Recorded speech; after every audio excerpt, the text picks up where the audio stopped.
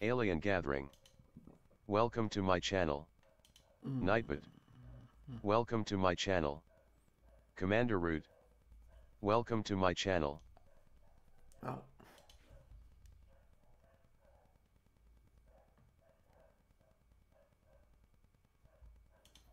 Oh my lord, what the hell is this?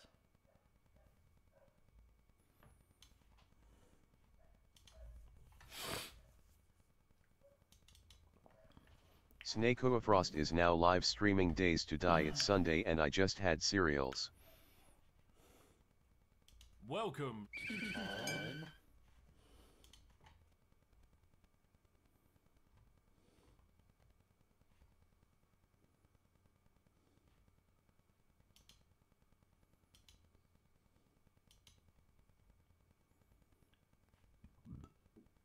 Is this Diablo 4?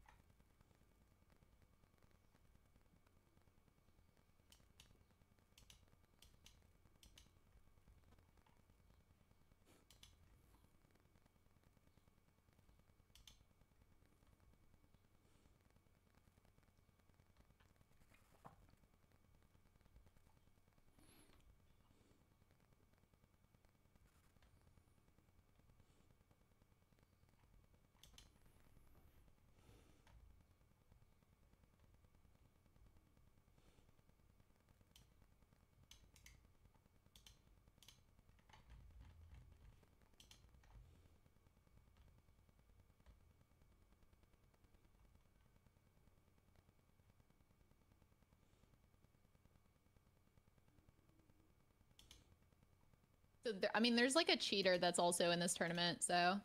What? Yeah, I'll text you the name. Wait, actually? Yeah. What?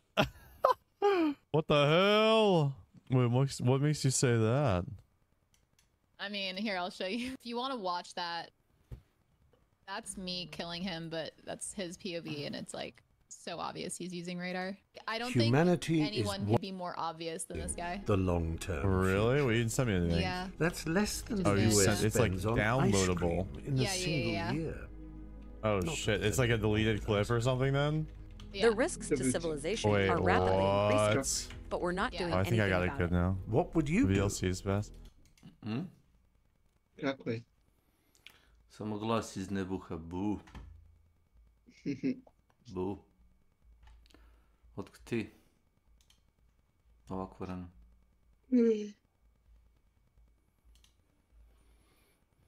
Moji me probudili. Ideš nešto raditi danas ili? Nikak. E, onda da te fino regrutam da mi razvlačiš kablove po bazi, ajde. Čekaj, sam da završiš. Ajde, reći kad budeš to.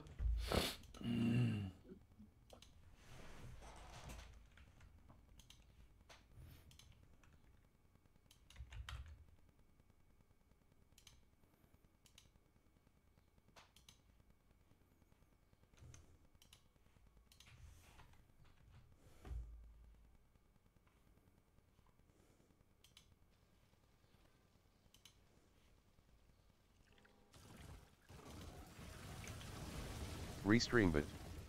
Welcome to my channel.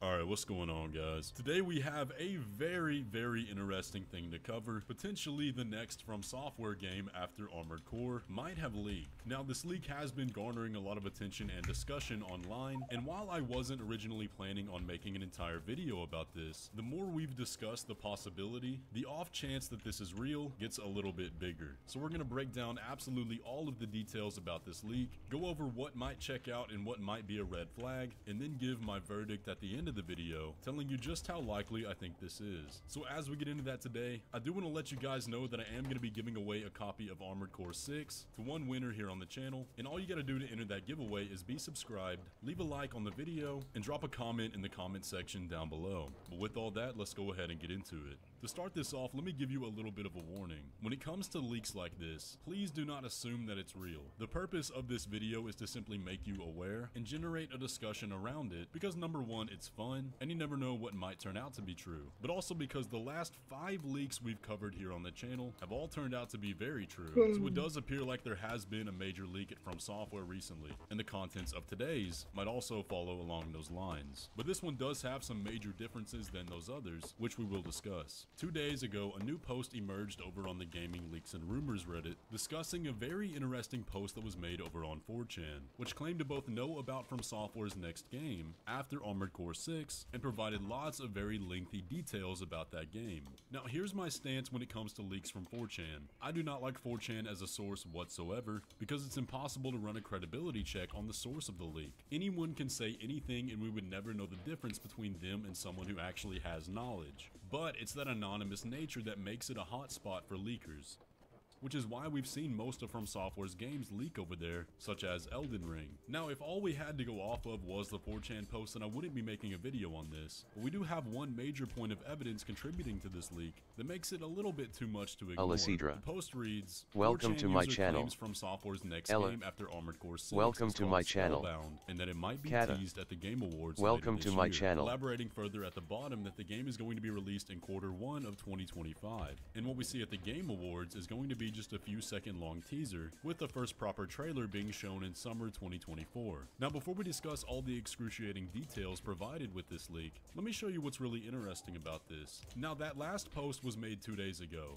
but over a month ago, a request was made for a subreddit called Spellbound with the description of the upcoming game Spellbound, which is rumored to be in development by From Software. And here's some subtext provided by the post author. Around an hour ago, someone made a post on 4chan claiming that From Software's next game would be called Spellbound. Then a Reddit user made a post about it on Gaming Leaks and Rumors that I have linked in the top of my post. On that same post, some people claimed that there was already a game in development called Spellbound, made by Chucklefish Studios. So I checked to see if there was a subreddit for Spellbound. Now, apparently Spellbound got its name changed to Witchbrook, and the subreddit was closed for around 5 years. I then checked the only moderator's post I saw. On March 27th, the moderator made a post on r/Reddit request, which is a sub for people to make requests to get moderatorship of old and abandoned subs. The user requested the subreddit for the following reasons, I quote, "I'd like to use this subreddit to build a community for the upcoming game Spellbound, which is rumored to be in development by From Software. I'd like to use the subreddit to build a community for the game so fans of the game and other From Software games can have a place to talk about the game on the subreddit." And the second reason being, there are no current moderators of the subreddit as it was banned for being unmoderated. So here's what's weird. The subreddit request claimed that there was a rumored game called Spellbound that they would like to make the subreddit for, but the rumor about Spellbound did not start until a month after the request was made. So what in the world were they talking about? There was no rumored game called Spellbound back then, and I really don't know what to make of that. Either we have an extremely odd coincidence, or the same person made both the request and the 4chan leak,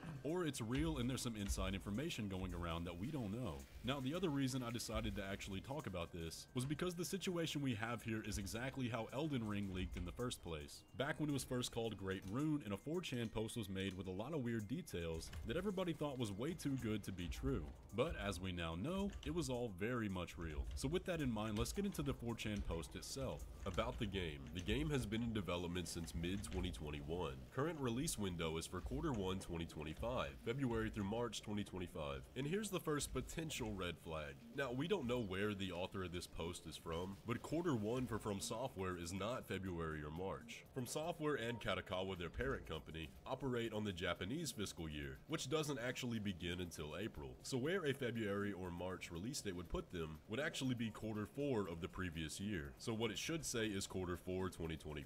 But that all depends on where the information was gathered from, and they could actually just be talking about the first 25% of the year. So it's not a total red flag, but just keep that in mind. Earliest possible reveal is a few seconds long teaser during this year's TGA. Earliest possible trailer will be shown in summer 2024, most likely June 2024, and I think that would make sense. The game is directed by Hidetaka Miyazaki, and the game will be published by From Software as well. There will be no third-party studios publishing the game. Now, I heard some people talking about how that right there was a red flag, but that actually makes sense. As we've talked about in past videos analyzing the Katakawa reports, part of the reason why Sony and Tencent upped their stake in From Software was to allow them to become an independent publisher, no longer using companies like Bandai Namco, Activision, or Sony. Now, both Armored Core and Elden Ring are published by Bandai Namco, so I could definitely see the next major game being their first as an independent. So I do think this part of the leak actually makes sense. PDRO aka. Solely on the next gen consoles. Welcome to my PC, channel. PS5, Xbox Scammer. Series X, and PC. Shame I think on that you. makes sense as well. The This game is isn't mainly a DTD. spin-off of the Souls formula with a heavy emphasis on magic. We'll expand on this more later. The game takes place in late 18th 7 days century, today. 1780s to 90s, European-inspired fictional world. The game is not a spiritual sequel to Bloodborne, and the game has no connections with Bloodborne. The game has one very large legacy dungeon, which is the city in which the game Refresh takes place, page and an open world outside it. The city is about 2 to 3 times larger than all of Elden Ring's dungeons combined. I think and it it's says. probably the most interconnected world From Software has Fact designed Oreo. so far. The open world segment of the game is as big as 2 to 3 open world areas of Elden Oh, Ring. this The open is world segments Victoria. of the game contain forest, farmlands, mountainous areas, Anyway, coast, villages, welcome. caves, and smaller dungeons. But overall, the game size is probably slightly smaller than Elden Ring. So basically, we're looking at Hogwarts Legacy done by From Software. And while that may sound kinda ridiculous, I could absolutely see them doing it. Further gameplay details. In this game, the main divergence from the Souls series is that the main focus of the game are spells. Spells can be wielded like weapons and have movesets like normal weapons. There is no mana/MP bar in the game, and spells do not have a finite use. They use stamina, which generates like any other Souls game. There are still melee weapons in the game, and melee builds are still a viable option. It's just that the main focus of the game is on spells. There are melee weapons. He is streaming on with magical abilities, DTDDC server. etc. There is a system Shame on similar you. to the Ashes of War system from Elden Ring. The game has no set protagonist, and there is a character creator. The game will No. have multiplayer, and there is no chalice dungeon-like system that I am aware of yet. There is a great emphasis on customizing your gear and clothing. Customizing your gear and clothing gives them various effects that changes them both I visually mean, and gameplay-wise. There are I weapons that are did similar play to trick 7 weapons Days to from Die Bloodborne, yesterday, but these have a magical stance but and a normal melee stance instead of a physical transformation. it's kind of The game a... in general is a bit more action-oriented and less RPG-oriented. I would classify it as being much more I don't know. RPG than Sekiro and a bit less than Bloodborne. There are underwater areas in the game. Overpowered. The player character can swim. The player character can crouch, jump, and hug walls, however they cannot climb. There is a day and night cycle in the game, however it is mostly visual and it only has some effects. Then why on some it shows your enemies and stream select on few DTD areas. Discord The leaker then server. says, in the future, if I make an update post regarding this game, Oh. I will give you information about this post that will confirm my identity. So we will be on the lookout for that follow-up post. So what do I make of Spellbound here? From all the details that the leak provided. Well, let me see, because I started playing, started my stream with like 7 Days to Die category, and after that I asked a friend, does he want to play Factorio, and he said like give me some time, so I'm just kind of waiting for him. And other than this game, you know, not He'll actually. leave and follow. Oh, well, I guess you're. Thanks. Goodbye. Wolfie Firelit. Welcome to my channel. Howdy. Howdy. Oh my lord. Is this true? You deserve my follow. Because I pissed that person off. Is that it?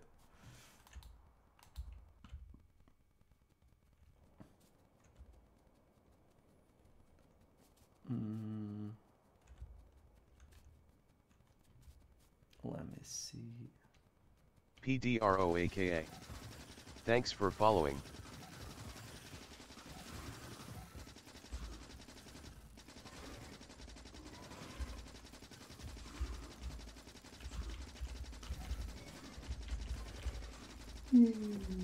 Die, you alien scum.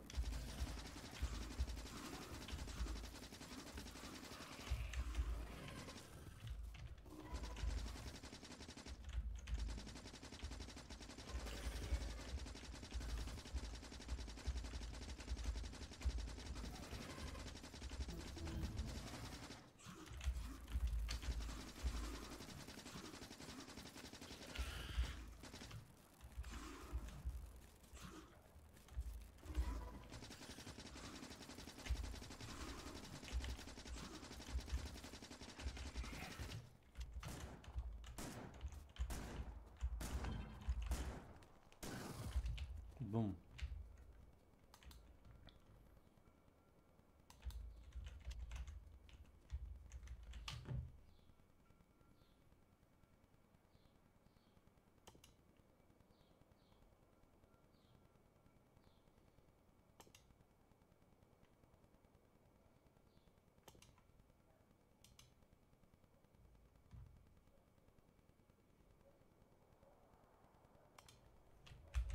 Solar power. Save.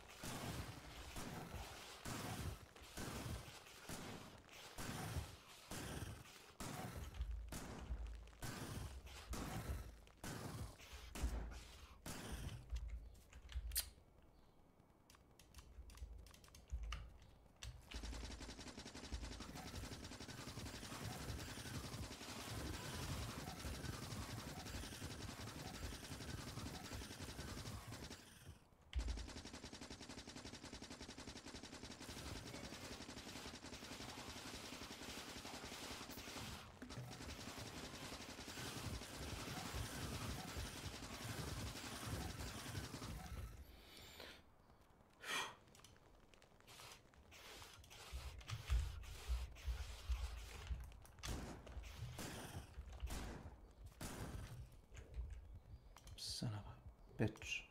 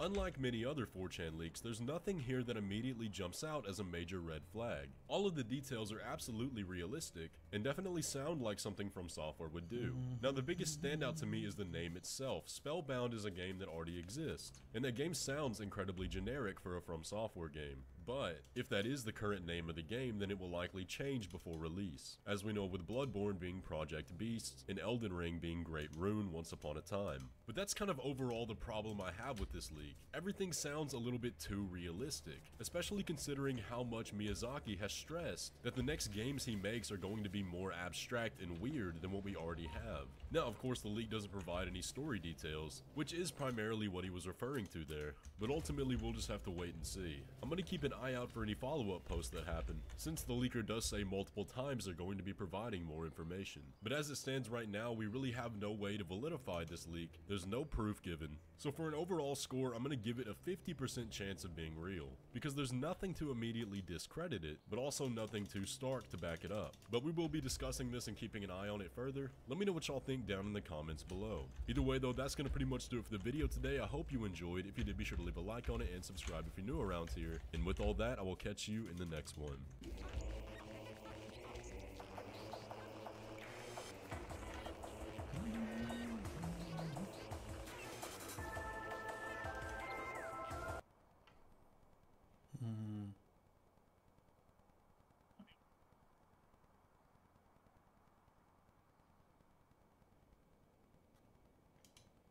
Okay, so tell me all about this. I mean, who made it? Lucas. Welcome to my channel.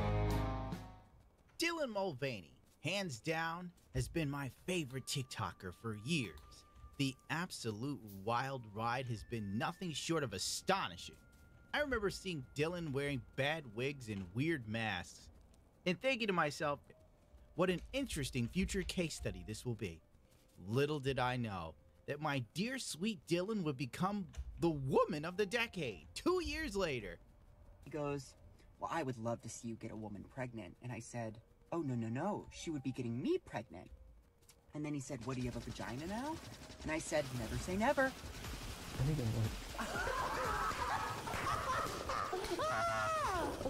It's ironic, really. Dylan has been a girl for 1 year, and it has afforded them more money and clout than actual women that have being women their whole lives.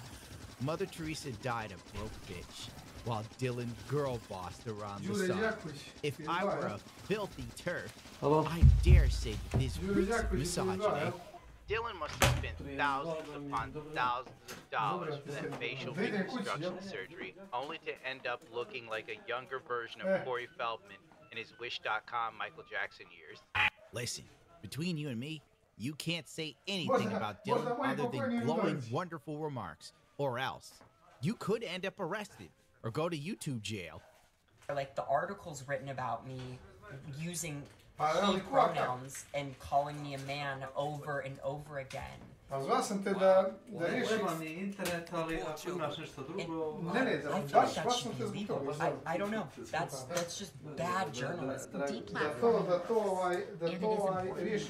Progress sure seems like fascism to me. Or maybe I'm just an alt-right troll. During March Madness, I was limiting the amount of cancer I was exposing myself to since I was out of the partner program. And don't forget Adrenal! My spirits! Because they're low. My dearest Dylan got another sponsorship, but this one made no sense. It was Bud Light. Everyone knows Bud Light tastes like raw dog's ass, except old men who work with their hands all day and teenagers too dumb to know better liquor. Makeup sponsorships and Dylan. Okay, that makes sense. As a man, I know you need to cake on the makeup like a clown to not look like an absolute ghoul in direct sunlight.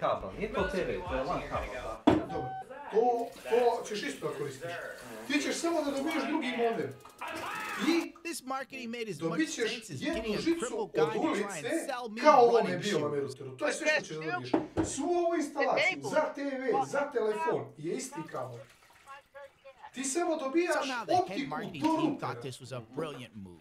The only way someone could be this out of touch with their core audience meant that it had to be a woman in charge. Kod mene je router.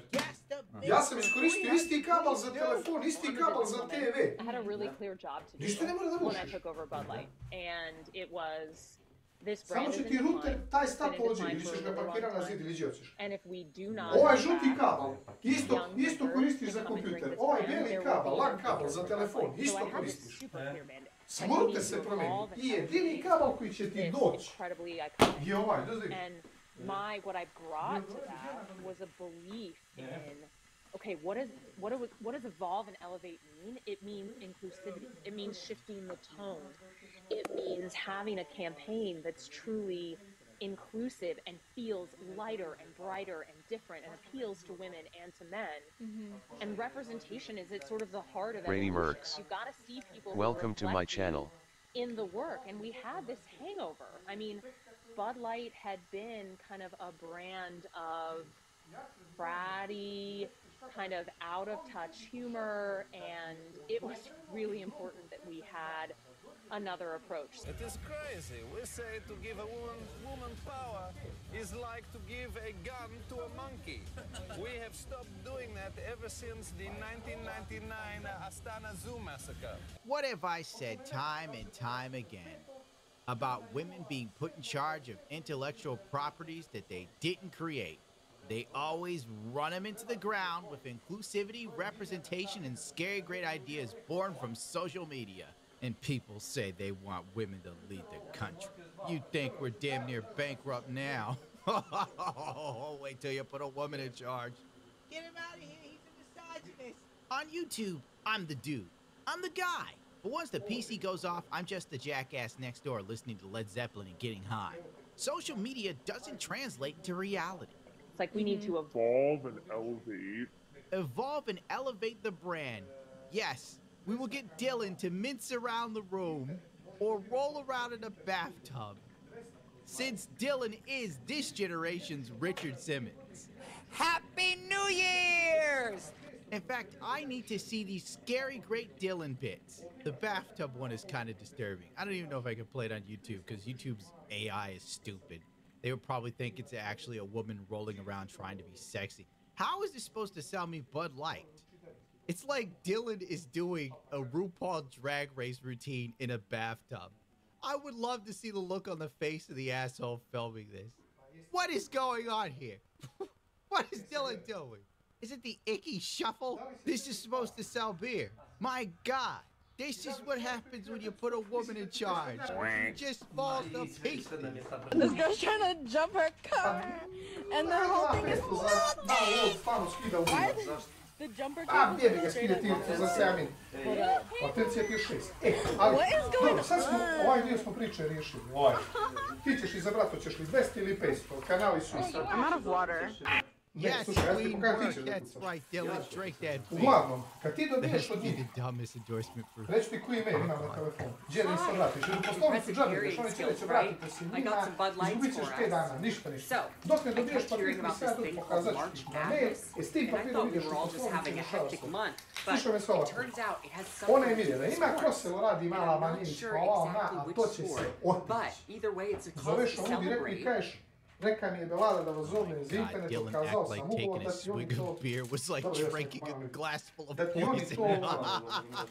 What Ne great moram, ja marketing! 100% What bio could sam go prije wrong 12. with this? Am I right? Nego sam ovaj... I don't know about you, but I want some Bud Light. That's how you sell Jednostavno samo something. kažeš, Anyway, the alpha Belada male mi je gang is rekao, about 5% moj of the drug country. je rekao, ako Bud možeš Light sam lost kazao, 17% of its MTS-u, demographic. eto da, So onda basically, će they to lost biti 5 triple dana what se they vidi thought they kako could će have gained in the best case scenario. I stopped drinking Zašto Bud Light tučaš? because Gdje je ona moja crvena? it tastes like ass. But Well, evolving za from Milana. the product, here's a crazy idea. I don't know. Make the beer better? Wow, he's a madman. Why would we do that? We got Dylan. But with a marketing team that looks like this, it's to be expected that they would go this road. On April 4th, Kid Rock posted a video on Twitter of himself shooting Bud Light with a fully loaded MP5. I don't know what this was supposed to do, but I gotta respect his militants. Grandpa's feeling a little frisky. Imaš 25 kroz 4. bar with the bar, bang the bang, diggy diggy. To be real with you, Stu, Kid Rock shooting cans of beer? No, more on brand for Bud Light than Dylan did. Like, if you gave me a video of Kid Rock shooting beer, and Dylan, like, just doing these strange dance moves in a bathtub that's supposed to be alluring, but it's only just off-putting. Like that first encounter with the alien and Sigourney Weaver's all out of her mind scared. Trouble cut that out too. Wait, me? I would buy beer. Kid Rock shot it. I don't even think I'd take makeup tips from Dylan. On April 12th, Bud Light's executives who said the brand had to get away from its frat boy culture was exposed for taking part in frat boy culture. Sitting on that cunty gas. I haven't seen hypocrisy this big since Mayor Marion Barry was exposed for smoking crack while publicly denouncing those sweet, sweet rocks. On April 14th, Bud Light lost $5 billion.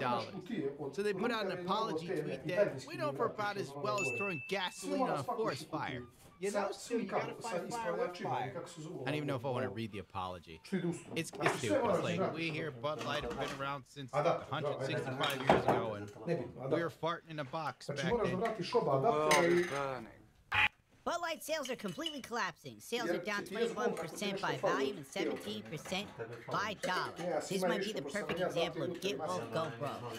I hope teaming up with Dylan Mullaney was worth it, Bud Light exclamation point. First, they lost $3 billion, then $4 billion, now $5. Money was flying out of Bud Light's ass like Mexican food through a tourist. They thought people were gonna just flock to the stores and start screaming, please, please, give me the Dylan beer. Damn, what is that, bro?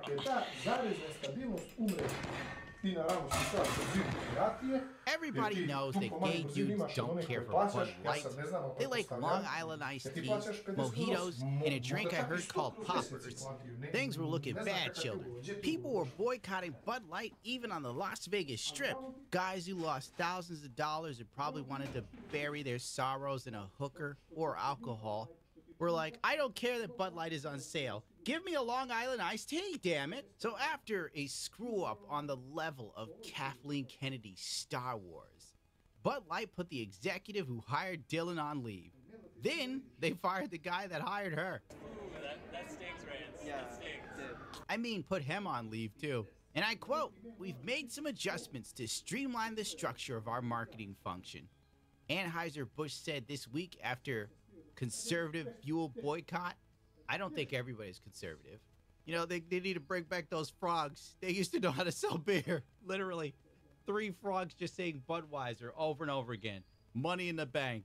On the 29th of April, Anheuser-Busch hires ex-GOP aides to do damage control after Dylan Mullaney disaster.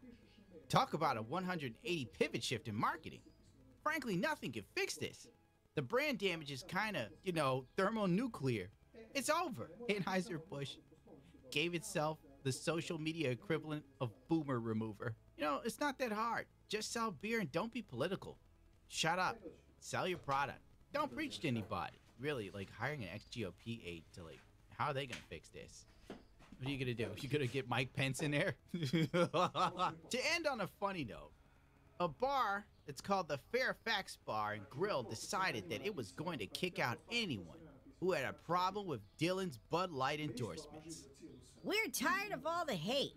We are very open to debate and discussion, and it's truly a shame that we can't have open conversations about this important political and cultural topic. Bars, in our opinion, exist as public spaces where ideas should be exchanged.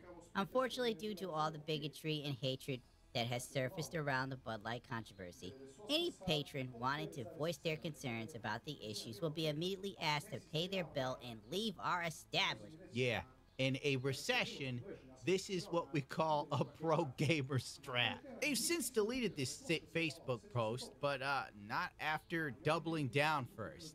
Thank you all for your support. Our establishment with this departure of some of our regulars, we have needed new clientele, and you have answered.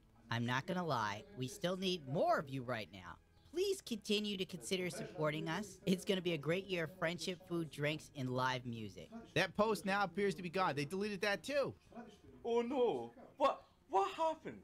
Oh no! How terrible! That's just awful! How terrible! Oh no! Fluffy, we're not going to the Fairfax Bar and Grill.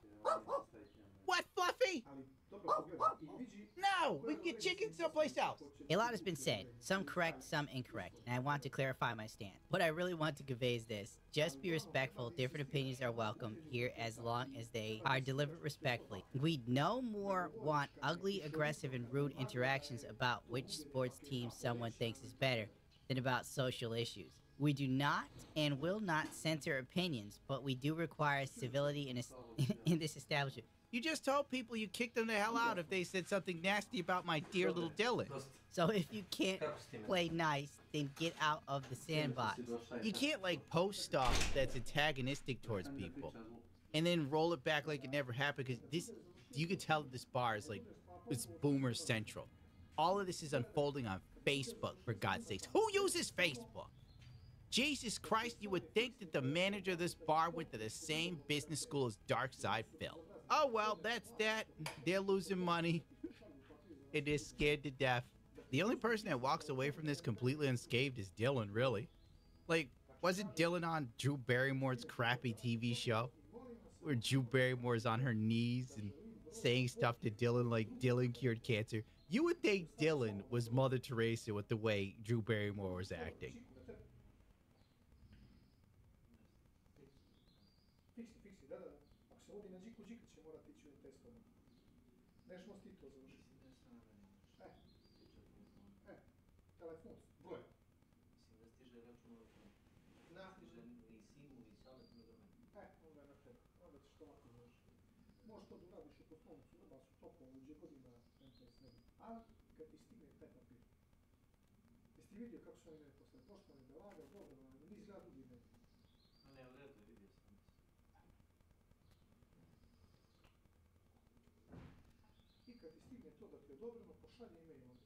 Poštovani, molim vas da mi to pošaljete u pismenoj formi na kućnu adresu. I onda s tom pismenom formom ti dođeš u poslovnicu, izvolite, dobio sam sporazumni raskid bez nadoknade štete. Na to da insistiraš. Ja da bi plaćao kraj godine. Nije do kraja, ti ćeš njima plaćati, ti si potpisao kad ja, ti mi plaćaš godinu 3 mjeseca. Ti bi im dao 80.000. Ne znam kako plaći, 4.000, ja sam plaća 4.200, ne znam kako ti to. Nije 4.000, ali... 3.850, koliko plaća? Ne, 3.500. Ne, možeš 3.500, možeš preko 3.850.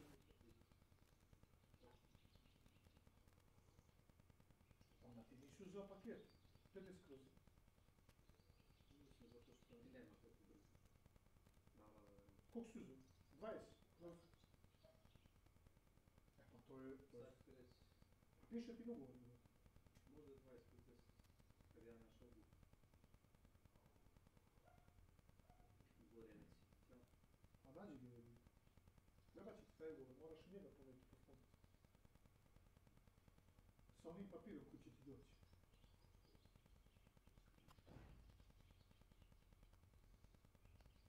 Kako je kesto na njegu? Isto tako. Kako biš ugovor da nekada ne budeš? Jesi skupila najmanje MTS. Pa je, pa uzeo je ovo, pa normalno da je uzeo. Što mi plaća 3 put više? Nekada je uzeo, nego kako je on to uradio? Ništa, pošao po svom. Nego, znaš šta je njemu bio problem? Da, čujem, on je pošao po poslovnici. Ne, on isto mailom i to, ali njemu je bio drugi problem. Njemu se telefon vodio na pokojnog oca. I onda je on popizdio, jer nisu htjeli da mu daju raskid ugovora zato što je telefon na njegovog oca. I onda je Dragan rekao da mu ne treba fiksni. I onda su mu tako dali raskid ugovora. Da mu fiksni ne treba. Kod kući. E, a pošto je to na tebi, ti si živ. Ti si vlasnik, ti si potpisnik, ti tražiš samo kad raskineš ugovor da želiš broj da nisi lud, tebi ne mora da budeš njega. Da želiš broj da portuješ od drugog operatera. I da insistiraš da menjaš internet zbog posla jer ti smeta poslu jer baviš se online poslom. Znači da ti ugrožava egzistenciju. To što oni tebi ne isporučuju ono što ti plaćaš. I plus ti je mreža nestabilna.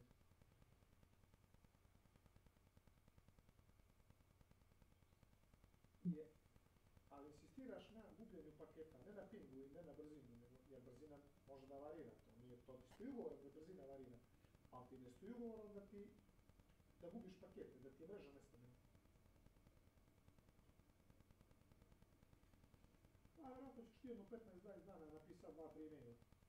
Do 4. Ti njima, oni tebi odgovore, pa ti opet insistiraš, pa oni, pa dobro, smanjit će ovom cenu. Nije problem cena, već meni posao zavisi od toga, znaš. Jer oni će sve uraditi, oni će uraditi da ti smanje cijenu, znaš.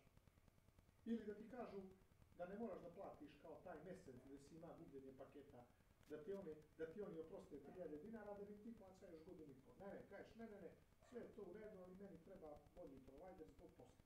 I to je to. Jer ono plaćaš 1450 dinara i TV i fiksni i 500 kroz 50. Nije to problem 500 kroz 50, ne ultra stabilno. Jo?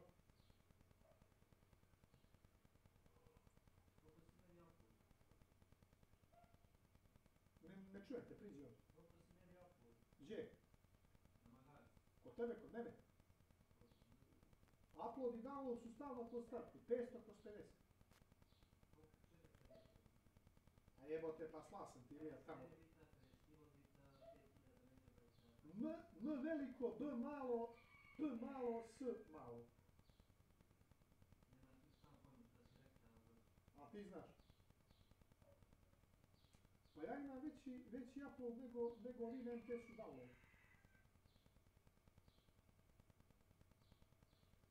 Jebote, sad ti ko radiš speed test, tebi će pisat, ne znam, 20, ne, 18,7 kroz 4,5. Meni tamo gdje te piše 4,5 piše 50. 4,5? A ne bi to 5 megabita, koliko imaš u sekundi, koliko skidaš? Pa ne, evo, nemaš što da ti kažem. Ne, upload, ja ti pričam za upload. Recimo, kad skidam igrice sa Steama, znaš kojom brzinom mi skidam? Slušaj, 53 do 56 megabita u sekundi mi skidam. E onda izračunaj koliko im je dao ovo. Između 50 i 60 skine mi hand od... Jeste, si mora drugi hard disk da staviš. Od 54 nešto gigabajta mi skine za 11 minuta. I onda razmisli koji mu je upload i ono. Evo te pa slika sam ti, ne uzeo. Nisam slika, postavljam sam tamo u Discord, sad ću ti naći. Sliku pa ću vidjeti. MBS, M veliko, B malo, P malo i S na kraju.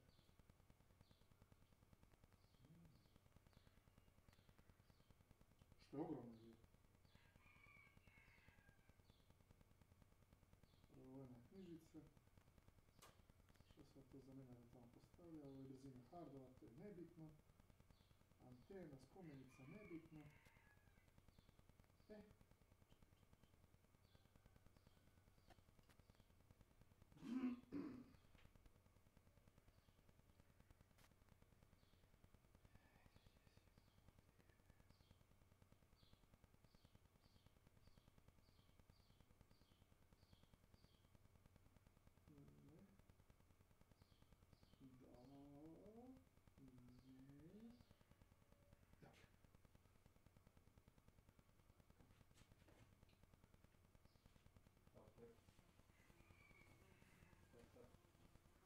Kako misliš kao što reći? Pa koliko je download? Pa to, upload.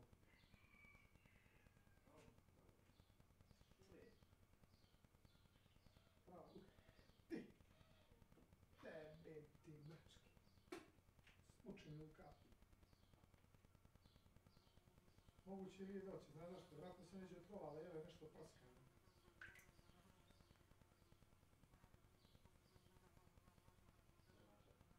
Jele neđe nešto prskano i ako polabira, znaj da ide to.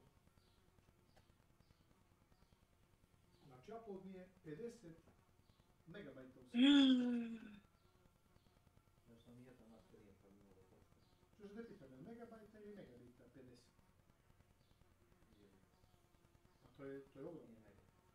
Megabit, a to dosta? Ne. Pa čekaj, pa i ovo je dosta. Ti nema hard disk protokol. Znači ti lupam ti, na MTS-u ljudi imaju, ja sam ima taj upload 8, nešto.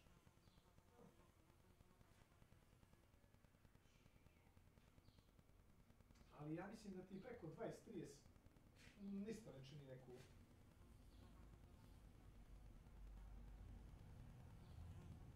Mislim, vidi, ti još imaš, ti uzmeš najčiji paket, 1000 kroz 200. Pa šta je? Imaš, ti treba ti uzmi. Za šta? Pa ne znam ja, možda ti treba, ja ne znam. Za šta? Ti s onom brzinom možda gledaš direktno filmove online, ne treba ti uopšte da vidi skidaš. Samo puštiš. Možeš ako platiš servis. Pa dobro, ne bitno, pa to je platiš i servis. Ti platio. Pa ja ne gledam filmove na kraju kraja. Ja ne vrem da gledam filmove. Pa dobro, ne bitno. Ja koliko mi treba mogu da nađem na internetu, skinem i pogledam. A zašto da skineš? Zato što plaćaš servis, čovječe. Koliko plaćaš? Netflix i... Koliko se rade na deplaciju mjesečno?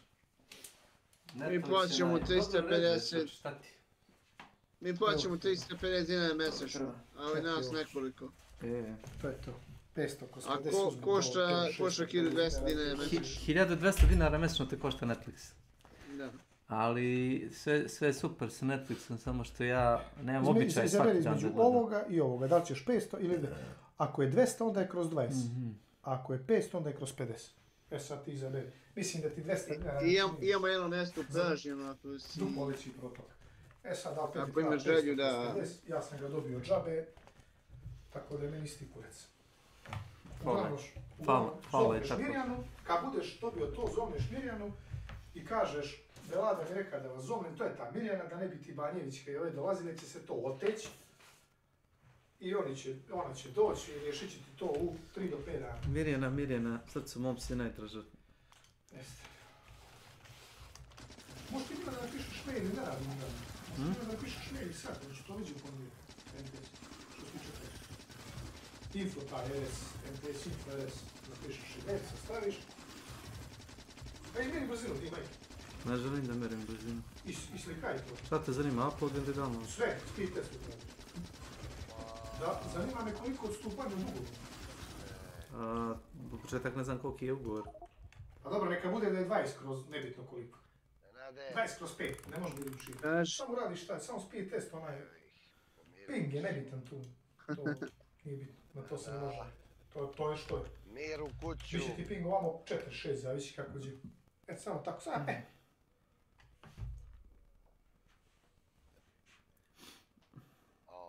Oko 30. To je još dobro. Ti verovatno imaš na 50 onda. Ali, nađi ugovor, verovatno imaš na 50. A ovo ti je upload, ne može više ni da prebači za to što Twitch jede 5.5. Na ovo moraš dodati 5.5 megabita po sekundi upload. Zašto?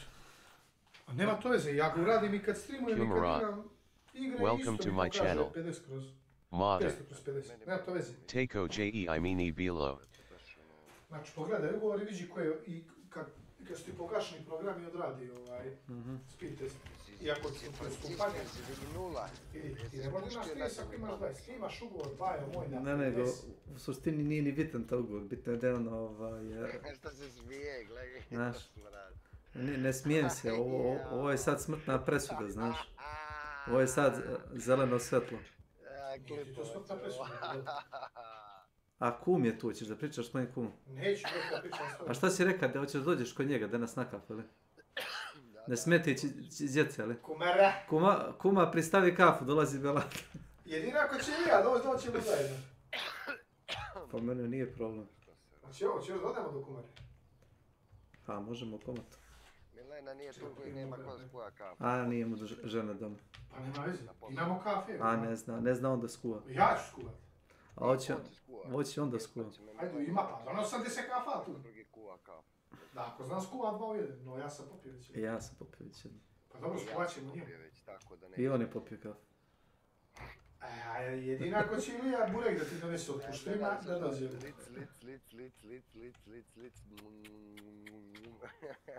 Češ da stvarno da pričaš s njim, kuma? Daj. Eto.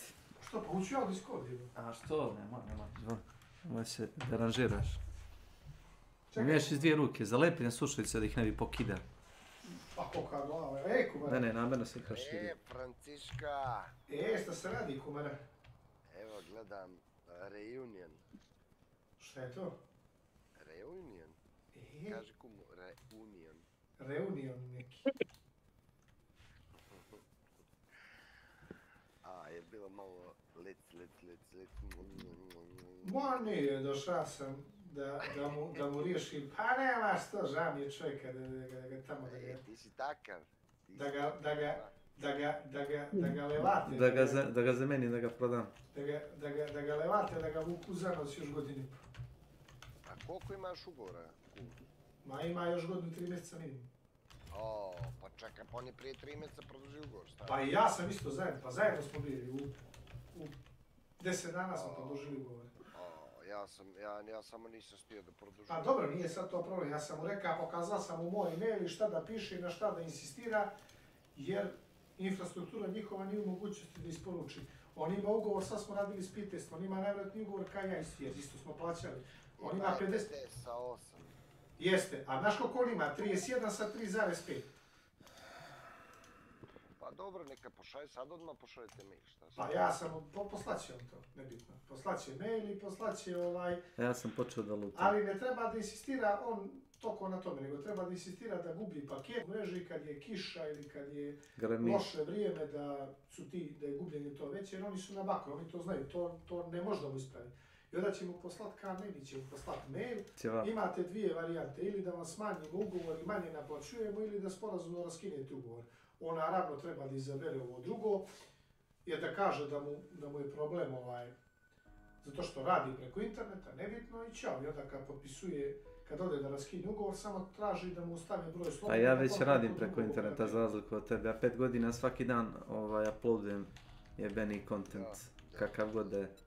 Ja za razliku od tebe koristim internet, ti ga ne koristiš. Pa evo ja sam si gledam moj stream Spartanac, to ja počeo sam streamujem svaki. Počeo si je streamuješ po 30 minuta, da ako produžiš do sat vremena. Pa do 2. Nije streamovao sam više.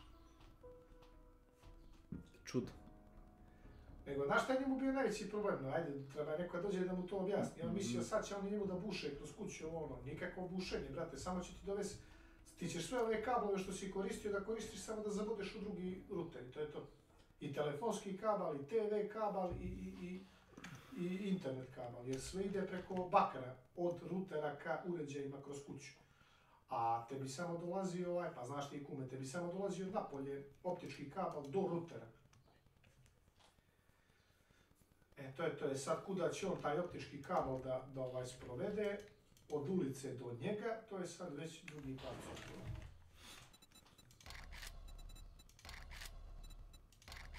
Kontaško, ne. Welcome. Jer vidim da je Bandera neđe gore kod Perišića. Banderas je ispred kuće. Bukvalno. To će oni njemu da izvedu sad, jebi ga. Može onda probuši, ne znam, tu mali prozorčić, to je tanak kabel ko... Licno. A stvarno, nisam bio kod kuma da vidim kako ti izgleda. Kako će oni to tehnički njemu da izvede, ja to ne znam. I ja sam kume. Kumara. Što je? Pa ne znam jesi tu, da me pratiš. A on ti je tu i nije tu, znaš kako je tu. Šta sam stio da ti rečem. Samo sam isto kao ti, ništa. I onda sam mu tamo ostavio, će li da uzme 200/20 ili 500/50. Da li će plaćati? Da li će plaća 1400 ili 1600, ne bi. Evo.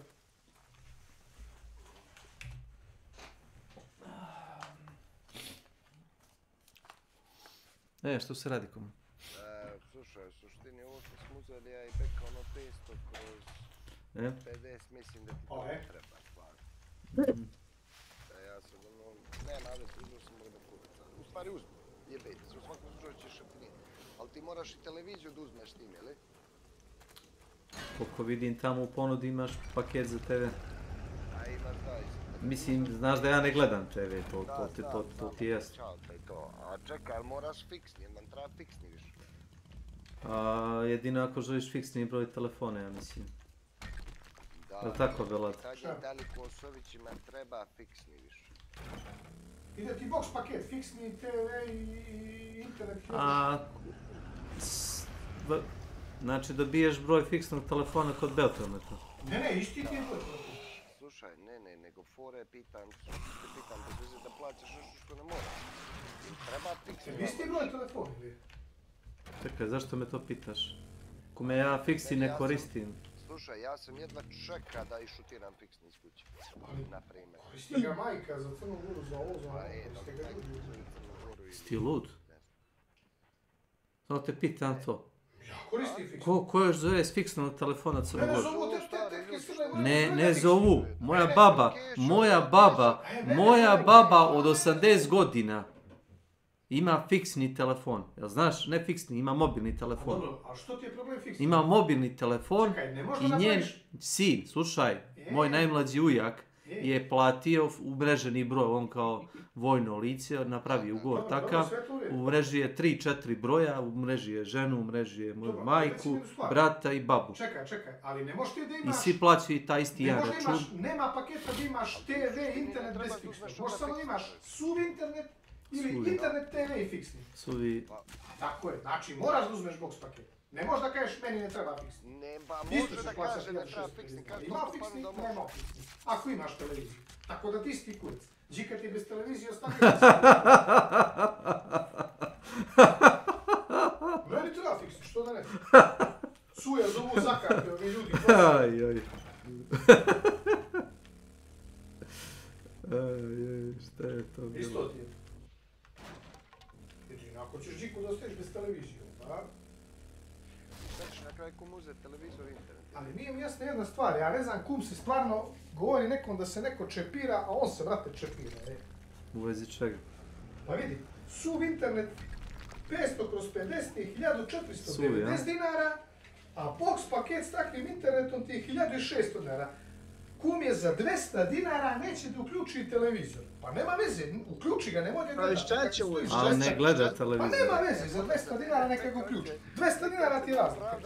Ti ćeš da plaćaš 500/50 sa televizorom 1600 dinara, a on ga plaća 1390, možeš misliti. Ne, you don't hear me, Colonel. Ti ne kapiraš da kum nije zainteresovan. Pa nema veze, možda su djeca zainteresovana. A o tome se radi.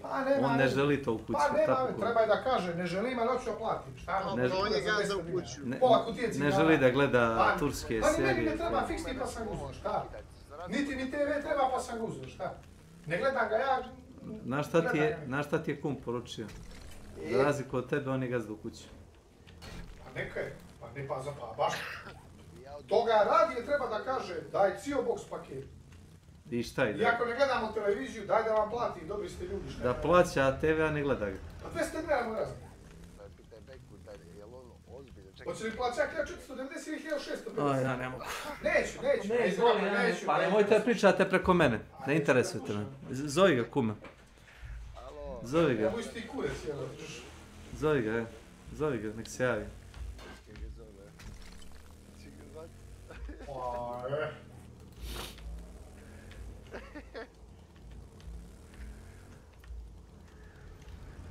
Sad ti je bitno, ćeš li sad... Do sad si plaća 4000, a sad ti je bitno, ćeš li 1000. Kumara. Interesuje me jedna stvar. Jesi li ti normalan? Što? A? Što? Čekaj, stari. Ja Beograđanima tamo nekim bez ikakvog razloga da daje 200 dinara. Nema veze, što daješ da? Čekaj. Čao te pitam stvari, jesi ti ikad nikome da 200 dinara bez ikakvog razloga? Jesam neki dan... 5 dinara ne dao. 5 dinara ne dao. Uzmi sad, kaži ti uz ono SB internet i kaži mi treba mi za džabe internet i fiksni glas, ja ću to da vam plaćam, ste dobri. Ne. DTD cooldown commands are now active. Ali čekaj. DTD, a new vote has started. Ali ja sam te ljude, to me saslušam, ali ja sam te ljude kad su mi Vrlo je završili... poučno, samo saslušaj. Ja sam te ljude kad su mi završili taj internet i sve to, ja sam te ljude šeo u motel i platio im ručak.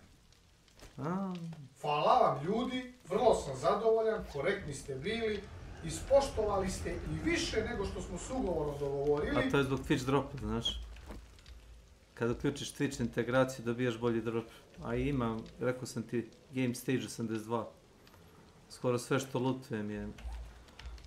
A gdje su čuvene Taj game stage vrbaške? ne viđa tamo, da ima ono vreme. Samo ti pođi kod Aga i to reci, ajde. To ti je koliko si dugo živ da ne pogineš i koji si lovan. Da se levelaučiš. Mislim, piše 33 smrti, ali tih prvih 20 smrti je bilo na levelu 5, level 10. DTD voting is complete and the viewers have chosen feral businessman attack. Oj. Mortar. Znaš ti još šta je mortar?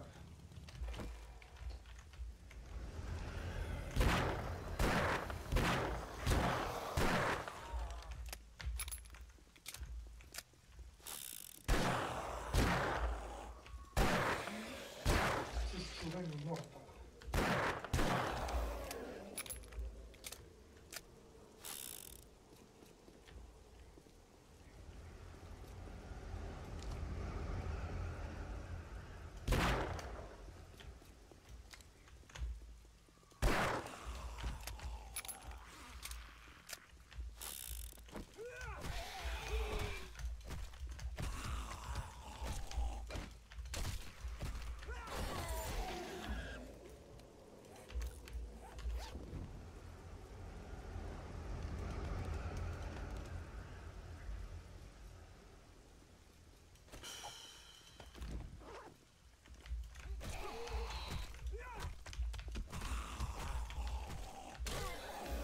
Baš.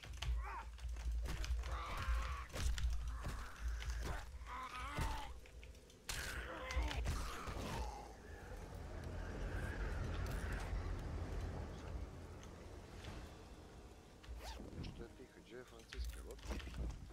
A hoću u tas. To ti ja kažem, s njim ti ne bude pričat. On priča dok ima energije, znaš. I onda samo umori se. I zaspi.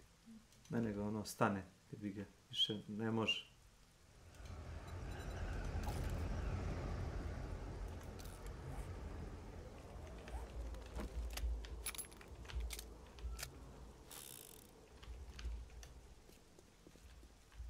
Nećemo međene gađat.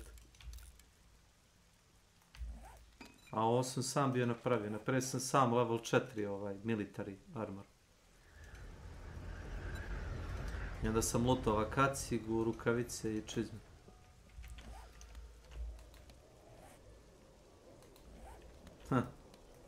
Imam tu treasure pored sebe, ali...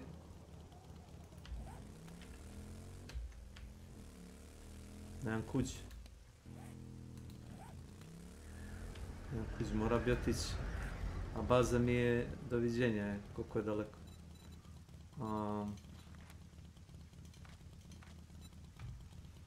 Baza mi je tu. Da, level of weakness. Motor sam uspio da se stavim. Prvo sam kupio onaj vile prednje, onda sam kupio ram. Zadnje i ram. A za staviš motor ne treba ti recept, samo ti treba delovi. Kao u fazonu nula poznavanja elektrike. Da, Reaper of Souls.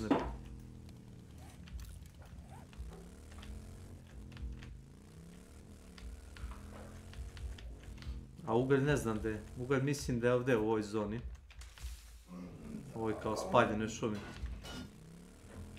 Mislim da sam tako čitao. Moraš da nađeš onaj kao node uglja. To ti je... Ti možda nisi toliko igrao da bi vidio, ali... Yes, please. Sve mogu da nađem, sam ugalj ne mogu da nađem. I onda sam uzeo i kida sam drva po šumi.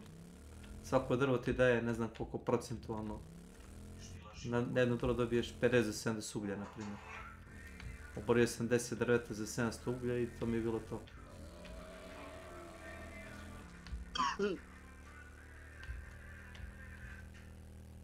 Dobio sam neke nove Vile.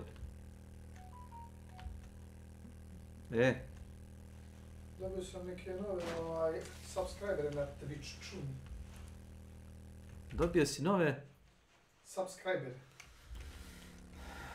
Te pratnike je dobio. Što si to veza na glavu? Što si to lijepio te slušaj? Veza? You know what I mean, a? Vezao sam za to što se pomera, ako ti nije jasno. A znam da ti nije jasno. Pa ne znam, ja sam kad stavim na mufta za još jednu glavu da ti slušam. Pa to je zato što je tvoja glava mala, ne zato što je to široko.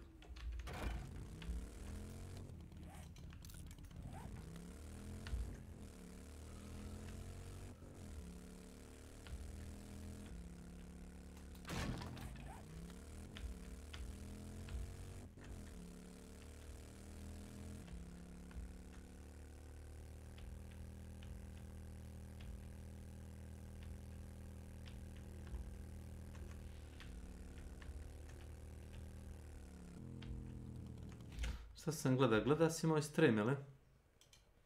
Nakomar. Ej, tu i nije tu.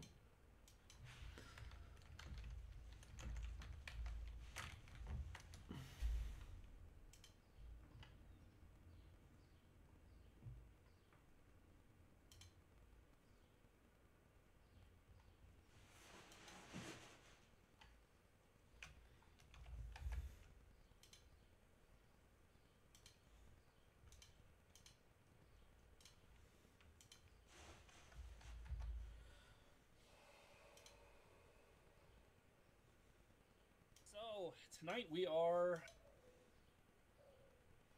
the prefab previews in the city and kind of look around a little bit, and I'll talk about the prefab scoring system we put in.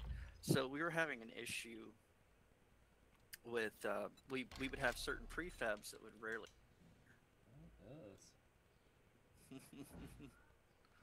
Horrible place to be stuck with no water. Oh.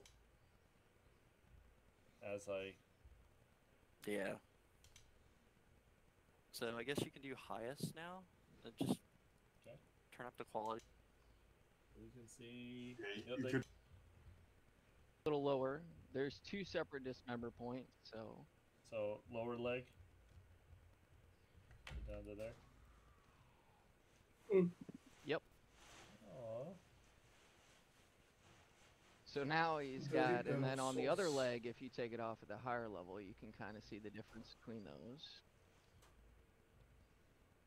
Like at his quad. What else going on? Do you want me to spot? Namučio sam si jako hard diska. Let me aim a little lower. Šta si se namučio? Hey, I'm gonna try that again. Pa namučio sam se zato što... Šta, što ja nisam bio tu? Ne, pa sad ovo. Eto da znaš, možda će ti nekad u životu trebati. Trebat će mi. Pa možda neko kad ti donese kompjuter da znaš ako meni će to na čemu se radi. Ja imam 2M2 i imam 2M2. 2 po 500, ista. Aha. I onda sam morao da skinem jedan da bi stavio ovaj. Ali pa sad ovo. Ispod procesora prvi M2 kod mene je 4.0, onaj donji je 3.0. Pratiš me? Onaj pri procesoru gore ima veći protok. Naravno da nisi uzeo oba iste generacije, da? I pa sad ovo, ja sam to znao. A znao si. I meni je prvi sistemski bio u prvi gornji slot, kapiraš? Taj, ispod procesora. I ja sam izvadio oba M2, sistemski stavio na donji slot, novi stavio na gornji slot i pokušao da butujem. I nisam mogao, znaš zašto? Izbaci mi plavi ekran i piše System Error FAT32, someone missing. I ja se Ilija mislio, pošto dugo nisam radio sistem. Nema tvoj sistem. A saslušaj me. Ne moraš da pišeš dalje, ja ti kažem. Da je možda nešto pisao, neku dopunu na ovaj hard ili na ovaj, jer jebe me to što su ista. Samo se razlikuju po serijskom broju. Šta bi što bilo u pitanju? To što u BIOS-u nisi namesti kako treba. Ne. Priču sam siguran. Ne. Meni je u BIOS-u da mi je butabilno sve, to si čak i ti stavio. Stavio si ovako, da mi je butabilan i USB, da mi je butabilan svaki port, da mi je butabilan nazad onaj BIOS update, sve da mi je butabilno. Svaki uređaj da mi je na kompjuteru butabilan. I čak ima prioritete, prvi, drugi, treći i tako dalje. Oh my god, okay. Znaš šta je bio problem? For a power attack, should make it fly a little Nema šta se mogu further. ruke, okay. Čeo sam sve jasno. There we go. Ajde, kako nisi, a? Ej. Brate, problem je bio tvrdi disk koji imam u računaru. Da. Znaš zašto? Kad sam ja izvadio jedan i drugi M2, on je automatski treći uređaj postavio kao prvo butabilan. Iako sam ja njih vratio, ploča nije dovoljno pametna da prepozna da vrati koji je butabilan. Ja, brate, uđem u BIOS, vidim primary boot, piše SSD, A šta sam ja malo prerekao, oči si bio si to namestio? Ali vidi, a ti to bez BIOS-u radi. Piše hard disk 500, pa meni su M2 po 500 hard diskovi. Da. Ja pogledam... Pa ne piše 500, piše, tačno piše po onome serijskom broju, piše šta je. Ali kako ja znam koji mi je serijski broj? Pa znaš. Ja znam je li mi M2 754/32, a da mi je tvrdi disk 784/32. Jest. A ne zebavaj. Jest. Pa nema me zebavaj. Nisam ušao u BIOS da vidim prvo prije što sam to skinuo. I onda sam ukapirao da je neki problem toga tipa, nisam znao šta je. I onda sam isključio u opcijama u BIOS-u sve. Samo da mi je butabilan prvi disk, isključio sam sve diskove i stavio sam M2 gdje je sistem. Samo da mi je taj butabilan. I onda je podigao sistem i onda sam ukapirao čemu se radi. I onda sam polako zabao ovaj Kingston od 1000 i onda sam zabao tvrdi disk. I radio je sve kako treba. Samo da se izgubila ploča koji je primarni, koji je, znaš. I onda sam stavio ono kako si ti rekao da stavim. To se kod mene nije dešavalo. Jebi, kod mene se dešavalo. I onda sam samo stavio... Stara ploča. Nije stara ploča, nego jednostavno ideš isto. Nije nego nova. Pa, ona posao radi.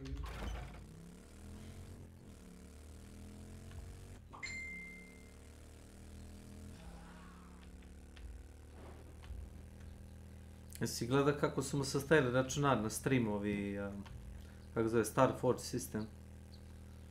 Onome, Asmongold.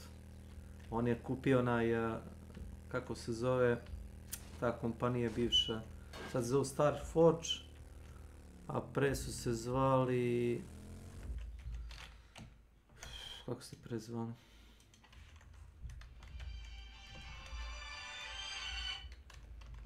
Halo.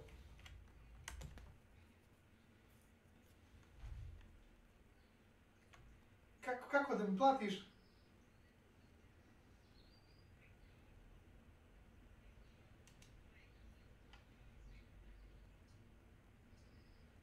Pa nije što. Ne, to sve okej. Mi smo normalna kuća, ne zajebavaj. Bio je neki momak juče, prekjuče, ja mislim da je bio kod nas. Nešto je bilo s TV-om. Zato što samo je bio povezan na wireless i onda nije urađena, zbog ja nemam baš najnovi smart TV, pa nije urađena konfiguracija na onom routeru za TV, pa je došao da uradi konfiguraciju, to je da mu smanji nešto, ne znam, nema neki signal, ne znam kako. Pa dečko neki visoki, crni, onako moji godine je bio. Jeste, znači samo da podesi kao tu. Kako? Da, TV, nije mi smart TV. Ne, nego nije mi TV smart i onda trebali su malo drugačiji parametri jer je signal bio na njega jači nego što TV može da, tako je on objasnio, znaš, i onda nisam mogao da ga povežem žičano, nego je bio wireless. Mislim, radio ni kao wireless, ali je nekad znao malo da loadingu je više. Da. Ništa, tu sam, Traškovinog druga, nešto tako isto oko interneta pričamo i tako da, rešavamo to u korak i eto, hoćete, kako se zove, zvati to kad dobije odgovor od SPS na mail i da i to rešiš, pošto nemaš to oko Win test, niti možda nas ispoštuje infrastrukturom, niti nikako, a što bi čovjek plaća ako ima za duplo jeftinije 5 puta brže, što bi mora njih da ispoštuje ugovorom od godinu i pol dana kada ne ispoštuje od njih.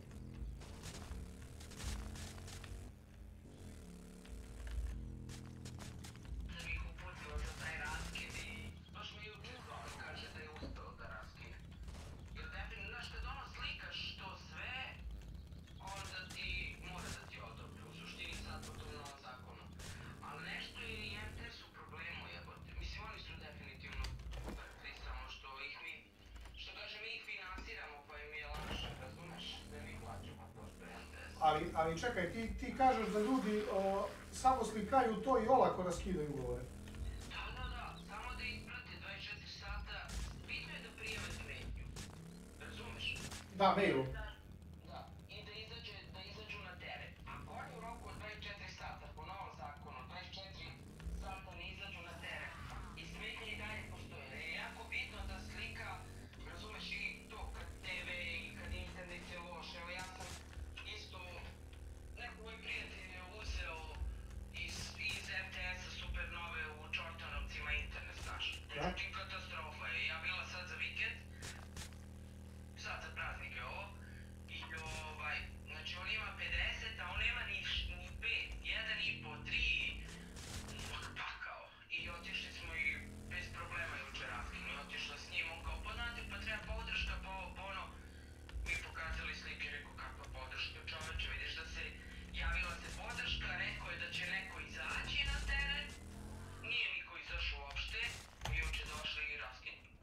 Znači to se raskida, znači bez penala, bez ičega, samo sporazumno vratiš opremu i ćao.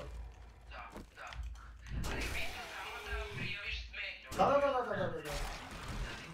Pa dobro, ja sam došao kod njega, malo sam pokazao ono kako se ja mailom radi, on će vjerojatno to poslati ovih dana, on se inače zove Ilija Kosović, na njega se to vodi, on će te zvati.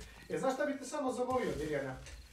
Kad on dobije taj raskid ugovora, on će, kako se zove, da pokreni već tamo 15-20 dana fore da to vrati. Aj sad zbog njega i zbog roditelja, kad ti se on javi i to i kad vi potpišete ugovor, pošto je on tu Đure Đaković, onaj da kažeš nije neka mala ulica, da mu se recimo to u 15 dana uključi da eto čisto njegovi ne ostanu bez TV-a, interneta. Eto, toliko ako je...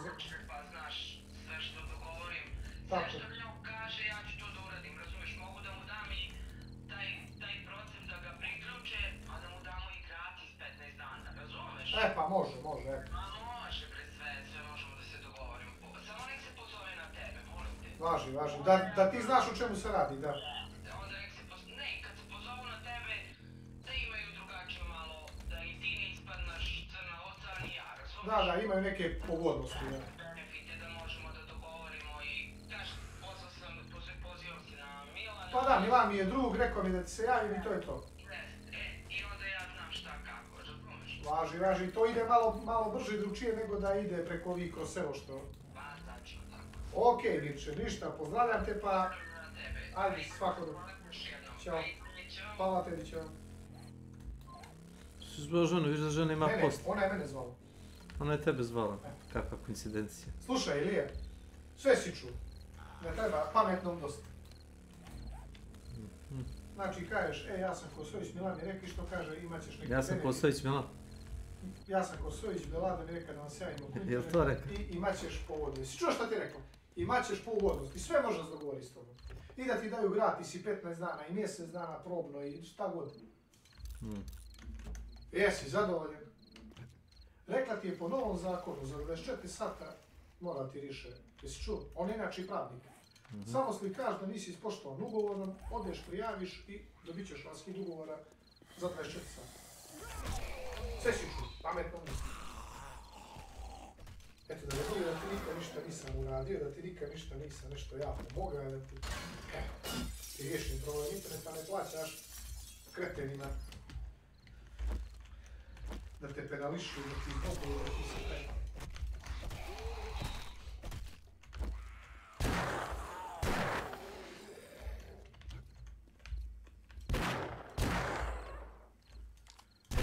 Možda čakaraš u full brzini.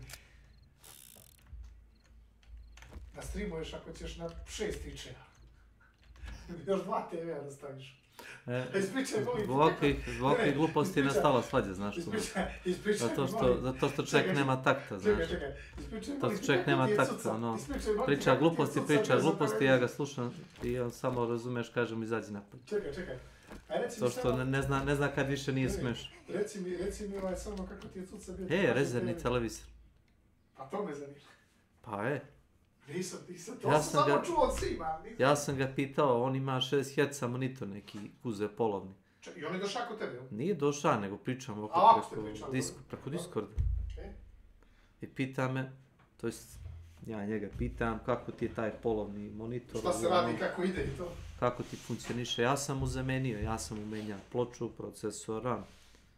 Kad smo tu treba će mi nešto, vi dobro se sjetio oko monitora, ajde. Dobro, ti neće treba.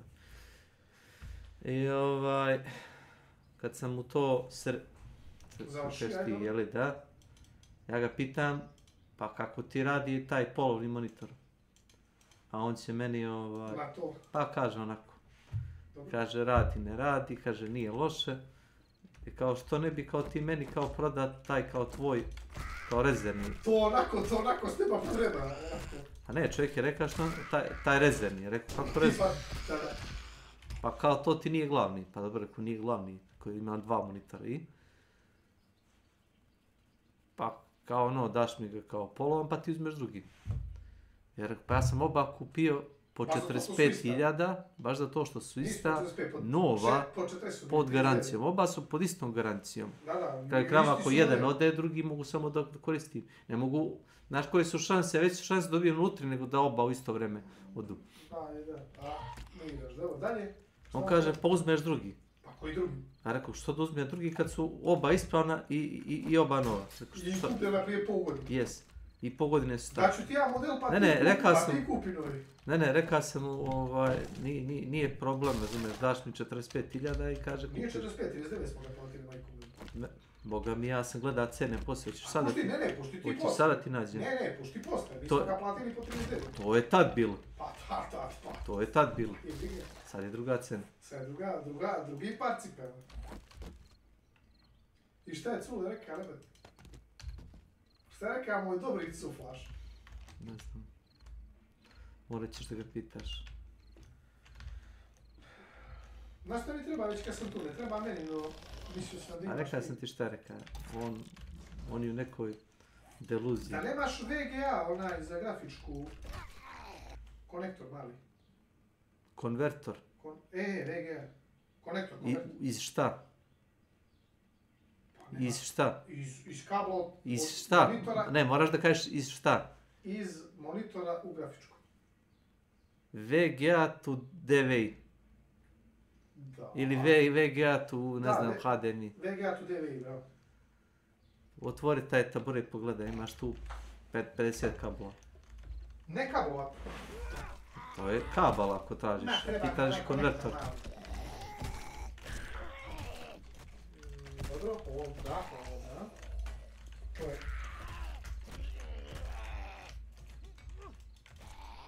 Pa sad ovo. Je. Vidi ovo. Imaš ovakvih, sad ne znam kako se, što ima ovdje liniju, a ima i da imaju 3 crte, znaš, ne znam što... DVI to VGA. A meni treba... Nema to tu, vidim se.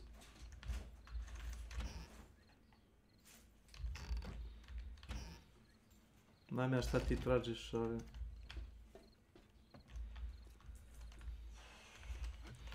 Ovo je jedna od onih tvojih smicalica. Koji smicalica? Nisi ja došao zbog toga. Kume. Da se šetim. Kume. Došli smo do pravog razloga. A nije, nisi ja došao zbog toga, nego sam se šetio. Znam. Ne treba meni, Lijan. A Pa što će ovo meni? ne treba ni meni. A što će meni? Ne treba ni meni, zato sam ti nezainteresovano rekao pogledaj tamo. Ako ga nađeš, nosi ga zato što onda mogu da kažem ljudima koji me pitaju nemam. Ima sam, ali ne ja, majko. Uzo mi belada jutra. Jes. Ovo inače je moj, samo da znaš. Reći ćeš me te bede. Ovo je moj. Odlično, drago mi treba. Jel ti treba? Ne treba. Pa što onda? A sam ostavio, možda će treba tebi ili nekome da daš? Neću ga dat nikome, nisam ja preprodavac polovnih stvari.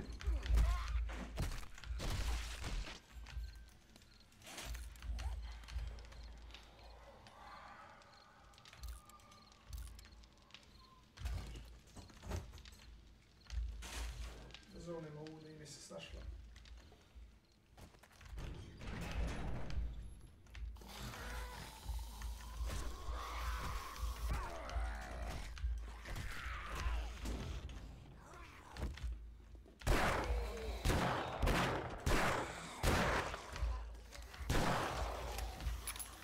Ali ja nemam. Hoće mi kudici.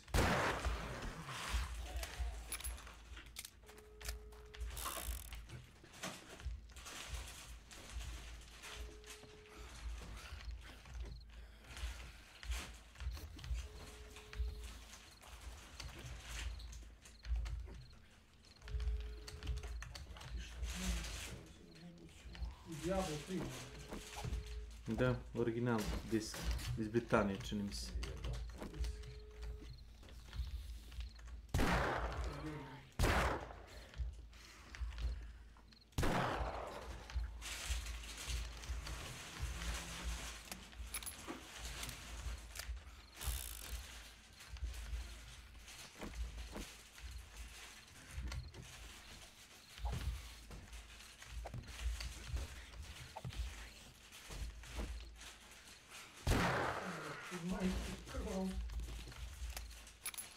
Nema to što ti tražiš. Ti tražiš konvertora, to su sve kablove kako ja vidim. Može sve to slobodno da vratiš, kako si našao. Ovaj mi kabel treba? Taj ti treba kabel. Taj. To je taj i... Treba ti VGA kabel, dobro je. Konvertor neš naći sigurno. Ima sam ga ja, bar 5 kući. Pa, bolje ga naći. Da ne bi ispala žo.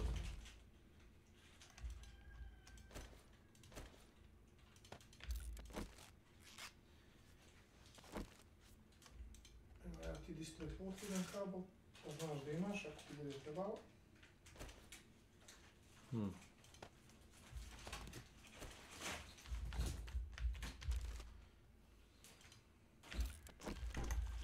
Ovo su sve van kablovi, to mi ne treba. Pa neš ga naći. Sata kablovi, to mi ne treba.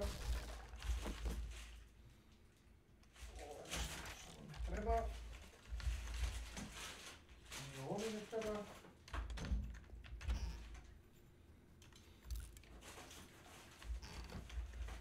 Joystici, miševi, tako.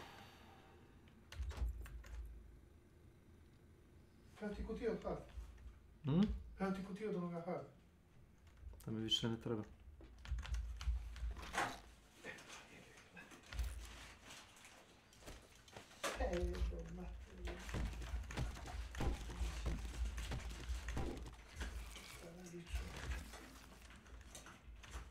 I'm good, što kažeš. Amerikanci kao ćeš kao to kao I'm good kao dobro sam. Ali hoćeš ili nećeš, dobro sam. Ne, kao sit sam u tom fazonu. A da, a što nekad? Ali I'm fine, znači da sam dobro. Ne kažeš I'm fine, I'm filled. Kao pun sam. Ne. Ali ako bi rekao I'm filled, ako bi rekao... I'm fine, čuo sam. I'm fine ili I'm good. I'm good. Treći biti I'm good. Prijeći ne treba ovaj kanal, nego ovaj ne treba. Ali uzet ću ova pa ću ti vratiti jedan. Već kad idem kod nje da je to montiram.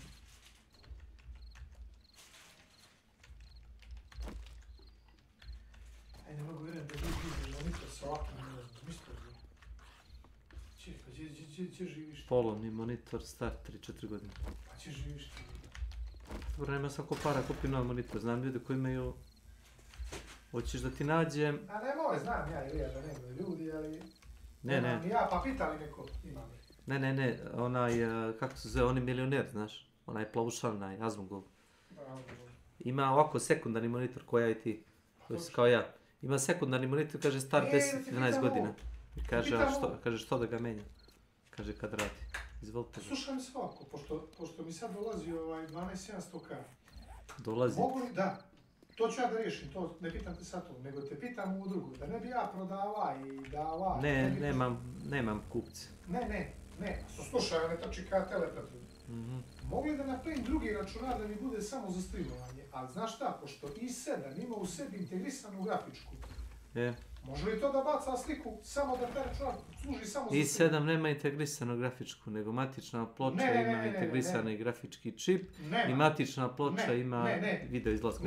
Matična ploča ima video izlaz, a procesor ima grafički čip, HD600 u procesor. Više su integrisane ni na AMD ni na Intela ne stavljaju na ploču. Nego u grafički čip, nego u procesor.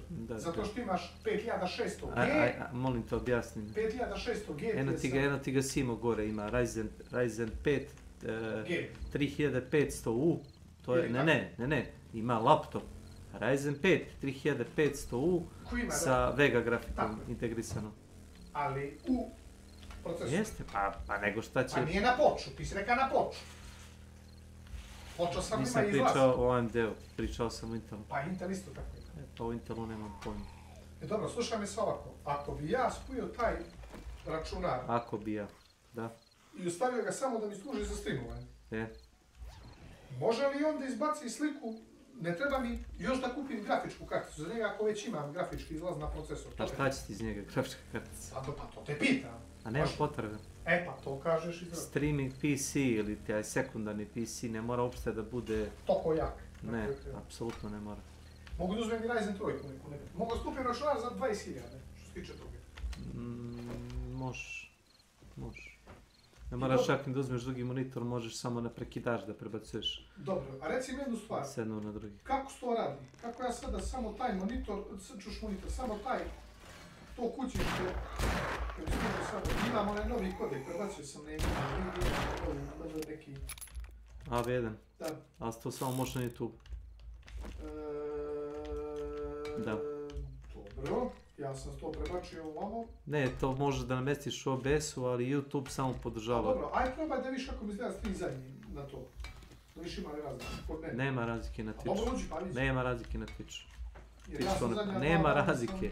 Nema razlike, moraš da... Aj sve što sam napravio grb. Ovo, ajmo tako.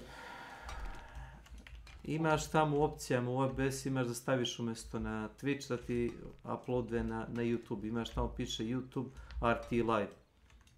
To ti on podržava taj kao AV1 encoder. Džaba encoder sa novim tim encoderom kad servis ne podržava Twitch. Dobro, reci mi jednu stvar, jesi vidio logo što sam napravio? Fantastično. To se sam ja pravio, ja nisam uzeo kada ti ovoga... Uzeo. Saltere, kako se zove? Nisam ja uzeo. Nusret, pardon. Nisam ja uzeo ništa. Nusret. Ja sam ovo sam napravio. I ovo je neko napravio, samo nisam ja. Ali ovo sam ja napravio. I to znaš kako sam ga napravio, ja preko mobilnog. Super. Imam neki program za slike i onda sam preko njega napravio to. Nije bitno preko čega, moga si nogom na slika, što se toga tiče. Pa dobro, ali dobro sam ga napravio. Sad još da napraviš 2-3 ikonice. Kakve ikonice? Ti poznato ovo? Čekaj. Ti poznata ova ikonica? Jel ti poznata ova ikonica? Emotikon, jel? Ti poznata ova? Pogledaj malo bolje čija je ova slika. Dobro, to su emotikoni, da? A šta poznato to? Jesi to sam ja? To si, ja mislim, to si ti. Da, emotikon čuveni. Ne, svako ko se subscribe, jer na mene ima taj emoji. Pa to lijepo. Treba si zahvalan. I to je najđe nosiš naočar. Hvala ti. Tako me ti vidiš. Jes. To je najđe nosiš naočar. Kako se zove ona streamerka, voice changer, kako se zove, Lolo, kako je zove?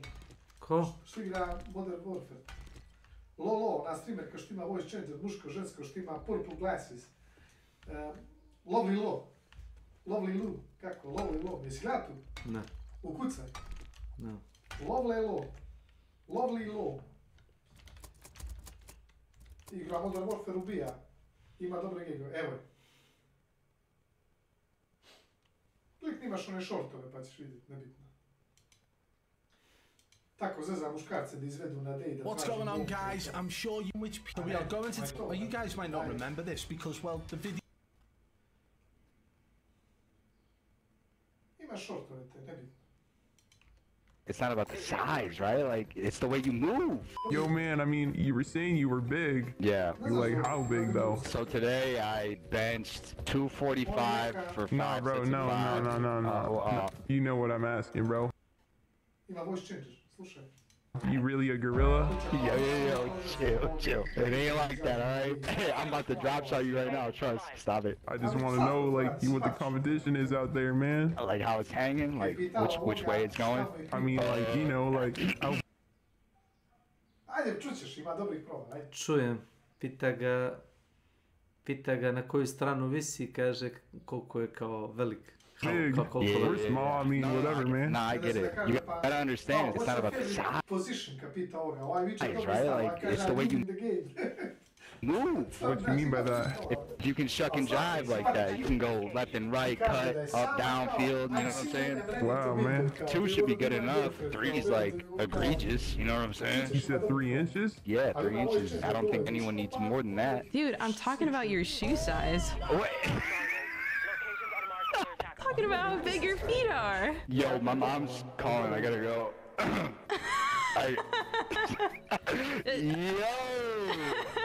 Yo, Jared, you sound a little different right now. My Zašto? name was Logan, by the way, not Jared. Moja But koncentracija. Sorry, it's same thing, right? Ona ga pita o broju cipela, on kaže 3 inča, kaže pa koliko su ti male noge. Da. Pa ću Imaš tu šortovanje. Evo da ćemo lajkajt. Da vidim, super. Goodbye for now. Koliko ima pratilaca, gledaj, daj. Welcome. Lovely lord. Zanimate da vidim koliko ima pratilaca, ne?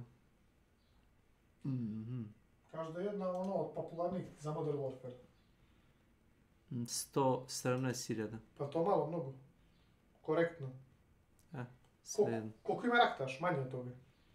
Ko? Raktaš. Raktazi? Na YouTube? Pa generalno, na koju god platformu. Na YouTube on ima 80.000. A ovaj ima 107. A ovo je nepoznata igra, on je niko skoro nije. A čekaj, on ima 107. Kao što rekao, one bi trebalo da ima i više. A čekaj, je li ona na YouTube ili gdje? Na Twitch ona, ne znam gdje. Ja sam je na YouTube vidio, 120.000. Lovely. Koliko sam ja vidio, ću ti ispratim, pošto vidim da si ponio kablove sa sobom. Da. Hvala na informacijama i tako to i u tom pogledu. Hoćeš vode? Ne, hvala ti, ja da imaš 100 kaj, ali gotovo. Ja te nudim flaširanu vodu. Jeste momci šta se radi?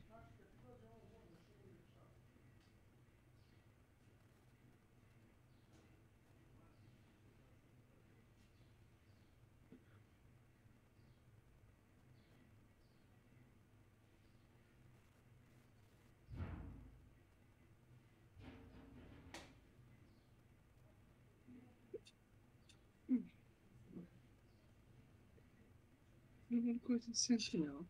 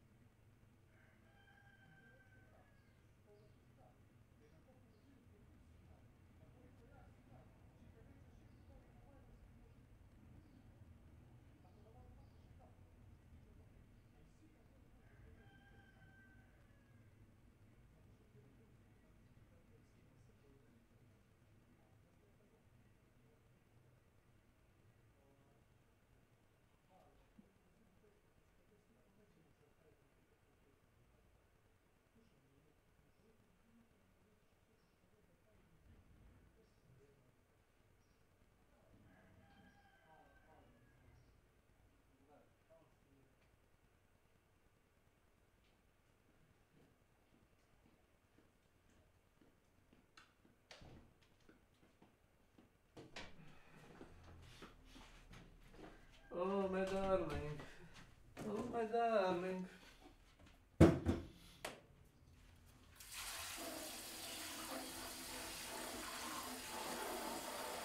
Oh my darling Clementine.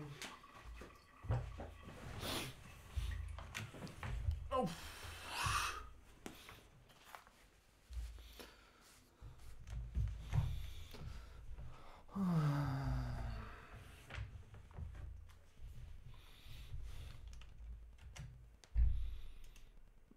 Welcome. Are you ready for a little fashion? Fashion. Mm-hmm. Fashion? What is fashion? Is this a fashion? How come all fashion needs to be on a runway? And when it's hot, it should be called fashion. But when it's not, it should be called fash out. I'm gonna need to speak to a very fashionable pilot and get me 2 glasses of Don Perignon and a bag of peanuts. Out of my way, peasant. Take this thing to Milan. All this and more on this episode of In the Field. Oh, In the field? Why? Everybody's realized that it's not about what you have on your body, because that's all interchangeable. But what's always going to remain organic? That's right, the lifeless cloth in which you wrap your body. Fashion. The things that are considered aesthetic that you have control over because your parents make money and you're at home. Damn, that hits hard. When I was younger, I literally couldn't understand fashion because I come from a poor family, so I always wore just like t-shirts, shorts, sweaters, sweatpants, nothing fancy. And I always literally saw fashion as, oh, you can afford to do that? I guess you're a wealthy person. I'm just gonna be over here, peasant with my solid colors and my bland sense of aesthetic because I can't afford to do better. Fashion. What do you know about fashion, internet historian? How much Chanel No. 5 do you reckon I could drink before I just get sick? Oh no. Does look very fancy though. That's really fucking cool. What the hell's what? What do you reckon is the most fashionable hide of the endangered species? I reckon. Oh, it's probably got to be. So my guess would be leather, but since we're talking about fur in this case, fox or wolf or maybe bear. Like wearing a fox. That is pretty cool. I can't tell if this is just really cool on its own, or it's like my 5,000-year-old brain. I might have guessed that right, maybe. Guys, which fur is considered most fashionable? Can we, like, get an answer for that in the comments? Kicking in, going, oh, that's cool, you know? You can tell how that wouldn't just make a good coat. Its face would make a good slipper, too. You can totally imagine putting your foot into the, like, back of its head. No! Don't do that to the baby! No! And your toes just coming out of its little mouth. That wasn't my immediate thought, but you're right. Oh no! The cool thing about this is a full-on plate. Whoa. You could have a cheese platter and just serve it, you know what I mean? Yeah, you could just cover it in like raisins and stuff, and then like while you're gaming, and then just like tilt your head back. I feel like this is culturally disrespectful, but it also looks so painful and strange. I don't know what to make of it. What would you give this 1 out of 10? That's a 0. Really? In terms of fashion, like, yeah.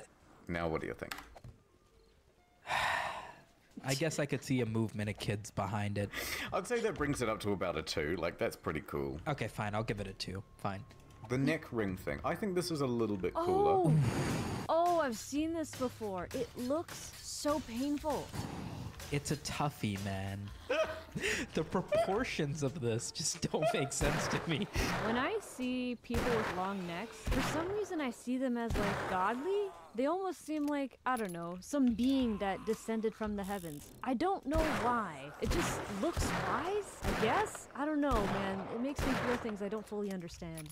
It looks so photoshopped. What does she look like? Wait. Screen for. We've discovered Welcome to my channel. What is she? She looks like something from a video game. Hold on. Does it make her taller? Or is it Comparing her to cryptids kind of works. It's just such an unusual proportion. making her head smaller? Yeah. She's 6'6", and then picture at least, dude. She's always looks like she's looking over a fence, though. Oh, what's going on in the neighbor's yard? What is this picture in the bottom right in the search results? That looks like something that's photoshopped. Okay. Yes. No, that's messed up. That's messed up. That doesn't... Is that real? No, it doesn't look real. That looks photoshopped. Is that photoshopped? It looks photoshopped. That's not right. There is no way that's real. That's pretty far gone. What do you rate neck rings as fashion statement? I'll give this one a 6. I do still think it's horribly crippling, but you can get away with a few neck rings and it probably won't kill you. And the fact that they're always gold, I mean, that just screams fashion. Right? See, that's partly what makes it feel so godly to me. When you look at Egyptian art, for example, like Ra and these other gods, they tend to have like a bracelet, you know, some gold jewelry, and this kind of gives that vibe a little bit. You know what I mean? Why in the Middle Ages do they have these big boofy dresses? And my theory towards that was something like it's a mark of fertility and motherhood. Yep. Because the idea is not just that I have these big broad hips, it's that I am soon to be or will be a mother. I would also add, maybe it's just a sign of wealth. Like, if you can afford more fabric on your body, you probably have more money. Maybe you have more wealth to offer a man. My historical knowledge is limited. And so kids can sort of gather around the legs and they can hide away from everyone else. Right. Now, I got a second one along a similar vein. You ever notice how they got these big foreheads? Yeah. And in fact, they seem to be shaving their heads somehow. Oh! Is it a sign of wisdom or another wealth indicator, maybe? As well. See how they've got Oh, wow. these? Oh. And I don't just think it's because they've got a bad hairline. I think they are deliberately shaving it in order to reveal a big forehead. Back in the day, where... Aren't big heads sometimes associated with wisdom by themselves or like godliness? 1 in 20 women would die in childbirth. This is a statement saying, look how big my forehead is. Imagine how big the baby's head would be that I can push out of me. That's how good at breeding I am. I hate this so much. I mean, clearly they're doing it on purpose. Why was the bar for women so fucking low back? I know, man. I don't know. Maybe life sucks so much that they just didn't have a lot of options? For women so fucking low back in the day.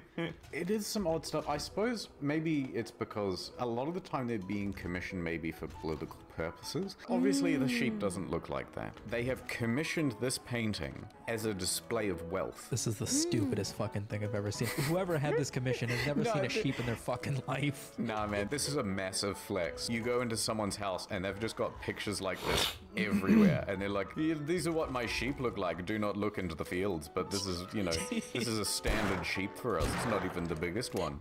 It's like Photoshop before Photoshop existed, but it's just people trying to show off. Holy shit, you guys just must make so much money. Yes, that's true. This is such a stupid flex. And that's why the women look so... This is the one where they're like, what's the thing that annoys you the most? And she's like, oh, it's not Versace, it's Versace, or whatever the right way to say it is. I'm building it up too much. It's probably not even that serious. Versace. Is Versace. Versace, what, with 3 eyes at the end? You see what I mean? It was nowhere near as aggressive as I remembered it being. It's actually pretty eloquently executed. Not Versace, Versace.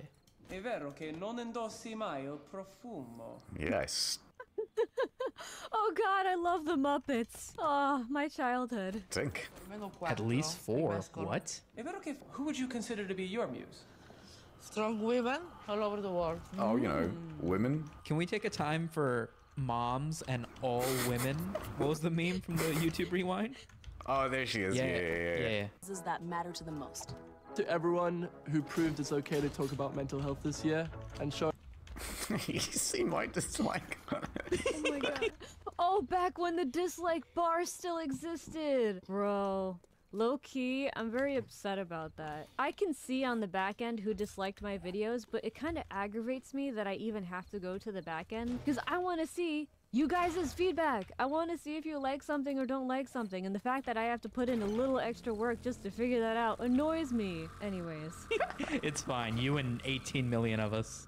Showing their viewers that it's okay to go through tough times like that. Welcome to my channel. What does that mean? It's okay to go through tough times like that. This whole sequence is just dumb. It doesn't mean anything. This whole sequence is awful. It takes a lot of... You gotta be generic enough that you can resonate without actually saying anything of importance. It takes a lot of bravery to be that vulnerable, and I'm so proud of this community. There it is. She did the meme. She did the meme. We got it, boys. Can we give a moment to working moms? Ganbarimashou. There you go. Working moms. Can we also give a moment to Asian representation in entertainment this year? Major strides. Oh, wait, Samito, that's you technically. Is it? Wait, what did she say? Asian representation. You're South Asian. Nah, fuck that box. Bengali, it counts. Congratulations. I'll just take creator, thank you. Don't lump me in with the idiots making iPhone jailbreaking tutorials. Fuck out of here. Here's to all women in 2018. There it is. Thank you for inspiring Donatello Versace. I forgot how bad this was. I know, it's tough to watch it more than twice. I mean, I've only seen part of it once, and that was hard to watch. What's the first reaction when you heard Lady Gaga's song Donatella? I say, wow, finally. Yeah, finally. I would never write a song about her. Do you write many songs? Yeah, what? I'm a rapist. Wait, a rapist? Is that another way of saying rapper? Did I learn a new word today? Do you want to do a quick rap about Donatello Versace? Sure. Here, play me a copyright-free beat here. You got it. InternetHistorian.com/NordVPN. Ah, fuck. Number 9. fashion.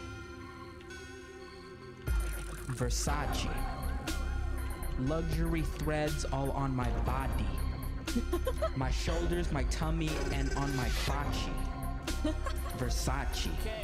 Or is it Versace? Who could say? It's not gay. Today. Italian. Like my salami. My Maserati.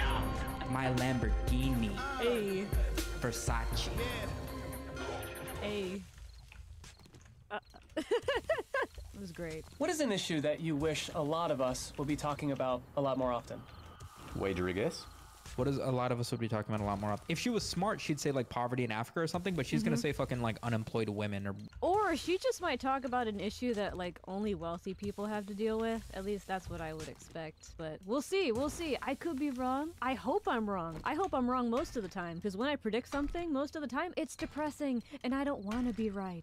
unemployed women or working moms or something stupid. Unrecognized women. Women.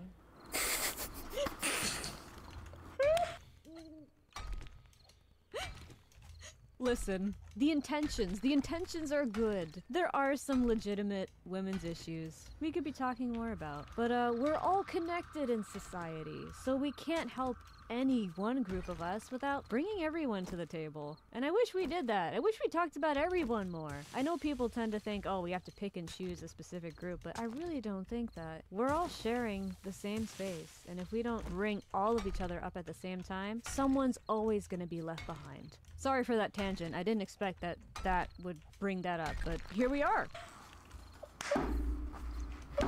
Not even. Oh, I don't want to fucking hear it, comments. We get full points for that one. Not even specifically about the topic, just Yeah. Doesn't have to. All women, dude. She saw the rewind. There's a problem at the moment. What is it? Women. The American people are tired of women. No.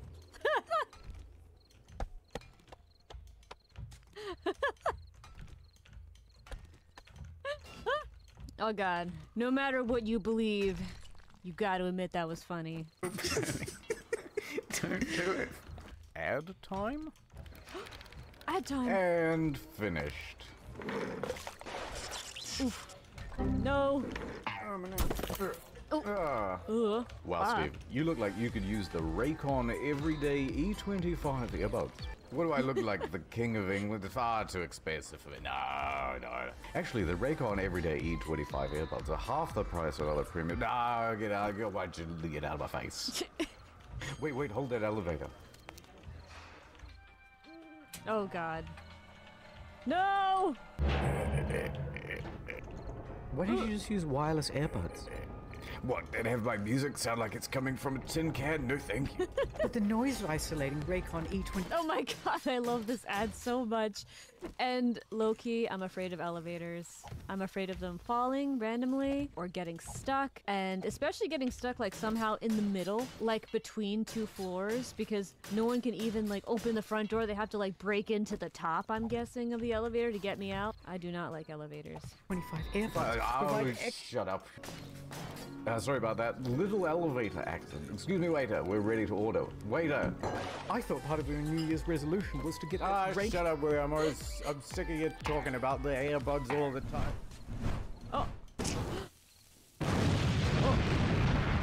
Oh my god. I can't believe I'm the only survivor of this restaurant explosion.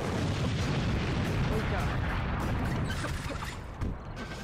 Oh, if only he used the wireless compact design of the Raycon E25 earbuds, oh, this wouldn't have happened. Clear! You're not getting another one today. God, clear! Oh my god! Oh my god! No! Not the orphans! Wow. Unfortunately, kids, this sort of thing happens all the time. Mostly to kids just like yourselves. So in conclusion, Raycon equals good, wires equals bad. Hey guys, sorry I'm late. Hero Vera. Welcome to my channel. Who the hell are you? Alright kids, I'm Raycon, man, and remember to use the URL buyraycon.com/incognito. Get 15% off your order 3E25 earbuds from April. Make it your New Year's routine. I can't remember what the name of this particular case was, but I actually heard of an emergency where like someone had a heart attack, and so someone called 911. They send out the ambulance. Someone in the ambulance who's like driving or something has a heart attack, and the ambulance gets into a car accident. So then another ambulance has to go and help them, and I think maybe the police got involved because there was a car crash, but then they started having health problems, and it was just a series of emergencies disrupting people from helping the original emergency. And that reminded me of this. I wonder if Internet Historian was inspired by that. We're back. We're here. What happened? Samito, what the hell happened? You were gone for 5 minutes. I know, it's terrible. I got the Corona 19 extra light diet with lime. Oh no, how did it happen? My girlfriend got COVID, and then she came over like a couple of weekends ago, and she just thought she was sick. And then she just started coughing all over you and touching doorknobs and stuff? Yeah, exactly. You know, sick people stuff. Well, glad you're not dead. Yeah, that would have put a stint in the old YouTuber plans, yeah. It would have, yeah. That would have been a thorn in this video. It would have had to use a bunch of text-to-speech, you know. Hello, I am Sumato Media.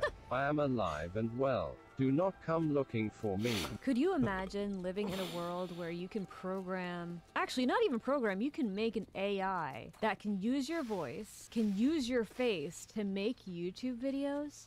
And so like, for the rest of time, you could make YouTube content even when you're dead? Sorry, that's a very weird thought, but I mean, some companies are actually making technology like that, and I'm super interested and also concerned. Because in the future, like even when an artist dies, they can technically keep performing forever in a digital sense. And I wonder what society is gonna look like when the death of someone is no longer the death of their career.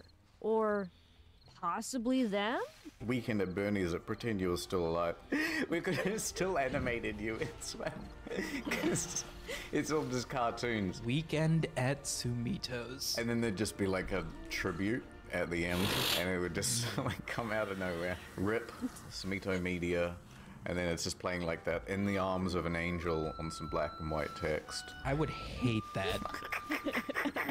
Everybody would be like, Internet Historian has no idea what the fuck he's doing, because there's no way Sumet would approve in the arms of an angel to be played over his image. And then there'd be like a call out at the very end. It's like, if you'd like to be a new host on In the Field, please send an email to... So I go to the emergency room because. Oh no! Right after the rest in peace video, he'd be looking for his replacement. It's like 10 p.m. I don't know where else to go. And they administer the test, and I was like, "Do I get any medication or anything? Like, is there any?" Can I have the vaccine, please? Do you guys have the vaccine here? Can I borrow one of those? 8 doses at once. 8 times as powerful, isn't it? Hopefully. If you took a bunch of. I don't like needles. Needles make me feel bad. Please. I don't like seeing needles. If you took a bunch of vaccines at once, would you just get the disease? Nah, it's just bed rest. You're too young to like be administered for COVID. Okay. Did you put one of those signs on the door that's like, don't dead infected inside? Nah, I looked at Amazon stuff and then I collapsed. Shit. How'd you get food? So did you order food? I had an okay amount of food at first, and then I just wasn't eating. Really, I was eating like once every 24 hours again just to get the pills down. So have you just dropped a ton of weight then? I can't tell. So I mean, you know, that would cause you to have to go down a dress size. Or Internet Historian, your friend's talking about how they're suffering, they're not eating, and you're like, but that means you have a better figure for fashion. You know, and going down a dress size. Speaking of which, fashion, seamless segue. Forest? Ooh. Stay healthy, stay cool, Burberry. That's kind of neat. That's pretty cool with the matching mask. That's the Burberry. See, I approve of that. That looks nice. That doesn't do anything. It's not, but to be fair, I don't think anyone's allowed to be within 6 feet of Billie Eilish. Wait, that third one's just cabbage. It's lettuce, I think. It is just cabbage, I think, but strangely, it works.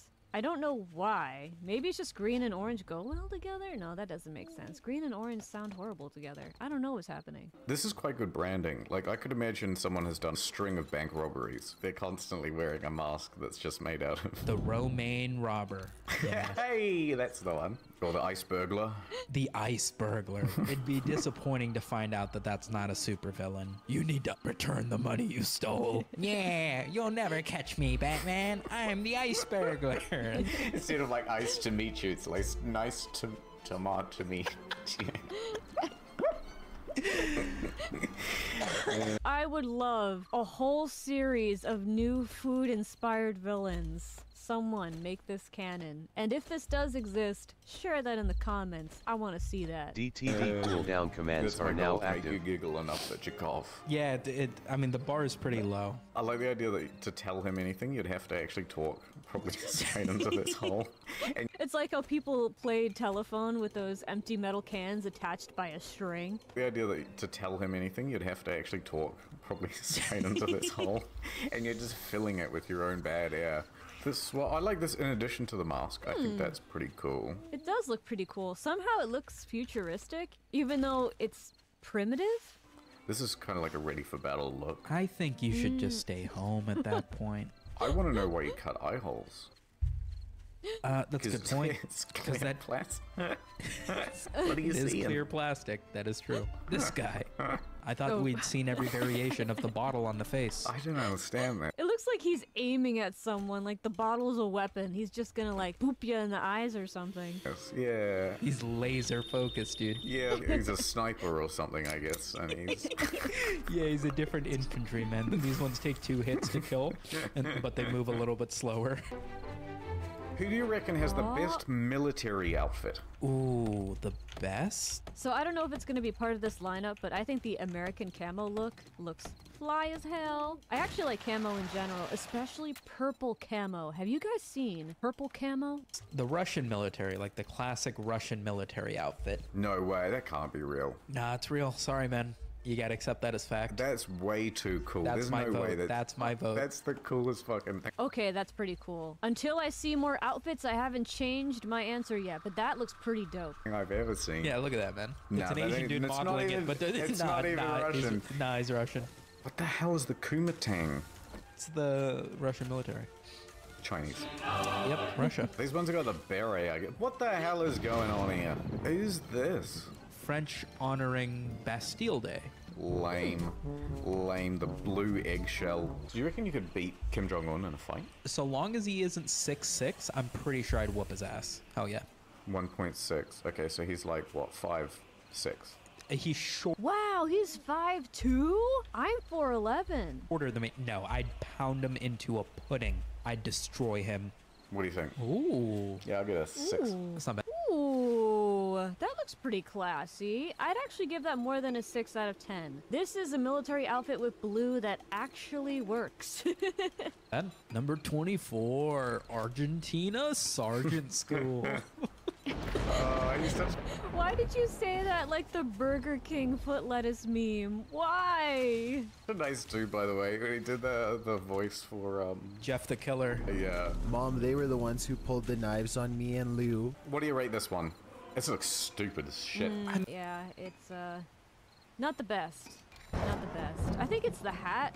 I mean, a nice bright red stupid hats. I mean, it's a classic 7. This is probably the most recognizable military dumb shit ever. The Spanish Royal Guard. That's pretty cool. That's a proper military outfit. I like it. Not as much as the other ones, but I like it. What's the point of a spiky hat? Who gives a fuck? Do you need a reason? Think about it. Nobody's fucking with you when you've got a spiky hat. This might be entirely wrong, but I've got 2 theories on spiky hat. Oh, I have a theory. What if one of these guys was hit in battle, he fell to the ground, but then he can use the spike of his helmet to stab his enemy in the leg or something? That would be kind of smart. Yeah, sure. First is, you run out of weapons, you lost your gun or whatever, you can swing your hat. Absolutely. Or the other is, it's a statement that says, our men are so disciplined, they never need to sit down. Oh, because you can't sit on the hat. Yeah, like that half coat on the shoulder thing, that's pretty neato. No nameplates, no metal whatsoever. It's like a very... It almost looks like a costume. Hold on a minute. Swiss Vatican Guard uniform. Okay, it kind of looks like a clown outfit. That is proper cool. I mean, they're wearing designer belts, dude. Are you seeing that buckle? Italian. Hey. Everyone's a vampire. That's kind of cool. Italians have police? I thought they just had the mob. Like, why have both? You know what I mean? It's such a waste. Put the taxpayer money towards other shit. Poor Italy. I like this outfit though. It's not bad. Not bad. Just let the mob handle the city. That is swish. That's really nice. That red stripe down the leg, I like that one. That's a solid one. Easy number one. Ooh. Tattoos on the hands. Let me just say, I'm afraid of needles, so I would never get a tattoo.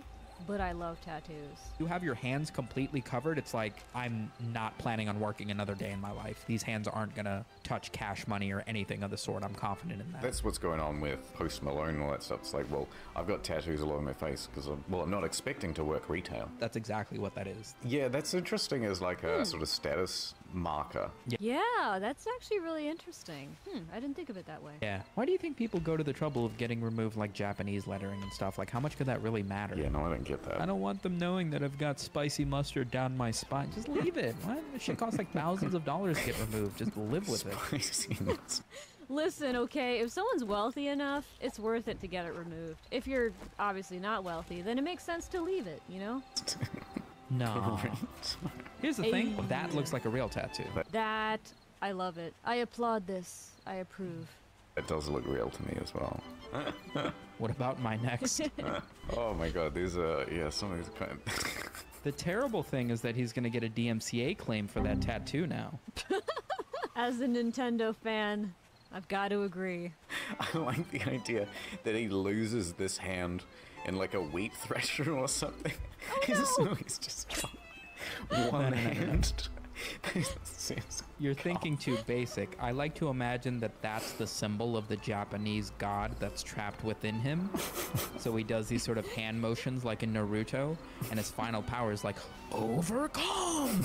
And he just splooges everywhere to That's pretty creative, actually. overcome his enemies. It sounds like a limit break for in Final Fantasy VII. You know what else sounds like a limit break? What? Uber driver. Because it's quite a boring thing when you just think about it normally, but if you kind of shout it with all your energy, Uber driver, like it feels like a power move, dude. Oh, it does. I think it's the word driver. Driver is an action-oriented word. It fills you with energy. You're not wrong. You're not wrong.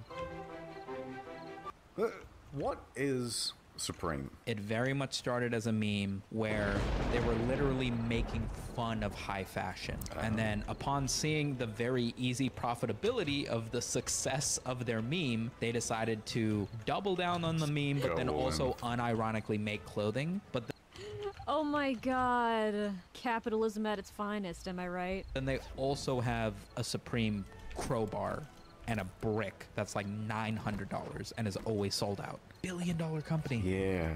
Wow. They're big boys. They're big boys. It's stuff like this that gives me hope.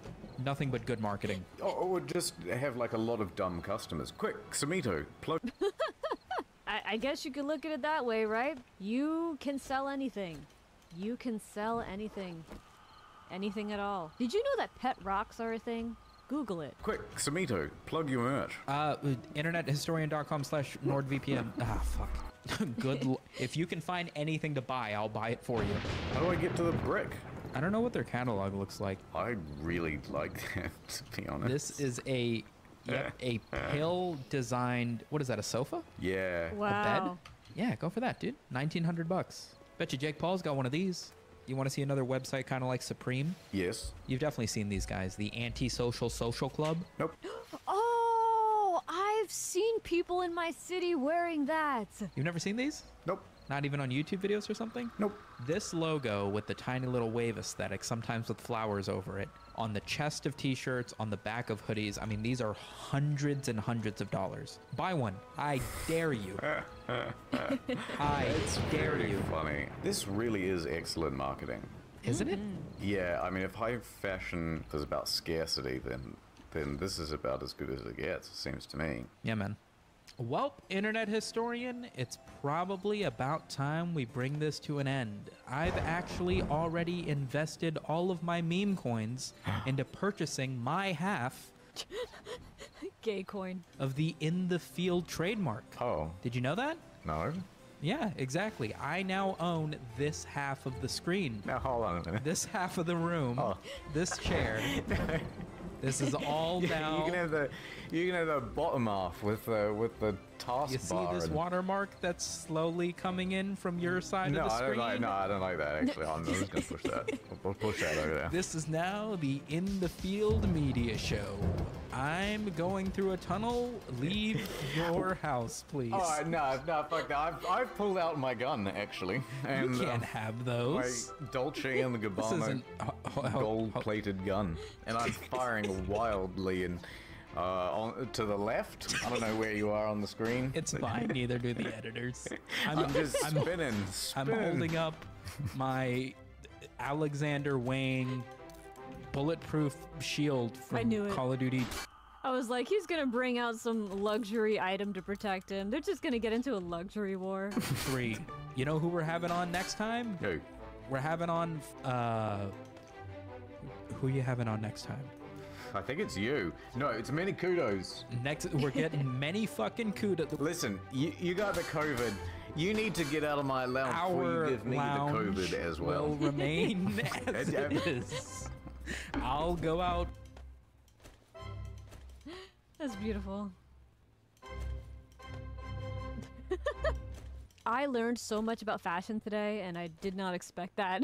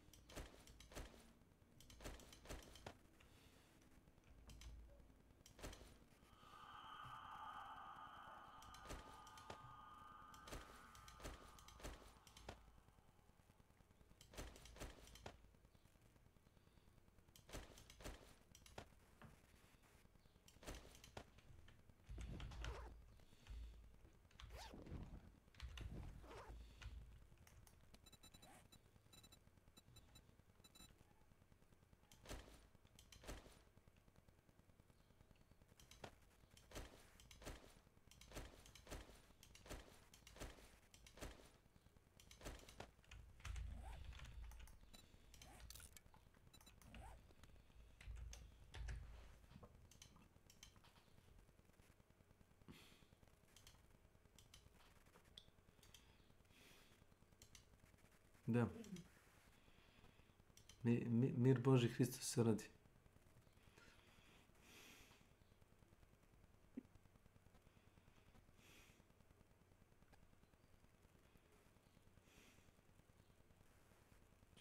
Alo?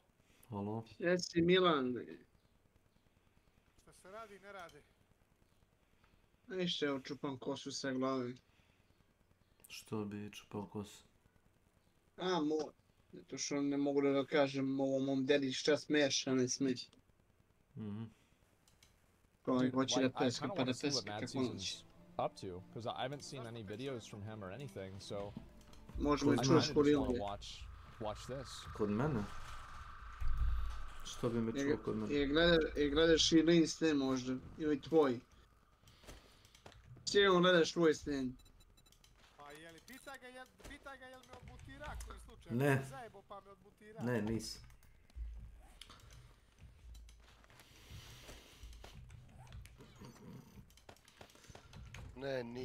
Ne, nisam. Kume, hoćeš da te zovne kume uveče da te pitam da li spavaš, da vidimo kako to radi. I ako kažeš ne, ne spavam, onda znači da ne spavaš. Da, to znači to. Mara? A ko je, gdje je Kešovca, Keš?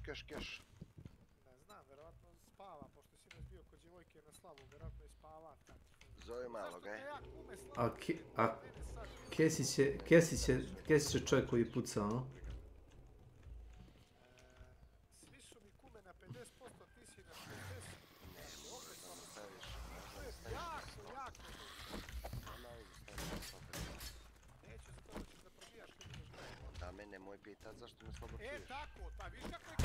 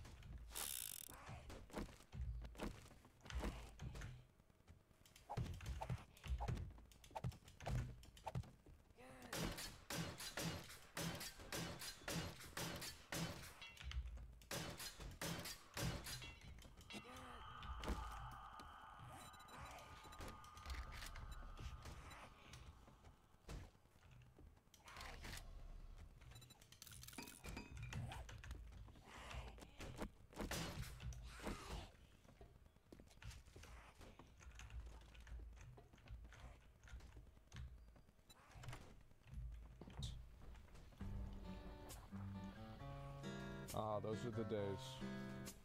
With the Kleenexes. Where's the lotion, though? Top World of Warcraft Pandora's box. Yep. Comments. Oh my god. Yeah. Yeah, true. True. True.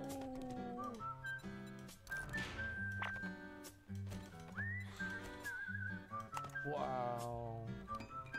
Big man, Bobby. Bobby K. Fuck you. Announced it was experimenting with making dislike counts private. Now, this again is about protecting all creators and making sure they have a chance to succeed and feel safe in doing so. True. I hate the fact they got rid of dislikes. Now, whenever I look up tech support, I always look at bad videos. Mad Season here, back with another video for you. Dude, I actually got a bit of nostalgia hearing that, because I remember I used to watch every single one of these videos. Wow.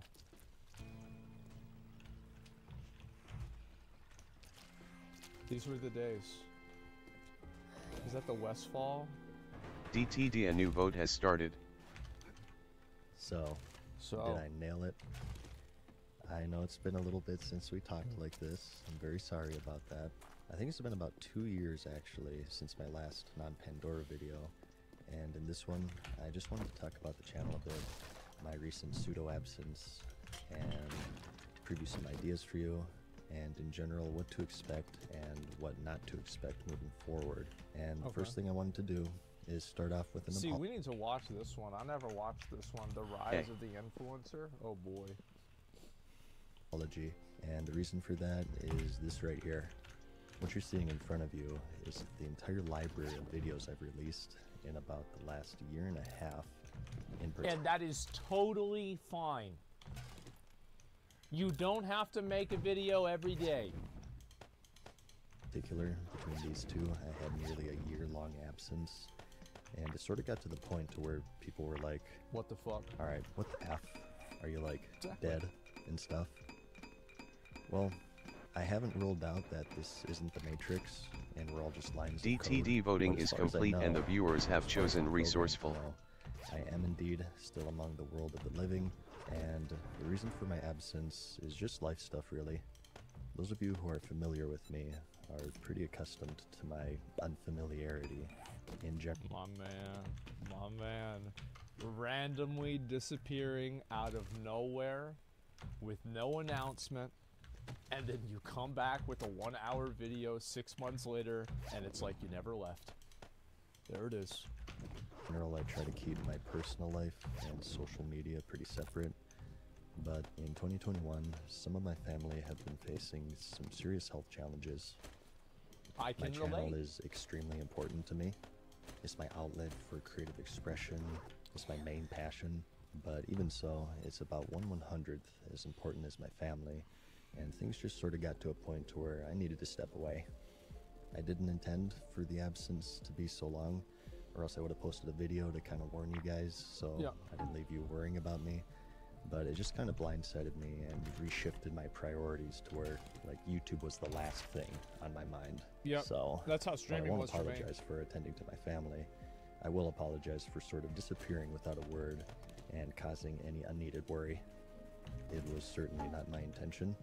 Ideally, I'd like to entertain you, not worry you, and I'll try my best to squeeze in videos here and there. I thought that he was just like fucking, he was just chilling. I never worried about him for a minute. I was like, yeah, he's probably fine. He's probably doing great. He's just chilling.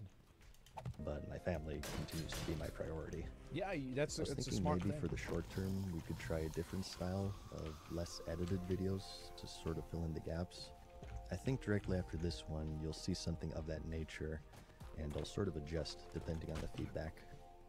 In order to avoid confusion in the future, I do post updates with my videos and even previews on my Twitter. So if it's been a while, just check that out to get an idea of the next video. He lives in a new Tristram. Does that mean we're gonna get Diablo 4 videos? Is that right? And its tentative release date. I've been posting on there fairly frequently as of late, so if you want to keep up with me, that's the place to be. But aside from that, just to catch up here, we do have some other things going on. The main series for the channel is something I call Pandora's Box, which is my spin on those essays, or documentaries, as some people call them. Really, they're just long-form ad season videos with a bit more production value than normal. Yeah, and they're at this great. point, we have a total of 4 released, and I'm really happy with them. They're really fun for me to make, and I hope that comes through in the final product, despite the monotoneness. Oh, like, I know how it feels. I've made a few really long-form videos. Whenever I made YouTube videos back in the day, there was no better feeling than to upload a video that you had spent like days working on. Like, for example, like the How to Be an Elitist video and shit like that I did. And like see it come out and everybody fucking loves it. As we're used to. But I've gotten really good feedback with them, and I just wanted to say thanks for that. Like, some of you guys are so nice. It's actually disgusting. I feel really lucky to have all of the support. He's a Death Knight now? It's extremely motivating, and it encourages me to keep improving and keep making more. And I have a ton more ideas that I can't wait to start working on.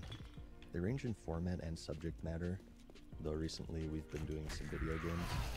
I don't want to limit myself to just that, so no promises there. But I found that I really enjoy making them, so you probably will see a lot of them. Good. I've always been really intrigued by game design and the motivations behind it, so it's really fun for me to do these deep dives and analyze it.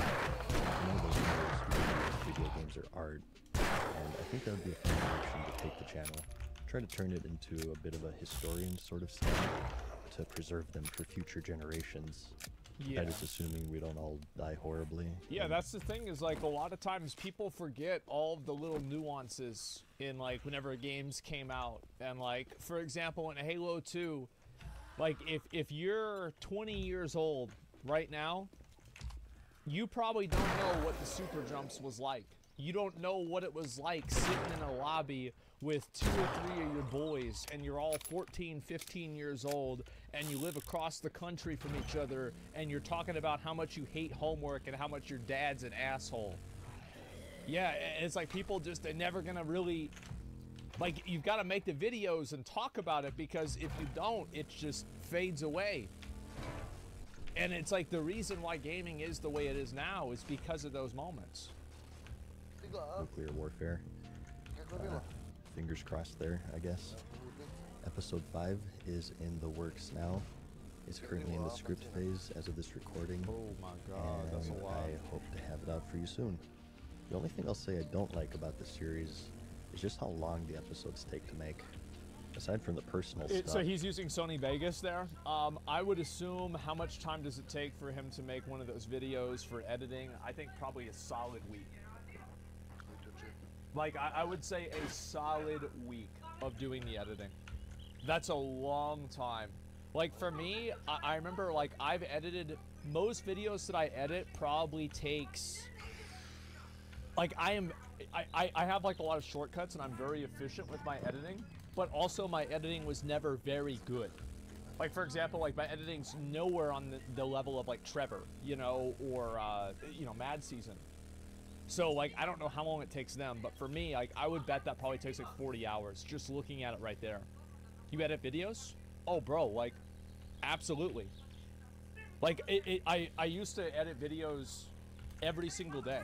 Absolutely, yeah. I actually didn't mind editing videos that much. That's really one of the reasons you've seen such a sluggish upload schedule, but I follow the words of one of my idols, Shigeru Miyamoto. There he is. He has a quote that I really like. Is this the good game could be bad a delayed forever? game Yeah. is eventually good, but a something rushed like that. game is forever bad. That approach seemed to work out pretty well for him, so I have that I'm shirt. gonna do the same for I my wore it in series. high school. I want each episode to leave you like I leave my ladies, existent, Oh, wow. but also wanting more. Wow, that definitely sounded way better in my head. That's good. I should That's probably edit that out. Or I might leave it in, whatever, who cares. But I guess the downside is that they just take forever to make. And I do have some other series planned. Ljudi su Some govna. scripts are fully written, and I'm just waiting on some commission work before I move forward with them. And they'll be less produced than Pandora for sure. A bit closer to my older style, I think, like the one you're watching now. So that way I can hopefully improve on the quantity side of things. Subject matter will vary quite a bit. I do still hold a keen interest in MMOs, despite the fact that I haven't played any for like over a year. Wow. I think that MMOs will always be a wheelhouse of the channel. I really find their history and their design and motivations behind them really fascinating. Yeah, well, the reason why MMOs are so interesting is there's so much of an element of the human condition involved with it. I think that's what makes it so good. I think it's by far the most DTD, a new interesting vote has genre started. game by a long shot. Yeah, I think so too. And it was actually really therapeutic to make that SWG video in episode 3 of Pandora, because I'd really scratched my MMO itch, and I'd like to return to that sooner rather than later. And as you may have seen with episode 2, I'm also interested in social media in general, and how people interact on social media. This, I think, is also really interesting and important too, since with each passing year, it's becoming more and more ingrained into our culture. So That's right. I think studying and analyzing that is really important, so I got a lot of plans there as well. Really, what I want out of my channel is to just have fun. That's always been the goal since the beginning. I've always been in that mindset that if I keep it fun for me, I think that'll reflect pretty well on the quality of the videos that I put out, so... I think that's so fucking true. Like, how many of you guys have had, like, a content creator that is, like, obviously DTD voting is complete and the viewers have chosen ammo supplies. It's good for their channel or something like that, and they just so obviously don't enjoy it and don't like it, but they're doing it anyway. Oh, it's so sad. Me? Oh, what? No, not me at all. Like, bro, I love streaming. Like, I unironically love streaming. That's why I do it all the time.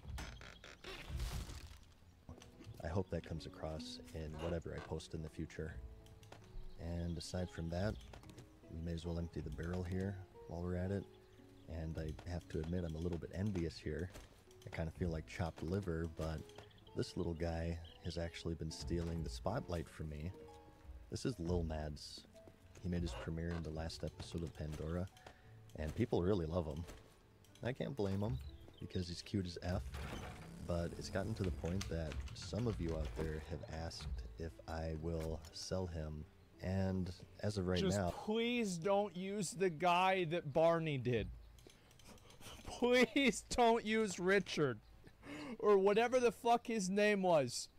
Of all of the people, please do not use Richard. Oh, this is the only one that exists, and I need him for videos, as he will be making regular appearances from now on. But if the demand is high enough, I am open to maybe producing more.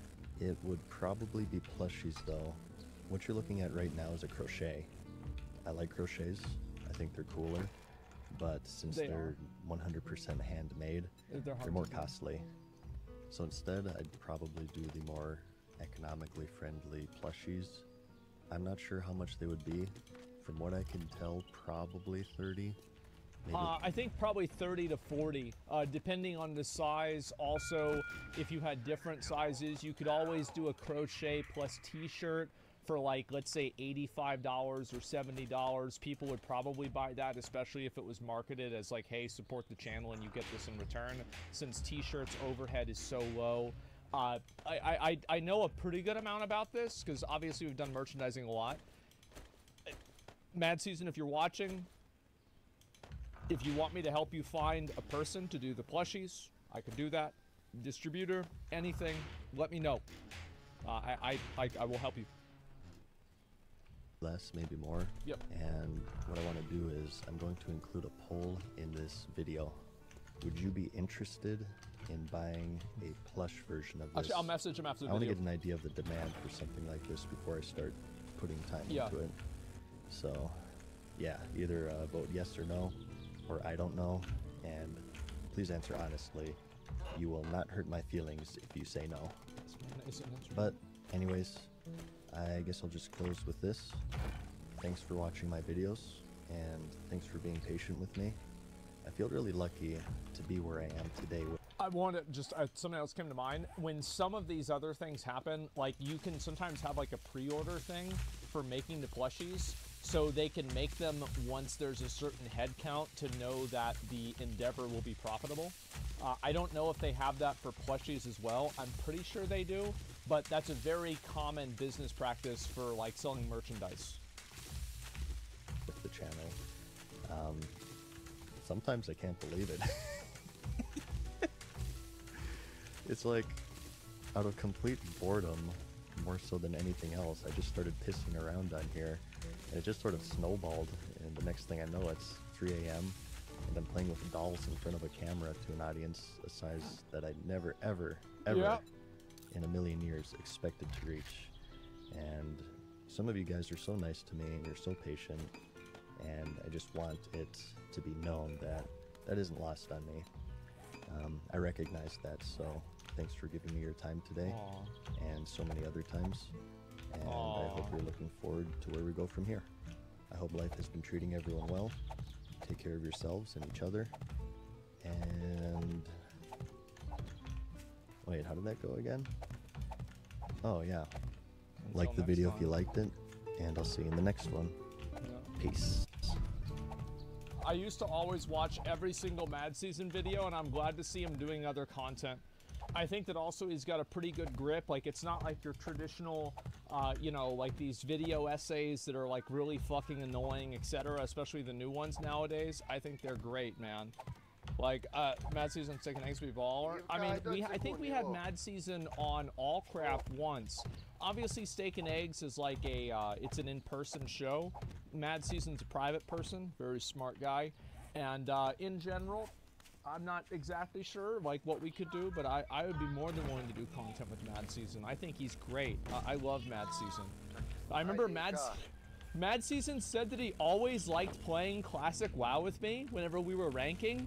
And it wasn't because I was good at the game or anything, or I was positive. He only liked playing with me because whenever I was in the battleground, people would focus kill me instead of him. That was the only reason. This is like back in 2019, whenever Classic WoW came out. Holy shit. So yeah, I remember this very, very well. And yeah, I do hope he's able to figure out what to do. Each day is a blessing.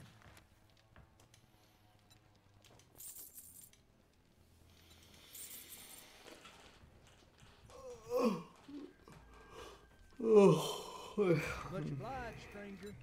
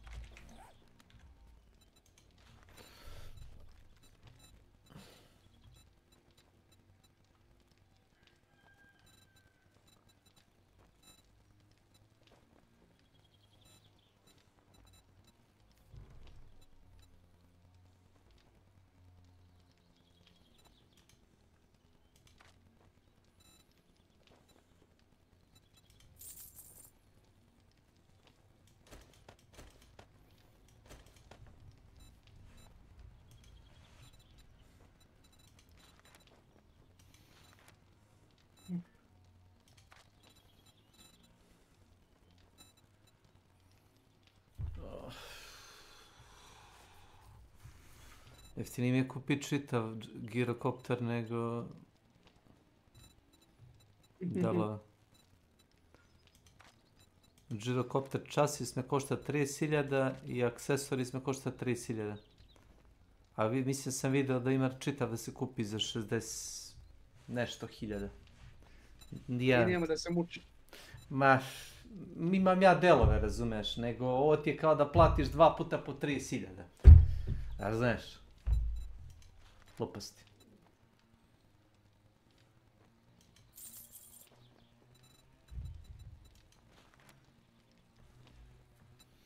Peace be with you, my friend.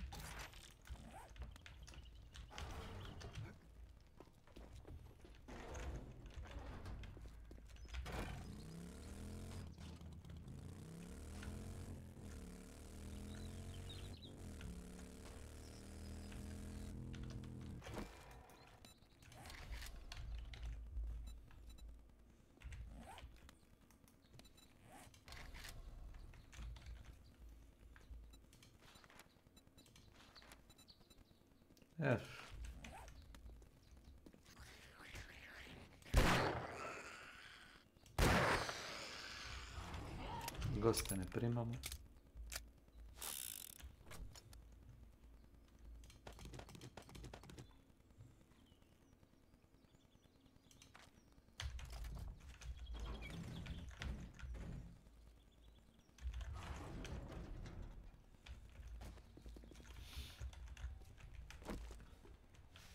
Ovo mi se sviđa kako su stavili su ova rollover vrata, znaš. I to su ti kao vrata po onim magacinima, ono što se kao, znaš, savijaju, ono, od ozgo na dole. A, to ubacili ili? Pa to su stavili, mislim, kako igru update-u, ne mogu ni ja baš sad ispratim između dva update-a, ali više, recimo, umjesto zidova standardnih napravio sam, pazi, napravio sam betonske rešetke. Jedna rešetka ti ima 5000 health-a, a stakovao sam jednu sa spoljne strane, drugu s unutrašnje strane bloka. Znači, zajedno imaju 10.000 HP-a. Bez da ih upgradem u čelik. To je mnogo, to je 10.000 HP-a, to je... I kroz to možda pucaš. I možeš, oni ne mogu da prođu kroz to. I jedino što mogu da probaju da razbiju, to su vrata. Vrata imaju, ja ne bi sada bio, ne koliko imaju health-a, 15.000 health imaju vrata. Ni to nije loše. I relativno je brza animacija otvaranja.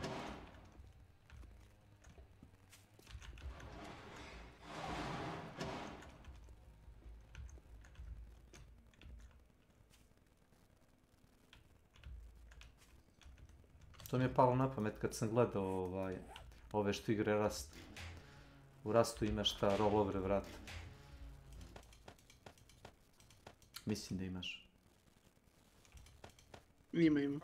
Halo, Nenade, halo. Prijatno. Hoćemo li hanta, Nenade? Kad se tebi igra?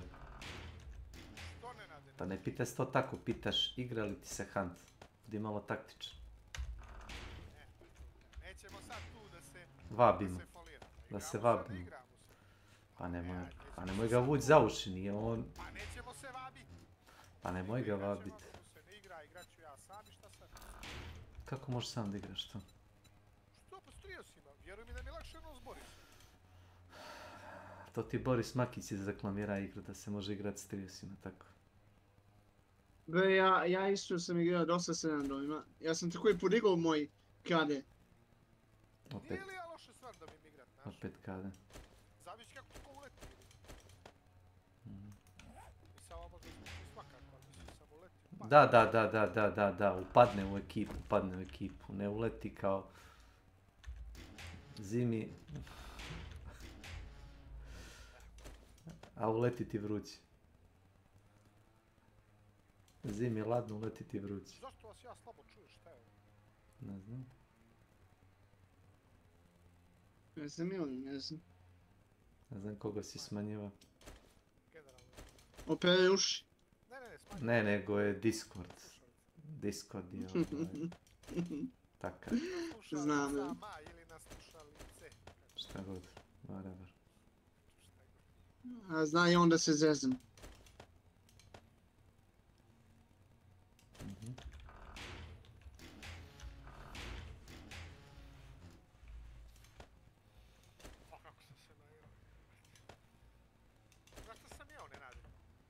Da. Crevca na žaru, voliš to? Ne, nisam to ja nikad. Dobre. Malo krckaju kad ih jedeš, ima malo kao jako tanke klasice. Tipa debljine olova. Kemijski olov. I budu, ja ih zaljutim, da budu ljuti. Vidio sam to u ovome, kako se zove. U Lidlu sam, vidio sam u Lidlu na goveđe. Mislim, probaj to negdje u restoranu. Mislim, nemaš to se kao glavno jelo, to je onako potpora, da se kaže. To je predjelo neko. Za kuska. Da.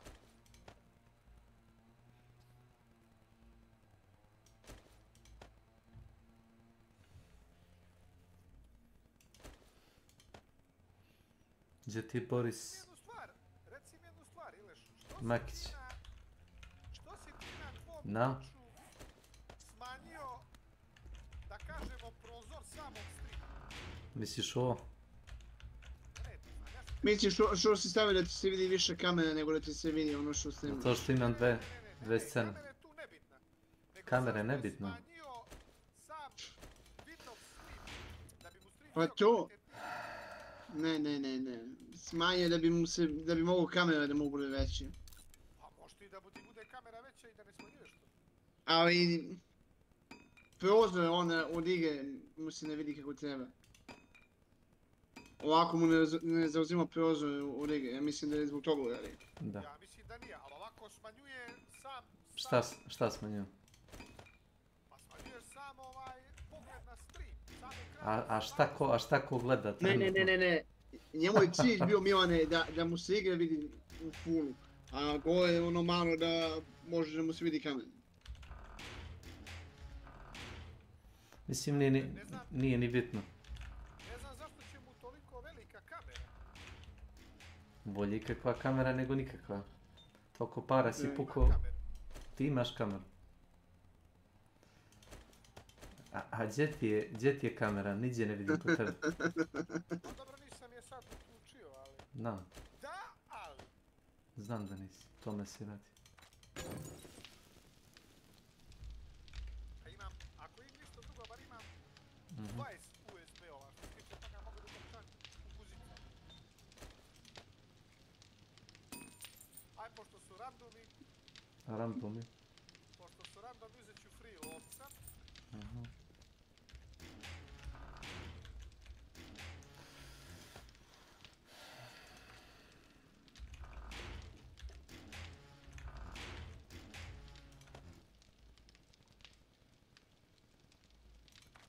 Znaš da sam ja Ilija stavio sam bio da streamujem i u 2K, ali nemo ti to kad ti ostali ne možete da gledate, dobro ti u stvari možeš, ali većina ljudi ne može da gleda u 2K.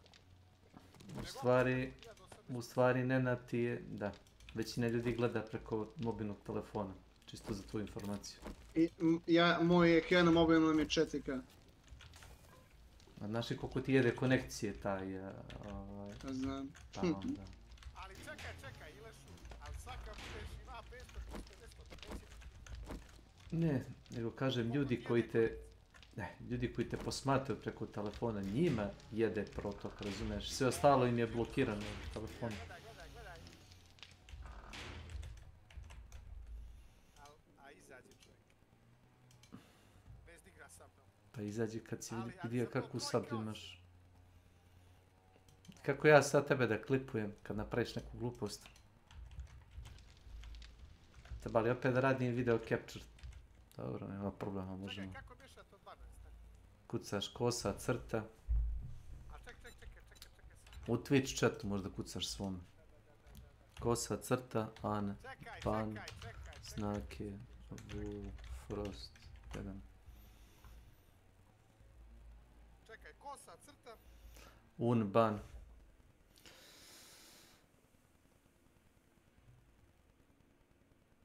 Kao što si me banova, samo u drugom smeru. Pazi, piše kosa, crta, S.W.Frost, off stoji. Ban. Bože, sačuvaj. Ti znaš komander kucaš? Si što učio u školi? Ja sam, ali nisam to učio. Nije bio na tom času. No, u tom času nije bio. Treba li da odvojim ili ne, a? Brat, prepiši ovo.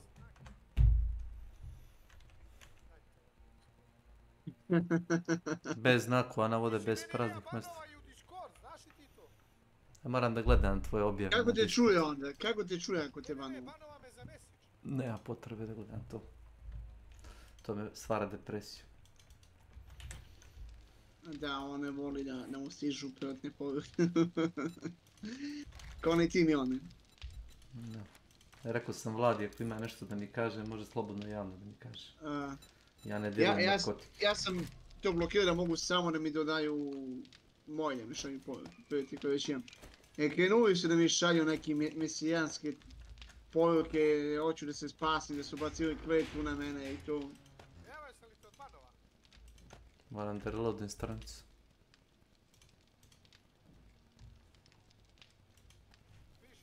Da. Još uvijek banovan. Permanent.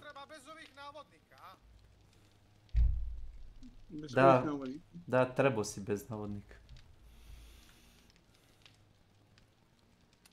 Evo je sad odbanovan. Moram da reloadim opet. Da, dobro. Nije dobro. Imaš prazna mesta ako nisi primetio. Jebi ga Ilija. Komand... Morao sam tako da otkucam. Drugačije ne možeš da otkucaš u Discordu. Ja ti ratim, pa ti si me banuo.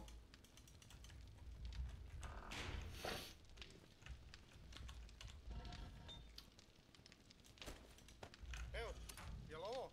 To je to. Sad jest. Ja mislim jest. Viva, viva. Viva Italija. Jeli? Ako gledaš chat, mislim da ti piše. Viva Spanija. Ne mogu da gledam chat. Kako ne možeš? A, da, nemaš dva monitora. Ali na mobilnom se... Da se puni, da znam. U drugoj sobi. A čeka, a ti mene nisi odbanova ili ima svoj? Ja tebe? Ti kod mene nisi ni banovan. A? A? Nisi odbanova. Ja? Kaže čovjek da ti nije banovo. A te nisam banovan. A banovan sam na chat. Što bi te ja banovan? Da me klipaš kako igram 7 Days to Die. Ja tebe i ti si mene banovan. A igra, ovi će ti sad igrači izaći iz meča dok ti stigneš do boss arene. Samo ti mene odbanuj, već kad sad tebe odbanuj.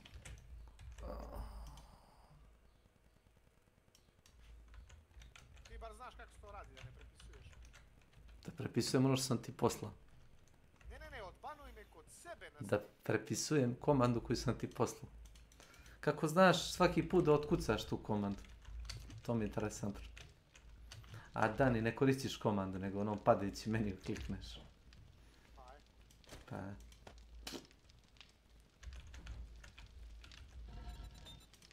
The trail is used already. Naučit ću malo engleski. Samo nemoj kao Vombus da naučiš engleski. A vamo se brosavljeno. Vombus priča Balkanezi. Even though I'm from Balkan, I don't... Šta? Pozadinu? Čega? Pa pozadinu na Twitchu mogu da napravim to Nvidia, to preko Nvidia drivera može se raditi.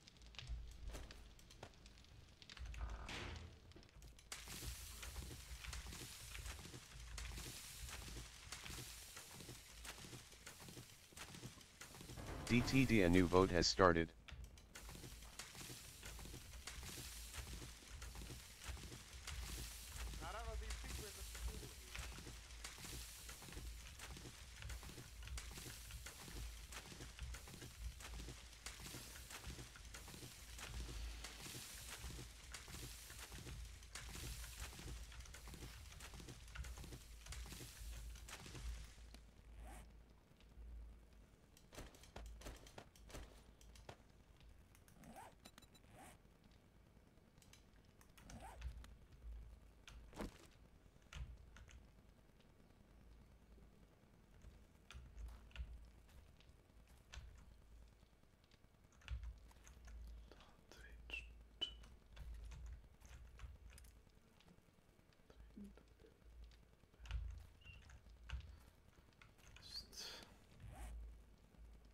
DTD voting is complete and the viewers have chosen dance off.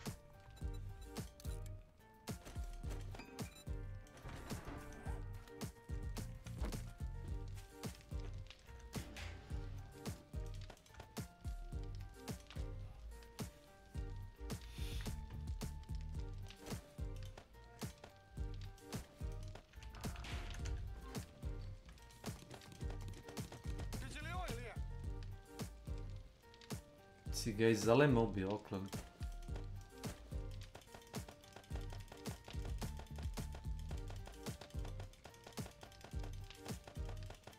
Nešto si upuca, samo ne znam šta.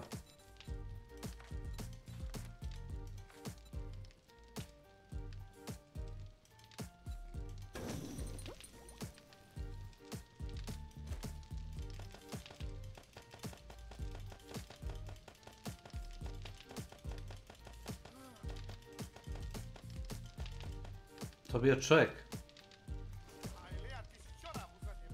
Ne znam, nešto je bilo skriveno, nemam pojma. Slabo vidim. Vidim samo greške. Samo greške vidim.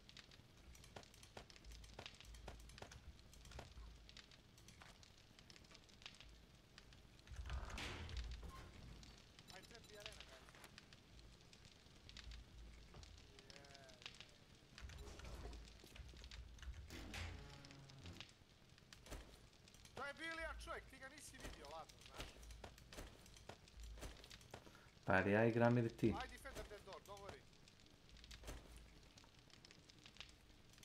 I defender at the door. I mi je to ne oprostio. I defender at the door. Kaže Vombus.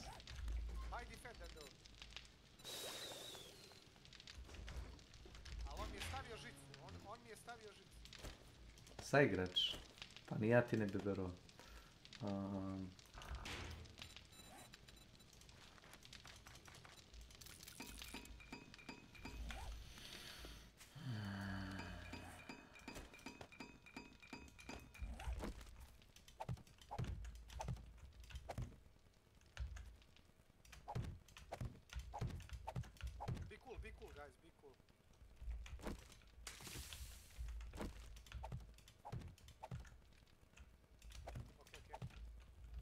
Po ome što vidim, čini mi se da Peđi još nije stiglo ploča. U ponedjeljak.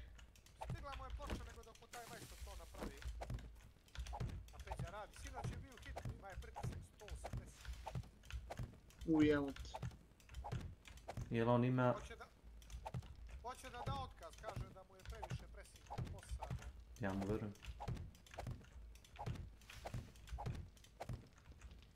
Toliko pare zarađuje, ja presim. Što ja ne kažem? Džaba pare. To ja najbolje znam, džabe ti pare. Što ja ne kažem za moj posao? Šta ti to vredi?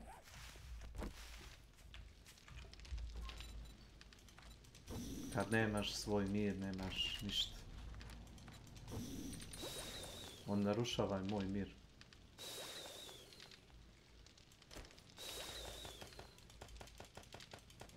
Meni treba jak muškarac.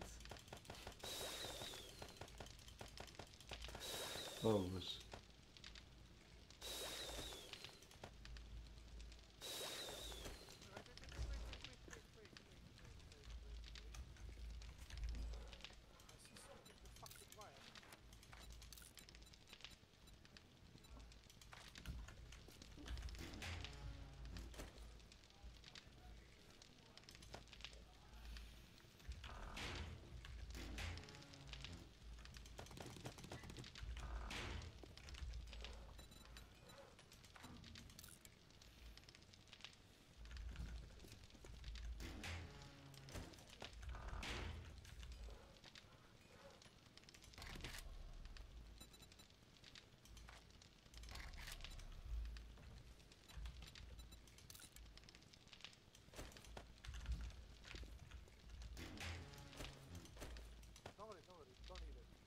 I defend that door. Don't. No.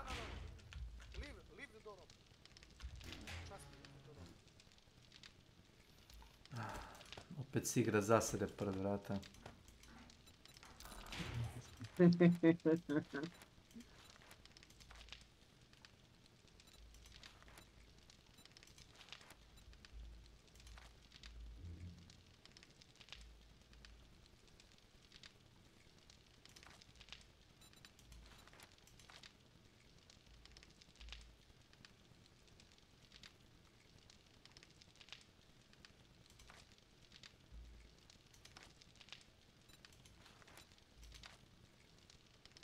Da, ja sam glupač, a ti stoji pored tog prozora.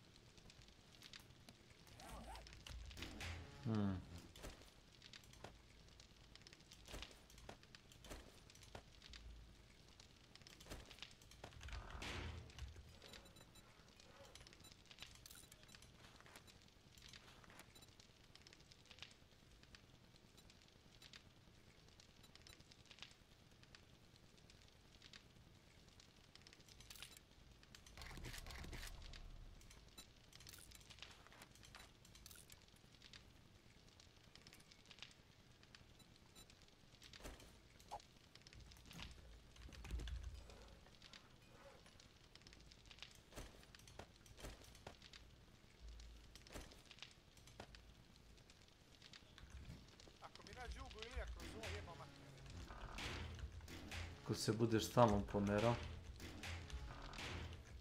sve više pomeraš, to te veća šansa da te pogode.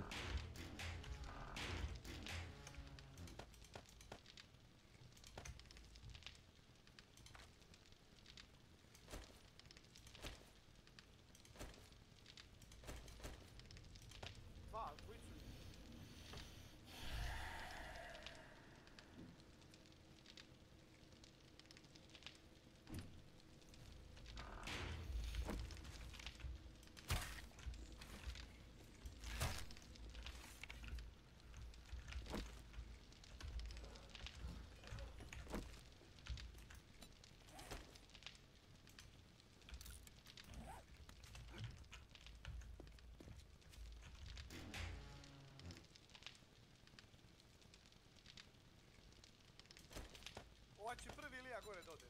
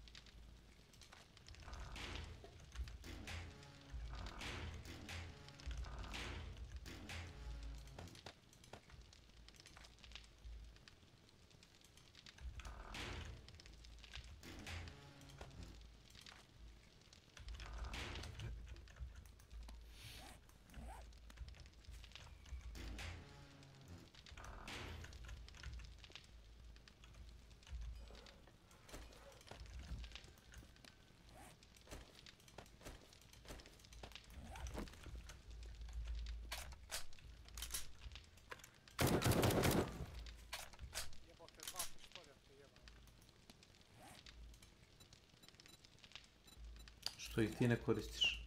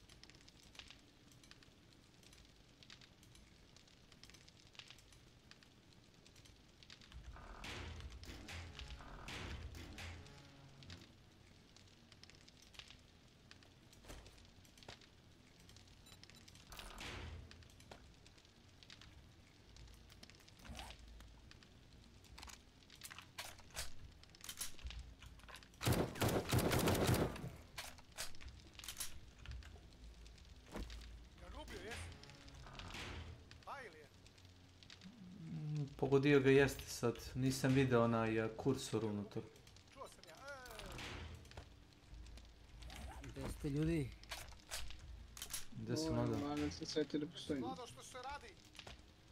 A ništa, brate, malo kosio sam. A ko vodu nosio? Živu ogradu. A juče bio na jednu Koncert. slavu. Nije bio koncert, bila slava. Znam da si ti Kako to da kažem? Čovjek za žurke. Za rock'n'roll žurke, mislim da je to prava. To sam to reći. Šta znam, ne znam da li će, nisam gledao. Možda će pri kraju mjeseca opet da se neka dobra spirka i to.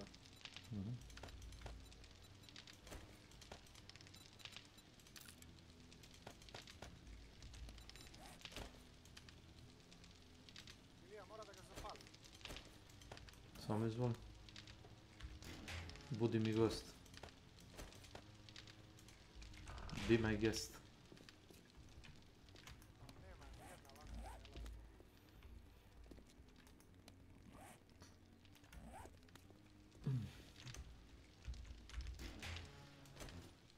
Ma svakakvih govana, ali lanterne nema.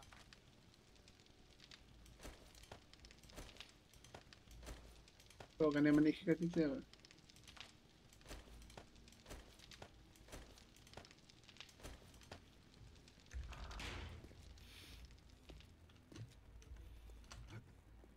Ti znaš da su stavili zamku za slučaj da je solo, da prova se saživi. Ne znam za to. Ima i tamo. Ako ti se ustane krene da šeta, čisto da znaš. Može se ti moli. Ima i toga.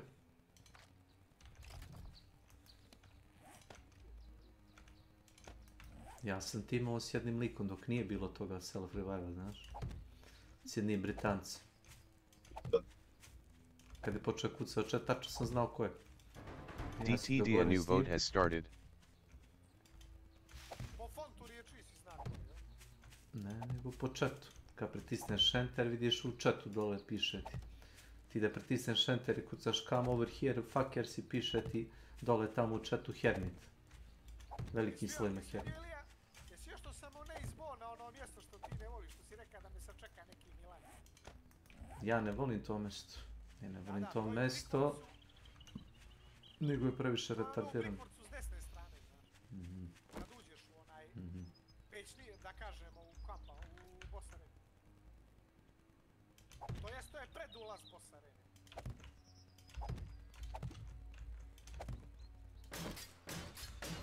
Ovaj pič izašao napolje, pogledaj na mapu.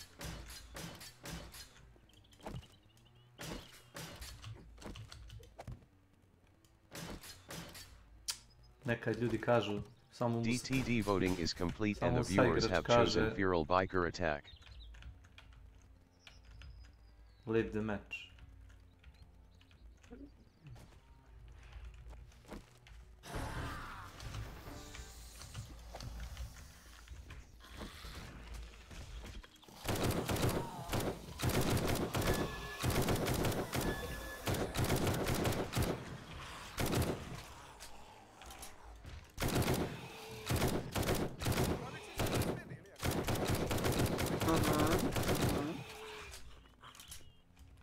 Kakav je osjećaj? Yes.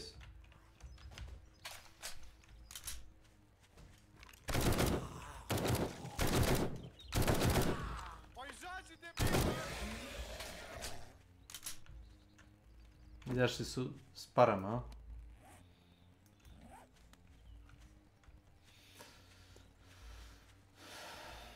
Nice. Rifle.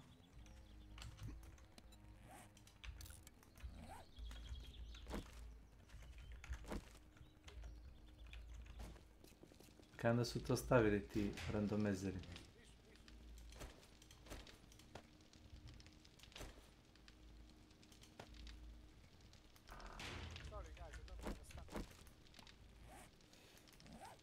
O.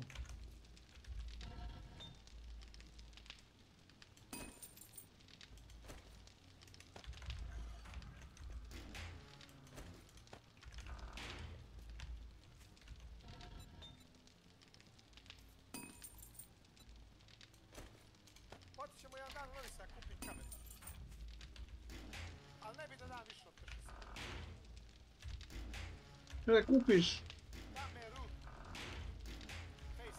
Što se mene tiče, možeš odmah. Ja radim tek uveč. Jesi me čuo? Da, nije na prodavnici ve. Imaš u Bigu ti radi onaj shop. Neki cigan ve. Ne, u Bigu onaj kao tržni centar.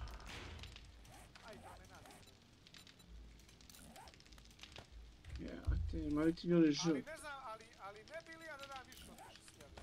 A ne, to mene ne interesuje. Vidiš pošto su cene, ako ti odgovara uzmeš, ako ti ne odgovara nemoj da uzmeš. A što jednostavno ne odeš na e-ponudu i pogledaj nešto? Zato što je druga stvar kad nešto vidiš i druga je stvar kad nešto ti vidiš na slici.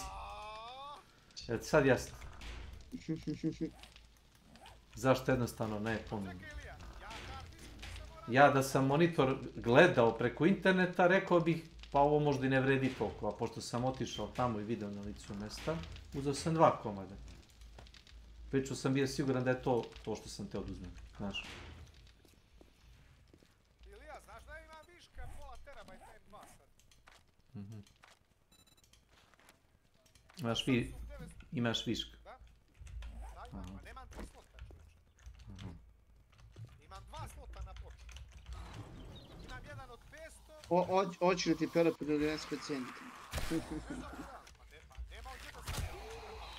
Ja već imam jedan od terabajt i drugi od...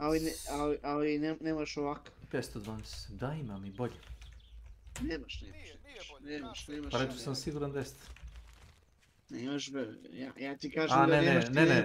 Ne, dio pravo, ovakav nemam. Ne, dio pravo, ne, dio pravo si. Takav nemam, sigurno. Pa KC 3000... Da, kao što ti imaš, to niko nema. A nije da imam, no se ja pročita ili ja Aha. Aha.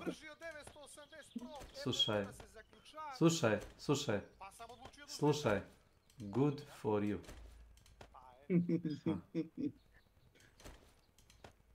Ali imam Samsung 900. Ama. Dobro, be mi one. Pitaj kuma, možda mu treba.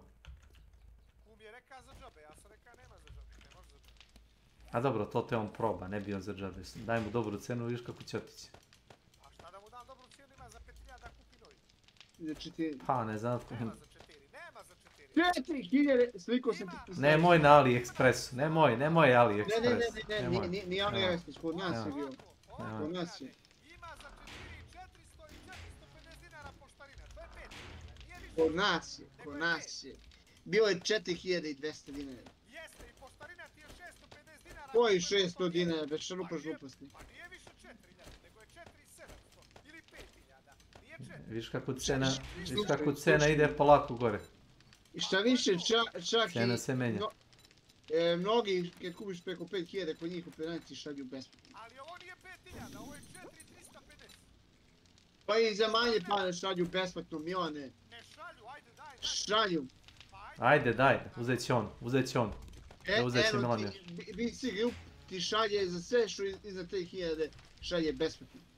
Pa koliko taj kartić misli? Ovo je pre nego kako koša sad. Ajde, pa ne, stani, pusti ga, ajde, nađi, ajde. Nađi, ajde. Tamo gdje ti on košta 4200-300 dinara, tu poštarinu plaćaš 400 ili 550 naći. dinara. Ček, mora naći. Nađi. Mi čekamo. 980, aj nađi. Mi čekamo, ajde. A ja sam toliko to zatepao sad da to nije normalno. Ne. Naći. Evo, ponuda. Ne, polako. Evo. Polako. Nemoj na stanju i treba da se poruči i tako to. Fizički. Da li imate, hoću odmah da kupim, kažeš.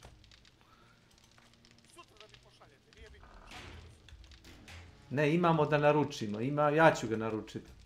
Ne treba.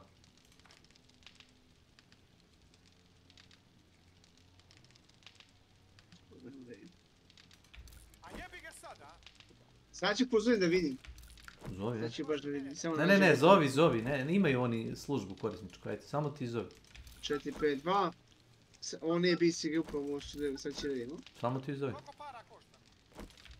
4294 dinara. Sad ću pozovem da vidimo. Zovi. No problemos. Pusti ga, nek zove. Na kraju će on da se izvinjava. Ja da se izvinjavam. Da, što nisi bio pravo. Ne, nego sačekajte da pošaljite nam mi narudžbenicu pa ćemo mi da naručimo pa će biti. Znači nemate. Pa ti imamo, ali znači ne.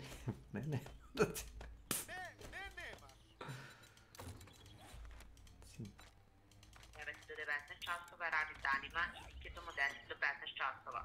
Koliko želite da vas mi pozovemo u toku radnog vremena, pritisnite taster 2. Radno vreme BC grupe od 9 do 19 časova radi danima i viketom od 10 do 15 časova. Koliko želite da vas mi pozovemo u toku radnog vremena, pritisnite taster 2. Ne radim. Sutra ću da pozovem.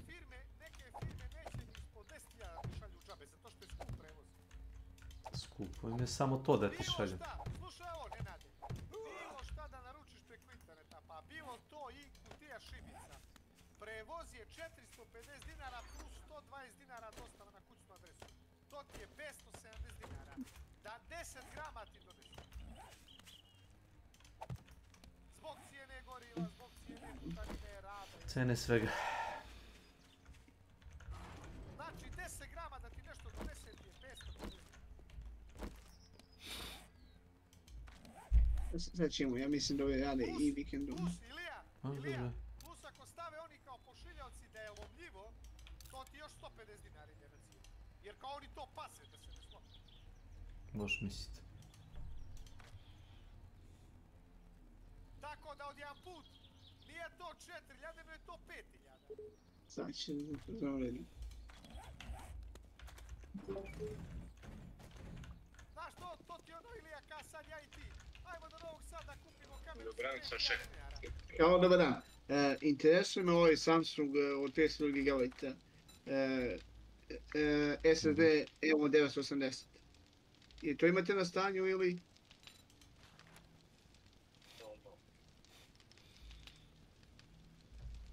Da. Kako ste mi rekli oznaku? 980 evo. Samsung. To je NVMe M2.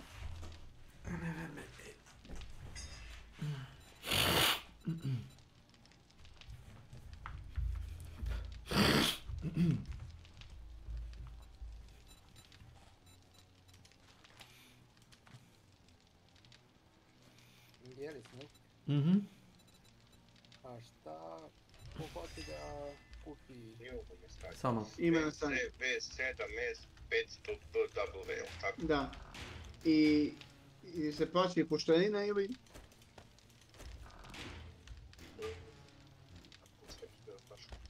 Overnight.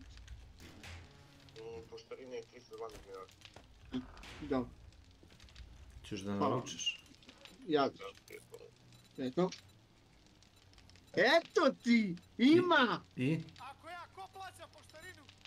Pa bože, ovo na ovom sajtu plaćaš ti, ali... 320 dinara. 320 dinara. 312 dinara! Plus porez, to ti neće reći, a? Ko je plus porez, već što lupaš gluposti? A dobro, to će ti reći kurir, nemaš ti problem. 312 dinara ti je. To je osnovica. Plus 150 dinara što ti ide na kućnu poros, na kućni prag i 18% PDV-a. Ali Milane, meni je pošta preko posla. I ja odem i ne platim. Ne može ti doći taj paket. Može. I čekaj, to nije ne Nenade 4.000 više, nego je to 4.800 nešto. Dobro. Dobro. A nije 4 i 200 do 4 i... Moraš plati poštarinu, nije 4. I ovo sam mi treba da uvatim, ne pozove sve sam lice dok izvučem besplatno poštenje. Evo, besplatno poštenje na sajtu. Koji je, Snik, Da. koja je, brate, rasprava oko SSD-a? To što nešto ne košta 4.500, nego dok ti stigne poštarinom košta 5.000, 5.200 na prvi. To je sad da se raspravljamo oko toga, tako? To su sitnice, ali... Sitnice koje živo znači. Ako hoće da... Ne. Ma niko be, nego volimo čisto jasno. Mi to onako... Yes. Čekaj, ako niko neće da kupi, zašto volite raspravu, ne razumijem. Aj, konstruktivno, onako. Kako se ono kaže, kibicujemo? A to? Vodimo čisto konstruktivnu raspravu. To je sve.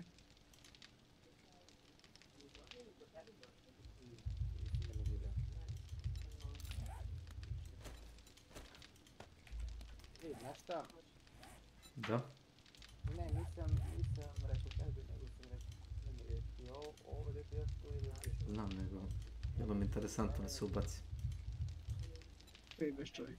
A ne jebim, nego ono, kad kaže da, a ne ne jebeš, nego pojebuješ. Ne, kad kaže da, ali ne kaže specifično kome kaže da, onda se ja ubacim, znaš. Čekaj, da vam ispričam, bre. Izvoli.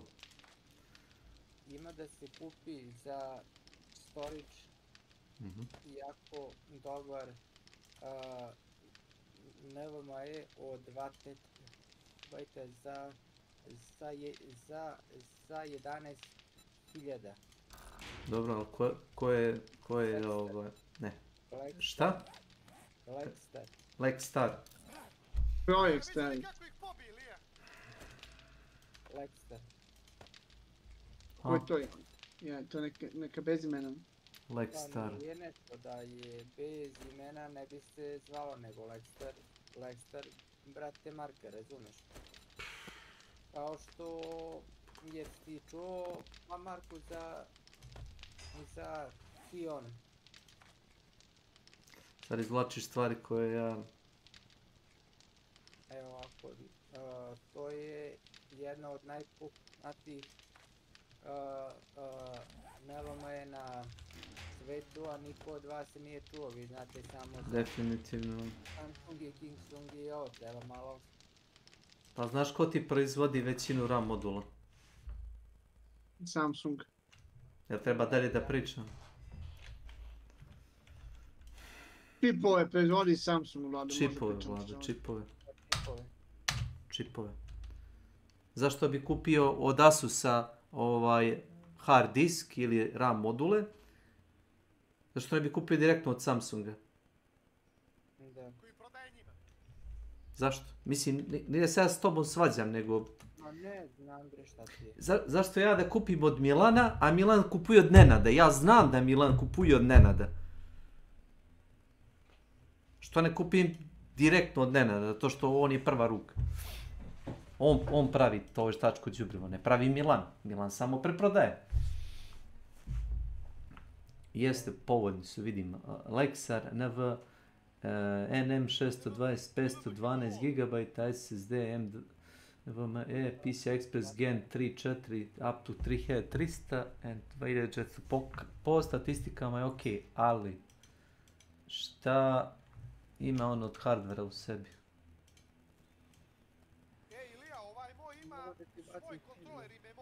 Ozbiljno. A ostali nemaju kontrolera? Pa ja viš, na primjer, taj što zgledaš nema. Nema kontrolera. Kako ti to znaš? Ne kontroler, ličnu memoriju. Ličnu memoriju? Da, memoriju, kao, kako se to da. zove? Nije firmware, nego... Evo ti Snake. Backup neki, šta ne? Ne, Vlado, gledam. Memoriju ima svoju, brate, DDR4. Evo ti. Ima svoj DDR. Da bi bio tako brz. Stvarno.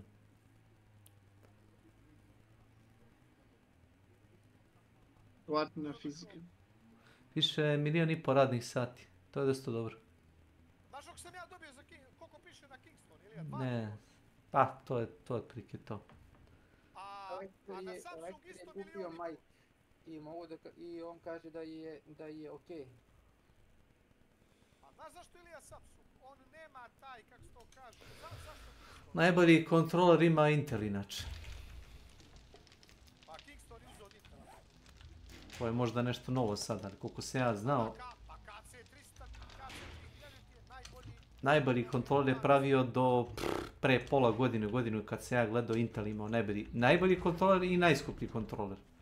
A to ti je bilo samo razlika da li ima, ne znam, 1,5 miliona radnih sati ili ima 1 milion. Ili tako nekakva glupost. Ovaj Kingston ima 2 miliona, ali znaš zašto Ilija? On nema taj, kako se zove, jer oni svi hardovi duplo pišu zato što kao čuvaju podatke, on to nema. On uopšte nema zaštitu podataka, on prosto piše i briše, bez... Nešto ima tamo, da prvo piše na 128 pa na 256 bita, Samsung i ostali, šta ja znam. Jer ima taj kontroler koji kao je za zaključavanje harda, to je podataka, da ti niko ne može hakovat hard. A ovaj možda hakuje kogo dođe, ali mene boli kurac što će mi hakovat igrice, ne držim na njega neke podatke. I za to on ima više ciklusa po blokovima, DTD, a new vote has started. jer duplo ne piše i više zbog zaštite. Dobro, hoćeš ti igrat? Ej. Neće, hoće da priča. Pa dobro, nikomu ne branim da pričam. Možeš i da pričaš, igraš. Jesi čuo bre, možeš da pričaš i da igraš. Ajde. Ovoga moram u muricu da hitnem da me ne bi zapalio. Reci mi koliko mi je Ilija, koliko sekundi kasni mi stream? Nemam pojma. 2-3 sekunde uvijek kasni mi onaj. Ne može da ugodiš. Ja sam rekao radi samoubistva je to tako. Da neko ne bi izvadio utoku i zatukao se na streamu, live. Napara. Pa TV vesti isto emituju sa lagom. Jebote be, kako se ovaj malo i nije setio da streamuje, evo te.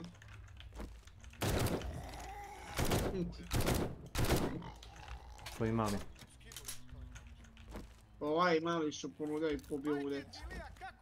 DTD voting is complete and the viewers have chosen resourceful. Uživo gledat stream kako se ubijaju ljudi, ja? Vlado, nisam ja toliko bolestan. Ja jesam lud, ali nisam bolestan. Pa vida mali je streamova, a? To te sakupio. Neće, oj moj, taki bi volao da gleda stream live, brate, jao, taki mi rekao. Ilija? Izvoli. Kako da makneš Čedoma. u desni gornji ćošak, ovo što pokazuje kao internet ili nešto, u opcijama u kantu. To ti je statistike ako se sećaš.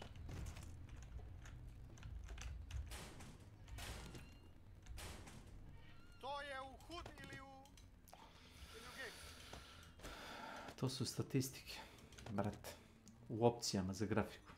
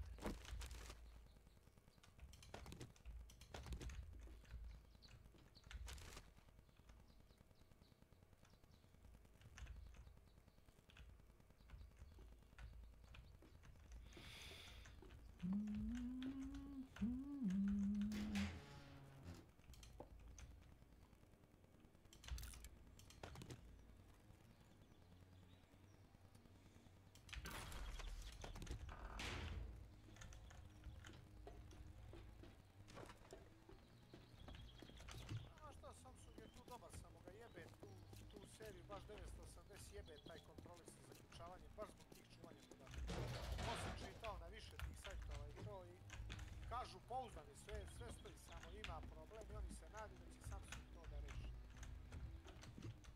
Nije to zaključavanje podataka, to je ako updateš firmware, a njihov software koji Samsung ima detektuje da imaš ne znam koliko ti... Piraterija ili nešto? Nešto, zaboravio sam. Da, NVMe su mnogo lošiji nego što su bili. Dobro, izvoli. I to je globalna stvar i ne odnosi se samo na jednu marku, nego manje više na sve. Znaš kako sam dobio garanciju na Kickstone, Ilija? 120%. A što sad prekidaš Vlada? Čovjek je pričao nešto. Ja sam to samo rekao kao nešto i ništa, nisam više hteo da... Ti ga sad braniš. Ma nije. Kako nikad jest? Izvoli. Koliko si dobio garanciju, ajde? Nastavi. Nastavi, izvuka si se, ajde. Dobio sam garanciju od firme, pisanu garanciju na 10 godina, 120 na hard. Fiskalni račun, sve. PC Group sve poslao, spakovano. Ne od proizvođača, već od PC Grupa se dobio. Mislim i proizvođač daje 10 godina.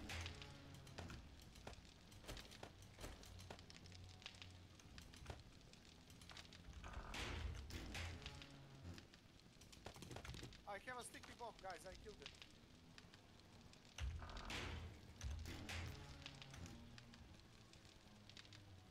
Dođi, pauke! Eto ovo! Jesi Ivanoviću. Da, kumar. Bog te zaboravi da te ne zaboravi. Što svaki put kad to kažeš zvuči kao da bacaš kletvu. Sad je onaj neprijatni smek kad znaš da sam u pravu i ne znaš kako da se izvadiš. Viš. It's over, Anakin, I have the high ground. Može da bude, a ne mora da znači.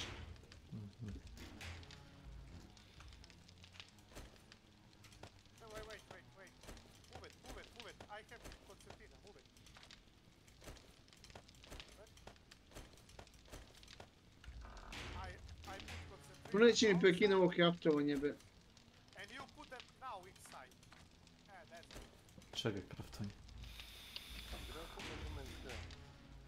Ja sam igrao. No Man's Sky, ja sam kad izašao, kad je bio ono...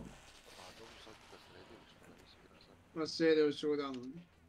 Sredili su ga, ima već pogodine godinu. Ma više.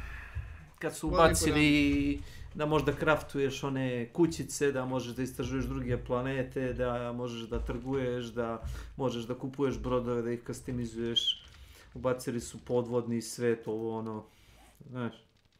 Što neću takve igre da igram sam. A ovdje ljudi su porodični, tako to i nema para da kupuju gluposti. Tako da mi je glupo da vas... Ja sam kupio gluposti. Kad si kad izašli? Što sad ti meni reklamiš? Ne mogu da ga ubedim da igram Faktorije sa mnom, a ne nešto drugo. Što moram da igram No Man's Sky? Znači imam igara koje mogu da igram i bez toga. Počeo sam da igram Faktorije sam. Znam, igraš na onome serveru. Kume scenario, sediš u vozu ili u tenku i njemu gradiš bazu i ide Void za tobom i samo kao uništava delove mape. I ti moraš tamo da spomereš. Praviš, glavnu bazu praviš u vozu, a može praviš iz polja. A bube te napadaju non stop. Da. I može se braniš. Ali...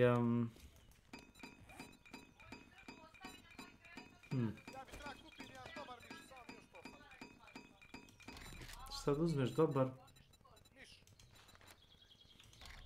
Ne znam šta ti kaže, imaš kod đerđevca miševe, ja sam uzeo kod njega. Ili uzmeš kao kum, uzmeš bežičnu tastaturu i miš. I legneš u krevet i kao gospodin igraš. Neša ima jako dobrog miša, samo je potrebno da zameni ove... Senzor. Mikro... Ne, nije... Kontrolere.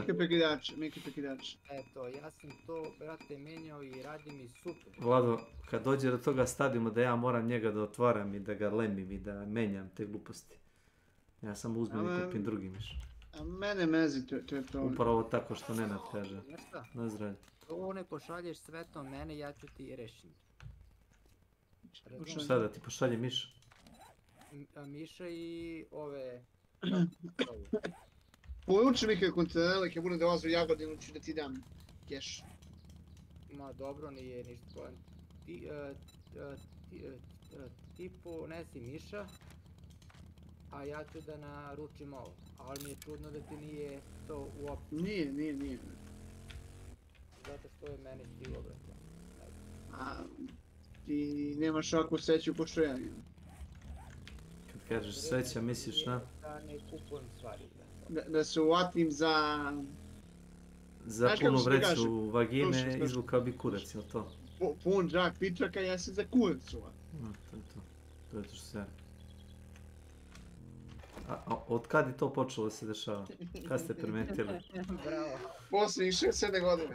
Kad je počeo da voli pare, to mu je karma. Jedi govna. Kad je počela ljubav prema novcu? Od dana kad sam se rodio. Nemoguće. Jeste ti poklonili mali novčanik kad si se rodio? Da. Kao ona epizoda South Parka kad onaj kaže, deti kaže, ona kaže jevrejska vrećica za novac. Kad su zezali onoga malog jevreja kao, kaže da kaže, Kartne ga zezu, kaže da vi, kaže jevrej imate, kaže malu vreću, kaže za novac. Koji nose oko vrata. Yes. Ti helta nemaš. DTD, a new vote has started. Ti kuća nemaš pa se željavaš.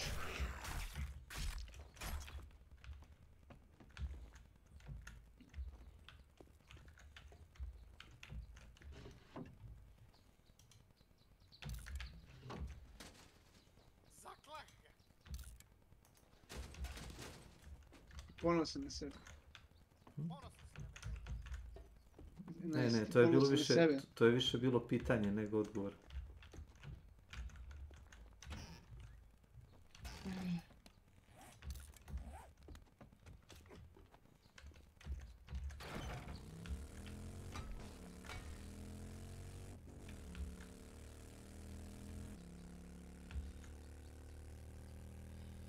Treba mi neke velike pare, teško ćemo oko... Izvršamo dominaciju. DTD voting is complete and the viewers have chosen Feral Biker Horde shielded minions. No šta mi nije jasno. Ima taj profil 5000 sati, već nebitno koliko je online. Kako već nemaš kao Rahta 2 miliona $100? Ako ima 20.000 secine. To zbog eventa. Kad su eventi pare padaju kao blesave, ono, kad radiš one challenge ne gluposti. Jesi vidjeli ja koliko imam, sad ćeš da vidiš, koliko ima miliona bounty-a, 4 i nešto miliona bounty. A koliko imaš novca? Možda 7-8. U tome ti pričam. How is that possible, jel? Znači da si potrošio 4 miliona $. Niješa. Razumeš? Potrošio si 4 miliona $. Na šta? Na lovc. Na šta? Na double barrel i na lovca od $300. Na to si potrošio. Da. Praktično daj, ne. To nema logike. Ja imam 2,5-3 miliona bounty-a. Manje imam. Ali imam 700.000 u novčaniku. A dobro, ti si malo igraka, Gypsy. Ne, ja uvijek igram tako. Što bi ja kupio u novi meč, što bi ja uzeo lovca, ne interesuje me.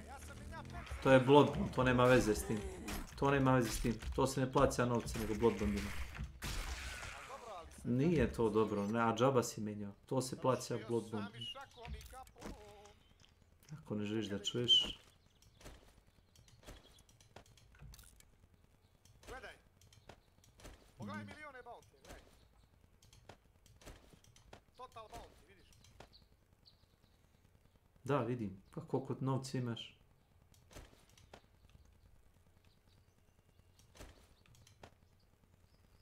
Kako je to moguće?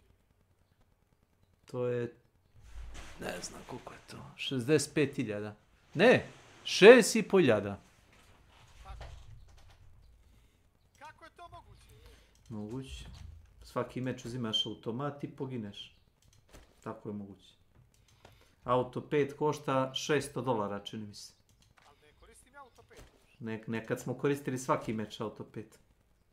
Dobro, ali sad ga više ne koristim. Sad koristimo ovo.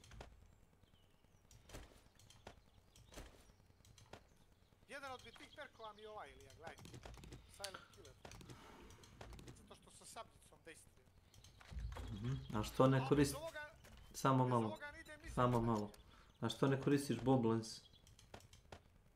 Pa jesi vidio što si ti poslao snimak? Nisam čuo. Što ne koristiš Boblens svaki meč? Ne. Sporo udara. Sporo udara? Da. Čovjeku, samo malo. Čovjeku ima 40.000 kilova i 28.000 smrti. Znaš čime igra? S dvocekom? Ne, igra s Boblensom. Pa ne, ali ja sam juče ubio 2 čovjeka. Sporo udara. Ne udara sporo. S jednim udarcem ubijaš dvojicu. Ne udara sporo. Sa sabljom? Sa sabljom? Ne. Mora da bude jedan pored drugog. Ne, apsolutno ne. 1,5 m radijusa ima Bomblens. Sablja ima pola metra ispred tebe. DTD cooldown commands are now active.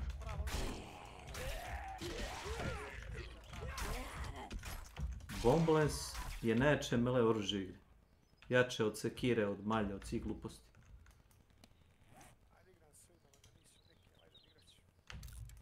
I tako dalje. Jesi vidio da imam 11.000 kilova? Jesi vidio to? A gledaj, pogledaj po statistici koliko imam ovoga asista. Very good. Asista ima 1300 od 11.000. Da, to mnogo govori o tvojoj igri, znaš. Pa dobro, moje igre... Ja imam više od pola asistova. Imam i ja. Pola. Ili dvocekom. Ali pukneš na njega sa tom jebenom dvosekom bez obzira će ga pornići ili ne. Iz daljine će ga koliko toliko kušuma će ga dokačiti? Neće, preko 15 metara neće ništa. Evo to će ti Milan reći. Neće ništa. Ovi asisti su upravo to. Gađa sam čovjeka na malo dalje pa ga ne kubio. A ne mogu ti ja sabljom napraviti asist. Jako sam ga ubolnjen do toga.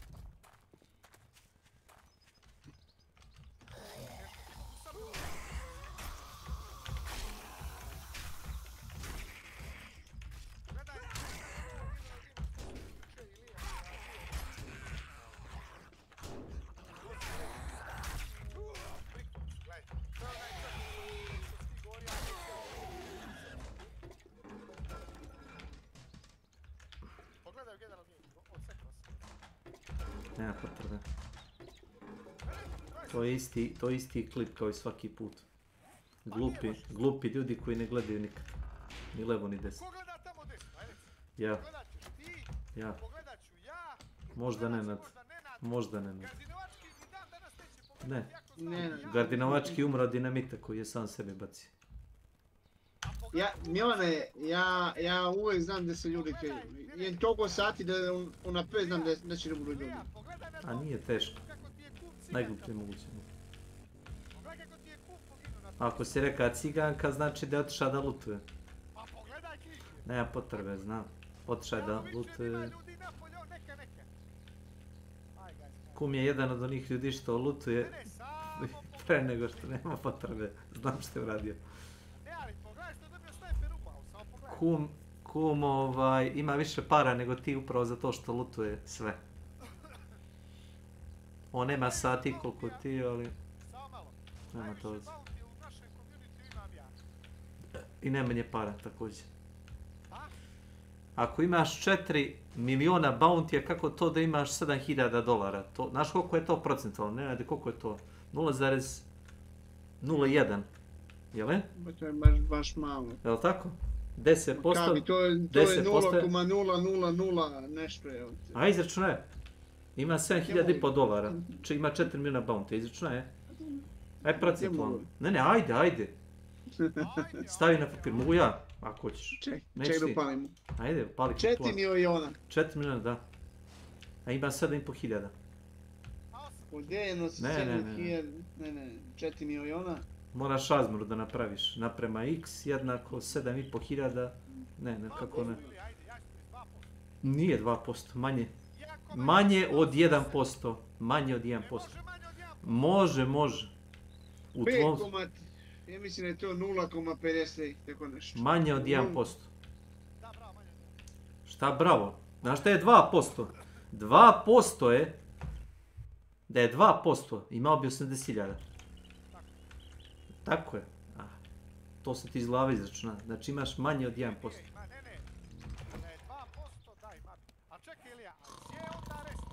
Ne znam, ti mi reci.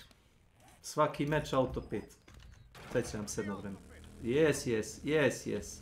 Svaki meč auto 5. Novi lovac auto 5.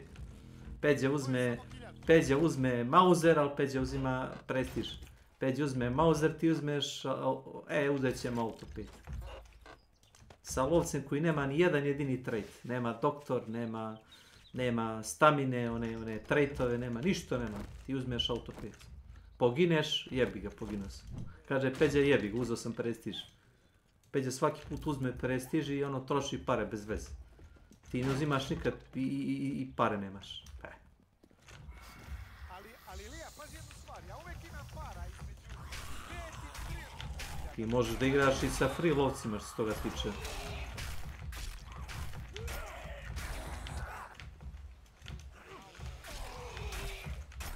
Free lovac ima medkit, nož, bokser i pušku. Može da ima od snajpera do sačmarice.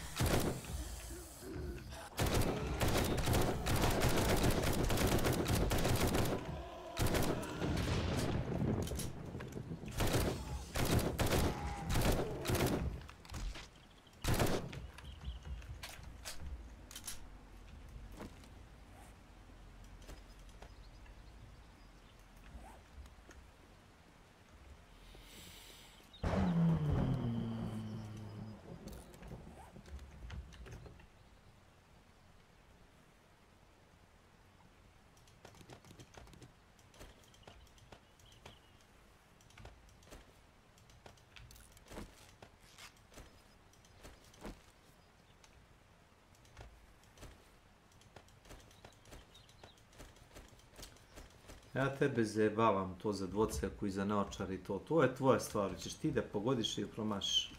Ali da bar to što ti igraš ima efekta. Nema. Kako nema A nema efekta, imaš 1%, manje od 1% si novca imaš kod sebe. A nisi ujedno nikad prestiž?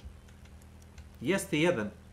To je kad su resetovali svima akaunt. Ja sam mu rekao, uzmi jedan prestiž, svima će resetovati akaunt, bit ćeš level 1. On mi nije verovao, ja i Peđa mu kažem, znači tako je bilo.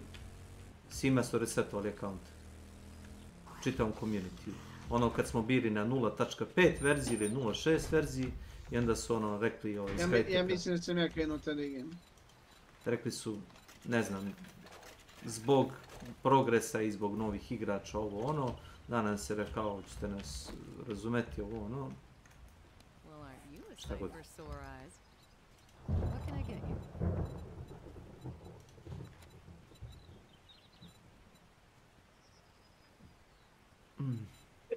Not one thing? Well, there's always next time.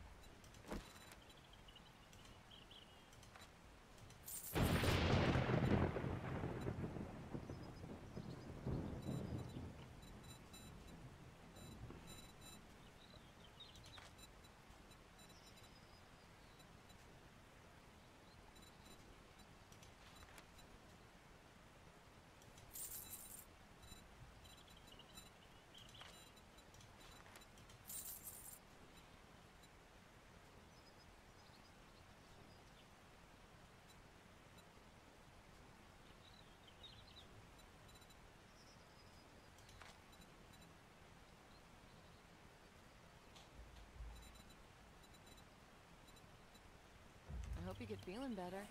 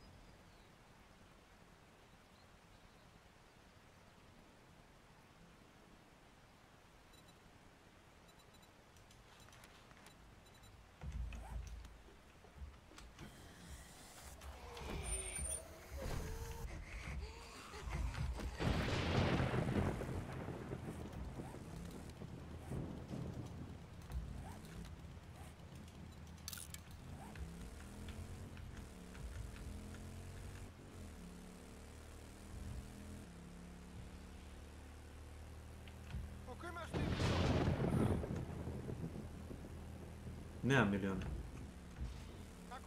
Nema miliona. Misliš za bounty? 2 miliona čini mi se. A od 2 miliona bounty-a imam $700,000. Hunt. To ti je sve na prestiž otišlo. Na kraju svakog prestiža imao sam između 10 i $15,000 koje nisam potrošio. I svaki put kad klikneš na prestiž, to ti ode. To ti je... Nek bude 10.000 u proseku. 10.000 puta 100 levela, koliko je to? Ajde matematičar. To je bar miliona. 300.000 računaj da sam, kao i svi ostali, potrošio na lovce, na opremu, na gluposti, na pičke materine, ko zna na što. Šta hoćeš? A imaš ispod 1%. Pa definitivno si svaki meč uzima automat. To je jedino objašnjenje. Ili Mozin snajper sa spicer municijom. Pa da. A ti si kao gardinovački. Gardinovački nije mu jasno. On kaže mi... Pre se dobijalo mnogo više para kao po meču. Ja mu kažem nije. On kaže nije nego kupuje skupe stvari. Bounty ne može toliko novca ti donese sam po sebi. $300 do $600, nisam siguran kako ide. Samo bounty. Da ne ubiješ nikog, da ne lutuješ ništa, da... Samo malo, odakle si siguran da je jedan bounty jednako $1? Nije ti jedan bounty $1. $300 do $600 ti je za 2 bounty-a, čini mi se. Ne, mislim, milioni bounty-a da je jednako od $1,000,000. Jesu. Pa pogledaj sad, pogledaj na kraju meča. Zapamtio koliko si imao bounty? Jesi zapamtio? Hoćeš da ti vratim stream da vidiš? 1, 2 bounty, koliko si imao Milane? Ne računa se 1, 2 bounty, računa se dolar za dolar. Pisat će ti sad koliko si izneo para. Zapamti koliko si izneo para. Nemoj da klikneš odmah escape leave. Pogledaj koliko si para izneo iz meča. Da, sad. I onda pogledaj opet svoj bounty da vidiš da se promenio. Ako možda zapamtiš zadnje broje. Ali nisam vidio koliko mi je bilo zadnje. A pa možeš da vratiš. Ja ću da ti vratim. Ja ću ti vratim. Ti ćeš da mi vratiš? Ja ću ti ga vratit. Ti pogledaj koliko sad imaš bounty, ja ću ti reći koliko si imao tačno pred početak meča.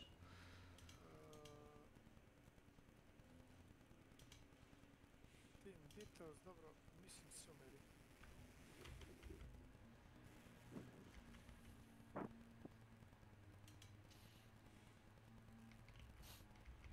Dobio sam 100 bounty-a. Nisi dobio 100. Evo koliko, ajde. Moram da ti pogledam tačno gdje si pokazivao statistike. Jesi pokazivao svoje statistike kad si ušao u meč ili između? Sad, dok sam igrao meč, pokazao sam statistike. Sad nije. Na koliko? Na početak meča, na sredinu meča, pred kraj meča? Nema, prije što sam počeo meč, možda sad ovaj zadnji meč ili... Jeste, gledam, ali kad tačno? Na početku meča, u sredini meča? Pa, vjerojatno na početku. A nije pa prije meča, kako sam ti mogao drugačije pokazao bez prije meča? Ne možeš u meč, kako sam pokazao. On prosto piše i briše, bez... Ma ne, Andro, sad je. Ovo nego Lexter, brate, marke, razumeš? Oni... Budi kasni mi stream. Sad trenutno ima, znači mimo ovih cifara, gledam sad 3 cifre, 675. Su porodični, tako to imamo para gluposti.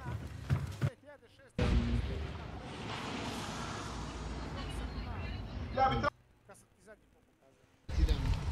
Sad prije početka ovoga. One man rush!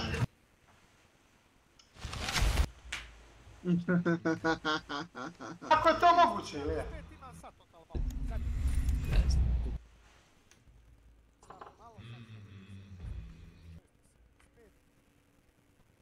Čekaj da viš. Možeš da čuješ. Da, vidim. Koliko novci imaš. Welcome. Kako je to moguće?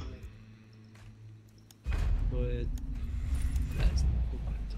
65.000. Ne, 6.500, nije to dobro, na džaba si mi. Kako je to moguće, ili je? A dobro, ali se kaže... Nije to dobro. Evo ti. Kako je moguće. Auto 5.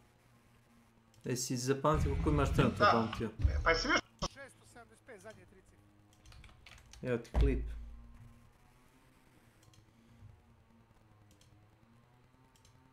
Evo ti klip pre kad si pokazivao kako imaš bounty.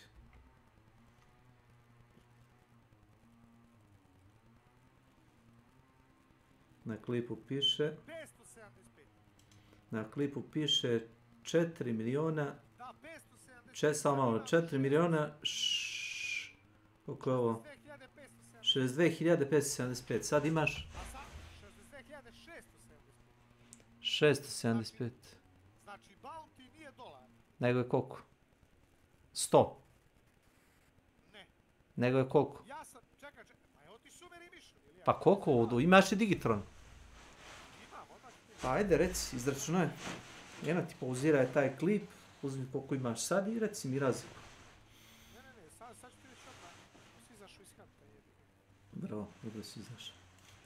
Dobro si učinio.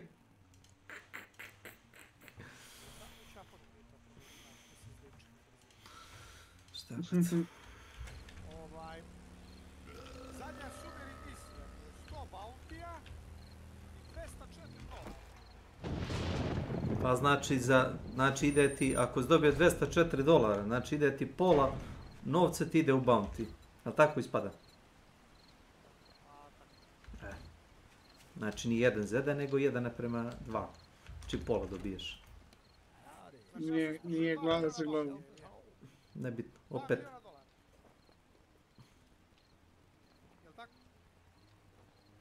Ne, ide ti obrnuto. 8 miliona. Ti si još gori nego što sam mislio. Dobro, bolje da nisi orka. Jes, u pravu sam. Ne, još je gore. Još je gore, jebut. Lele. Da. Aha. Da, džaba se vadiš. Imaju se. Ide pola. Koliko je? Pa koliko je? Kolika je razlika? Kolika je razlika u bounty koju imaš sad? Kolika je razlika? Evo ti zadnja misija. Na razliku 100 bounty. Evo ti, gledaj. Znači, dobio si 100 bounty i 104 dolara. Bounty i dolari nemaju veze, vidiš? Nema, ja? A evo ti vidiš. Odakle mi 104 dolara? Više ođe dolara. I vidiš bounty 100. Kolika je razlika u bounty-u? Kako on loot lik? Nema problem, sad ću ja da vidim. Ma bounty i dolari nemaju veze. Kolika je razlika, jesi me čuo ti? A kako može da bude razlika kad ima... Kolika je razlika? Umiješ da sabereš i oduzmeš dva broja?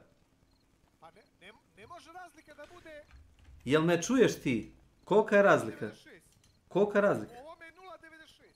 0,96. Pa znači podeljeno sa 2. I 104 dolara. Vidiš li više?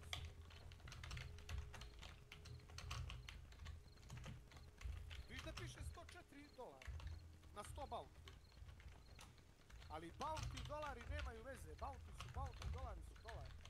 Mogu ja iz nečeg da iznesem 1.500 dolara da dobijem 200 bounty. A kakve to ima veze?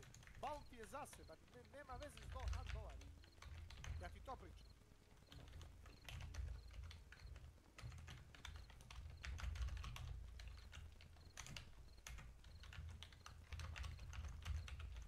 Pođi na Hunt Community i proveri.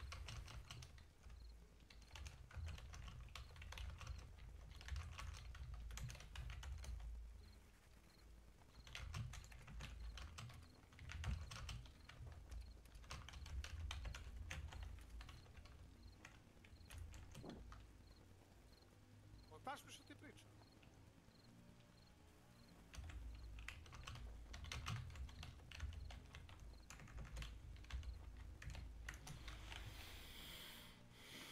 Ma Milane, ja te ništa ne kontam. Nije. Ja sam ga pitao jednu stvar, on mi je rekao 100 stvari. Nije nego bounty dolari ne sabiraju se, nema to veze, bounty je bounty. Evo sad ću da odigram meč, recimo, Mislim da... bounty, Mislim da ima veze. možda ću imat 200 bounty, a ako nađem neđe kasu ili nešto imat ću 1200 dolara. Aha, babe su babe, žabe su žabe. Pa to ti kažem, to ne možeš tako da računaš. Ja ne znam odakle to ili on to pročita. To se tako računa. Pa ne računa se ili, evo sad ću to da Google da vidim, hoću da vidim. Evo sad ću da vidim. Evo ti piše Milki i dolje, jeste, tako je, posebno. Bounty su bounty, a dolari su dolari. Evo viš. Zasebno.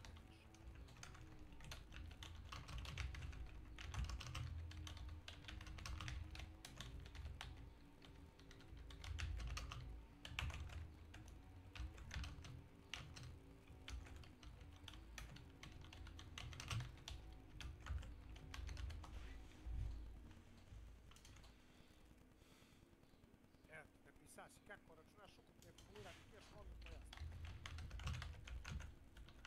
Vidiš ti ovdje, imaš 100 bounty i 104 dolara. I 4 dolara je bila kesica ili... Tako.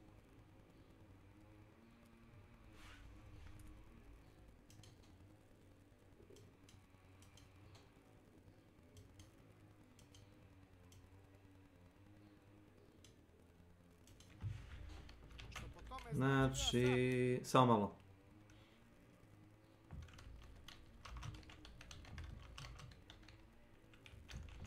4 bounty tokena jednako 100 bounty pojena. Tako nekako.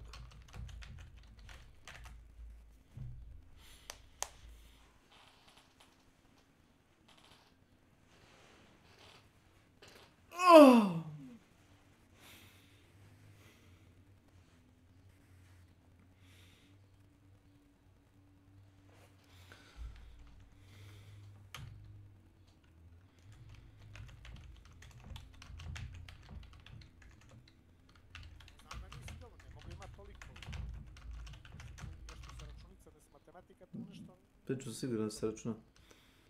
Registar kase i...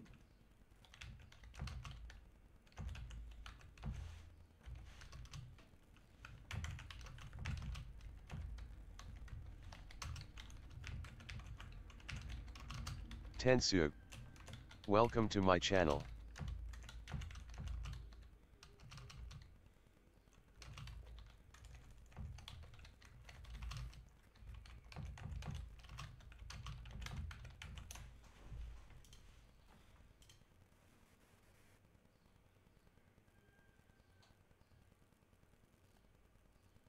Aha. Znači ja tek... Ne. 10 miliona. Ne. Evo ga. Evo ti. Evo ga.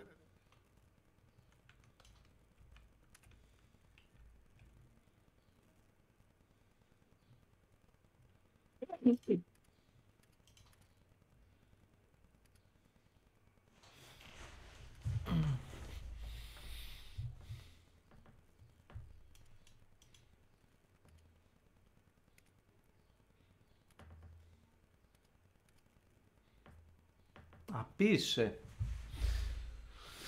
piše fino. 1 bounty jednako 4 XP-a. 4 XP-a plus $100. Opet nije jasno. Ni Krajtek ovo nije dobro napisao.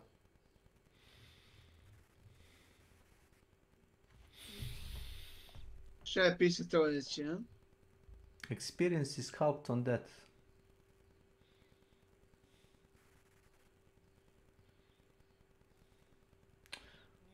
Kaže, nisam načuo. To illustrate, you are killed after finding first clue in bounty hunt. The clue awards 50 bounty, which is converted to 200 XP-a i $50. Because you are not able to extract, your experience is halved and thus you only receive 100 hunter XP. Ovdje piše XP. Mene XP ne interesuje, lovci umiru kao snoplje. Ma ne računam bounty kao novac, čovječe, razumeš, u meču. Računam bounty kao ukupnu statistiku, razumeš, koju svaki lovac ima. Kapirate vi? Znam, ali ti si meni rekao da po tome, po broju bounty-a, ja sam minimum treba da imam $4 miliona. Ne, bar dva. Pošto nikad nisi uzeo prestiž. Ne možeš čak ni tako izračunati. Možeš. Prilično sam siguran. Jer sam lovaca lutovao, koliko sam puta... Ne, prilično sam siguran. Kak je to vezi ima registar kase? I to si morao iznijeti iz meča. Ako sam iznio, da. Bilo je kad si nastavio da ideš. Kad smo rekli $500,000 kad se pokupi. Tako reci da guraš. Idemo dalje i poginemo i nemamo ništa. Ja sam rekao, bounty je $600, kasa je $1,000. Vrlo je logično šta ću sljedeće da uradim. Znaš. Ali dobro, sad smo došli da nije računica jedan bounty jednako $1, nego bounty je bounty, dolar je dolar. Ima neka konverzija. Meni je nemoguće da sam uspio da potrošim, što kažeš ti, $4 miliona, pa to da sam uzima po 3 automata na meč ne bi uspio. Uzima si svaki meč auto 5 neko vreme. Ne, ali sad ćemo to da izračunamo po broju koliko sam puta umro. Imamo digitro, brate, nije to problem izračunati. Pa nije, umro sam ovako. 10.000 puta sam umro. Da se svaki put, samo malo, imam 10.000 smrti. Da se svaki put trošio od $2,000 na lovce, to je 2 miliona. Gdje je još 2? Potroši. Pa kako? Aha, ti si računao koliko si puta poginuo. Pa ja znam koliko tebe. Tebe lovac izađe u proseku od 500 do 600 dolara. Ne, reći ti ja tačno koliko mi izađe, gledaj. Evo je. Lovac mi je 200, terminus je To je... 200, žica, oko 700 dolara mi izađe lovac. Dobro, puta 10.000 lovaca. Pa izvoli digitron pa mi reci. Što ja ti računam? Ne, nisam ja matematičar, izvoli. Imate palicu.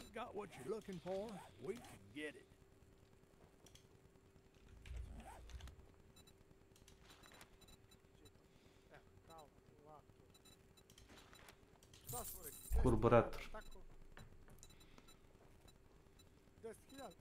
Smrti. Puta 700 dolara, to si ti rekao. To nije moja cifra. To je, znaš koliko je to? To je... 7 miliona. Jona je u kešu. Ti si sve pare potrošio. Svaki put kad si poginuo. To je to. Čekaj, to je 7 miliona dolara, tako? Eto objašnjenje.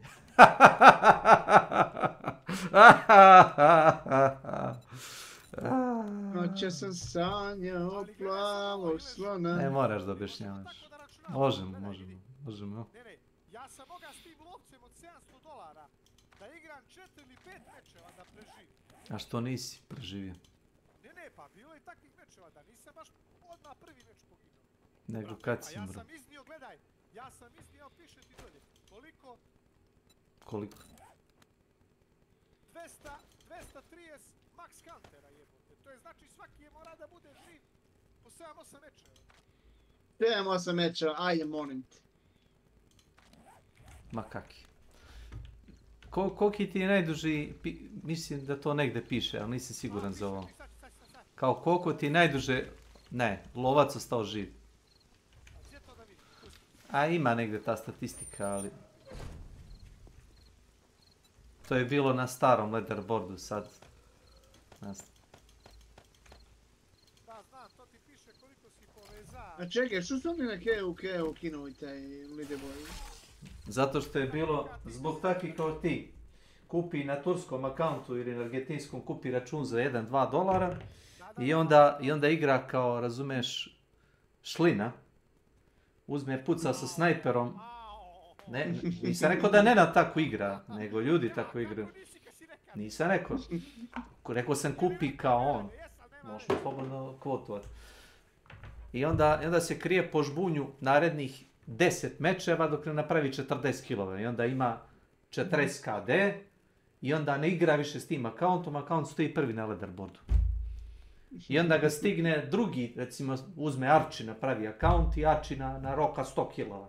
I ne igra više s tim akauntom. Onda piše, ne piše Arči, piše nebitno ko piše. Ali to su štrumf profili, niko s tim ne igra ni ozbiljno, niti igra dugo, zato što čim pogineš 2-3 puta odmah padaš odatle i to i ne znam. To je glupost teška.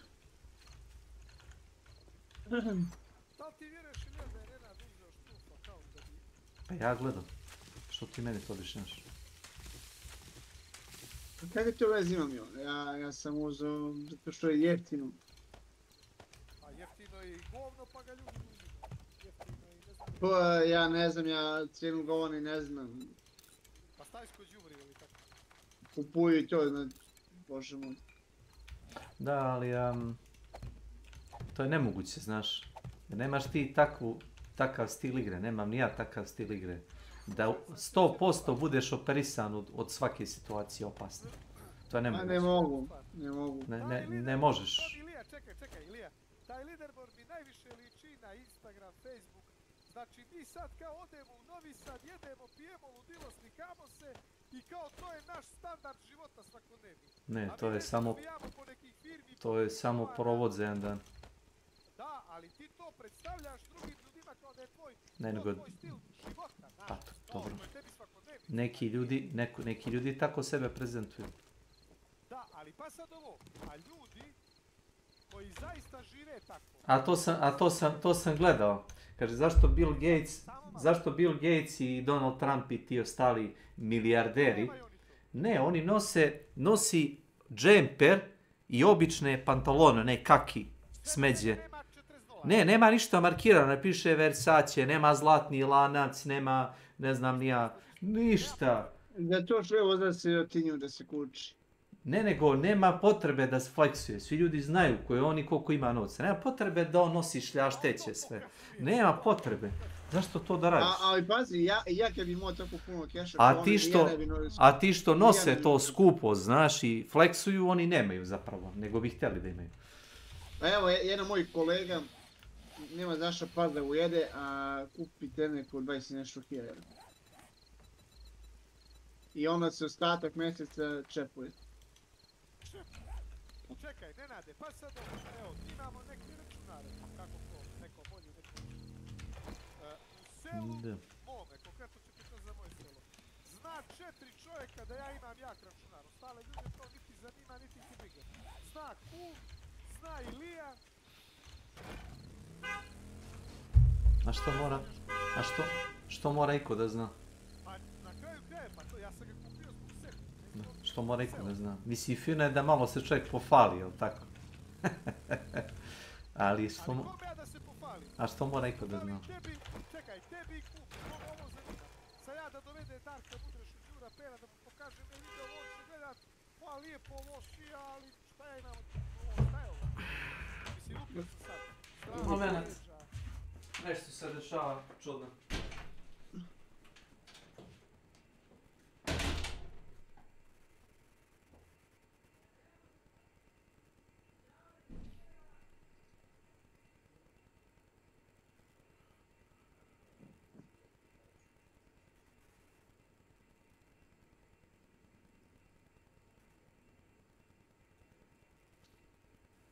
Nadi! Kaži mi on.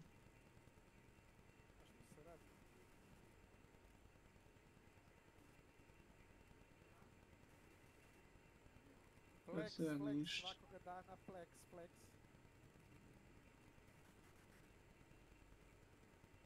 Ui, ne rade, čuš ne rade.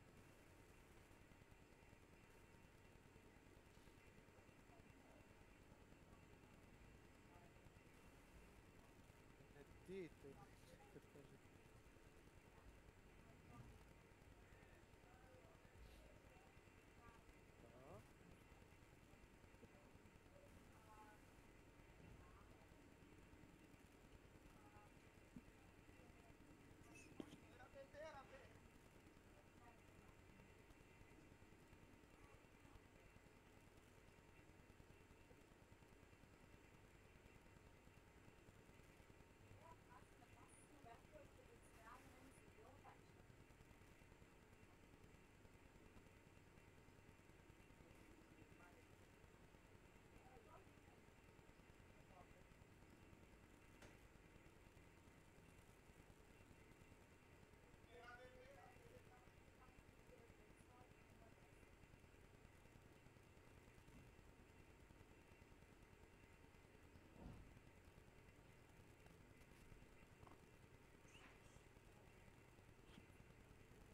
Da, jesmo li tu?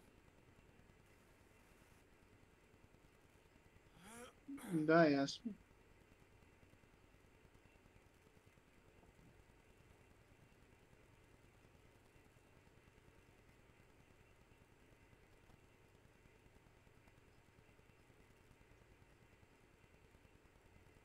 Spartans. Welcome to my channel. Daysat.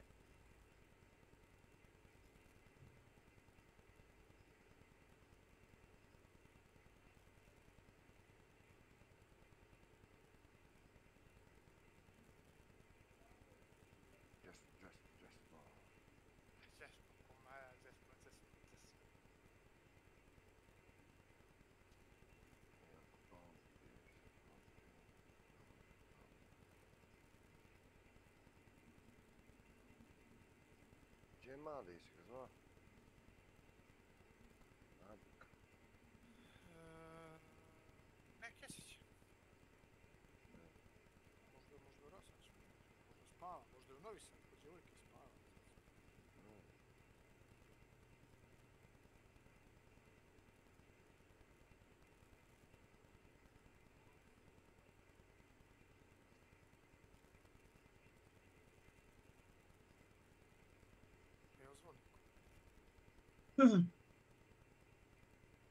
Kumara? Ne javlja se. Violets TV. Welcome to my channel. Hoćeš Makića da centriram? Pa zove Makića. Zove Makića. Jučer smo igrali. Ode za karpice! Da mu kažem. Kako se on izbog uviča. Oh!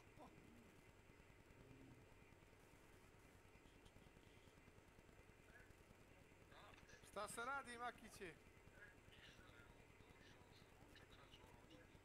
Oli malo hanta. Bro. Pa ništa, ja i tu Kumara pa da vidim ima li igre malo da otučemo klubar. Dobro, dobro. Ako budemo mi igrali. Okej, ajde.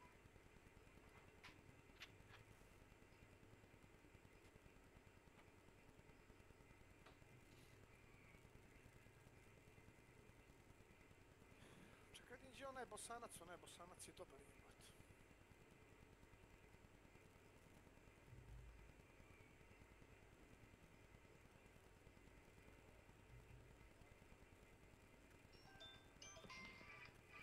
Neko te zove, Kumara. Kume. Evo ništa, brate. Sada je odigram s Bekom i s Makićem. Ma igramo. Ti? A, gdje je mali boga, rečemo da dođe za ovu džetalnu. Šta kaže? Spremne, samo neka dođe. A kad ću doći? Uf, teško, brate, teško.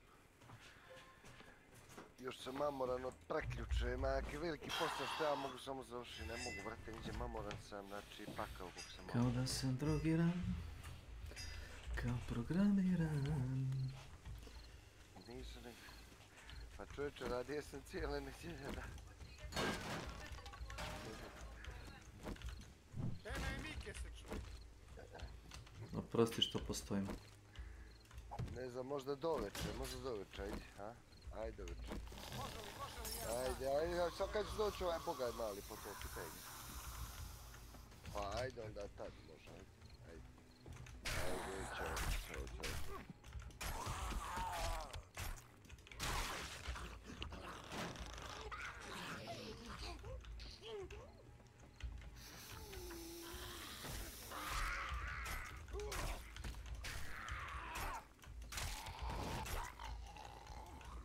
Goth Girl Morgan. Welcome to my channel.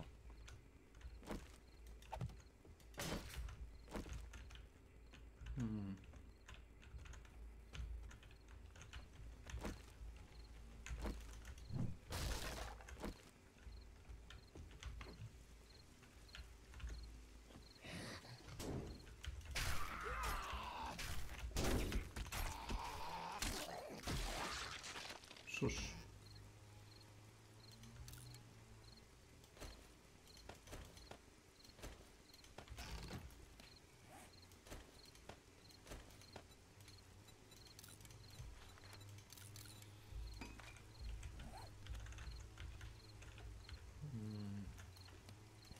Peka Makić, Peka.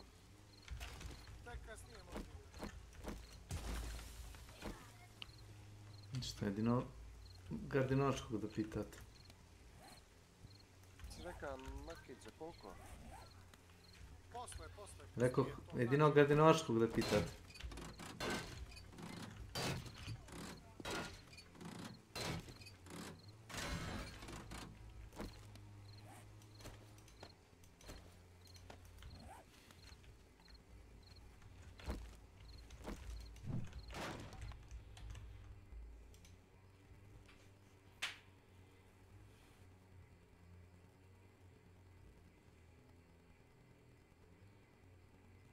Znači, bar 4 milijuna. Šta i ja računa sad, moj pan. Da.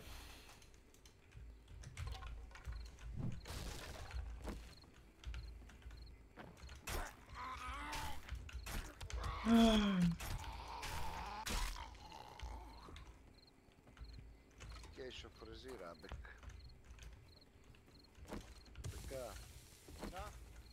Kešo frizira. Otišao čovjek da zaradi pa... Ne da besposliči ko mi. Da, kavi. Kao mi. Ja treba da idem da pokosim travu, ali... Te mrzi.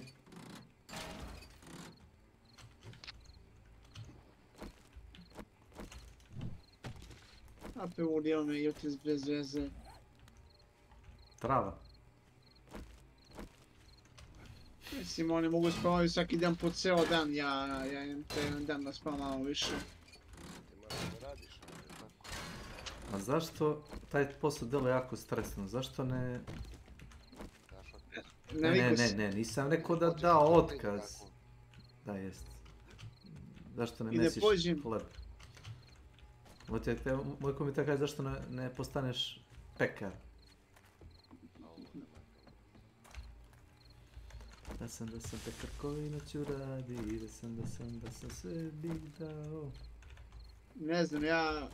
Više mi pasuje da radim, hoću mnogo više. Noć, onda dođi vam. Ovo preko... Ako voliš da radiš noću, ovo ti je savršeno, nema bolje. Ovo preko dana je meni smet. Ne bih se složio. Za mene je smet. Ja ne kažem da za ostale nije, ali... Tebi lično, da.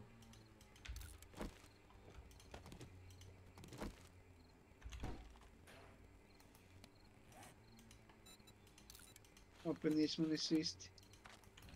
Ne.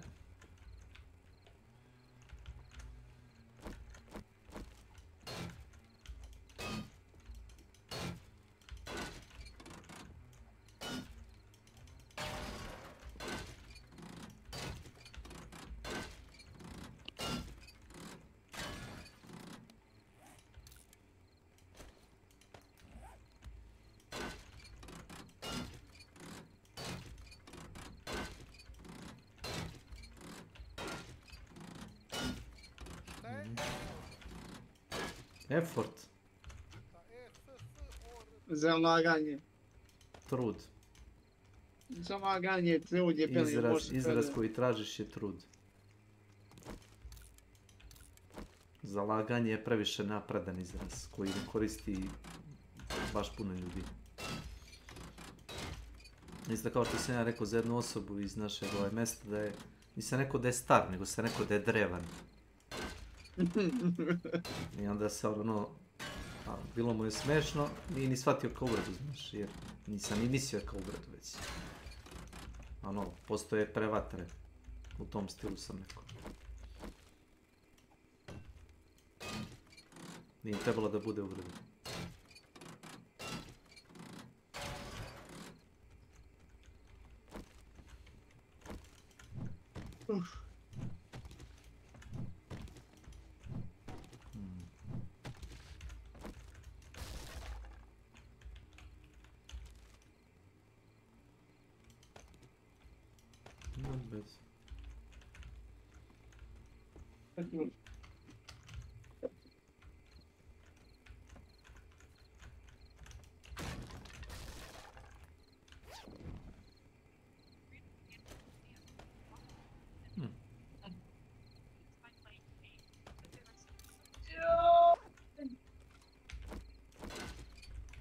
Relax, take it easy.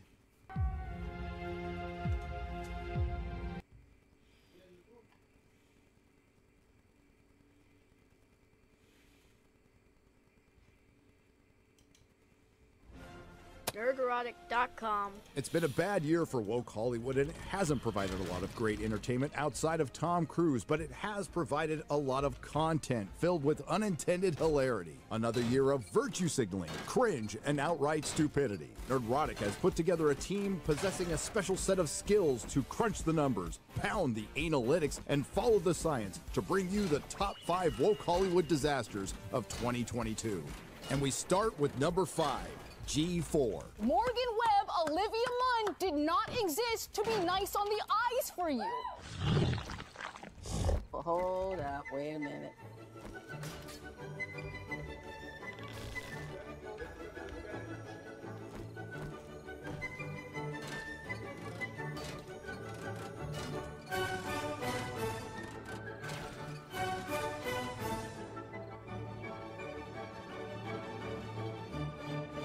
Hey, good morning. The legendary and original G4 and Attack of the Show are in the Nerd Hall of Lore for all of eternity. A show made by nerds, for nerds, came and went in a time before America had a stick lodged up its ass and it knew how to have this thing called fun. My butthole has something to say. It is literally filled with all of the ocean water in Jamaica. It is probably the size of this microphone right now, and it's throbbing. Time passed, then in 2020, venture capitalists and a multi-billion-dollar corporation decided to invest in a relaunch in the worst time possible, current year. And it couldn't even last that. We're scissoring all the way to the bank. Millions of dollars, a 67,000 square foot studio, an attachment to an esports empire, including an esports stadium, influencers with agents, teams of writers. Kevin Pereira was brought back, and some bitter old dude with TDS. I have no interest in my family members who are Republican and voted for Trump. That I don't plan to go see them ever again for the rest of my life. Bruh. We're all hired to compete against thousands of people on multiple platforms who are all doing the same thing better in their spare bedrooms. The message was explicitly clear. We are going to be a very different G4 that recognizes the sins of our past, and we are going to make sure that it doesn't happen again in regards to diversity, inclusion, and sexism. Considering what we know now, it wasn't long for this world. Okay, so like people are always like, yo, G4 shut down because of this or that, and I'm like, bro, I was already sus with G4 shutting down from the interview process, because like the guy that was interviewing me, he goes, why do you believe we should cancel Batman? And I was like, why are we canceling Batman? He's like, because he's rich and he's white.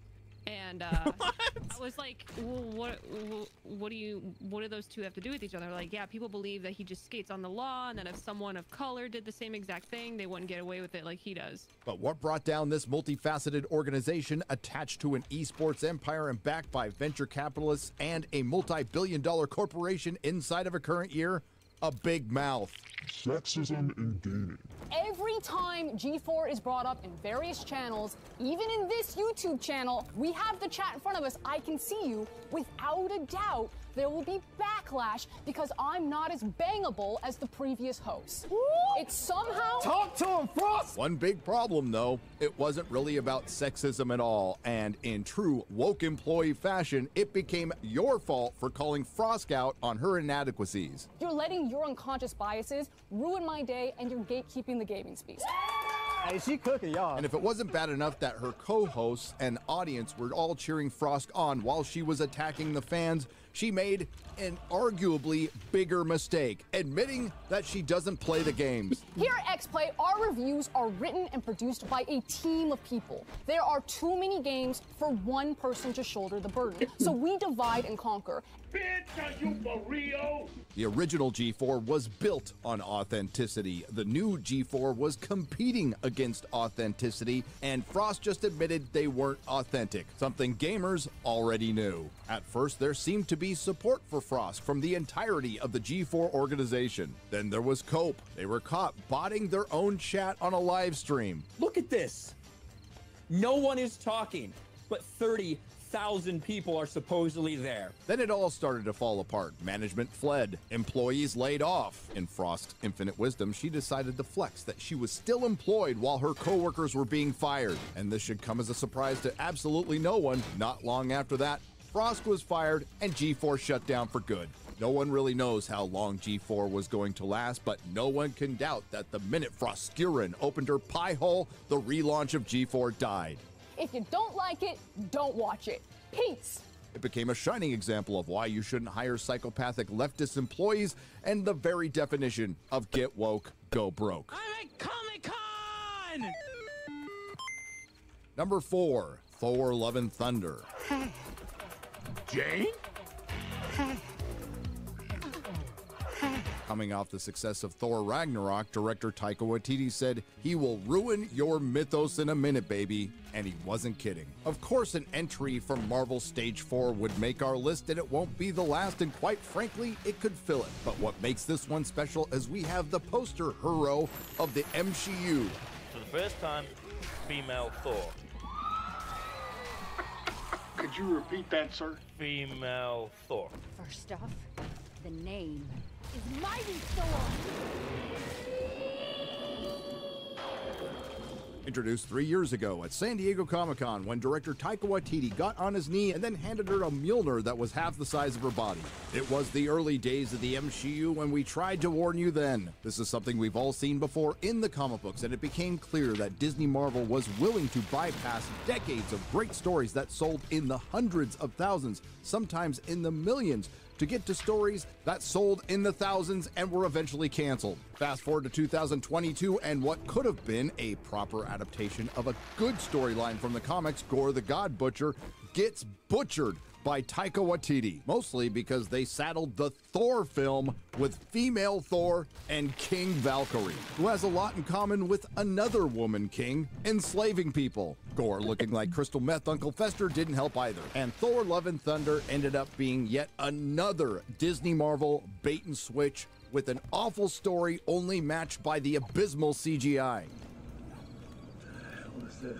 Thor Love and Thunder did have one of the biggest openings, not adjusted for inflation, of the franchise, only to be followed by one of the biggest second-week drops in Marvel Cinematic Universe history. What didn't help is director Taika Waititi and Tessa Thompson, who somehow manages to get a lot of work without being able to change her facial expression, clowning their own effects department. Okay. Does that look real? In that particular shot, no, actually. Followed by a lot of shill cope, Hemsworth dissing director Taika Waititi and hinting he may not be back. Again, I don't know if I'm even invited back, but if I was, I think it'd have to be a drastically different version. Yeah. Maybe it had something to do with Chris Hemsworth having to hit the gym every day, and Natalie Portman could just roll in with her CG guns. The magic of cinema. Yes. Take that, patriarchy. In the previous bait-and-switch MCU film, Doctor Strange Mom, which almost made our list, the titular character Doctor Strange was no longer the Sorcerer Supreme, playing second fiddle to Wong and pining for an ex-girlfriend, ultimately at the end of the film learning that he needed to love. In Thor Love and Thunder, our titular character is no longer the King of Asgard, playing second fiddle to King Valkyrie, pining for an ex-girlfriend and ultimately, by the end of the film, learning that he needed to love. Did I just get the craziest deja vu? What made this particular bait and switch from Stage 4 stand out? They took an original Marvel Cinematic Universe hero, the Mighty Thor, gave a female character his name, and turned him into a parody of himself. A bumbling male himbo MCU character. That's why Thor Love and Thunder was a massive disappointment. Number 3, Obi-Wan Kenobi.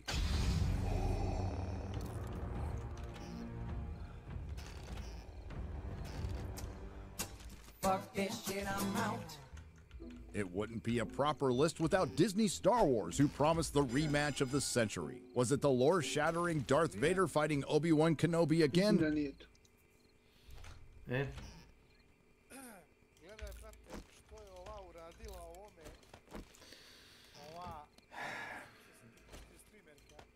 Napravila se da je muško i žensko i da ima na streamu odnos sa djevojkom. Kao on muškarac, da ima odnos sa djevojkom. Slušaj što je napravila ovim igračima, majke jebe, gledaj. Are you wearing my underwear? The fuck is that? Where you going? I'm buying my guns Neke over here. kurve I'm talking to my girl right now, bro. Are you wearing my underwear? Hey, yo, what the? I've been wearing them lately. They're pretty nice. Why the hell are you wearing my thongs? What is wrong with you? Feels nice in the crack. I don't know. Ima samo neke kurve štije. Ovo je gore od onoga Rusa što se pretvara da je žensko. Čekaj, Ilija, pazi, ona troluje ovoga da su njih dvoje tu, kapiraš? Da kao on igra, a da zove djevojku. Bojim se da ne troluje nikog. Mene ne troluje.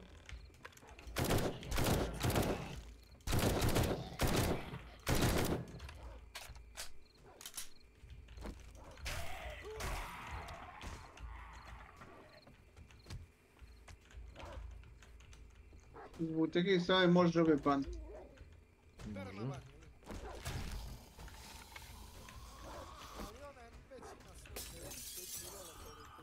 Ima to veze, može, ono što može da napravi je drugi account.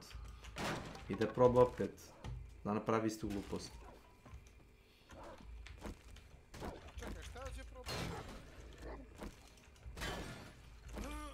Malumnost.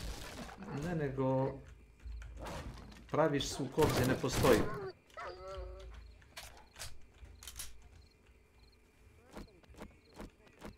Kao kad bi nekoga, kad bi uzeo voice changer i nekoga isprovocirao da priča o, recimo, tvojoj etničkoj grupi, tipa, ti si, recimo, iz Kenije. I uzmeš voice changer da zvučiš kao da si, nemam pojma, Azijat ili tako nešto. Kao onaj Varlord što je bio. A ne, on je... Šta biše geo? Kao YouTube. Koji to?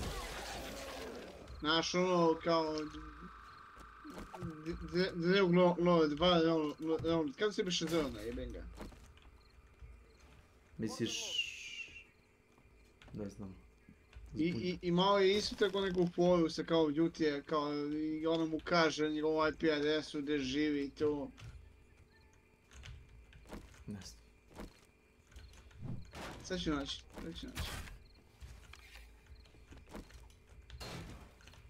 African drag lord. Verify code play. Si ovo misli? Ja nisam ništa ne mislio.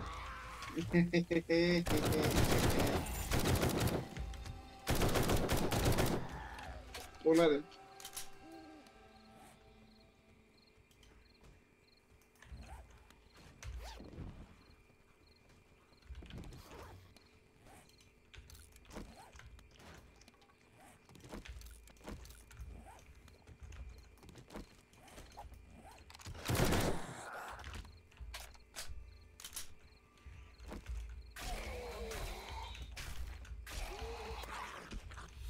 Ne, brate, onaj Rus što se folira da je ovaj... Znam, ono, ja bi onoga ubio, pucao bi mu glavu. Što? Ne znam, nekako mi ne vjerujem. I'm here looking for some good soldiers to help with our struggle. Ne volim takve strane. Is anyone there? I am here. Good soldier, good. What is your name, huh? My name is...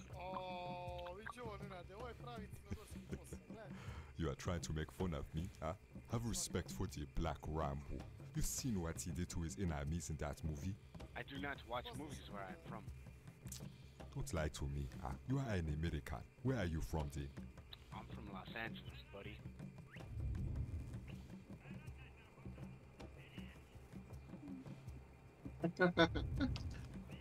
Mr. Big Nasty.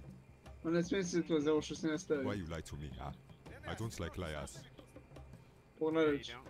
You told me you are from Los Angeles, but you are not. You are a liar. Where am I from?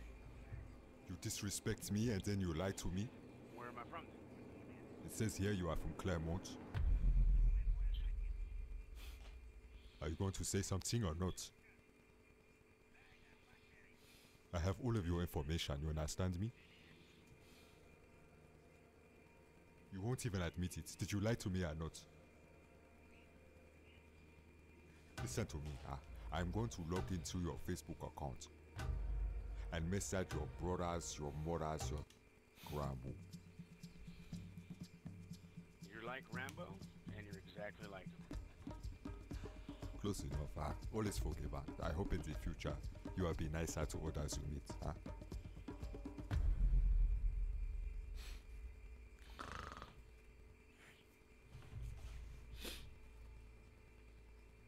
Hello? Yes. How's it going? Good. But I don't like small talk, Come here and collect weapons to fight for me.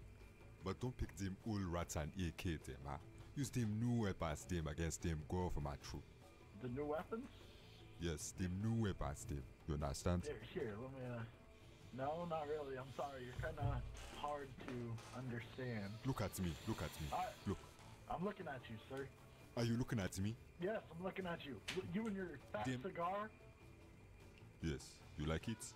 I do like it. It's a Cuban cigar. Cuban Pretty good. cigar. Here, hold on. I think I got one in my pack. Let me see if I got it. Hey, look, I found one. I got one. Let me see. That is not Cuban, huh? Cheap, I could say. Hey, don't you bash on my cigar. That is Chinese, huh? No, you, this is hand rolled. You call it. Dobar fazon, samo to što neko zna tvoj IP, to je skroz nebitno.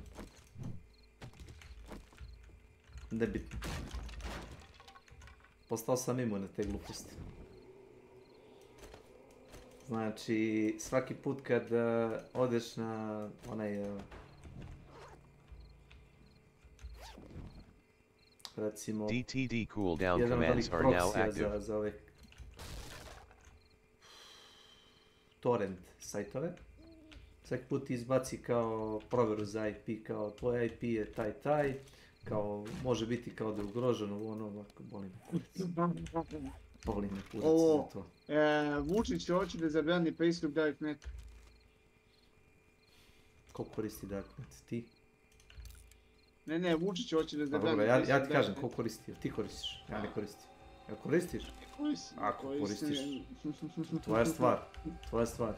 Nešto nisam... A kako će da zabrani pristup nešto što nije mogao ni prije da zabrani? Nešto nisam pogođen tim. Ne znam kako misli enkodovani saobraćaj da zaustavi. To mi nikako nije jasno, nek proba.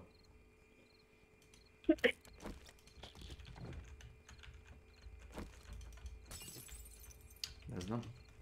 Ako koristiš VPN, kako može išta da ti zabrani? Ne ovo, nego ono... Kineska vlada ima neči, kažu, firewall na svetu. Pa ne su nije Janci igrali sa nama, iako njihova vlada zaključila pristup internetu. Sve to super, samo što znaš. Dok god postoji jedan port, jedna bezbedonosna rupa, razumeš, možeš da izađeš. Tako da... I sporije, verovatno. Razumeš, zato što moraš da ideš okolo. Ali... nebitno.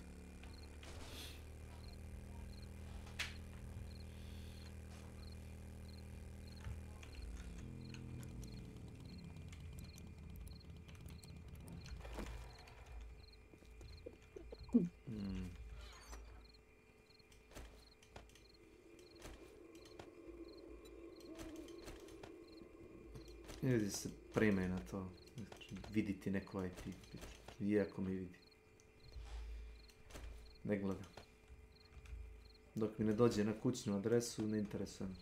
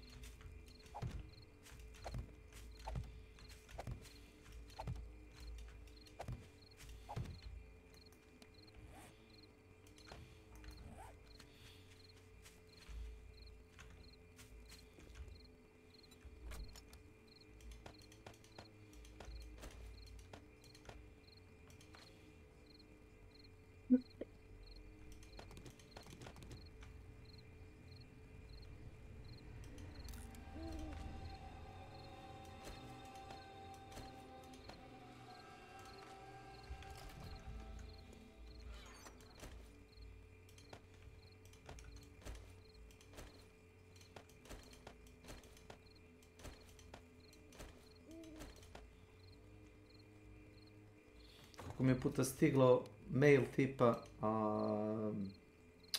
vaš Twitter account je kompromitovan ili vaša lozika je kompromitovana od strane toga i toga IP-a, samo znači pređem preko toga, ne interesuje me.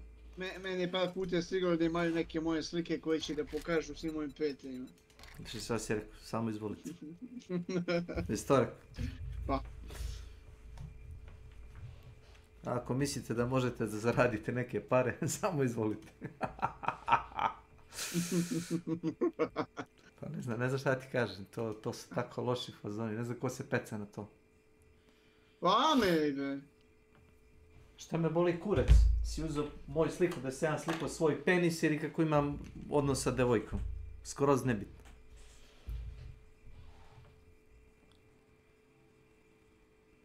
A ako sam normalan, ako sam serijski ubica, sigurno neću slikavam svoje žrtve da držim slike u telefonu. Ako sam diler droge, neću sigurno transakcije da držim isto na mobilnom uređaju. Koji je konstantno povezan na internet. Ako si inteligentan. A ako imam imalo, razumeš, mozga u sebi. I ako držim podatke, verovatno držim, recimo, ako se bavim takvim poslom, recimo, napravio sam od sobe Faradayev kavez i nikakav signal ne može da prodre, ni unutra, ni napolje. Ne para. Ako se bavim takvim aktivnostima.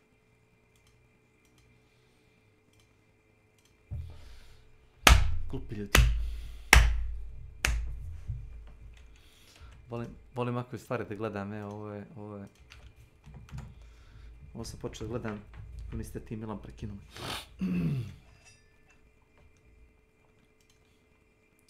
Kažu cringe, to cringe žestok.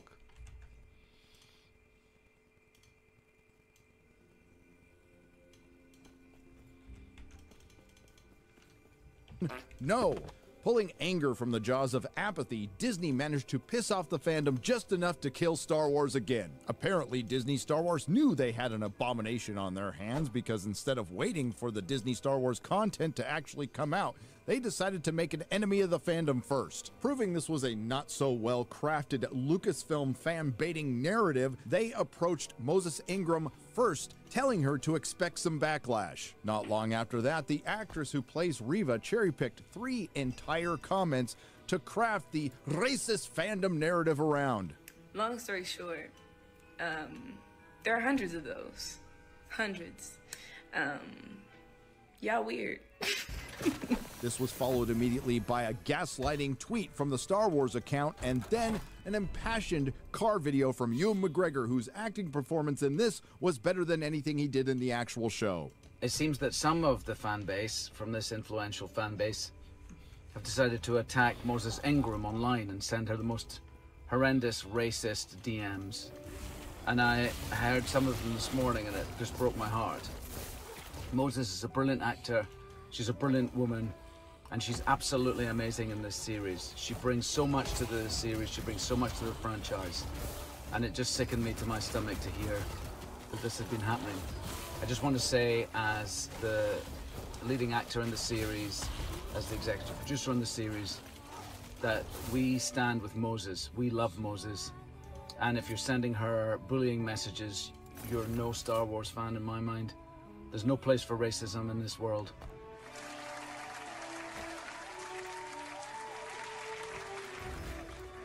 Oh, goodness, thank you very much.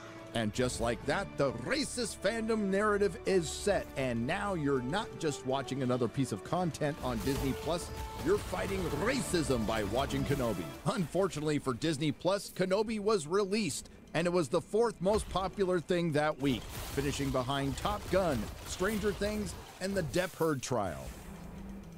Consider him forgotten. And it only got worse. At best, this could have been a good show about a guy who babysits a quitter. Unfortunately, it turned into a quitter who babysits a quitter. It's not like there isn't a very popular book they could have based the show on. Too bad Lucasfilm shit-canned the EU. But that's okay because he wasn't really the main character in his own show. The biggest problem, aside from all of the established lore shattering, the central characters were Reva and Little Leia in the Obi-Wan Kenobi series. A contrived show filled with detestable dialogue. The acting was worse. The Empire doesn't take kindly to Jedi sympathizers. He will come for me. Obi-Wan is dead.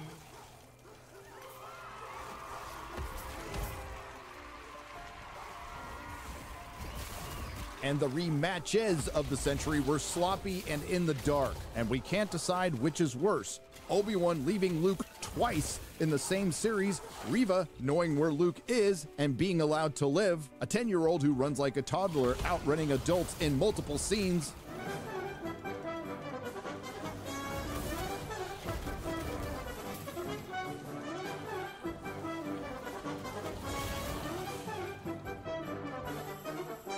or the Jedi Master Obi-Wan Kenobi having trouble getting around a fence. Either way, by the time it was all over, it was as if millions of fans cried out in exasperation and were suddenly silenced by falling back into apathy. Am I right, Andor? Who? Number 2, She-Hulk.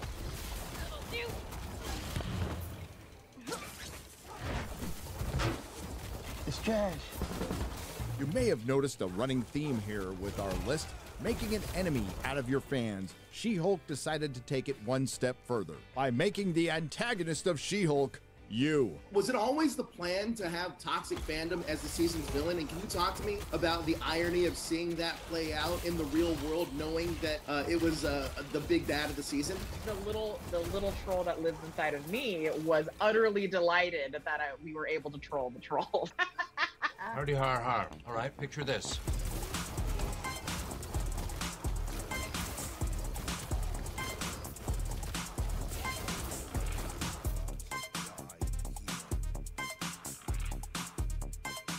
Well. Marvel is indeed dying, and it appears that the MCU phase bore has metastasized into stage 4 with She-Hulk. What's different this time was Jennifer Walters' She-Hulk was a very popular character from the comics. Gee, I wonder why. Unlike characters like Ironheart, Miss Marvel, and Captain Marvel. Disney Marvel set out to make a self-referential, fourth-wall-breaking legal superhero dramedy. Sounds good, right? The only problem is this team of writers, and yes, it took multiple people to write something this bad, had no experience with legal dramas or superheroes. A show reflecting the Los Angeles they live in today, minus all the homeless people. Of course, they have to drastically change the origin from the comics where Jennifer Walters saves Bruce Banner instead of the other way around to preserve the female protagonist's agency. You know, the character is a role model, right? She's rad, and we get to see her come into our power. Leaving our titular character free to be a slut and drink herself to sleep every night. Sending Jennifer Walters on the hero's journey, which is no journey at all because she's already great at being a lawyer and she's a better Hulk than the Hulk. No more. I yield. I yield. All culminating into another inane piece of content on D+. Zero narrative structure, cringe dialogue. I'm great at controlling my anger. I do it all the time.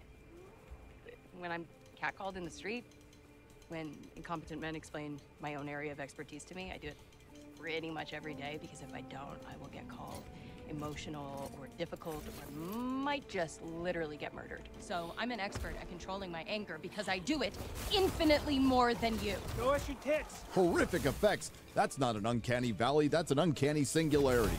What puts Jessica Gao's She-Hulk so high on our list is the outright character assassination, beginning but not ending with Jennifer Walters, the She-Hulk. Wong. Abomination. Really an honor to be your humble life coach for the evening. Destroying Planet Hulk. I have someone here that I'd like you all to meet. This is my son, Scar. Look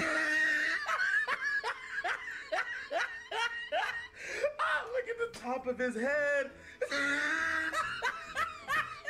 At this point, it's safe to say character assassination is on brand for Disney Marvel, but the worst crime against imagination was ruining the best show and best character this company has ever created on television, Daredevil, who should take a walk of shame for being in this.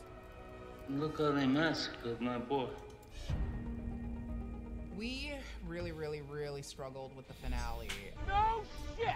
By the end, the show was meaningless, and yes, that was supposed to be the joke, but Jessica Gao and her team of morons actually managed to pull it off. A show about a vapid narcissist by vapid narcissists. There was nothing reflecting the law in this drama, nothing dramatic about the superheroes, and nothing funny about the comedy. A except of course for all the unintended laughter. She-Hulk managed to create a path of creatively bankrupt destruction of the likes we have never seen, proving who Disney Marvel really thinks the villains are.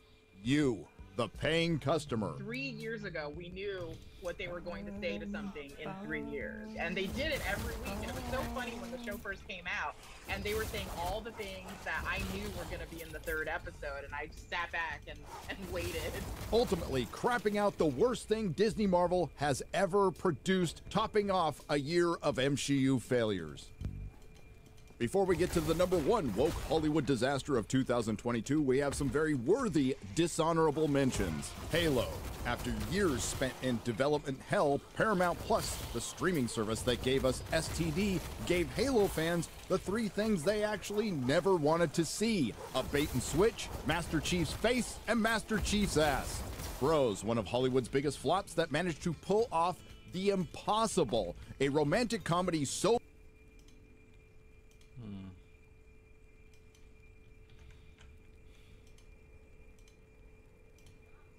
bad gay people didn't want to watch it. Woman King, which apparently opened to strong numbers on the worst box office weekend in 25 years. A historical drama of female empowerment, proving that women of color can enslave their own people too. Girls get it done.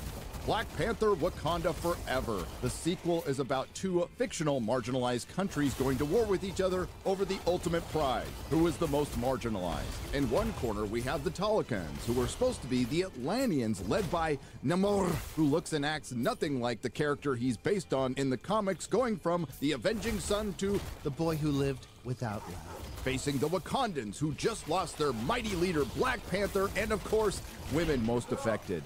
Henry Cavill leaving The Witcher over the showrunner and... Da. Tamo staviti tu. Imam 2-3 majice tamo na poslu.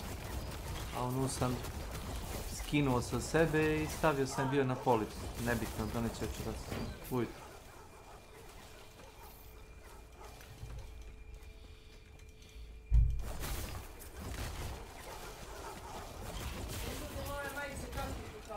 Zbog čega? Zbog čega? Pa ti znaš da sledeća radim večeras I pa neću ići u Bermude na poslu. Onda...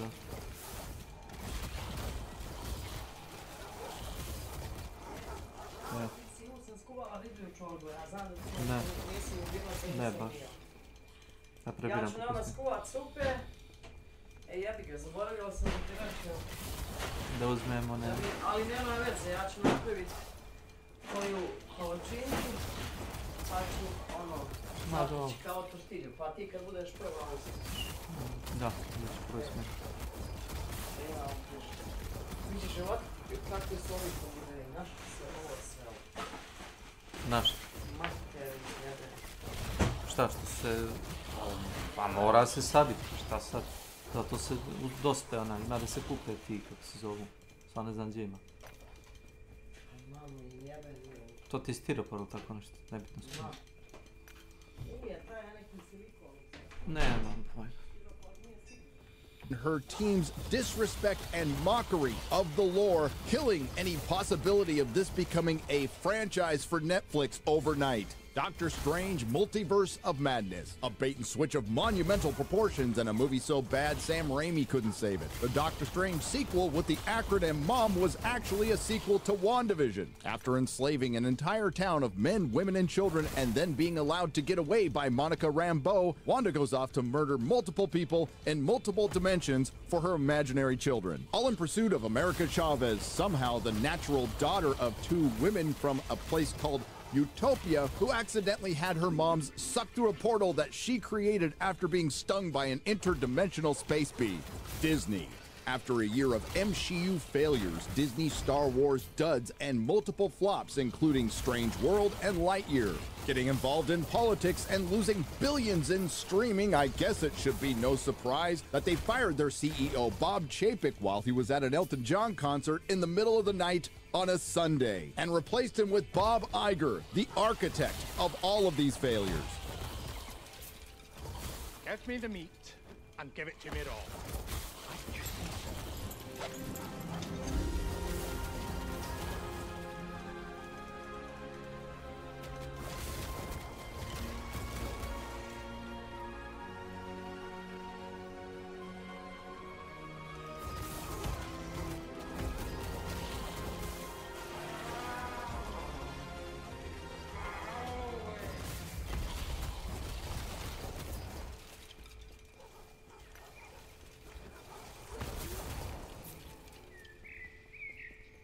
In any other year, everything on our list would be worthy of the top spot if it wasn't for Amazon's billion-dollar disaster.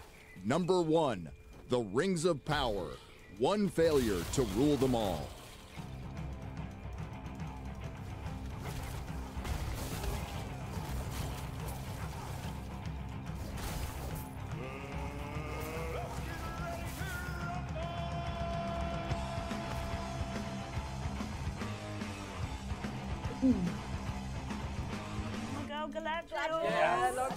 In hindsight, Amazon really should have known that once the guy got caught pissing in the corner at their trailer premiere, they were in for a long year. Every single Rings of Power teaser trailer, clip, or promotional clip ratioed into oblivion.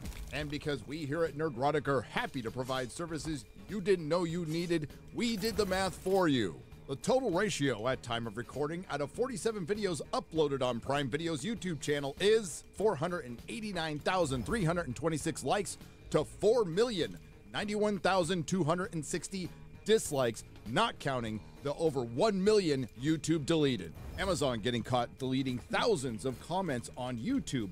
YouTube getting caught deleting millions of dislikes. The very scripted and cringe UK Superfans video being unlisted. This was all in the first month of the promotional rollout, and it was all downhill from there.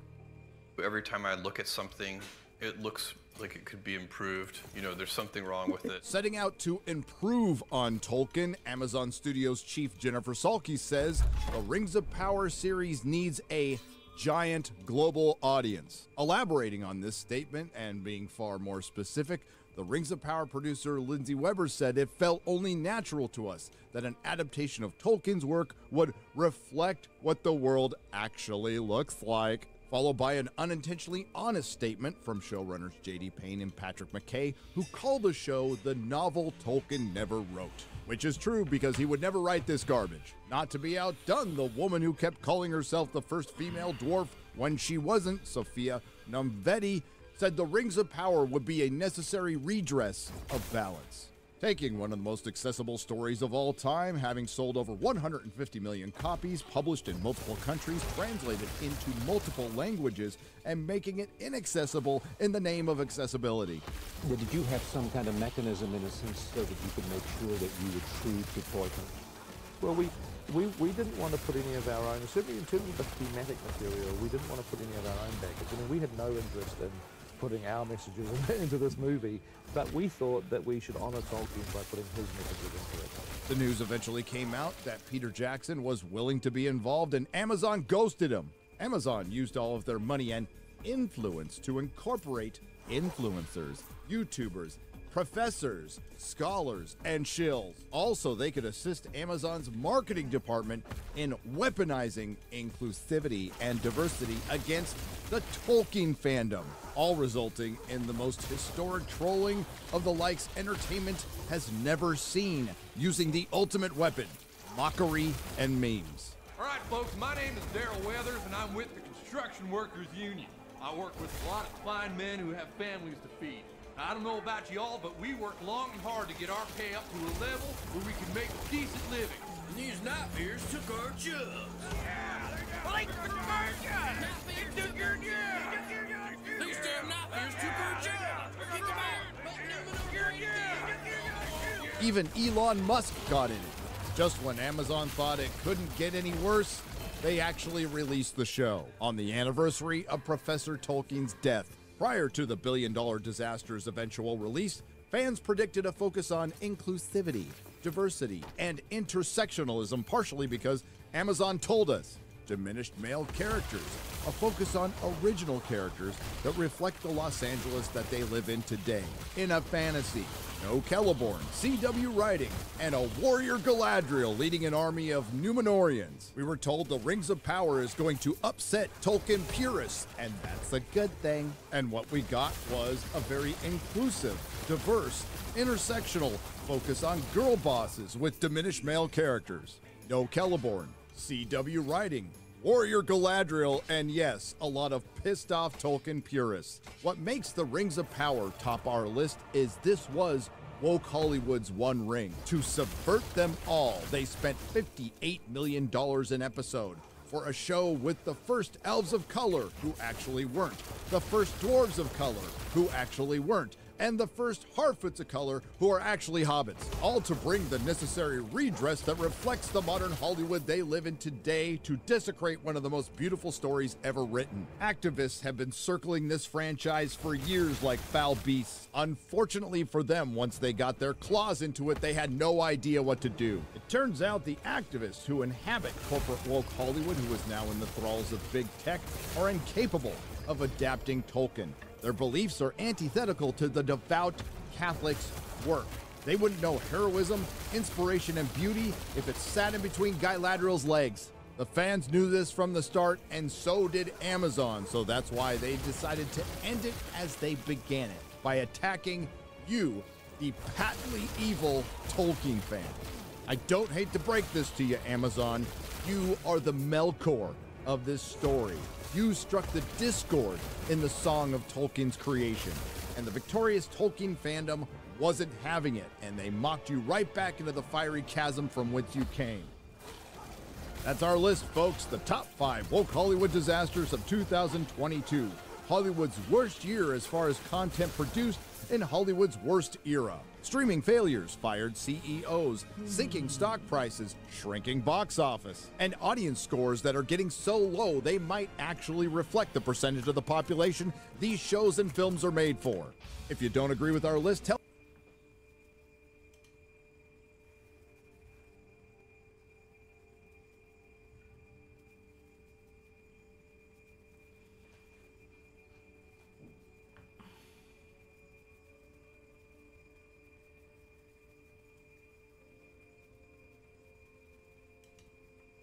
Before we begin, I want to say hello to the poor Amazon guy who's going to be asked to watch this video with the aim of finding a tiny piece of footage to randomly claim on copyright grounds, thereby getting this video blocked. I know you're there because I've uploaded several versions of this now, and I keep getting emails telling me that someone has manually claimed fragments of the content contained herein. I don't blame you personally. You're only following orders after all. Your employer is incredibly sensitive to criticism of its billion-dollar production. From largely unfounded claims of racism to attacks on fans, to propaganda pieces placed in client magazines, to wiping out negative reviews in a bogus attempt to combat review bombing, defined as any review not lavishing praise on Amazon's abuse of Tolkien, his mythos, and his fans, your employer has undoubtedly told you to do whatever you can to limit the number of negative reviews posted to YouTube. And in this, YouTube's ridiculous copyright system that allows you to yeet content for up to a month on no sustainable basis, and that doesn't punish you for frequent abuse of that same system, well, that system is your friend. I have no doubt you will try the same tactic with this video too. Again. I've lost count of the number of times you've done it already. Not that you'll pay any attention to this, because you're not being paid to be honest or to have integrity, but the clips I've cut from your employer's garbage show are all under 9 seconds long. They are all context sensitive. They all illustrate points made in a review. They have all been heavily transformed. They in no way serve as a substitute for the original content. They meet every single one of the criteria for fair use. I've spent the better part of 2 weeks ensuring that this is the case. Unlike your employer, some of us actually take art seriously. We believe we have both a right and an obligation to critique and to criticize it where it deserves criticism. Reviews have been a form of artistic production for as long as art has been a thing. I am exercising that right here, within the bounds of YouTube's terms of service, and within the legal definition of fair use. So before you inevitably pick another 7-second clip at random, claim it for copyright purposes and get this video banned again, ask yourself, Is it really worth this? Are you really being paid enough for this? Isn't there anything you could be doing with your life that's more productive and fulfilling than making my life difficult? Do you really like the taste of Jeff Bezos' boot that much? One way or another, this video is going up. I've re-edited it multiple times rather than wait the month for my challenge to be successful, as it certainly would be, for the reasons already stated. You can carry on wasting your life by making mine more difficult if you want to. I'd say I hope it's worth it, but it isn't, is it? And I'm sure you can see that. I'm sure you know it deep down. There's only so long you can defend the indefensible without sacrificing whatever is left of your dignity. So do the grown-up thing. Be honest.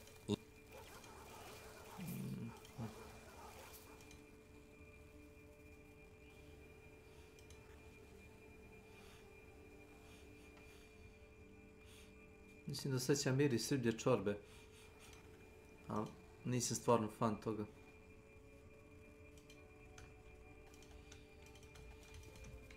Let this video go and get a better fucking job. Lots of love.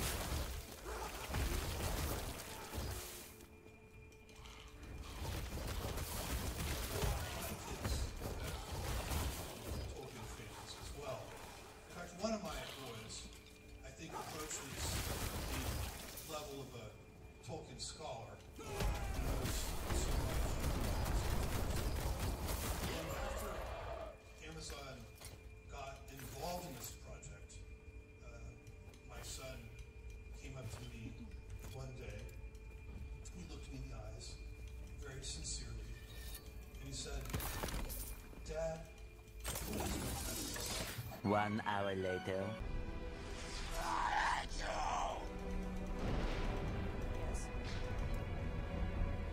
I'm not sure that there has ever been a media phenomenon so dreaded and so anticipated as Rings of Power.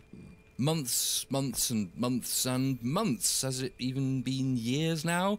For months or for years anyway, Rings of Power has been dissected, interrogated and cross-examined in potentia and in abstentia. It now appears in the dock to find that in the minds of a great many people, the judgment has already been handed down. Besides one live stream several months ago, we have so far done nothing on Rings of Power on the Little Platoon. And this is despite being big Tolkien fans. I'm sitting next to the special edition of the Complete History of Middle-earth. I can recite Tolkien's poetry from memory. I know the songs from the old 70s BBC radio adaptation from heart. This vies with Star Wars for my one cold black heart's affections. But I've quite deliberately done nothing on Rings of Power until this point. I've not even spent much time reading the countless think pieces and teasers and trailers and puff articles and preemptive criticisms. I don't begrudge those who have, but it seems to me that Rings of Power has come to serve as a kind of culture war in being, not quite present, but undeniably there. You can't see it, but you can't deny it. As a result, the release of Rings of Power doesn't feel so much like a beginning as it feels like an end to its own story.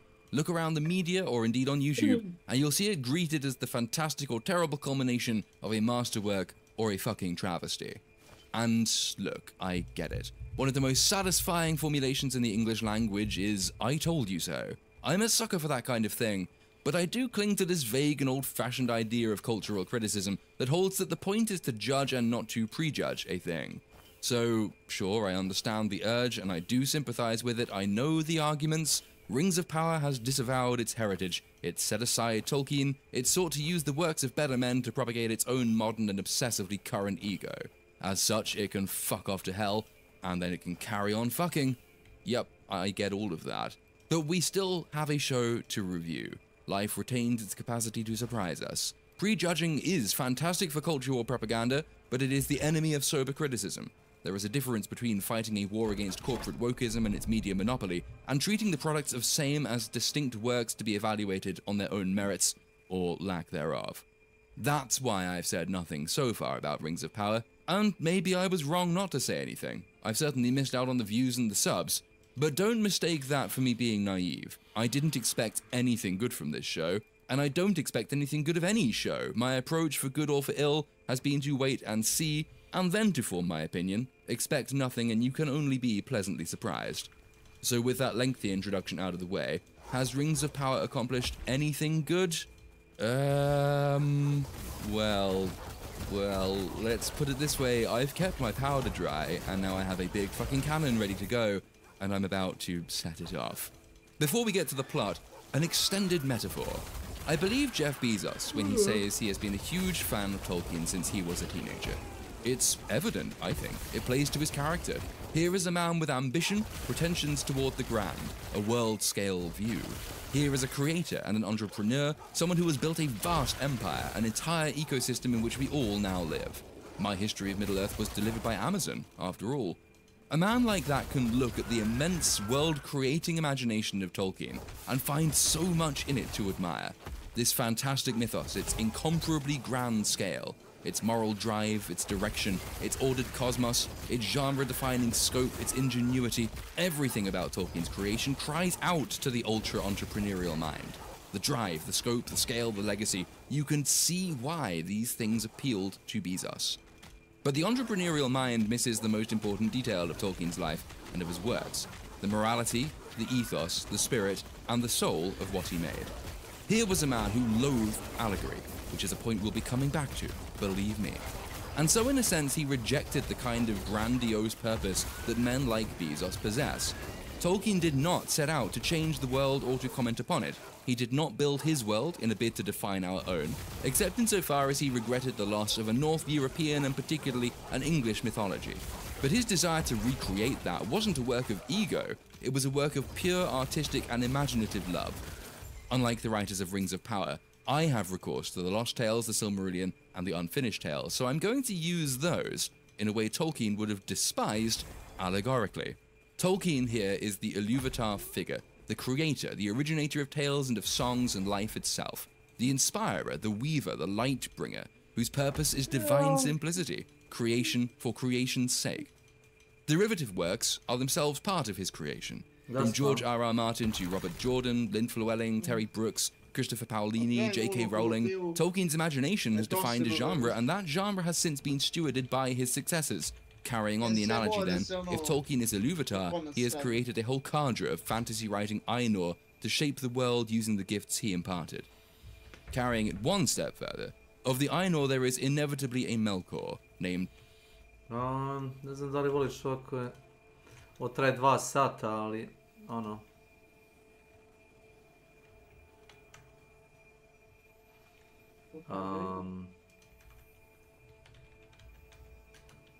Ne radi nikako. Boris reklamira Redfall koji je na Xboxu džabe, ne bi ga igrao ni džabe.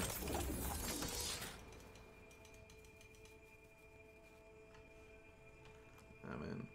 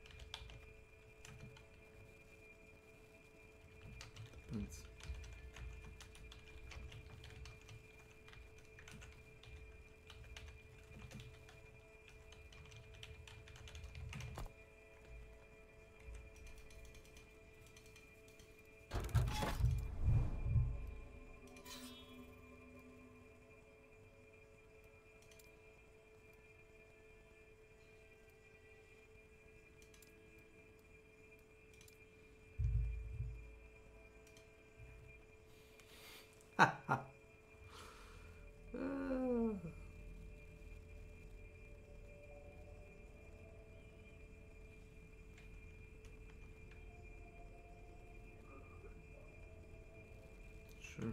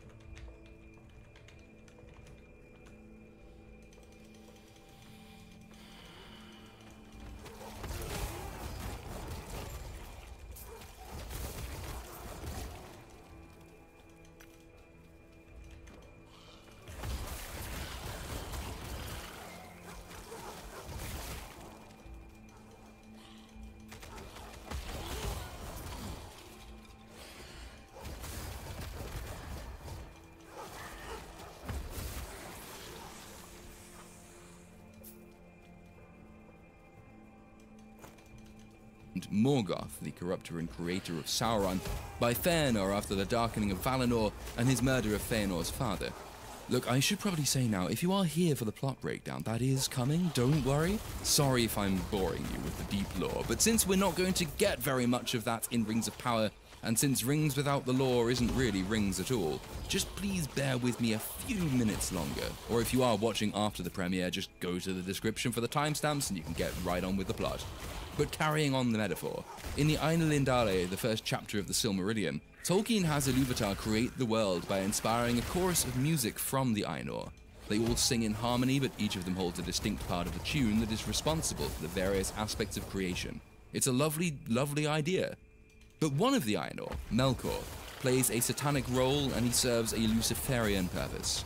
Melkor isn't content with his part of the harmony. Melkor wants to create for himself. He wants to shape the world. He has aspirations and selfish inclinations. He's not content with playing a part in creation. He wants to steward creation itself. His ambitions create discord and chaos. Because Tolkien's mythos is complex and spiritually nuanced, he originally has Melkor as closest to Ilúvatar in power and vision, knowing some part of each of the harmonies. And the theme of power corrupting is one of the constant undergirding ideas of all Tolkien's work. The Lord of the Rings can seem justly like a relatively simple moral creation, underpinned by a basic belief in the triumph of good over evil. But if you choose to read it more deeply, and certainly if you read the Silmarillion, you see things that aren't quite that simple.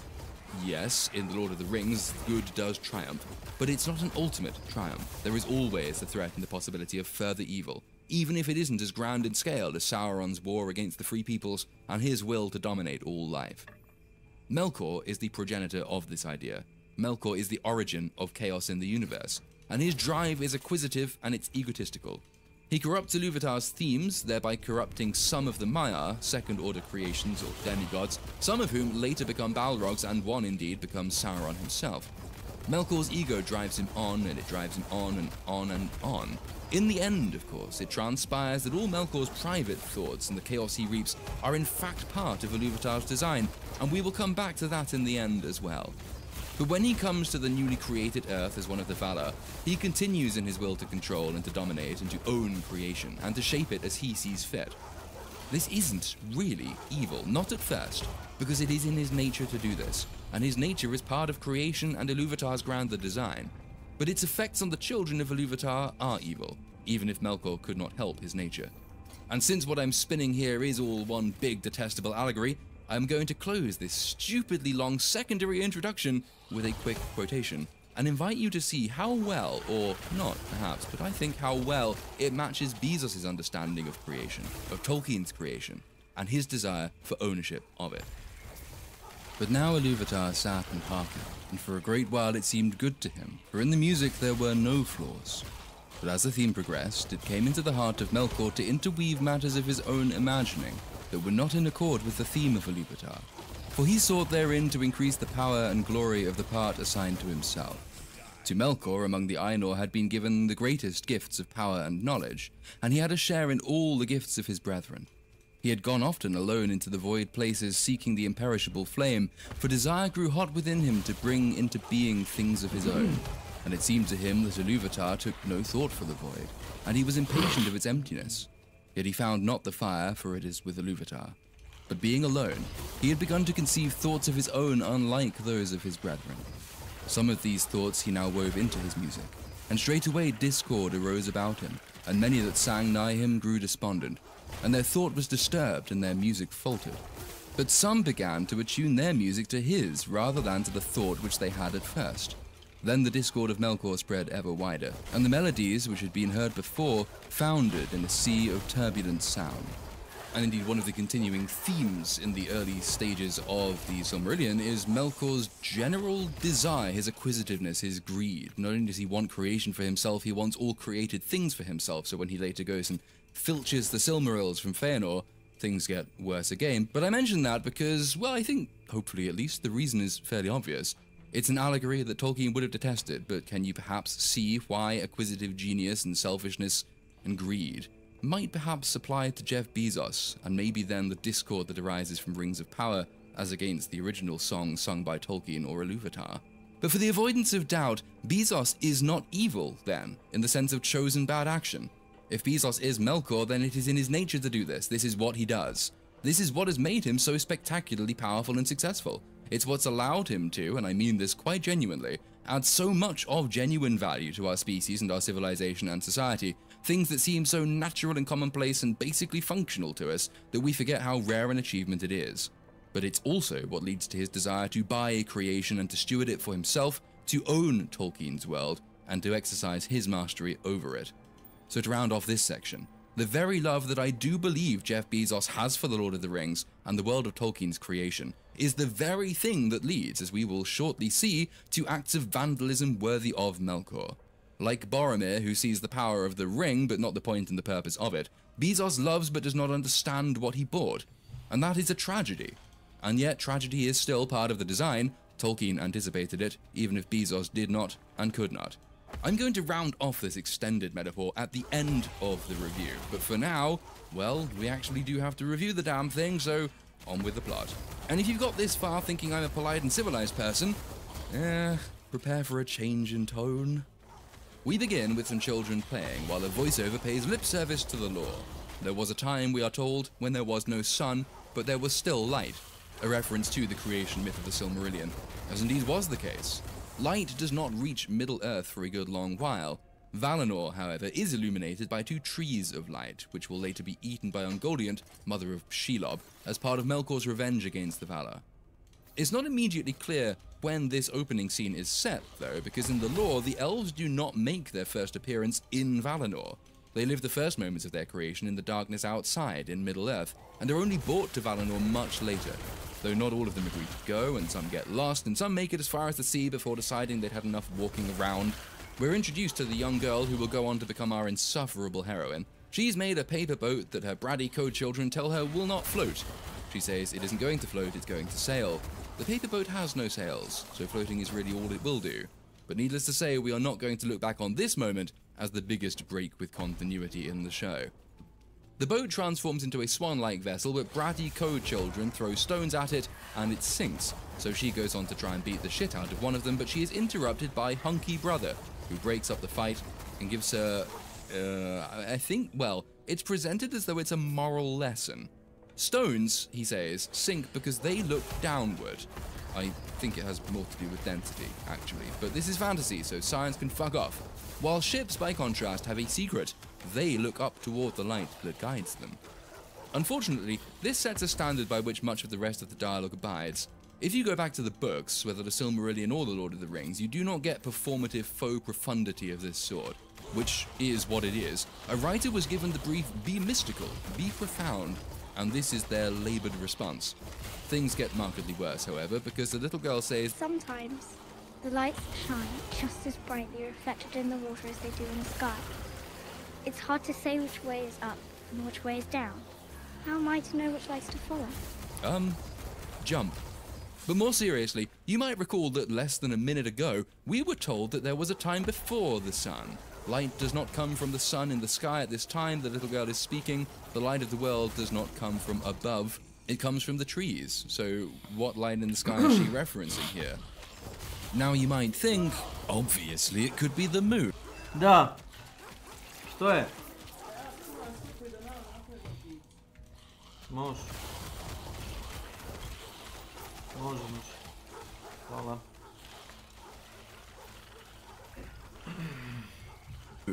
But the moon isn't created by the Valar Aule until after the trees are devoured by Ungoliant, so the moon doesn't exist yet.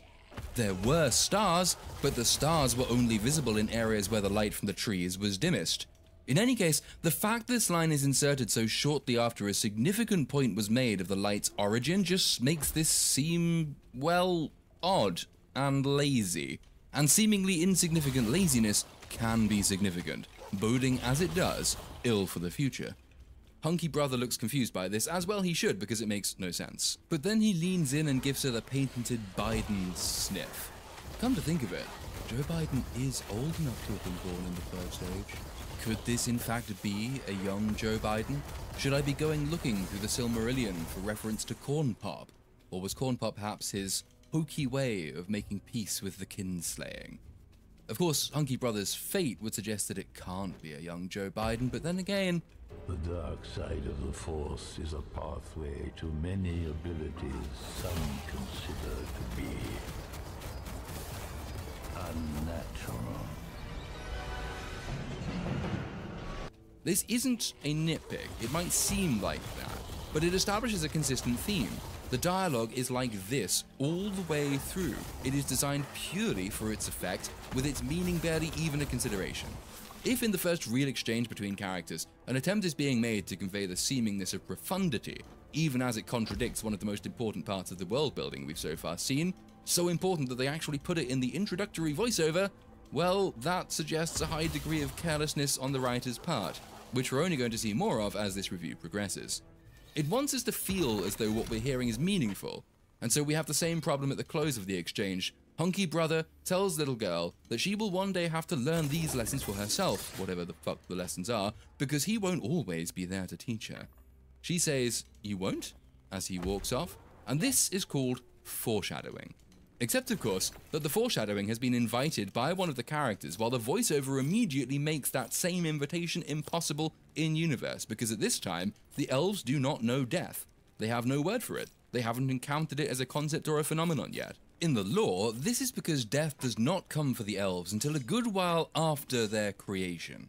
Now, you can read death into the elves' story before they are brought to Valinor, but if my memory is serving me correctly, the Silmarillion is deliberately opaque about whether the elves truly knew what it was that happened to their disappearing kinsfolk in the darkness of Middle-earth, and more stress is placed on their kidnapping, or potential kidnapping, by the creatures of Morgoth, which I think is also then the origin story of the orcs. They were elves once, taken by the dark powers. The first of the elves known to die in Valinor is Miriel. She did a Padme and died of sad after giving birth to Feanor, though her spirit lived on, so to speak. The first to be killed is Finwë. They are mother and father respectively of Feanor, arrogant and egotistical creator of the Silmarils. Finwë is murdered, as it were, off-screen, leading eventually to his rebellion and to the flight of the Noldor.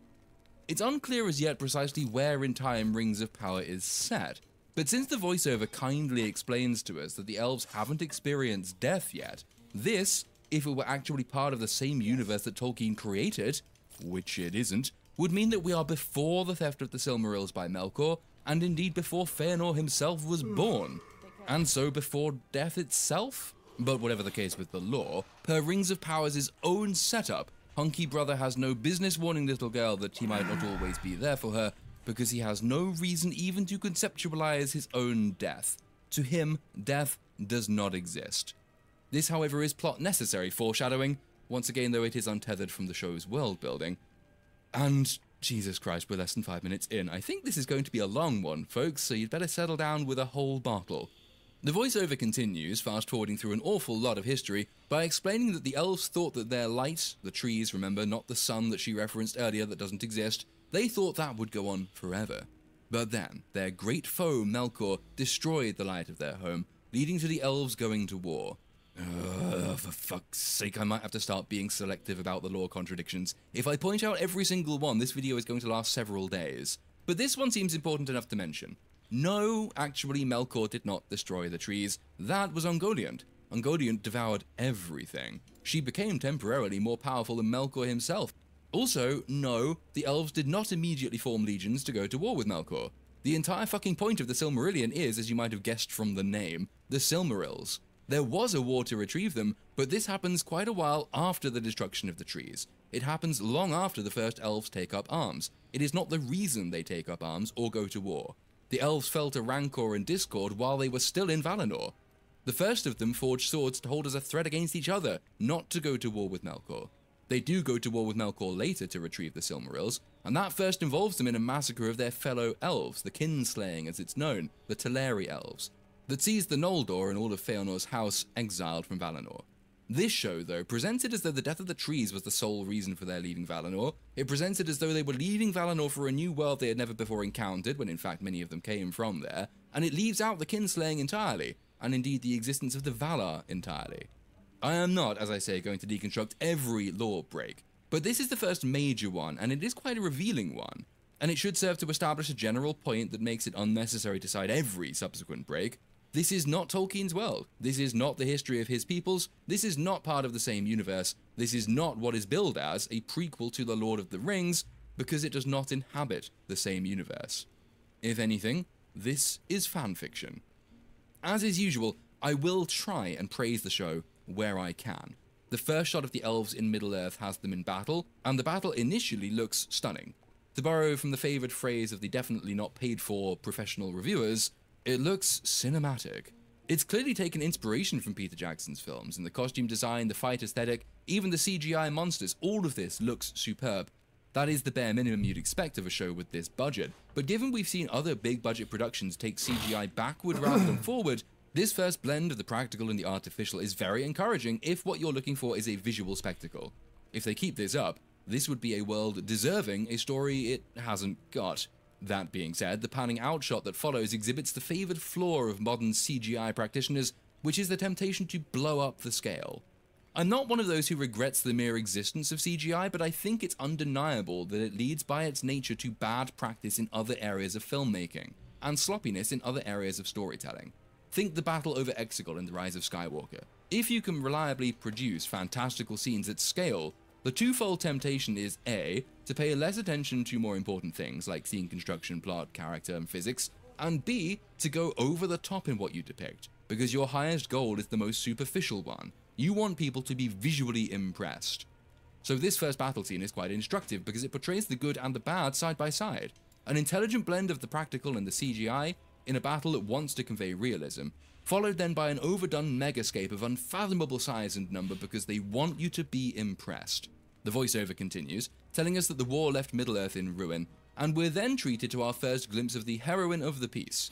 The show will make a point of calling her Galadriel, but as she is quite clearly not Galadriel because her character, relationships, lineage, actions, and behavior have all been invented for this show, I will make a point of not calling her Galadriel, which means she needs a name.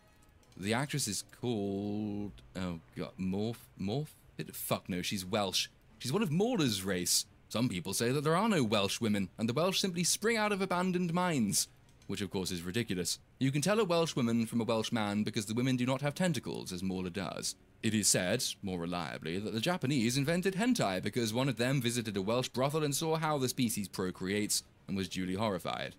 I'm English, as you might have guessed. That means I'm not obliged to learn how to pronounce silly names found in the colonies. It is the job of these people to catch up with civilization. It is not for the English to lower themselves and make accommodations.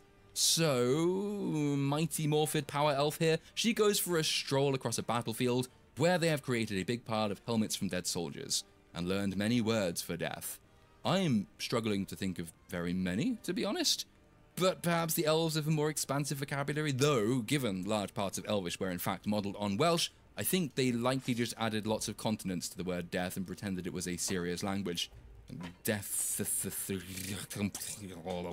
This show is not about the elves' battles with Morgoth, which is a shame. If you're going to make a show set in the Second Age, you might have spent hundreds of millions of dollars buying the rights to that material, rather than the appendices of The Lord of the Rings, which do provide an immense amount of detail, but not the accompanying story. But that is not what Amazon did, and so here we are. So Morgoth is killed off screen, and there is still no mention of the Silmarils, or indeed the point of the war to begin with, or who Morgoth was, or why he really mattered, or where he fits in the universe. He is just vague precursor bad guy. This show's bad guy is Sauron, because people have heard of Sauron, and it's an easier pitch to the normies. There is then another stunning visual, as we are introduced to Sauron for the first time in this show, while the voiceover explains why he matters, and what he does, and how evil still exists, and the form it takes. I'll reiterate, the visual is stunning, partly because it is just well shot, but also because it understands the point of symbolism and iconography. This isn't somebody's new idea of Sauron's likeness, this is the Sauron. This is the one we remember from Peter Jackson's films, with not exact but close enough matching design. Because of the power of symbolism, the shot imbues the character with all the requisite threat, fear, power, and menace built up in those films. We immediately know who we're looking at and what his presence means. If they just left it at that, this would have effectively recreated the Sauron Peter Jackson's films elevated to iconic villain, and it's invited us back into the existential war against evil that captivated so many people for so long.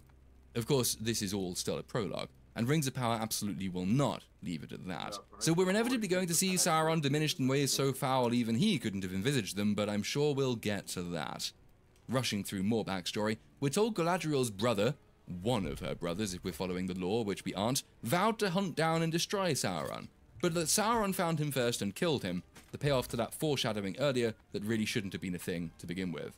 Sauron carved a symbol into Hunky Brother's flesh, but nobody knows what the symbol means, and so Mighty Morphid Power Elf committed herself to continuing her brother's mission.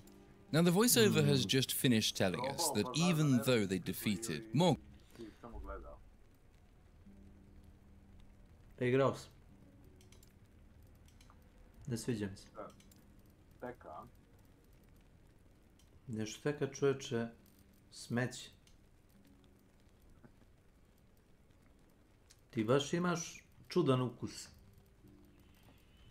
Nemam ja ukus nikakav, nisam još probao, tako da... Ma mislim, probaj, šta ti kažem. Bolje da ne ulaziš sa predrasudama, probaj. Odlično je. Odlično. Pa, odlično. Za izbjegavanje. Dobro, dobro.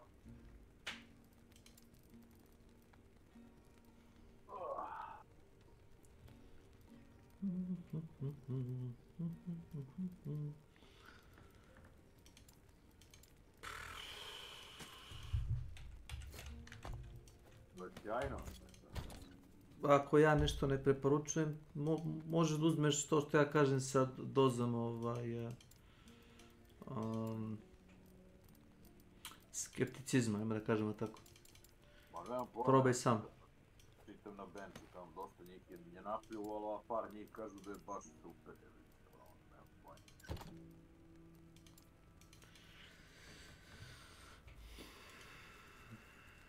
Ne znam, to je nezavršena igra, trenutno.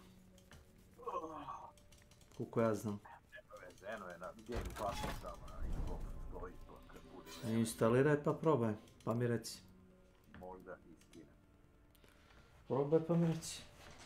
Na kutiji piše za Xbox i PlayStation piše da je kao podržava kao 60 kao FPS-a i preko toga stoji stiker u trenutnoj verziji ne radi preko 30. Zato što nisu uspjeli da optimizuju. Nisu uspjeli da optimizuju. A to da na 40-90 radi ili ne radi, to je kartica koja troši 1 MB. Mislim, to je suludo pričati o tome.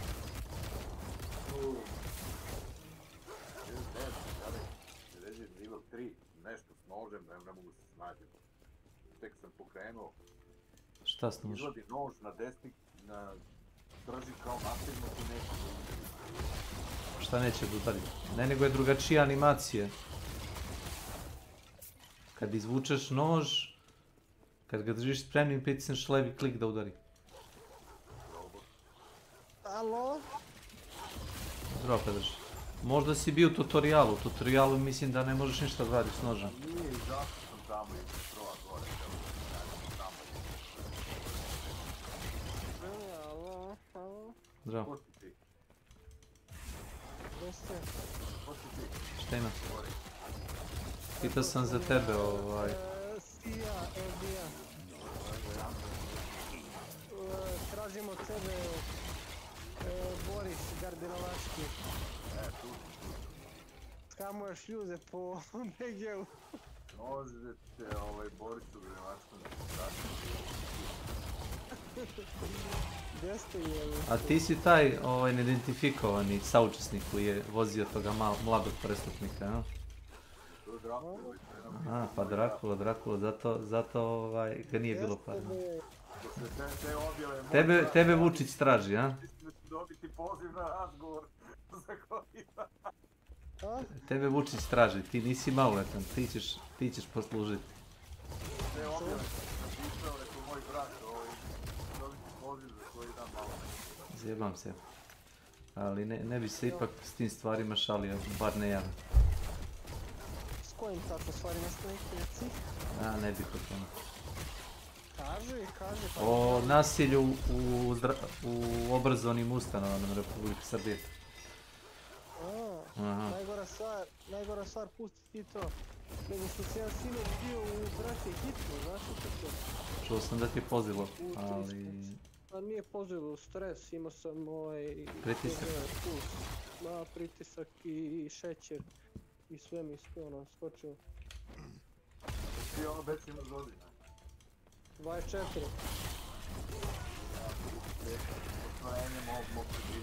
Da, izgledat ćeš ti ćeš sve nećeš ni doživjeti da budeš matori, ali... Slušaj, ovaj će preživjeti 100 i nešto godina.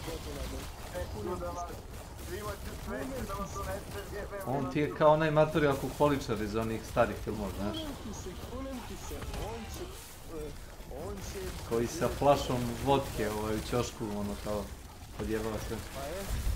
Pa i treba, on je legendarni. Drakula sinoć sa Rumunom i Franjom igrao Hunt Showdown u 9 uveče do 5:15 ujutru i popio 4 piva, toliko mom stresu ovaj. Koliko si ti bio pod stresom?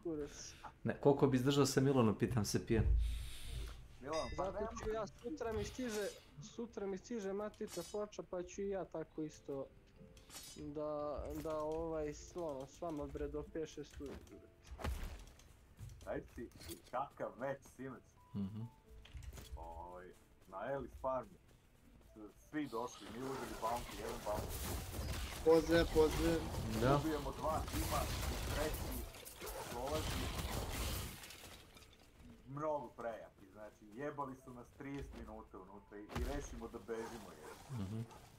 I pretrčavamo reku, Rumun kaže, moraju i oni da pretrče reku, ajde im napravimo zased.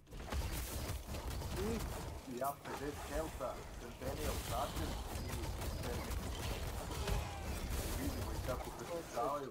Ja prvo vodem headshot sa Centennialom, čujem drugog dolazi s leve strane i okrenem se Zubogan da se terminu sa 50 helta. Kao i treći krene da beži. I izlutamo ovu dvojicu i izlutamo, znači ja pogledam ono 2 šešće.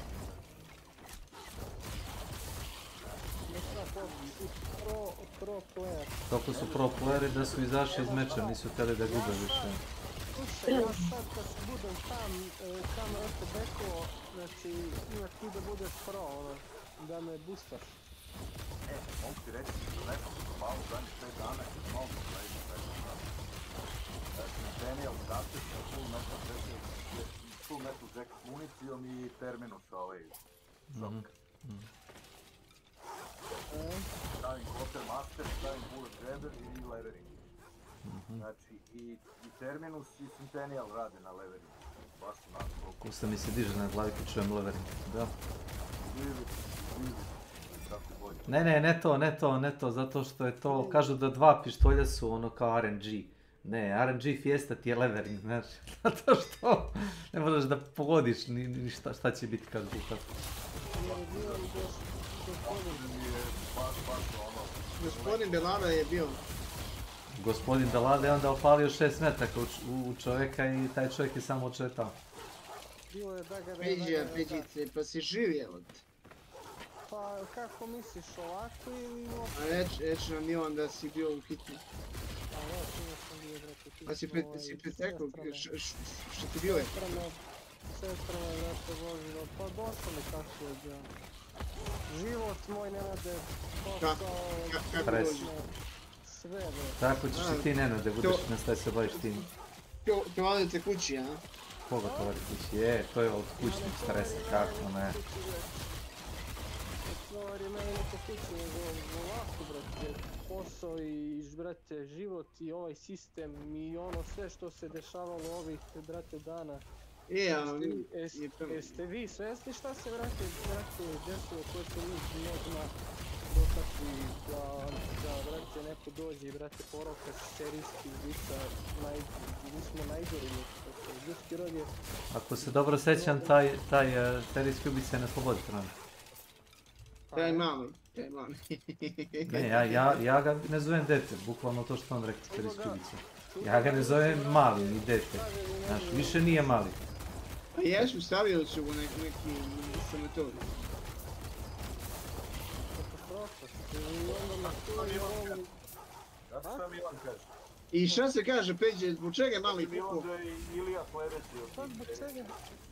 Zbog čega je mali puko? Ko je puko? Pa puko je, ja bih rekao da je to kompleks, zato što njegovi drugari su bili bolji u ovome, u onome, u klaviru, u onom, i da ga zezali. Pa to je to ti ono tipa sa vrate 13 godina imaš sve. Roditelji su mu dali sve, vrate. Razumiješ, dali mu sve živo je prošao, jebate čalega. Znaš ti da imaš 13 godina i da overavaš ljude precizno. To je ljudi nemoguće. To da je, brate, neko skripto, da je ne znam šta, brate, uradio, ne znaš. Pa ja sam jedno vrijeme bio siguran da je to... Najjači mi ovaj šlepak, što, brate, priča, kako se zove, čudno je to da se dešava njima, oni dobar život imaju, pošto imaju mesečno 300.000 primanja. Pa normalno da imaju 300.000 kada ne znaju šta će s tim, brate, s parama, znaš.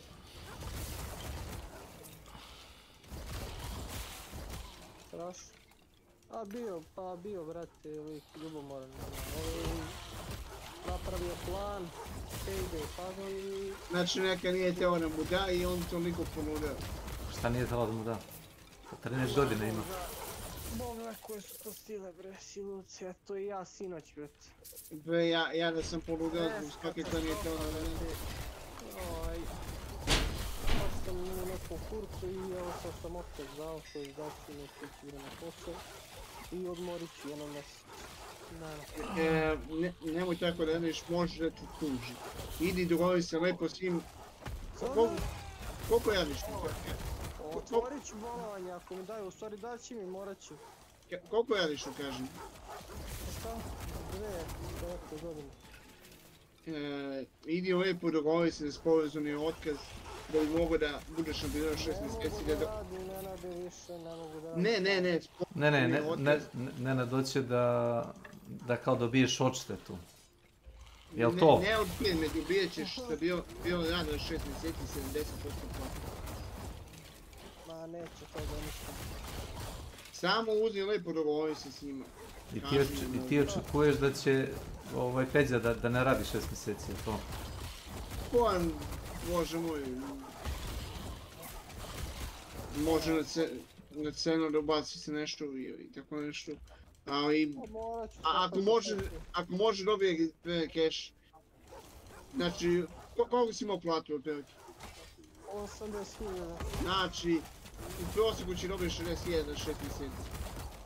30.000, što u prosjeku 40.000, a tebi se odbijalo to od plate.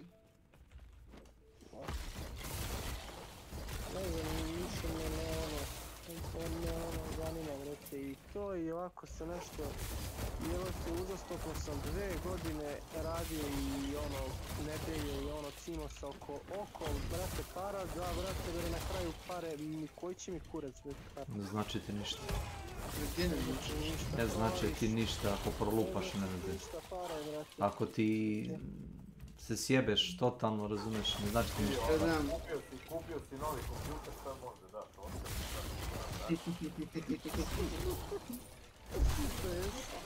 A? Nemoj da prikaš. Ne znam. Ma ludo nešto, brate, vreme, brate, nešto sam baš u neku ideju.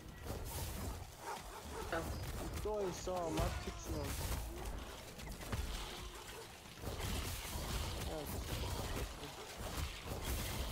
Moram reći da je registrujem kola.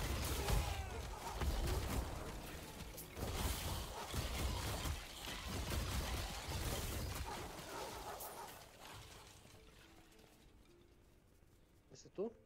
Da. Piče se moraš da registraš kola.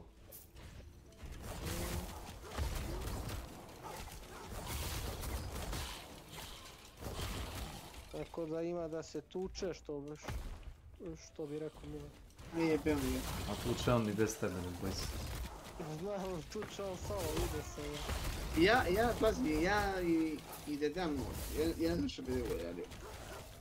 Navikao sam ovo i ne baš mi usta. Nenade, ti svaka tebi čas.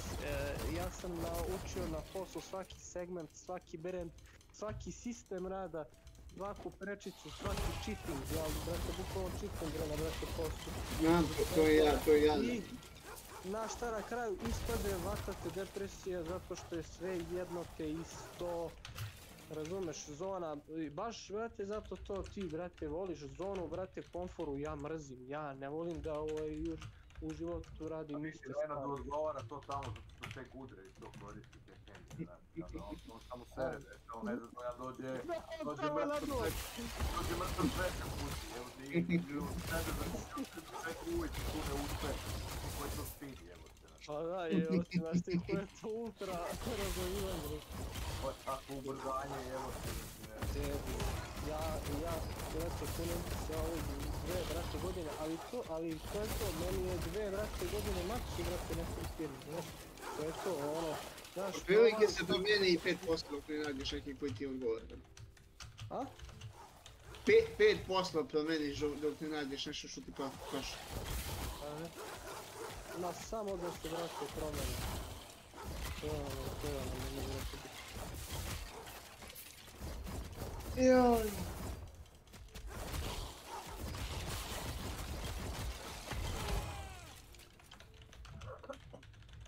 A što će čini?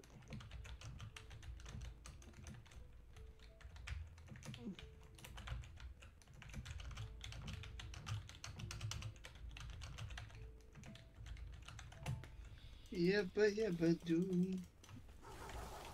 Ne. Smem, ili smem bre da nešam zajacapku sa lekom? Ne. A? Šta smešli, da? Nešam zajacapku sa lekom. Mešaj ti šta hoćeš? Vodku. Davi si... Vodku ako davi imaš. si šta piješ. Lekove. Treba malo... Treba mi Borisova. To se zove pojačavanje. Onda ima bolje dejstvo kad se popije sad pola. Borisovinje, gledaj. Čuj, neće ti bude ništa.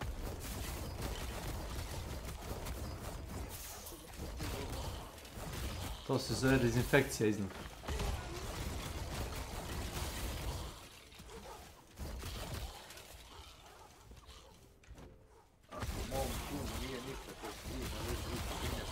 Jo, pričao mi je Milan kad je ušao neko veče kad te psovam.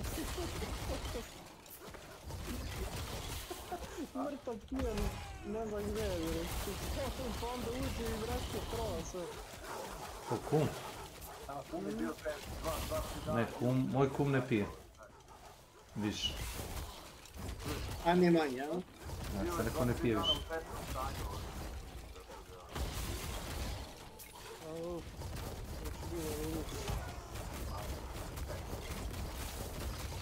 Malo.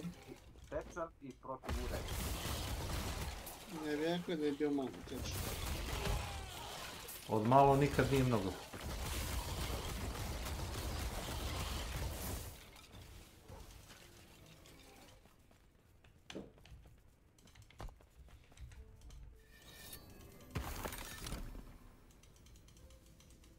Evo, Milan je poslao sliku što je brate lomio zid, ja sam natrpao brate sa onom njegovom... S čekićem.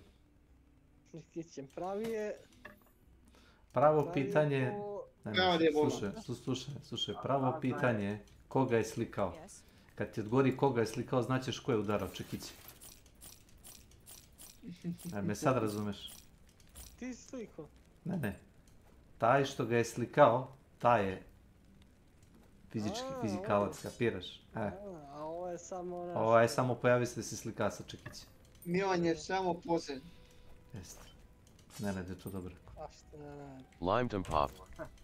Welcome to my channel. To se tako radi. Ali najluđe, i kod Rumuna na serveru i kod ovog na Hrvatu već kačio te slike da se pohvali tako po cepu pola dvorište. A, kako je...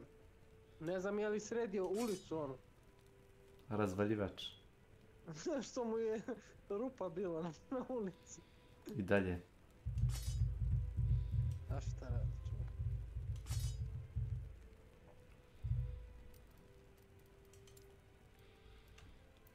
Ludilo puta 5. Bilo luk. This is madness. Puta Hanži, jao, ljudi moji, nedostaje mi Han. Nisam igrao ništa. Nemoj to da pričaš glasno. Što? Sad će da dođe general Hunt. Malo Hana na na. Na na na na. Dođe general.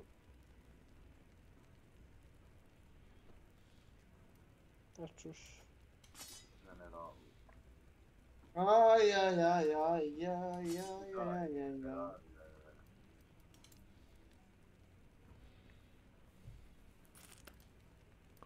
Aj. Jebate, gledao sam ovu seriju Snowfall, brate, gledajte obavezno. Dobre, jako dobro. Jesi je ti gledao, ne? Jes. Ajde, jedan spoiler za mene boli uvo. Jesi je, brate, čitao, brate. Do jaje bio na kraju. Od 73, brate, miliona na $20, kaže srećanje, Murija mu upada, uništava mu kuću, zato što nije, brate, platio porez, on sav srećan, brate, slobodan je. Kakva scena, ja sam se, brate, naježio.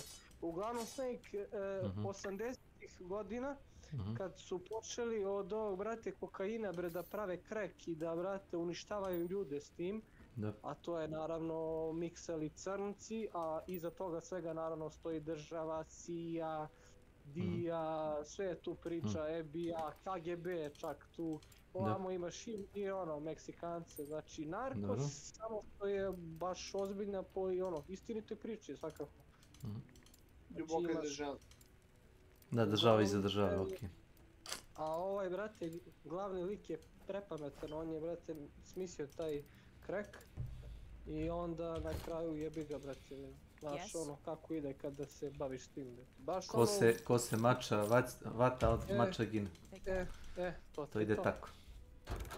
I to ko u Breaking Badu kad onaj smijeni profesor postao nudi. Pa ne, kažu, moć kvari, apsolutna moć uništava. Ne, način igra na svadbu kad ih sve, brate, izdrogira, znaš, ili kad im stavi LSD u brate, tortu, znaš. Znaš tu, brate? Znam. To je način, kad brate, Franklin, brate, dođe pričat sam sa sobom, brate, to je najveća scena. Naša tebe kuće ne pogledaš ako nisi? Film Nobody. Nisam, brate, gledao. Ja sam... Imao si toliko slobodno vremena, nisi to pogledao. Gledao sam John Wick 4 samo. Veruj mi, Slušajte, počeo sam 000, brate, kakva serija, brate. O čemu se radi tu? Brate, isto, Italijani, mafija, isto naš, unutrašnja priča, baš država ispod, naš, to znam. A, onda idi gledaj italijansku hobotnicu. Da se tako zove, hobotnica. Evo se mi da napravimo na srpsku hobotnicu ovdje sa kanalom. A što se čini? Gdje matori? Šta je? Dešiš kameru, stari. Šta je propalitetno betonski? Ko te je slikao on kad si cepao beton? Ja. A kako? A kako si sam sebe slika? Selfie stav time, šta? Ajme reci ko te je slikao? Ja. Kako? Ali kako si tam sebe slikao? Pa ne rade si glupe, ne znaš kako ne timer od 10 sekundi. I za 10 sekundi si ti stao u onu poziciju. Ajde, ko je tu ko smaljen pa si mu dao? Ajde, ko je taj? Znaš što se stavite ovako? I za 10 sekundi si ti onako stao u onu poziciju. Taj telefon je čudno, stoji uspravno. Da, vrlo čudno. Ovako te stoji. Vrlo čudno. Preko si zakinjena gravitacija. Najgori. Idi u dvorište, napravi još jednu fotografiju pod istim uglom, ajde, i vrati se, ajde. Ajde, dokaži, ajde. Ajde, još jednu fotografiju. Ali moj da ti mama drži telefon. Ajde, odmah. Ne, odmah, ajde. Ajde. Ovo već slaže, znaš. Sad ono kao jednu po jednu reći.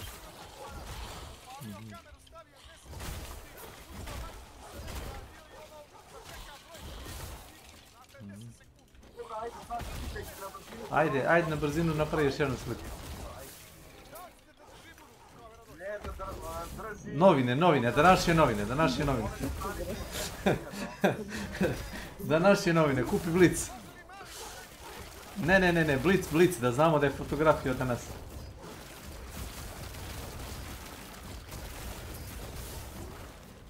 Pa nisi kupi novine. Ili imaš još neki telefon? Ajde uzmi od Kevin, sviđu datum i vreme za telefon. Piti. Evo neko sam ti ulici. To ima smo skrđene slike, ajde čuti.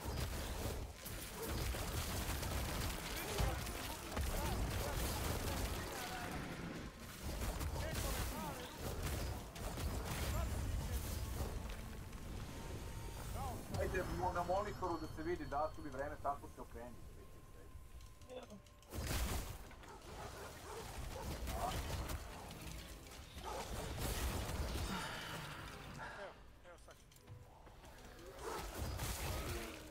Morgoth, his orcs spread all over the world. It then explains that they multiplied and grew in force under Sauron. It's important for us to remember this because the voiceover is about to forget it. As it continues to explain, they hunted Sauron for years, for centuries even, all across the earth, and the voiceover explains that many elves just kind of moved on with their lives and assumed Sauron was just a memory. I'm not sure I will ever understand how writers can do this with the worlds they create.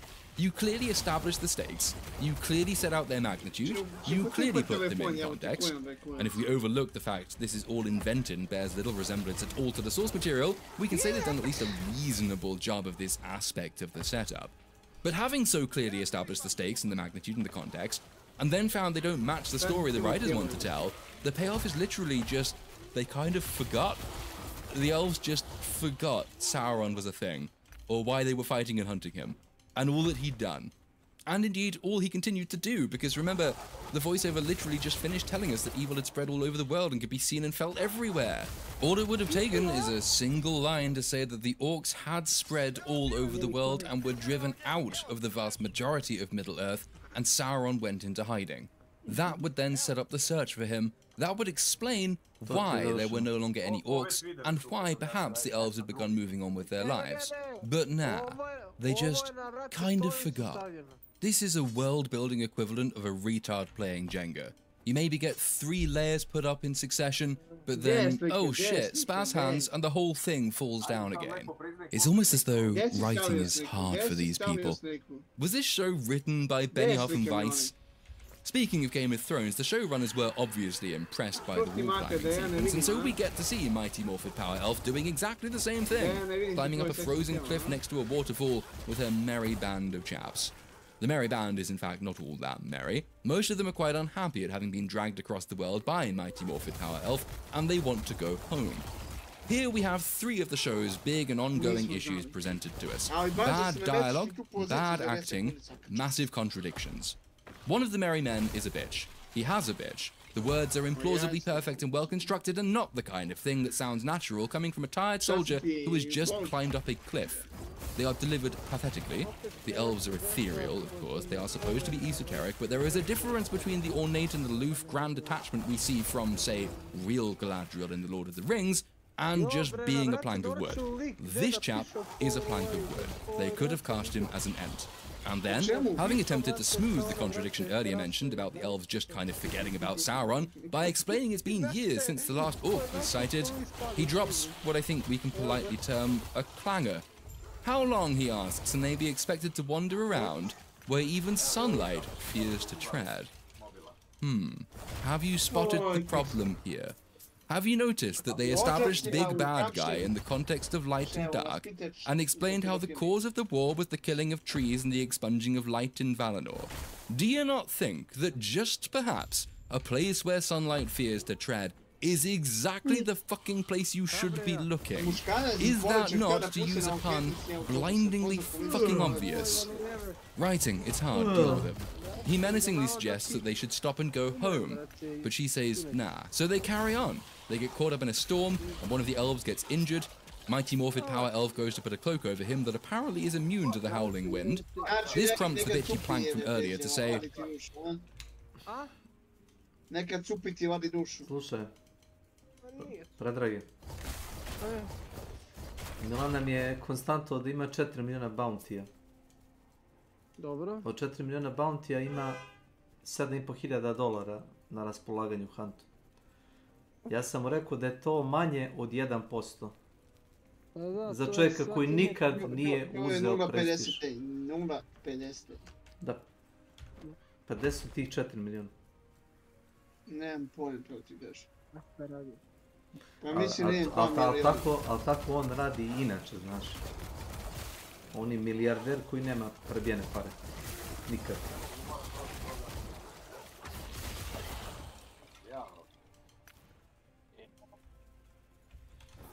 A bi ti pušio kurac, Sretenu?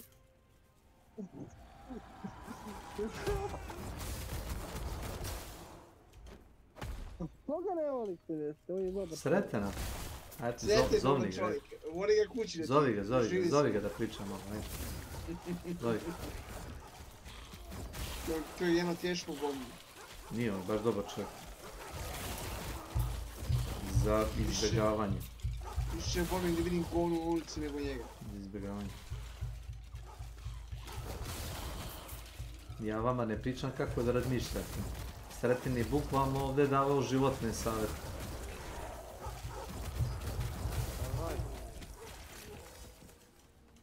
Ne znam.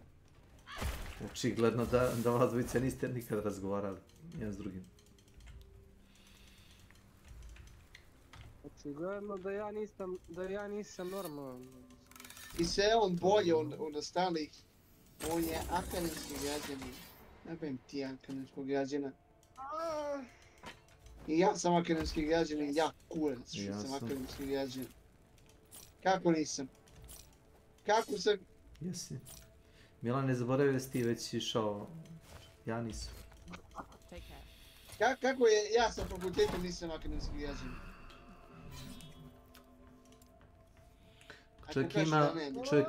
Čovjek ima akademiju agrikulture, Milan. Ko kaže da imam pokušaj? Čega pokušaj? Ko kaže da ja imam pokušaj? Slušaj. Ko kaže da imam pokušaj? There's nothing out here, we should have been there by now. But then lightning obligingly flashes and reveals that they are there, wherever there is, after all. Again, time for some praise. They brought back Howard Shore to do the opening theme, and they brought in Bear McCreary to do the soundtrack, and on occasion, this works.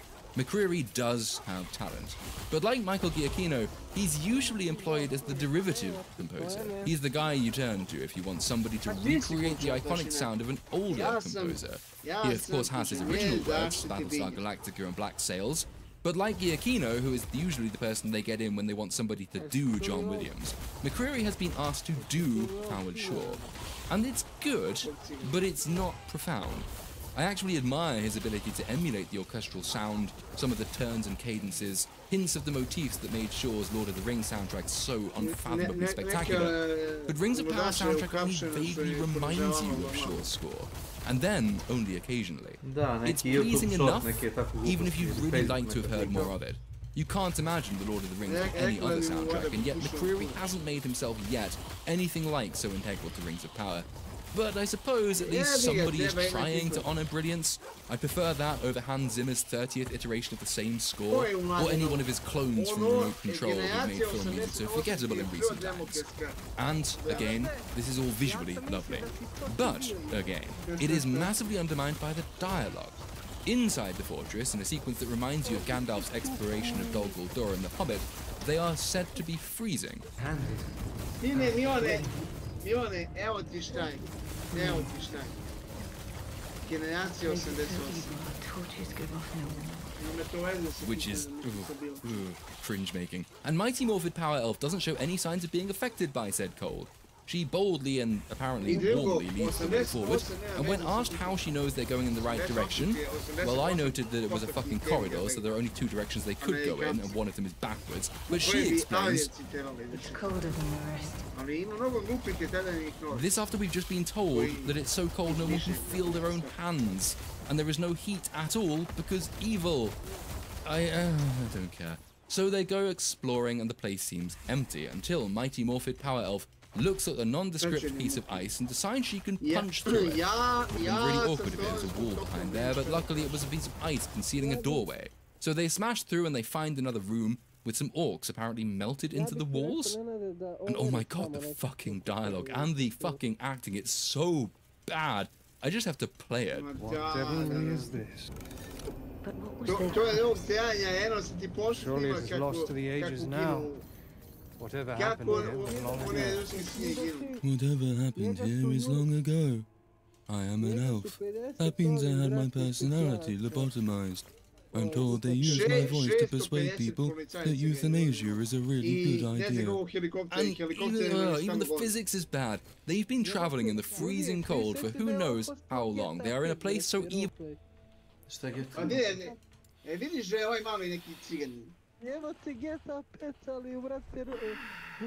Da, to mi je palo na pamet kad sam čuo za to. Da bi se ti tome smeo.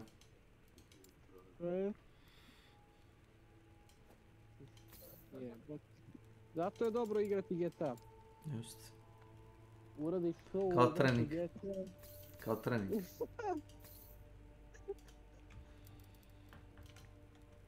Ljudi moji. To.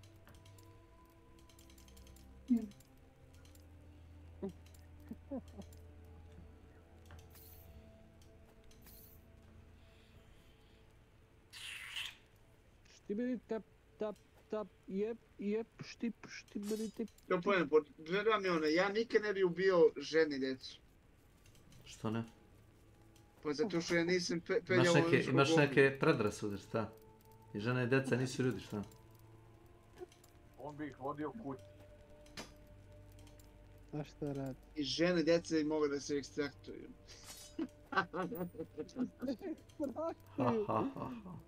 Sa bountyjem, a? Sa bountyjem. Sa bountyjem.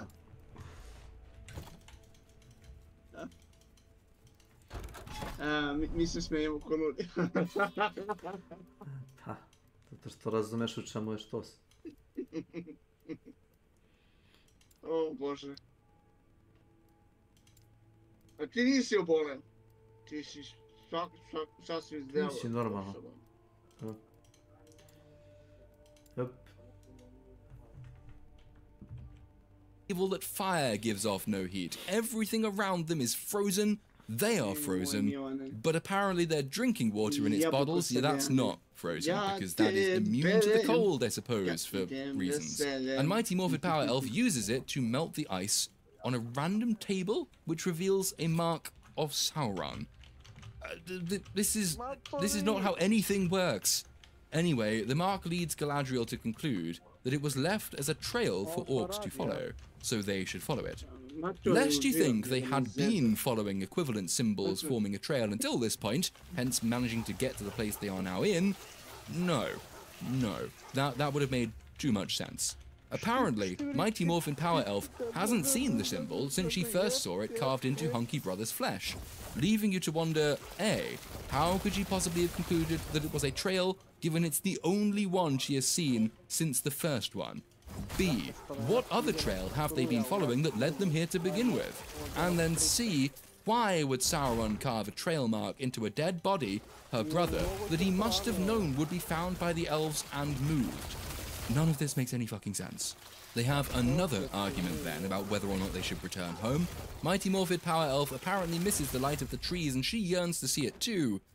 Except that the trees were destroyed, remember, so no. More exploring then follows, and then the writers assumed we'd gone far too long, we are 15 minutes into the episode and less than 10 minutes since the last battle, without an action sequence. And of course, we can't have the audience getting bored. So, suddenly a snow troll, which fucks up Mighty Morphid Power Elf's team of seasoned, experienced, world-traveling, battle-hardened sidekicks, but which she dispatches with a smug, satisfied look.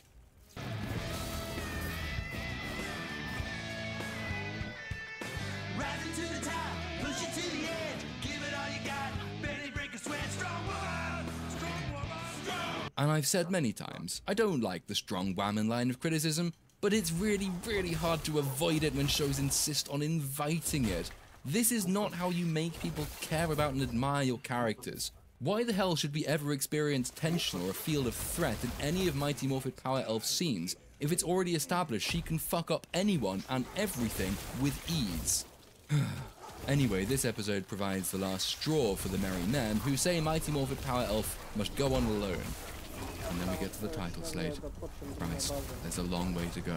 Better get another bottle in. The title slate says this is a Lord of the Rings show, which is a lie, because it has very little to do with it. Elsewhere in the world, two comically attired men are strolling around, and we meet a bunch of not hobbits who are hiding from them. The not hobbits are led by that guy from the Premier Inn adverts. For American viewers who are in the enviable position of not knowing who this is, his name is Lenny Henry. And besides advertising budget hotels, he has more recently redefined himself into the role of sometime social commentator with a particular emphasis on the evils and crimes of racism. However, before he was a social commentator and before he was a cheap flogger of budget hotels, he was, allegedly at least, a comedian. And at that time, well, shall we say, his anti-racist faculties were perhaps not quite so developed as they have become since.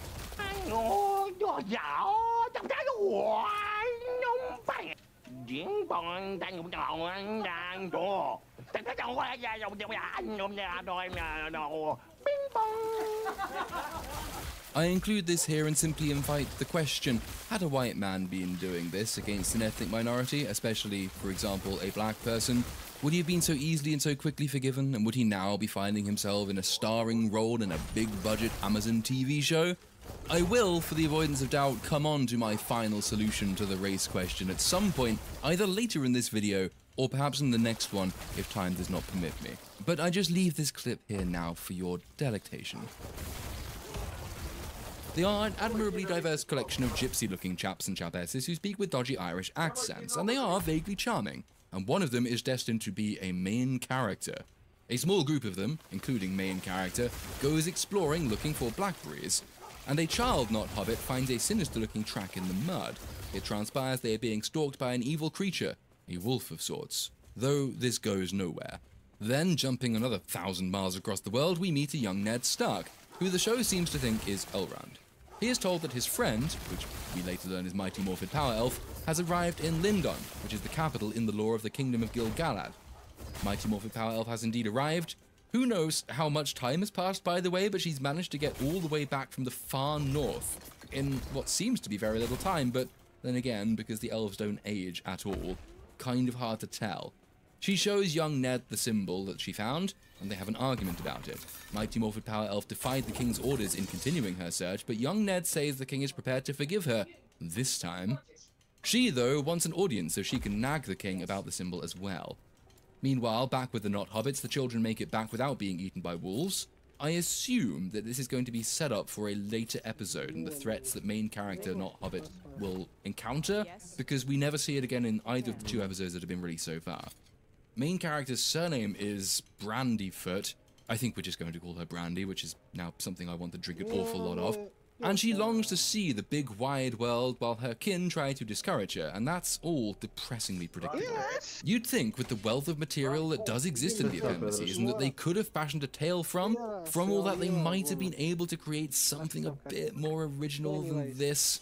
Meanwhile, back in Linden, the king, who is never named in either of these two episodes but is most definitely Gil-galad, is rewarding those who went searching for Sauron using some tortured Šta igraš od igrice trenutno? Gledam Ring of Power, Beautiful and Terrible, 2 sata, review, recenzija, kritika, kako god ćeš, serija. Jo, jesi video onu vampirsku igru? Uzeo onaj Red kako je? Boris mi je pričao o njoj, kao da je otkriće decenija, ne smeć decenija. To je sjajna igra, ima svijetu igrate, ste čuli. Slušaj, ali što najče i brutalno izgleda, ali su sjebali džaba sve. Nemoguće je to. Nemoguće oni to da naprave taj AI, sve to gličovanje. Nemoguće, sjebali su sve. Uništili su igru. Inače, vrhunski, znaš ono, izmišljeno do jaja fazon taj. Posjeća me na ovaj, zove onaj Blood Harvest, onaj fazon. Vampire, oni vampiri, Batman. Welcome back to the channel, buddy. And I hope you're doing fine. I greet you to a little bit of a killing spree with Granny at the gates, and we play a Mosin sniper today, together with an uppercut. Now you can say this is boring. Sometimes I like to play this. You know my channel by now, hopefully, and we have a lot of variety. I play memes, I play weird stuff, but sometimes I give in, and I play full Sweatlord.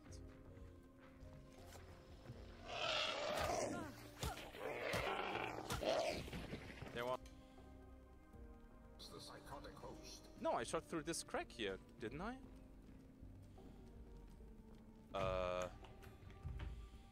Šta mi radi? Prijatelj, radi mi No, I shot through this. Lawson Station, The door frame didn't render in. Ovako No, I shot through this crack. Znaš, skinuo s neta sliku i da je preslikan. Fali mi slika. They were all missing a bar anyway, so... A? They were all missing a bar anyway, so... Slikaj se to kada ono bude. Dobra fora, već. Znaš, Milane? Milane? Nema njega. Didn't, right? Wait, what? Uglavnom stavim to i ovaj... Pošto već imamo ovamo konje i... It wasn't cracked, the door frame wasn't rendered? 3 konja i... Ovaj se... Ah, no. Hunter je da to... Okay. That was a decent round. I see I missed a massacre, dude. Ah, no. Treba da mi... At the end, dude, they were just like, yeah, doesn't matter, just try to... Dude, they drained my fucking ammo with revives. It wasn't cracked, the door frame wasn't rendered. In the fucking crack. Značaj neki, zato što... I mean... Mašina imam... Pa 2700 sati imamo, brate, kampu. Znaš ti šta je to? A ti... Boy. Dudes. This fucking door though. Here.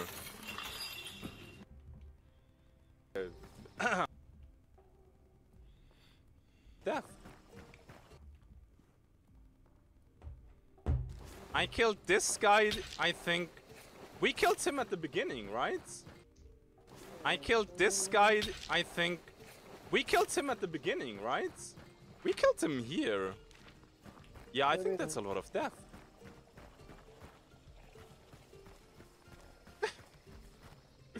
500 bucks?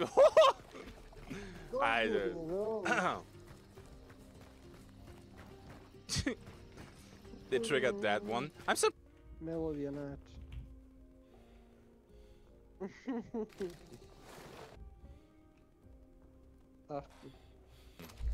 You had some good stuff.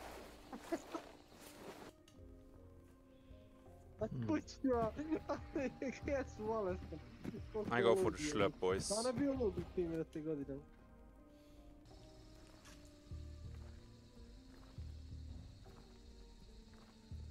peace in that forest. Nije face cam, nego face cam. Face camp. Face cam. Oh shit, there's another one. If you want to pick up, then now. Now is the only time you can pick up. If you're not picking up now, dude.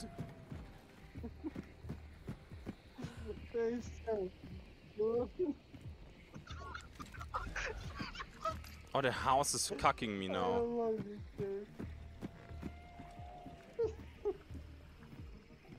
Did he bail? Aw. Come on, it's fine. I'm not gonna hurt you. Ne, ali bilo bi ti bolje, mislim, onaj face cam, baš ti ono starije izgleda, znaš. 240 piksela. I really like this place. I don't have a lot of... Nah, falling back is a little bit difficult. Ima jedan FPS, brate. You're facing the wrong side to me? That was not the same skin, so we have now 2 people dead. Both missing bars. Yes. Take it. I can do this all day. Well, I have 18 spares, so... Evo ti bug, Peđi. Pa zašto mi on? Ali ne možeš ti to sad da vidiš. Ne možeš. Well, I have 18 spares, so I can do this exactly 20.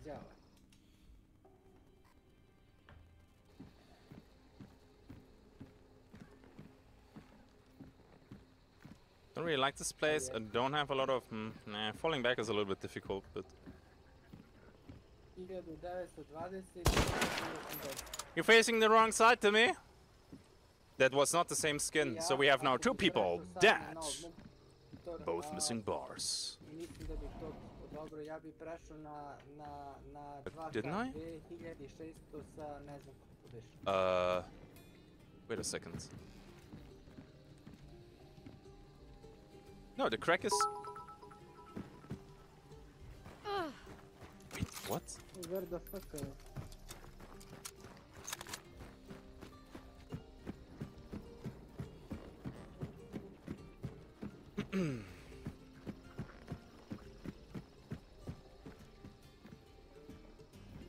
Oh my god. You're right. The door frame is not there.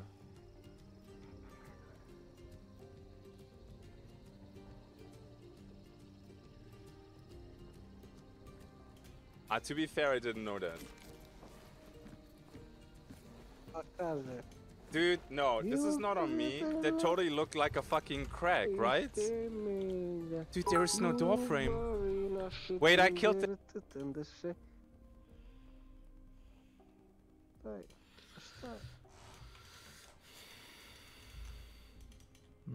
Metaphors. Washing away the last remnants of our enemy like a spring rain over the bones of a spoiled cock. And my metaphors flourish like the cheese on a nun's eyelid. They are as fragrant as the carpet on the ceiling of fish. There is a double tragedy here, of course. Not only is the metaphor tortured as hell, war crime level torture, but it's implied that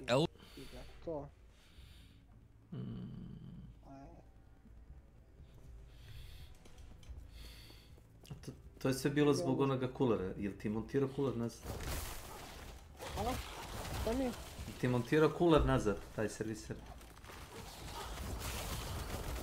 Montirao sam ja, nego što se nekako matično sjebara, znaš?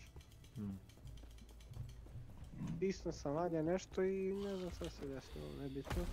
Ali uglavnom, i neka je samo sve što bi samo mi ono razdvojio, znaš, i prihvatili. Milan im tamo napisao sve što bi svašta nešto i ovi nisu imali argumenta da išta kažu. Svađamo novi. Istorija da se svađaju sa zidom. Ovo je slavno za vrate razgovori, nema što. Sviđa mi se to što je on drža.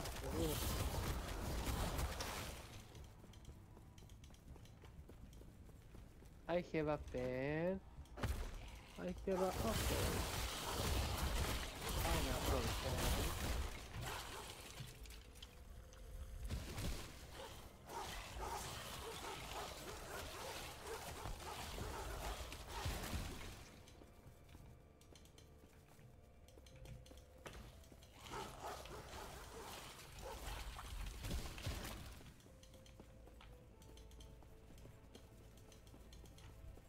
Moneta.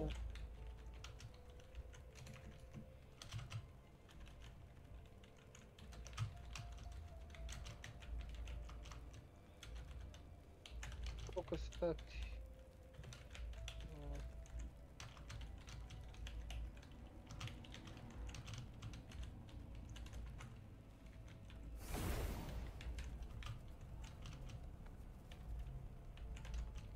Ovdje da pročitam našu malo. Idem, ko što si rekao, da, reci.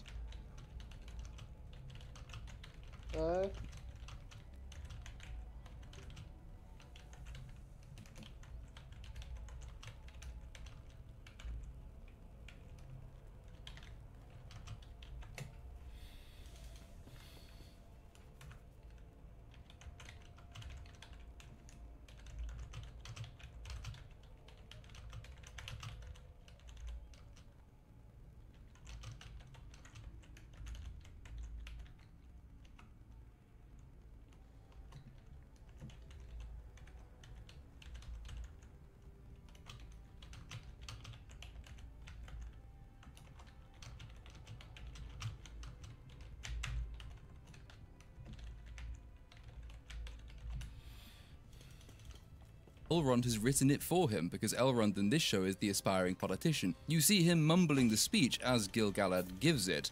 But if you're going to try and write a character who is a competent politician and a fairly talented speechwriter, might be an idea, guys, if you actually had some talented speechwriting yourself, because if Elrond is proud of this line, he is a dick. He's of the opinion that the days of war are over, and he pointedly looks at Mighty Morphed Power Elf when he says the days of peace have begun. Dark She Brunel. chooses not to make a fuss Welcome about to it my at channel. this juncture, so Gil-galad says their reward is to be shipped back to Valinor. Now, it has been a while since I read this particular part of the Silmarillion, but I'm pretty sure Valinor is not Disneyland. It is not a place you can send the kids to as a reward for good behavior.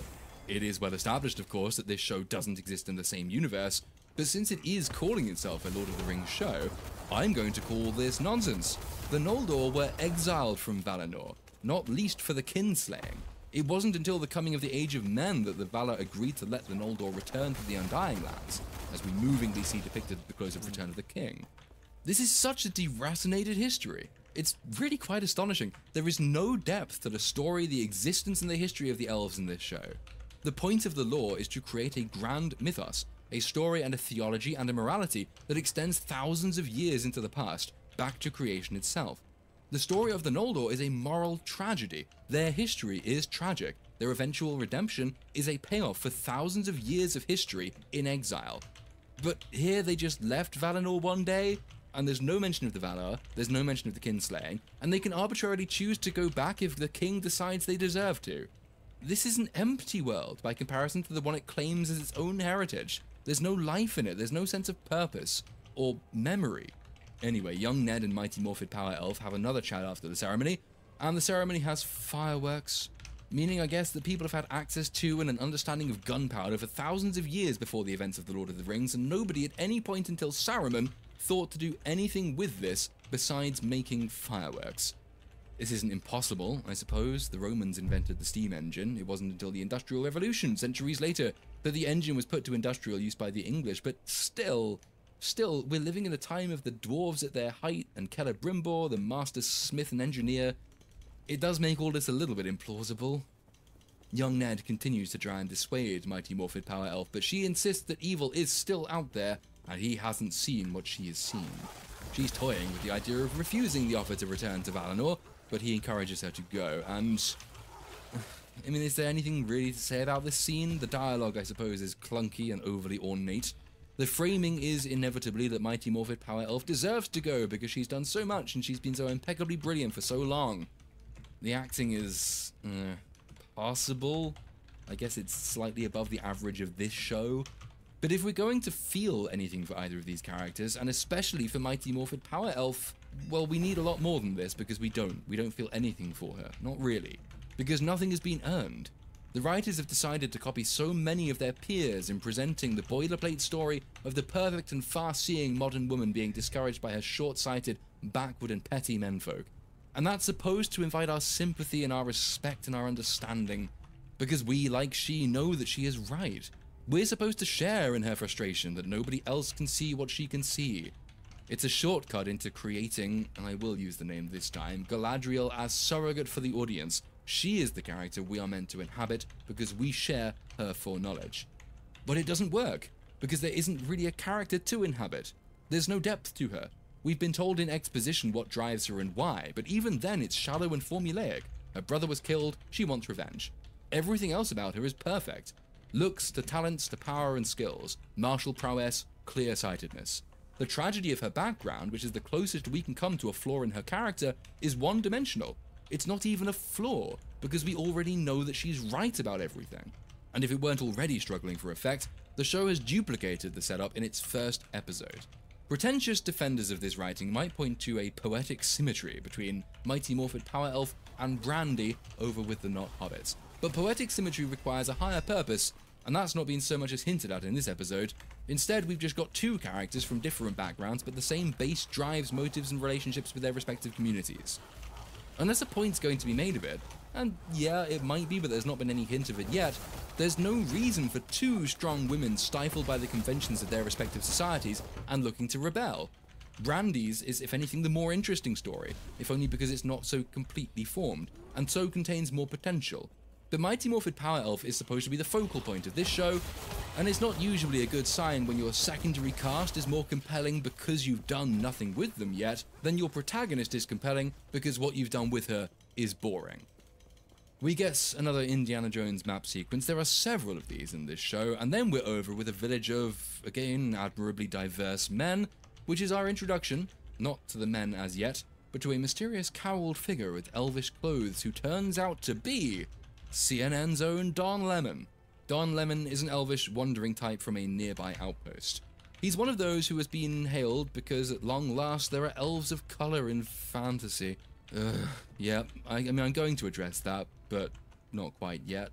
Although, fuck me, the show wants me to address it right now. Tolkien was, as mentioned, opposed to allegory. But one of the defining features of the modern writer is that absolutely everything, whether about the past or the present or the future, in a fantasy land or a science fiction universe or a children's fairy tale, must convey allegorical messages about the present. And in this case, the heavy subtext is contemporary claims of racism. Now, antipathy between the races, to use the term in another way, of Tolkien's world is well established. The dwarves and the elves do not typically get on, for example. There's a reason, though, for that. It's not merely racism as we would identify it in the modern world. It's partly their innate differentness. The elves are immortal, at least long-living. They are the firstborn. They were created by Ilúvatar himself. They are also the first to arrive in Middle-earth, while the dwarves are created by one of the Valar, outside originally Ilúvatar's plan. They are shorter-lived. They have different drives and motives. They live in different places. They value different things. They speak a different language. There is an innate differentness from the off between them. They actually start off trading on reasonably good terms, though the dwarves are slightly more appreciative of the elves than the elves are of the dwarves. It's not until the sack of Doriath that you really get the antipathy build. But that's a solid, non-allegorical, in-universe explanation for what you might choose to call racial antipathy. We've yet to see the dwarves in this show, but the first interaction between an elf and a man conveys antipathy of an entirely different, more contemporary, and more political kind. Because it's so transparently allegorical that it feels like you've just been punched in the nose by a woke version of Lurtz. Oh, let it go, knife is. It's a bloody patch of grass. The lot you lump us in with died off 1,000 years ago. When are you people gonna let the past go? I'm not objecting to the knife ears jibe, because that makes some sense in universe, it needn't be read allegorically, but when the angry white teenage male brat in the bar confronts Don Lemon and bitterly asks, "When are you people going to let the past go?" a line delivered not only to an elf but to a black man, Well, how the fuck else are we supposed to read this? Angry young white man frustrated that black people won't let go of past transgressions? Yeah, I'm pretty sure that's a fucking allegory. And hell, you're pretty well invited to read it even more specifically than a contemporary racism allegory, because when angry young white man further confronts on them and he says, "One day, our true king will return and pry us right out from under your pointy boots." Well, firstly, that's a shit insult, my dude. Pointy boots? The fuck has footwear got to do with the elves? Is this it? Is this all you can conjure, Saruman? But secondly, angry young man resentful of black people bringing up the past and who longs for his true king to free them of the tyranny of the minorities? Well, if that isn't a Trump-inspired Democrat talking point, I'm straight. So here we have a second significant betrayal of the point and purpose of Tolkien. Having discarded the world and much of the lore, now we discard the purpose and the method, to eschew politics and messaging and allegory and point scoring, to uphold the innate value of escapism against these same things. The point of The Lord of the Rings, the point of all the best and most universally and eternally appreciable works of fiction and film, is precisely their universal aspect. By foregoing partisan and contemporary politicking, they are something anyone and everyone of whatever age, racial background, gender, sexual persuasion, hair color, fucking shoe size can come to love. Hell, the diverse cast and crew of this very show say they appreciate that about Tolkien in the first place. Why else would it be so important for them to be represented in it if they didn't already love the thing they are now in? But as with the Bezos example from my introduction, these are people who love the product but have no true or deep understanding of what it is, of what made it, or of why it's loved, what its moral and societal purpose and function is. It's universally loved because it is universal. Rings of Power will not be universally loved because it is proudly particular. It has been created by, and it has cast, and it has been made for an audience that wants specific ownership of a common property. Forgetting why they themselves came to love it in the first place, they've set out to ensure only they and their friends and collaborators can love it. For all the complaints we constantly hear about gatekeeping in popular culture, this is the most pervasive and insidious form of gatekeeping. The barbarians, having hammered at the gates, have been let in, and now they're busily dumping anyone and everyone who doesn't share their precise political views out of the city and closing the gates again. Unless you think as I do, they say, you cannot be admitted to this city. You are not a Tolkien fan, they say, unless you agree with what we've done. What the fuck is this if it isn't gatekeeping? And for the avoidance of doubt, no, this isn't any kind of great replacement metaphor I'm going for here. This isn't black people or women or the big gay infiltrating a fan base and pushing out straight white men. It's just coincidental that straight white men are the largest excluded demographic. This is quite specifically political exclusion. Black people, women, and gays have loved Tolkien for decades, and their love for Tolkien has never entailed closing Tolkien off to anyone else. It's a specific political faction that has claimed association with these groups and has used that claimed association to justify its own gatekeeping. Well, as someone who ticks at least one of these minority boxes, fuck you, you do not speak for me, and your attempts to represent me have driven me out of what was once a shared property. I don't care if you, in my audience here, supports Trump or Biden or Bernie. We can have fun arguments about that another time. I don't care if you have a penis or a vagina. I don't care if you're down with the gays or think we're all a bit icky. I don't care if you're a Muslim or a Christian or a fucking Jedi. If you like Tolkien, we have something in common. We have something we can share. And in sharing it, we can forget about our differences for a while. Universality is the bedrock of society. And yet here, Rings of Power is attempting to particularize, and so to balkanize the fanbase, and then to cast anyone outside its own political in-group as an irredeemable bigot who cannot be admitted to the kingdom. Sincerely and bitterly, fuck the people who are doing this. Fuck them. Fuck them to hell. This is insulting. I would go so far as to say this is a bigger betrayal than the abandonment of the law is. But I'm still going to do the race thing later, yeah? Yeah, I'll do it later. Anyway, Don Lemon is the better man, or the better elf if you prefer.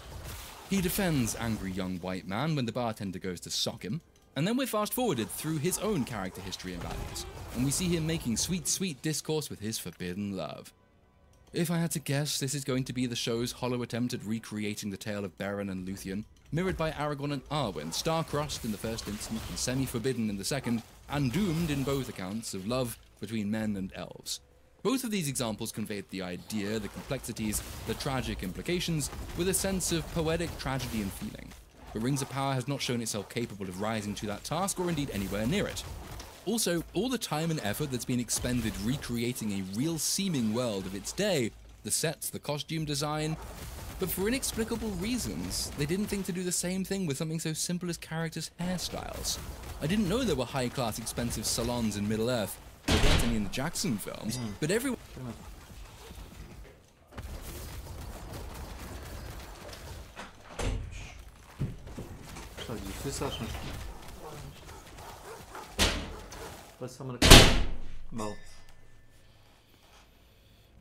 One of these characters, except perhaps the not hobbits, is looking exceptionally fly. And though I wouldn't cite it as a significant flaw, I would say it's a little bit distracting. It does detract from the realism. It actually does damage to your immersion, because it reminds us that these are actors and not people. Actors, of course, are not people. By and large, they are cretins. But in the context of dramatic immersion, being reminded you are watching actors is never a good thing. Anyway, the message from the High King reaches them.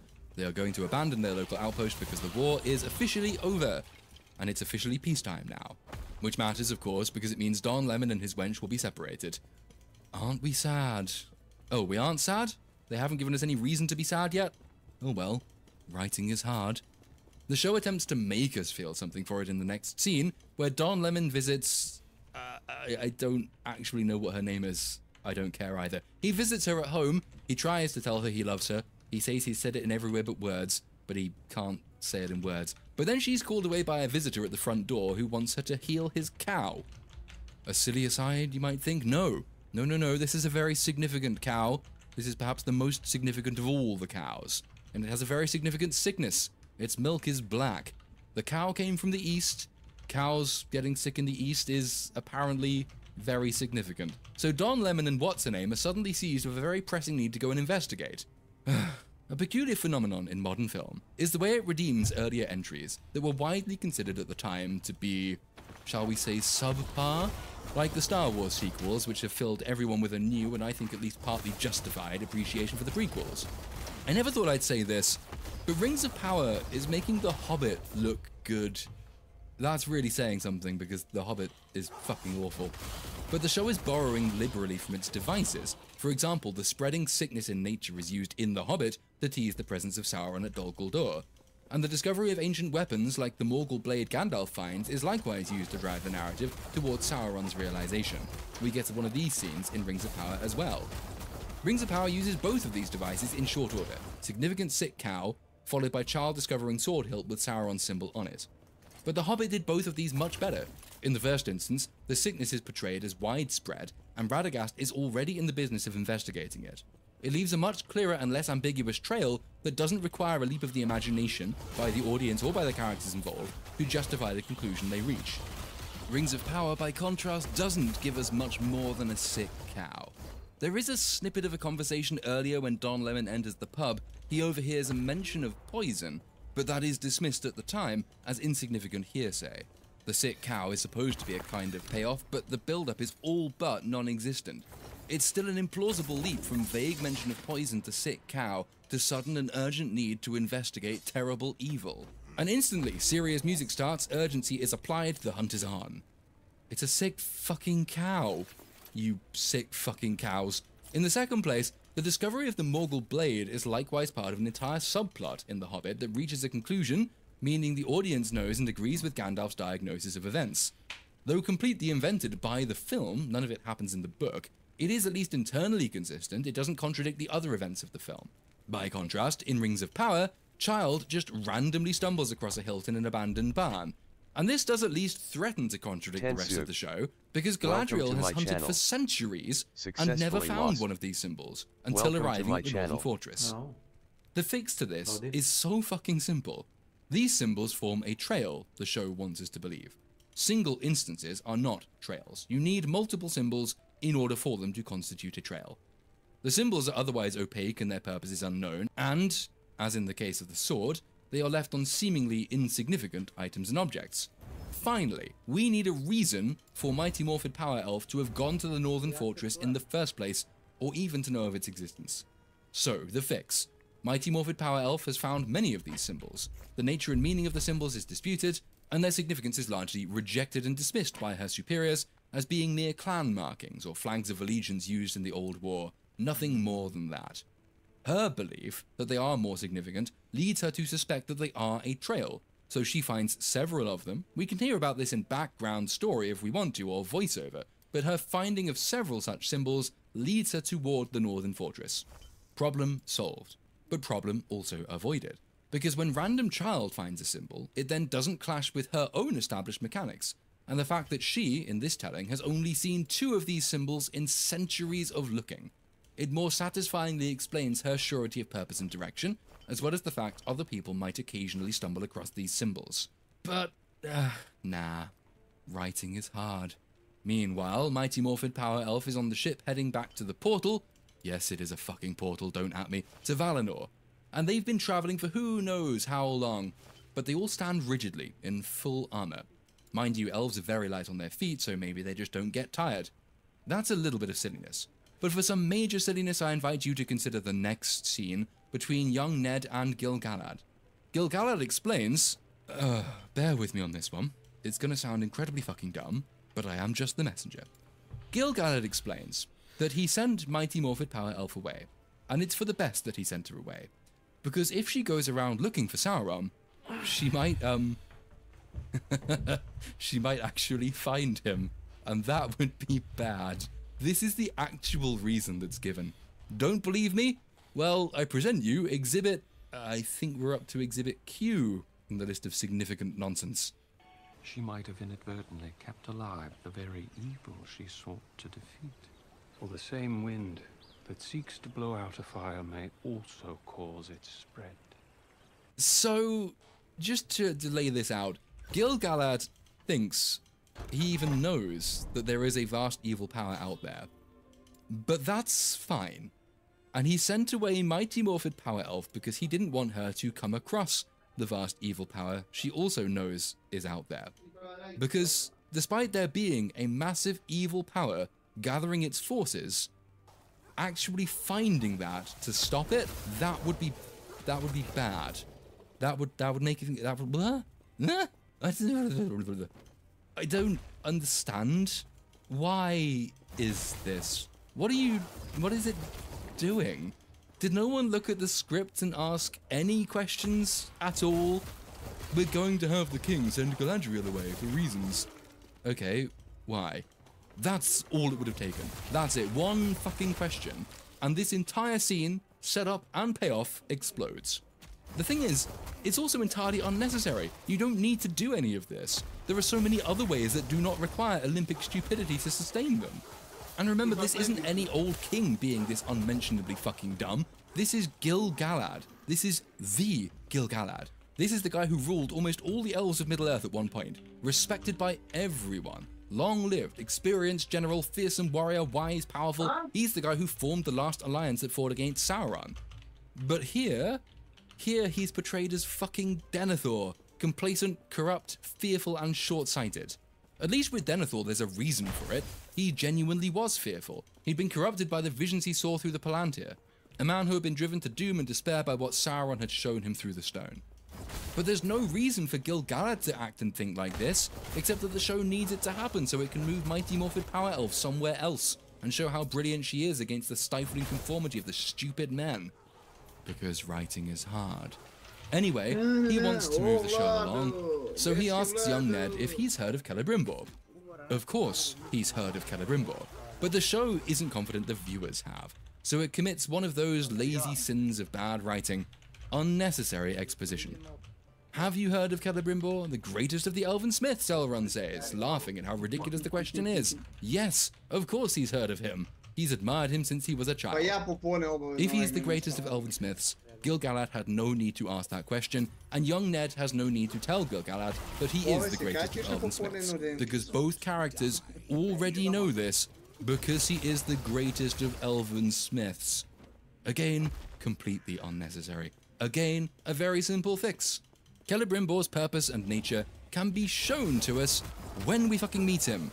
Have Gil-galad simply explain why he wants young Ned to seek him out, and we already learn why it becomes necessary to seek him out, with subsequent details filled in at the point of their meeting.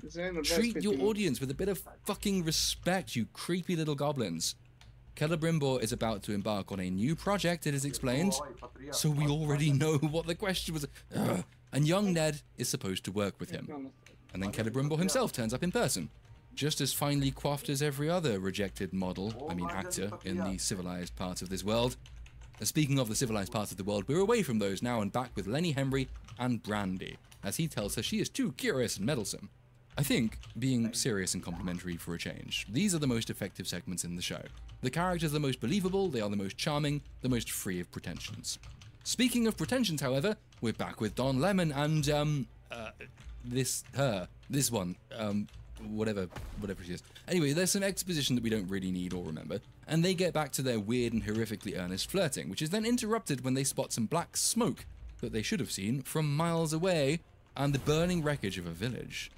After another Indiana Jones map sequence, we find Mighty Morphed Power Elf and the elves are still standing at attention on their ship. They have come a long way now, and then some women appear to take their armor off them, and they sail toward the sun. Mighty Morphed Power Elf is reluctant to let go of her dagger because she is very strong and she is a warrior, but she eventually relents. Some birds fly out of the sun. There is some pretty quiet music, which reminds me that I haven't noticed the soundtrack since the beginning of the show, which is again a shame, given what Howard Shore accomplished and what McCreary is tasked with emulating. Then the Bifrost opens up and they get a vision of Asgard. No, the portal opens up and they see the light of Valinor. But Mighty Morphed Power Elf's hunky brother does a Ben Kenobi then and speaks the line from the beginning about stones and ships. And she looks at her dagger, which has just been kind of left around on the floor of the boat rather than being taken away and stored. Which is dumb but convenient, a line that explains an awful lot that happens in Rings of Power. The scenes begin to flash back and forth from boat to a meteor in the sky, in the latter of which we see more of the world, including Ents. Gil-galad sees the fiery meteor shoot across the sky, and that is significant.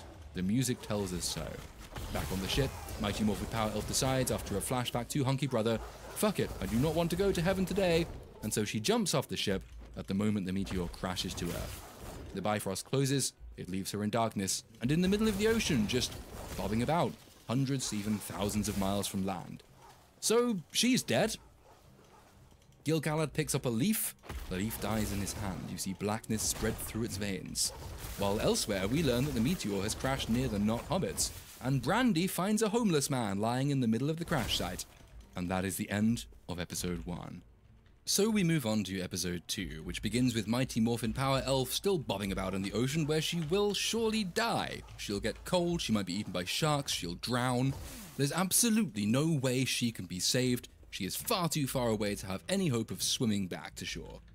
So she goes to swim back to shore, for fuck's sake. Now, if you had recourse to the actual lore, you could have found an explanation for this decision. Ulmo, for instance, is the Valar who has stewardship of the water, and he is known to influence the course of events in Middle-earth, even, if my memory serves, after the Valar retreat into Valinor, popping up occasionally over the course of the First and Second Ages, where there has been a pressing need for his assistance. You could have had Mighty Morphin Power Elf try and swim until she can't swim anymore, and realize she is going to die, then calling out to the Valar she has just rejected, showing remorse for having so rejected them, to have her prayers then, so to speak, answered by Ulmo, who could engineer her safe return to Middle-earth in any number of ways. This would have added to the lore as presented in show. It would also have added to Mighty Morphin Power Elf's character, depth, sincerity, gratitude, connection with the world, etc. But nah, let's just have her swim hundreds or thousands of miles. She'll be fine. She'll probably make it back in 5 minutes. It's easy for her, because she is strong and stunning and brave and heroic. This is exactly what we like to see in our characters. Flaws and imperfections? Nah, that's for pussies. You go, girl. Back with Brandy at the meteor crash site, genuinely not a sentence I ever expected to utter about a Lord of the Rings related show. She's joined by a pudgy friend who accidentally pushes her into the fiery hole. But she's fine, to the point of actually touching the scalding hot wreckage of the meteor and climbing on it, and she doesn't melt.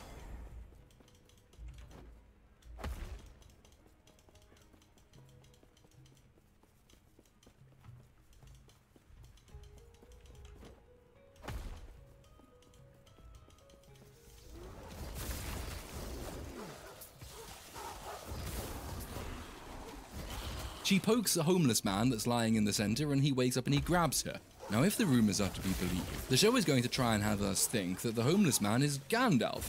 But of course it can't be Gandalf, because Gandalf doesn't arrive in Middle-earth until the Third Age, so we are going to call him Steve. Steve grabs Brandyfoot and has a shout, then he does an Obi-Wan Kenobi and lifts the rocks using the Force, which puts the fires out, and then he goes back to sleep, and then the fires reignite, but Brandy remains untorched. She and Podge decide not to tell the folks at home, but to try and carry Steve away anyway. Lenny Henry, who is actually almost good in this show, because the not hobbits are the only likable bunch we've seen so far, he decides that the tribe or the clan should stay where they are despite the meteor having dropped, because they'll be safer in camp than if they tried to move away. Meanwhile, Brandy and Podge, the detective duo you didn't know you needed, have summoned a wagon from somewhere and are wheeling Steve back to camp. And this is an excuse for them to hammer home again that Brandy is bold and adventurous and she feels smothered by her small-minded kin. Because the show can't really decide what it is at this point, just 2 episodes in, the wagon wheels away down the hill with Steve passed out like a skunked-up hobo, and this is actually very funny. Maybe not quite in the way the show probably wishes it was, but it is quite funny nonetheless. But they catch him and get him back to camp somehow, and they hide him in a tent, and we have another argument between her and Podge about how different and ambitious and bold and adventurous she is. This is messy, this is inefficient writing. We already know all of this, it's been said repeatedly, time and time and time again. In fact, we've learned and we've relearned it in every single one of Brandy's scenes so far. The audience is not that stupid, damn it, we don't need this. Though I sometimes think, when we assume the writers are playing us for fools, we don't consider the more likely explanation. The writers themselves are fools. They're just treating us as they need to treat each other. Back with Don Lemon and this one, fuck yeah, I still don't know what her name is. They're investigating the burned village, and Don Lemon is wearing his "there has been a terrorist attack on a gay club" expression, as he goes about among the ruins and the dead animals looking for, well, they were looking for the origin of the sick cow, but I guess we've moved on now to more pressing matters, and they discover a hole in the ground that could not have been dug by a man. He tells her to go and warn her people, and says he will explore the tunnel. She points out that he doesn't know what's down there, and the response is, That's the reason I'm massacred. Writing is hard, especially dialogue apparently. This weighty, self-serious bilge is just trying. It's so self-conscious. You can put yourself in the mind of the writer as they sat at their keyboard thinking, I must make this sound very important. It isn't, it's stilted, it's awkward, it's overly self-serving. They share a wistful parting look, and the audience is already in the position of saying, just fuck already? Because the show really wants us to feel something about this relationship, and we just don't. It's so forced. Across the world, then, again, we arrive at Eregion with a young Ned and Celebrimbor. And here it becomes very transparent that the writers are sourcing from the appendices, because the bits of the lore they pick and choose have so obviously been selected for their immediate effect, to give the impression of depth to the world. But they are just as obviously divorced from the context the appendices cannot always provide, but the Silmarillion could. So we see Fëanor's hammer, and we're told that this was the tool that created the Silmarils, which the show then decides are the Light of Valinor, having forgotten that the Light of Valinor was actually the trees, and the Silmarils are in a sense derivations, albeit, and crucially, derivations more beautiful than that from which they were derived, which is part of the origin of Melkor or Morgoth's lust for them. Their context is the origin for the war at the beginning of episode 1, which the show does as much as it can to retroactively explain, but because they've been chosen here largely for superficial reasons, no real connection has been or will be made, making it essentially pandering to the audience, a bid to trick those who've never read the book into believing the world has more depth than it really does, and those who have read the books but who are too desperate to buy content that the show actually respects the lore it's citing, which it quite obviously does not. We hear of Morgoth and his tears falling on the Silmarils, his appreciation of them, but not why any of this happened or why it really mattered or what it led to. The Silmarillion's account is too long to properly render in this video, but it encompasses decades, battles, multiple myths and stories, including that of Beren and Luthien. While in Rings of Power, what we understand of events is that Fëanor made the Silmarils and they were nice and Morgoth liked them. Don't get me wrong, it is nice to have them mention. It is a start, but it's been earned with a sacrifice, that sacrifice being the perverting, Melkor-like, of the story this show claims is part of its lineage. Celebrimbor compares himself unfavorably with Fëanor, and sets out his plans to create the most powerful forge in the world. But he wants it created by the spring, which requires more workers than they can reasonably expect to find among the elves, leading young Ned to suggest seeking partners from other races, which is how, fingers firmly on the fast forward button, we end up at Khazad-dûm meeting the dwarves. It's odd that the show will, in one place, take much more time than it should, like repeating Brandy's arguments with her place in the world, while in others, it is so overtly trying to rush events along. This leads to a clunkiness and a kind of stupidity.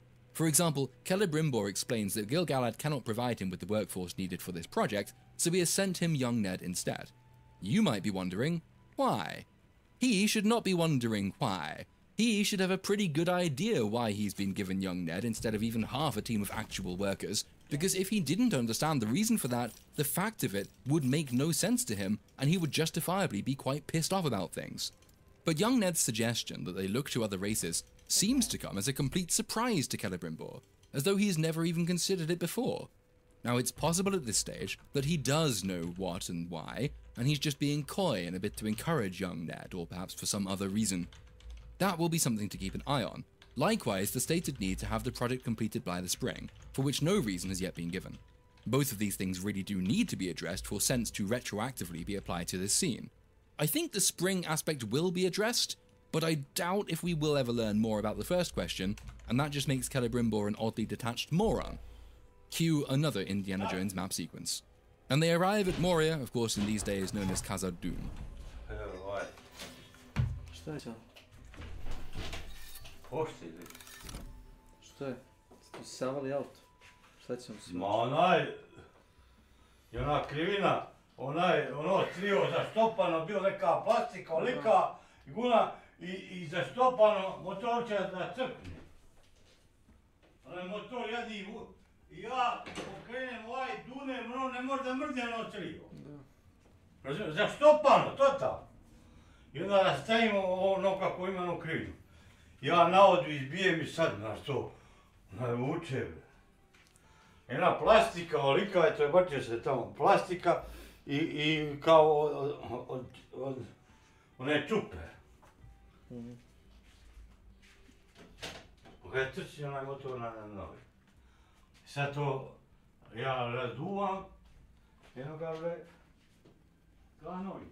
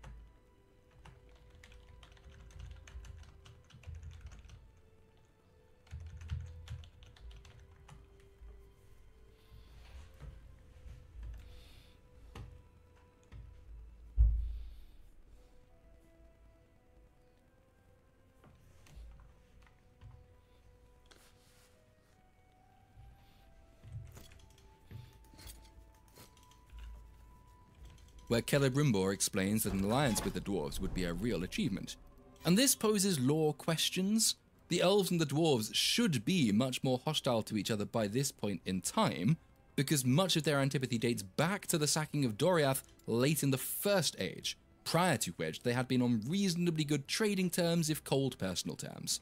Actual Galadriel, if memory serves, gets passage through Khazad-dûm when she leaves Valinor for Middle-earth. Here, though, the state of affairs is more muddled. Young Ned is good friends with Durin, we're told, and the dwarves of Moria, or Khazad-dûm, are portrayed as being quite open to the elves, at least by Ned's account. That's until the show does an absurdly obvious Star Wars reference that's actually, and again I think unintentionally, funny. And enough malt beer to fill the idyllic. What you want? It is Elrond of Lindon. We seek an audience with Prince Durin. No. Look familiar? Might be doesn't. So Elrond persists, and he invokes a right to smash rocks for social acceptance. Totally a thing. He leaves Celebrimbor at the door and is invited inside, where we get our first look at an inhabited Moria, which, well, okay, it's impressive in a way, but it's also a little bit underwhelming, maybe because they're trying to show us too much and have re-encountered that problem with CGI and scale we described earlier. Compare these two scenes and just which is the most affecting of them.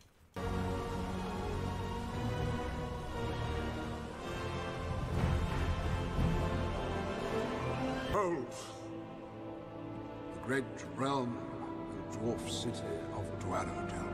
I think that comparison speaks for itself. I'm not going to go hard on Rings of Power for this, because I think it does understand the point, and why people really should want to see this place in the fullness of its glory. It's just that the scene doesn't land, but at least the intent was good. The dwarves are themselves a little bit too much like the Hobbit's slightly cartoonish depiction for my taste. The justification given in interviews is that dwarves are supposed to be eccentric and gregarious and dialed up. I don't really see the need for this in a serious show. Jackson's films managed to portray this much more subtly and believably. But anyway, they start smashing rocks. It's an endurance test. The first one to fail is a pussy and gets exiled or something. We jump across then to Brandy and Steve, who has woken up, and he fancies another shout. Every time he shouts, he affects the weather. And though the show thinks it's being coy by not telling us this is Gandalf, it is very obviously supposed to be Gandalf. Not least because they mimic the trick he deploys to scare Bilbo into handing over his property in the Fellowship of the Ring. If you're willing to forgive the fact that they are pretending they have a Gandalf when they don't and can't have a Gandalf, the depiction is, well, again, I see the intent behind it. It is supposed to be a little bit jarring, it's supposed to be otherworldly. After all, he's only just arrived. He has no understanding of or familiarity with his surroundings, and apparently, he lacks the ability to speak. Or perhaps these things were just knocked out of him when he crashed to Earth on a meteor and incurred a mild concussion. So, if we park the fact that it isn't Gandalf, does this work? Well, on balance, I think it kind of does. And it's another example of Brandy being given all the most interesting material, since she's the one undergoing the most revelatory and relevant world-building experiences. Still couched in that kind of rustic detachment of irrelevance to the wider world that makes the Shire so endearing. I'd say it works until the point where she tries to teach him to speak, because then the show invokes a peculiar mix of Tarzan and Planet of the Apes, as Steve struggles to communicate.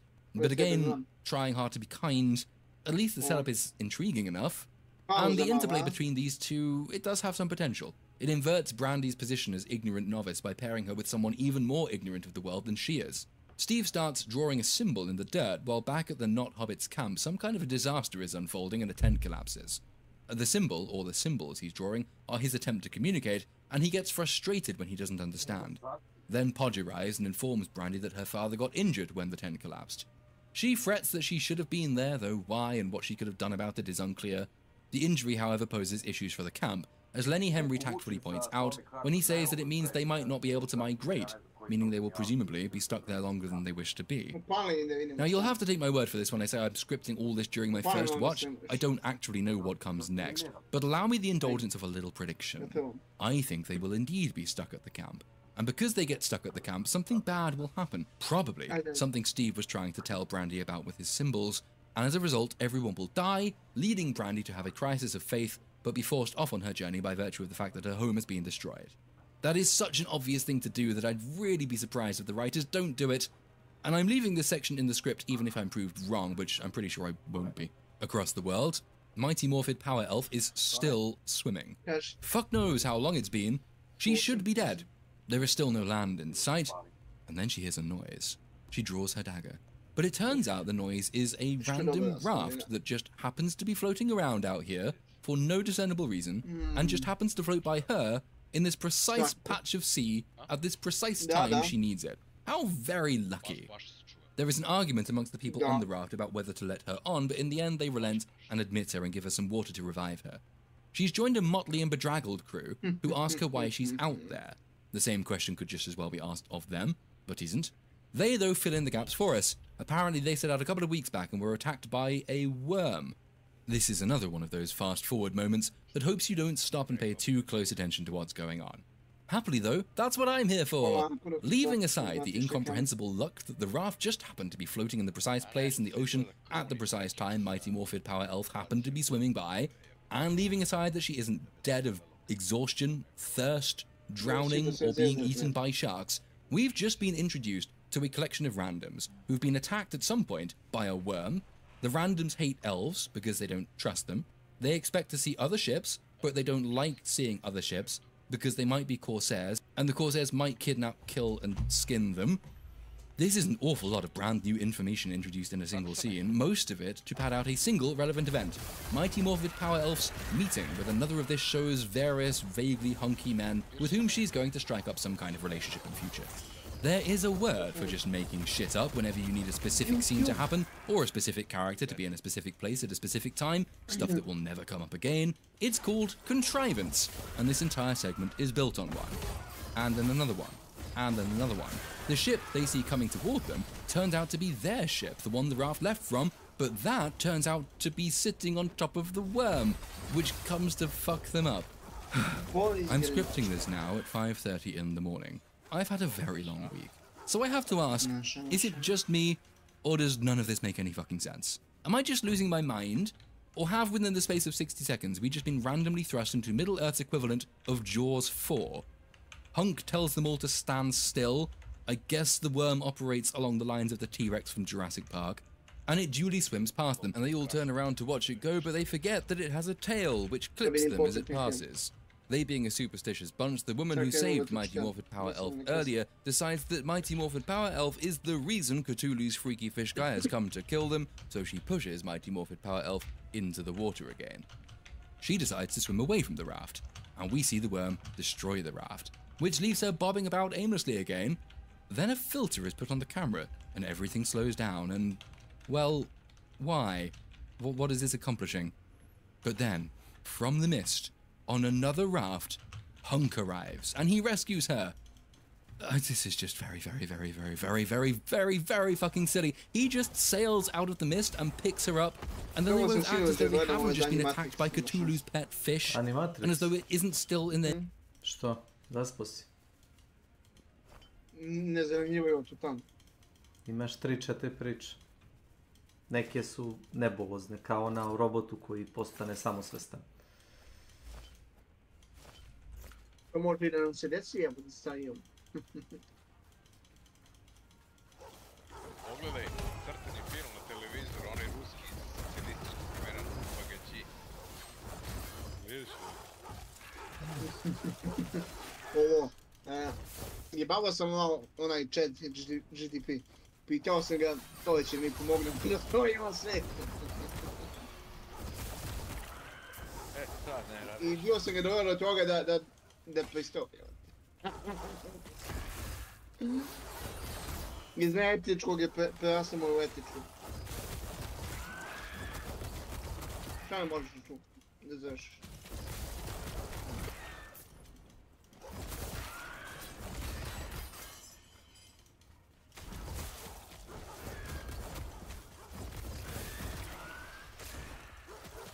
Robot je ubio.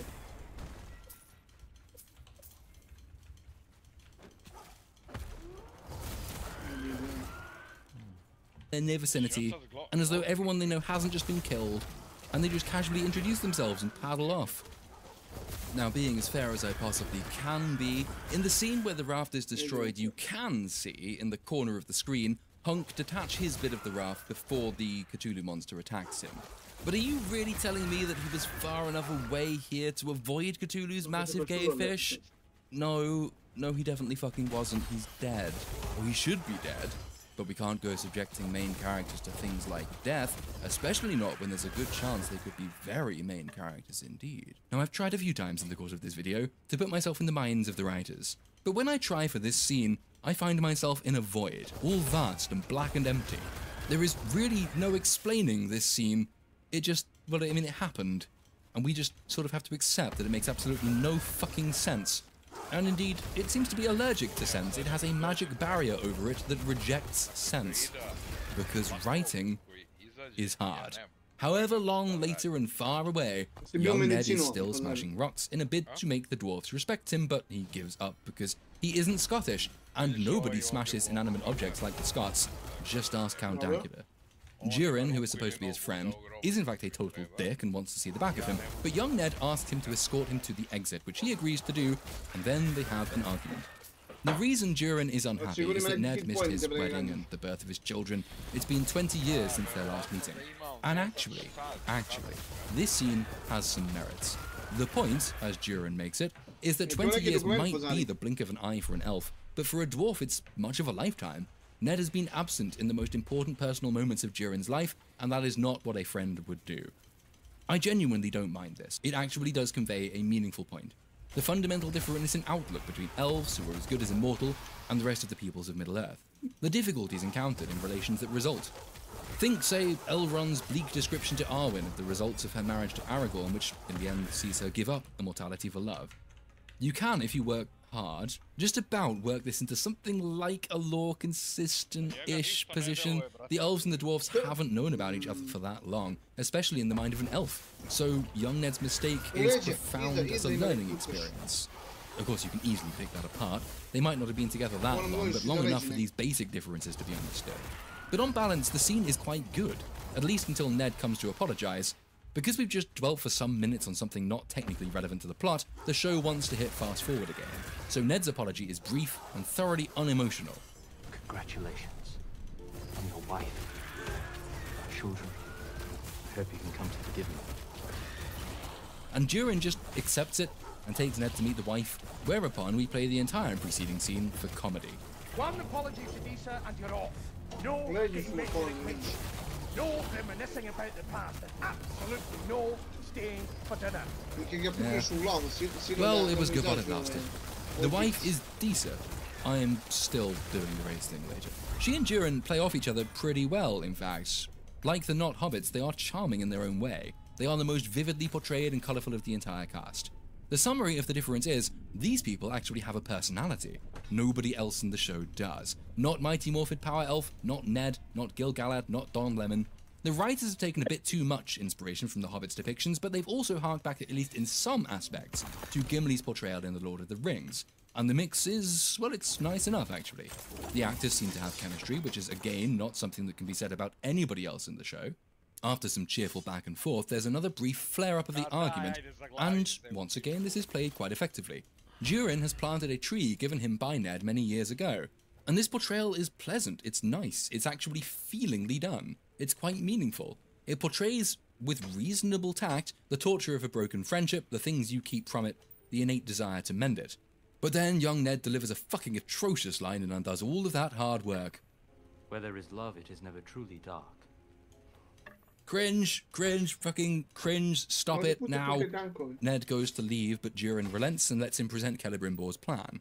Back in the ocean, where Mighty Morphin Power Elf is still miraculously undead, either from thirst or exhaustion or the Cthulhu monster, an awkward and soulless relationship is brewing between she and latest hunk.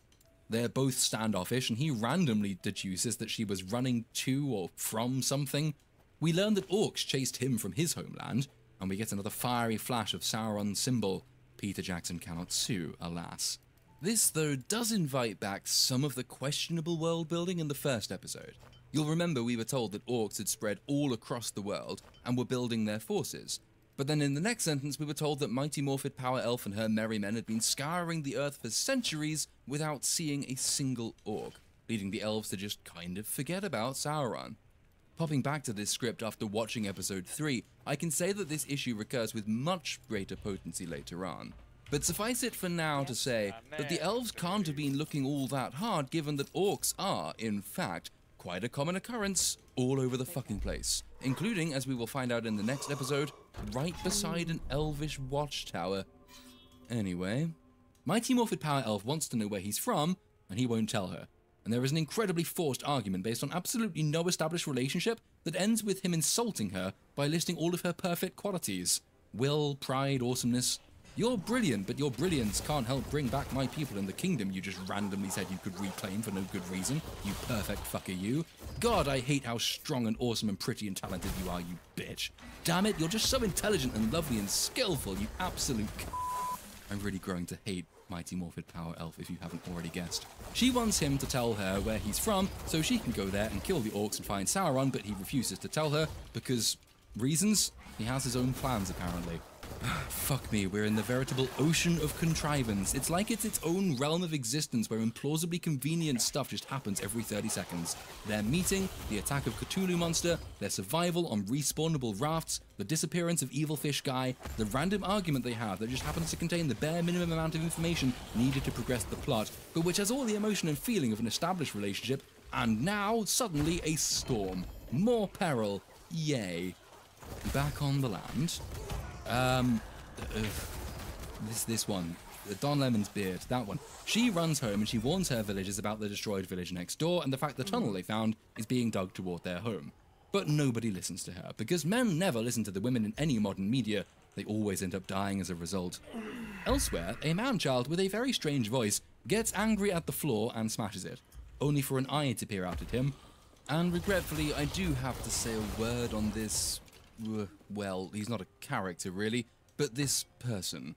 He's the kid who found the sword hilt in the last episode, the first toy from the show's big old mystery box. He's also the son of...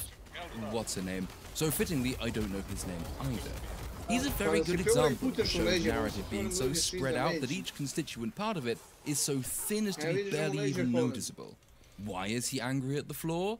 Well, we heard a single line in episode 1 about his father having left. I wouldn't blame you if you'd missed it, because it immediately precedes the much more important and relevant discovery of the sword hilt. But then the sword hilt is implied, and much more heavily implied later in this episode, to exercise some kind of psychically corrupting power itself. So is he angry with his absent father and his general existence? Or is he angry that he was the only character not allowed into the expensive hair salon? Or is he angry from proximity to the sword hilt? If he's going to play a role going forward, we do need to have some kind of basic understanding of what drives him, what his personality is, what his motives are. But we don't have any of that, and I think that has to be because the show has so much else it wants to get on with. The inevitable issues arising from trying to condense thousands of years of history you don't have the rights to. He isn't the only character to suffer underdevelopment, but his reappearance here solely as a device to allow the next thing to happen makes him a very good example of a much deeper problem. So then we cut back to Don Lemon, who is crawling into a deep dark hole in search of his journalistic reputation. He hears a noise, he thinks it might be his integrity, so he crawls down further.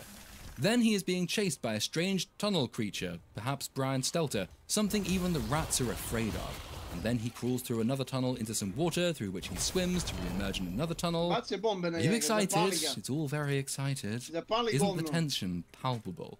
He finds a corner and he hides there, waiting for the monster to come out and attack him, but it appears behind him and he gets grabbed. Whereupon we cut back to... this woman. She goes home to find that the boy with the strange voice who got angry at the floor seems to have been eaten by the floor. But then he appears from inside a little hidey hole cupboard and he tells her to be quiet because something is there and she needs to go and get help because there's something evil in the floor. She goes to run away, but then decides, nah, I don't know. Maybe she thinks, well, I'm a woman and women don't die in Rings of Power. So instead, I thought she was going to turn and fight it. No, she just hides in a cupboard as an evil creature emerges from the depths. This is when we are supposed to be tense. But the show has a problem with breadth and quantity at the moment. We've all been thrown across the world several times in the last few minutes with a number of disparate plot threads to keep track of. And this has the effect of diminishing the significance of any of them. Pacing is important for scenes like this one in particular. They actually need a special kind of build-up, a general slowing of the world, in order that the audience's full attention can be brought to bear, our focus is earned, our heart rates first drop, in order that they can be slowly heightened as the tension builds. This is what separates a good slasher horror from the uncountable Halloween and Jason clones, for example. An understanding of pace and the importance of quiet moments. Rings of Power has no understanding of pace. For this scene to work, we need to inhabit it fully. Our eyes, ears, hearts, and minds all need to be attuned to it. And ideally, we need to give a shit about the characters involved in it. In the event, however, the show manages to win our eyes and our ears, but very little else. The other organs are still half in preceding scenes. Anyway, the other evil pit creature, I guess this one is Chris Cuomo, breaks through the cupboard the woman is hiding in, only for angry floor boy to jump out and stab it in the back. But it twats him. It's a peculiar creature. It actually reminds me a little bit of the Predator in Prey, principally I guess because of the bone mask, but some of its movements are similar as well.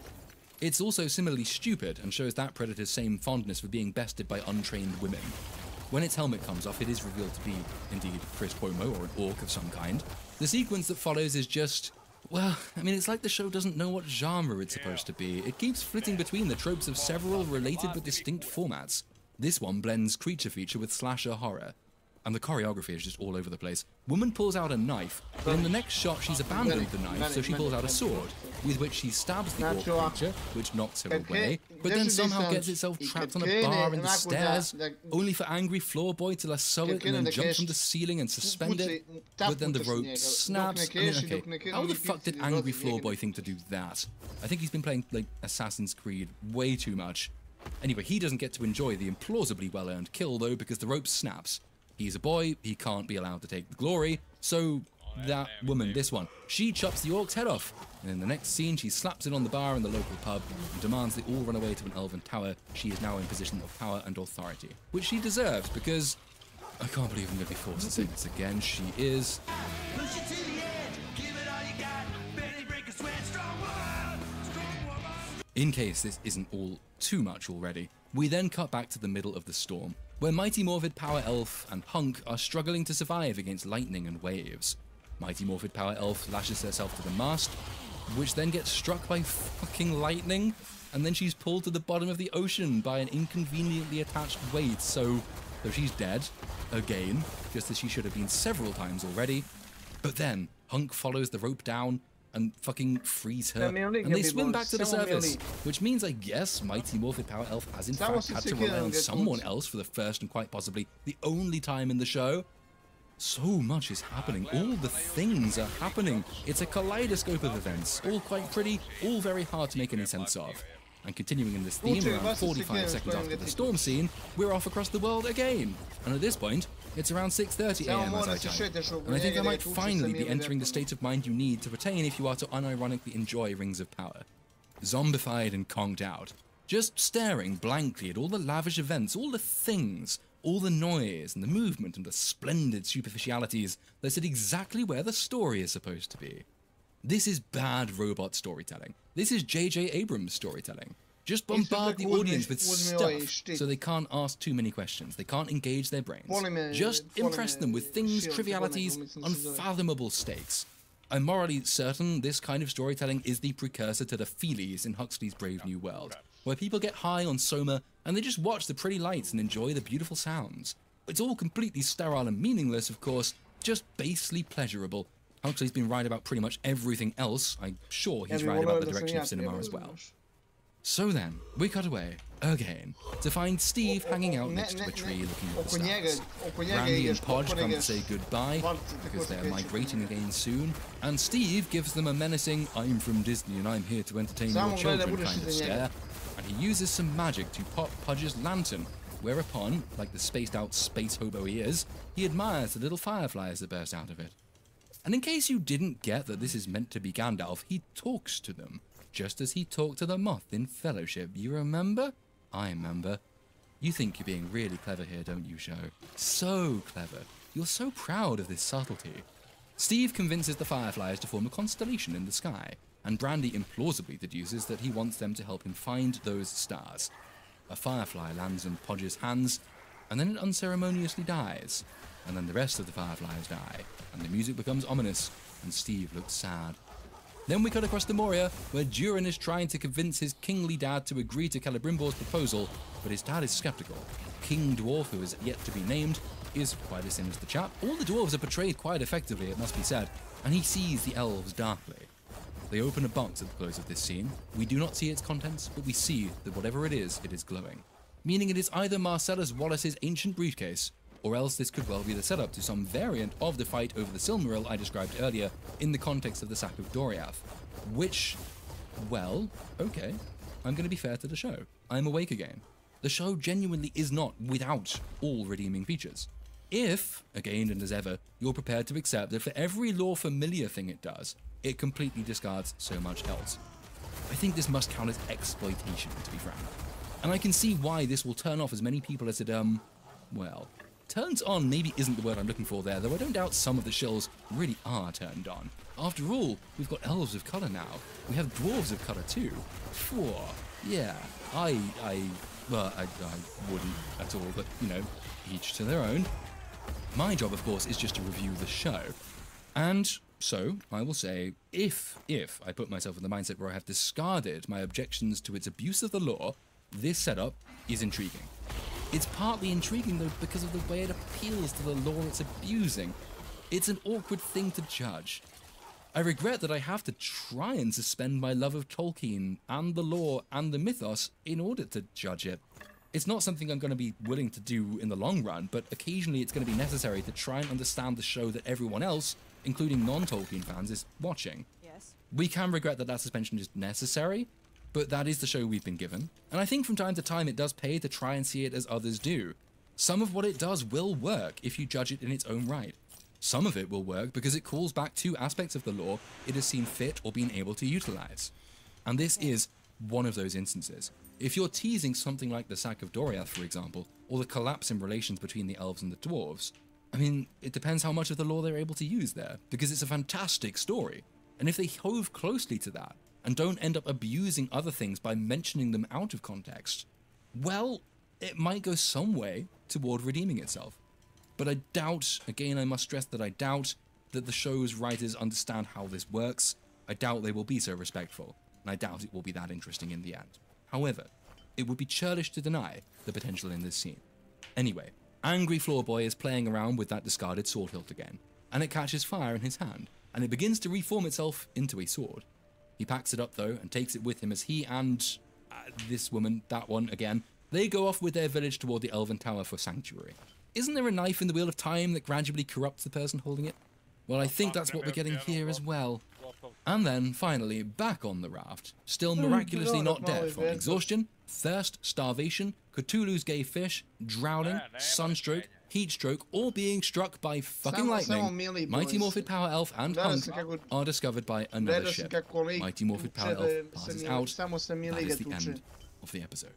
Alright then, so we've had our fun, now it's time to get serious again. What's left to us? I think we'll start with character. The issues of plot and world building can't be so easily separated from each other. Rings of Power has a superabundance of people, but a severe deficit of character. Its most fleshed out and endearing are actually its secondary and tertiary cast, Brandy, Disa and Jiren principally. Even the first of these isn't without issues.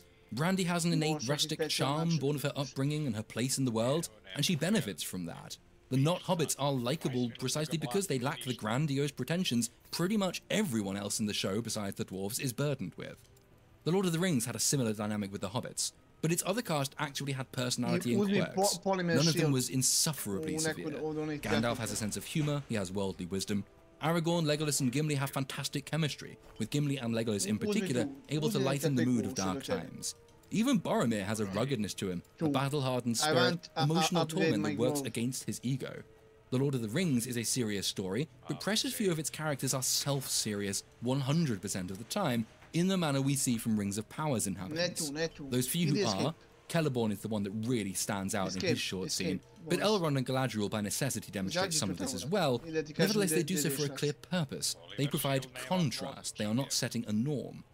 But even in Brandy, whose interactions with the world are the most inquisitive, and so the most informative, we do see a deficiency of development. Her interactions with the world beyond her tribe are some of the show's highlights, but the writers insist on making a point with her, meaning that every single one of her excursions has to be accompanied by variations of the same argument. She wants to see the wider world, everyone around her thinks she's foolish to do so. And this plays out time and time and time and time and time again. Both The Hobbit and The Lord of the Rings deploy the same trope, but with incomparable efficiency and belonging. In The Hobbit, Bilbo himself is of the opinion that the wider world is no place for a Baggins, and has to be dragged off on his adventure. The point Rings of Power labours over is just the setup for The Hobbit, it's part of its charm. In The Lord of the Rings, Bilbo's prior adventures have earned the Bagginses a reputation among the Hobbits as silly adventurers, and that of course is no job for a Hobbit. This is in part Frodo's reputation, or the one he's inherited. But this forms part of the world building. It gives character to his and Bilbo's relationship with the Shire, and to the Hobbits generally. Its payoff in The Lord of the Rings is in the ironic inevitability of Frodo's departure on a journey he could never have anticipated.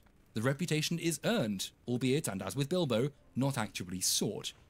Had The Hobbit or The Lord of the Rings taken Rings of Power's approach, the entire first quarter of each would have involved both Bilbo and Frodo in repeated conversations with other characters, entire sequences at the pub, say with Gaffer Gamgee, saying, "You can't go out there, it's dangerous," followed by Merry saying, "Why do you want to go on an adventure? You've got everything you need here," followed by Pippin saying, "You're always looking for adventure, it's not natural for a Hobbit," followed by Sam saying, "Why do you always have to be different, Master Frodo? Why can't you see the Hobbits aren't supposed to mix with the big folk?" Followed by, and so on, and so on, and so on. Repetitive, tedious, hammering you over the head with what the writers believe is the point the character must convey, and so distracting you from the actual point the character is supposed to convey, which is the exploration of and learning about the world around them and their growth alongside that world.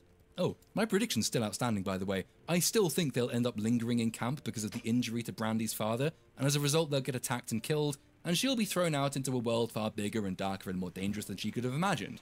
And as a setup, that does genuinely contain a lot of potential. Not least because it should force the writers to stop hitting us over the head with what they think the point of the character is, and instead actually get to the point. The only other likable characters are Durin and Disa. Not coincidentally, they're the only other characters who actually have anything approaching a personality. They also have evident chemistry, and their portrayals contain enough of the Lord of the Rings era dwarves to salve the irritation of the Hobbit era portrayals. This is an example of the writers not socking you in the face repeatedly with the point, though they have benefited thus far by being secondary or even tertiary figures, ancillary characters, while trailers would suggest that Disa in particular comes to take on a much more prominent role later on. And Sophia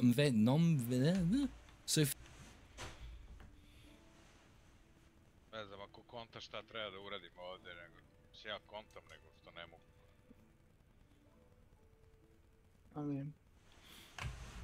Sophia Non-Vetti. One of the two, the actress anyway, she's been one of the most vocal about the brilliance of representation, and both of these facts combine to make you a little bit fearful of the future for the character. Side characters often lend outsized amounts of colour and character to the works they feature in.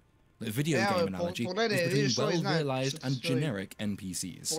If they push Durin, and in particular Disa, toward the fore of the story, then the writers will probably want to stress the point with them as well. And that might end up detracting from the good and charming work they've genuinely achieved so far. They aren't as yet the most personable cast, by which I mean you can actually imagine their daily lives off screen and imagine them enjoying themselves, which is not something you can say for Elrond, and it's certainly not something you can say for what the show still insists on calling Galadriel. In fact, Durin lends some much-needed character to Elrond in the scenes they share together. Grand stakes need the local, the familiar, and the personal for us to really invest in them and understand what they are about. The classic example in this canon is from The Two Towers, when Merry and Pippin receive the Ent's rejection after their entreaties for aid in the war against Saruman. And we're made to see how dire this rejection is. First by Pippin's lazy assumption that they can just go back to the warm hearth of the Shire and be fine, the world's too big for them but they'll always have the Shire. And then Merry's reply that actually no, even home isn't safe from Sauron's and Saruman's menace. Rings of Power's desire to be grand has seen it overlook or just speed through these kinds of setups. But it's telling that on the one occasion it actually lets us dwell on something local and personal. Durin's exchange with Elrond on the lift is the most real and meaningful of all the character exchanges in the show so far. For the good work done here though, see the counterpoint, the person they call Galadriel. I am struggling to think of a more sterile depiction of a lead. Even Rey Palpatine has a certain amount of charm to her, at least in The Force Awakens. Daisy Ridley's acting falls below porn star quality, but her natural personality shines through in at least some of the scenes. Mighty Morphin Power Elf, by contrast, just gives us nothing. The point, the writers are incapable of subtlety when it comes to the points they want to push, is strong, independent, powerful renegade who sees what no one else will see, who is driven by righteous anger and vengeful zealotry. But despite being so much more involved and active than ever we see her in The Lord of the Rings, Rings of Power's Galadriel can't convey an ounce of the power, purpose, and personality conveyed by Cate Blanchett in the Jackson films. Galadriel is supposed to be, in some senses, cold and aloof, unfathomably and even threateningly, hauntingly beautiful. We know she is powerful. The Lord of the Rings establishes all of this in a single scene, but Rings of Power can't even lay the foundations of it across 2 hour-long episodes. Instead, what we have is a character. Actually, no, character is way too strong a word. What we have is just an entity, a cutout, a thing on our screens that makes it impossible not to invoke the strong whammon line of criticism, because the show is designed to invite that criticism. Regular viewers will know I really fucking hate that line. It's shallow as a criticism, it's unsubtle. It doesn't do anything to explain why said strong whammon is objectionable, or indeed what can be done to fix it. Not all strong whammon that are called strong whammon are strong whammon in the same ways. It's normally more interesting to actually delve into the flaws of the individual characters being criticized. But in this case, no, that term, the criticism, all of its entailments, it's pretty much entirely correct. Rings of Power's Galadriel is just unrelatable. Her perfection isn't ethereal, it's material. She's the bestest fighter, the bestest visionary, the bestest swimmer, the one who is so awesome that all the events of the world have been made to revolve around her. But she's also empty, she's devoid of personality, she's had no growth, she's entirely one-dimensional in belief, philosophy, and in outlook. Even where attempts are made to insult her, those insults drive home how incredibly stunning and brave she is. She is the point of Rings of Power. And as has already been established, the writers are incapable of delivering a point without smashing our faces into it repeatedly. Because it's all really about her, and because the point is to portray how awesome she is, the writers have taken a lazy approach in throwing her from dramatic scene to dramatic scene, with the stakes increasing each and every time, to the point where, across maybe 10 minutes of screen time in 2 episodes, she climbs the wall, she somehow manages to take down a snow troll and make the whole thing seem offensively smug, she discovers the big bad, she goes to heaven, she rejects heaven, she gets attacked by Cthulhu's gay fish, she smacks down her hunk, she gets caught in the storm, she gets struck by lightning, she gets pulled from the bottom of the ocean. This is what bad writers do when they want to big up their protagonist. They put them in constant drama. They make everything in the world, from animals to the fucking weather, about her, which leaves the character no time to grow, and her personality no time to develop. Yep, the point is she is cold and angry and vengeful. Yes. But that's not a personality, that's a premise for a personality. It's not been made a subject yet. Comparing her to the protagonists of The Hobbit and The Lord of the Rings is just pointless. The difference is so stark, you can't really say anything about it without being accused of over-explaining, because the difference is so obvious that it doesn't need words. But let's compare it to some of the secondary characters, who also have seemingly single-minded goals. The difference is still palpable. Boromir, for example. Boromir is skillful, strong, seemingly clear-minded. He wants the power of the ring to shield Gondor from Sauron. But Boromir has conflicts that create his character. He might be clear on his desire for the ring, just as Mighty Morphed Power Elf is clear on her desire for revenge. But his desire for the ring clashes with who he is as a person, which is a decent, honorable, noble, and put-upon person. He's weighed down by the weight of expectation, the need to defend his people. It's his desperation that leads to his fall, and it's the triumph of his better nature that leads then to his redemption. He has a character, and his character has an arc. Similarly, we can compare Mighty Morphed Power Elf with Saruman. Saruman is seemingly simple, but deceptively complex as a character. He likewise desires the ring. He seems single-minded in his pursuit of it. But again, you have clashes within character. Saruman's relationship with his goal is subtle. Some trace of his old values remain in him. They flash through from time to time. It's better expressed in the book, when Gandalf the White arrives back at Isengard to confront him on his crimes. But prior to that, in the film, we see the sense of terror, regret, and a darkness, a self-recognition he conveys as he passes Sauron's orders to his orcs.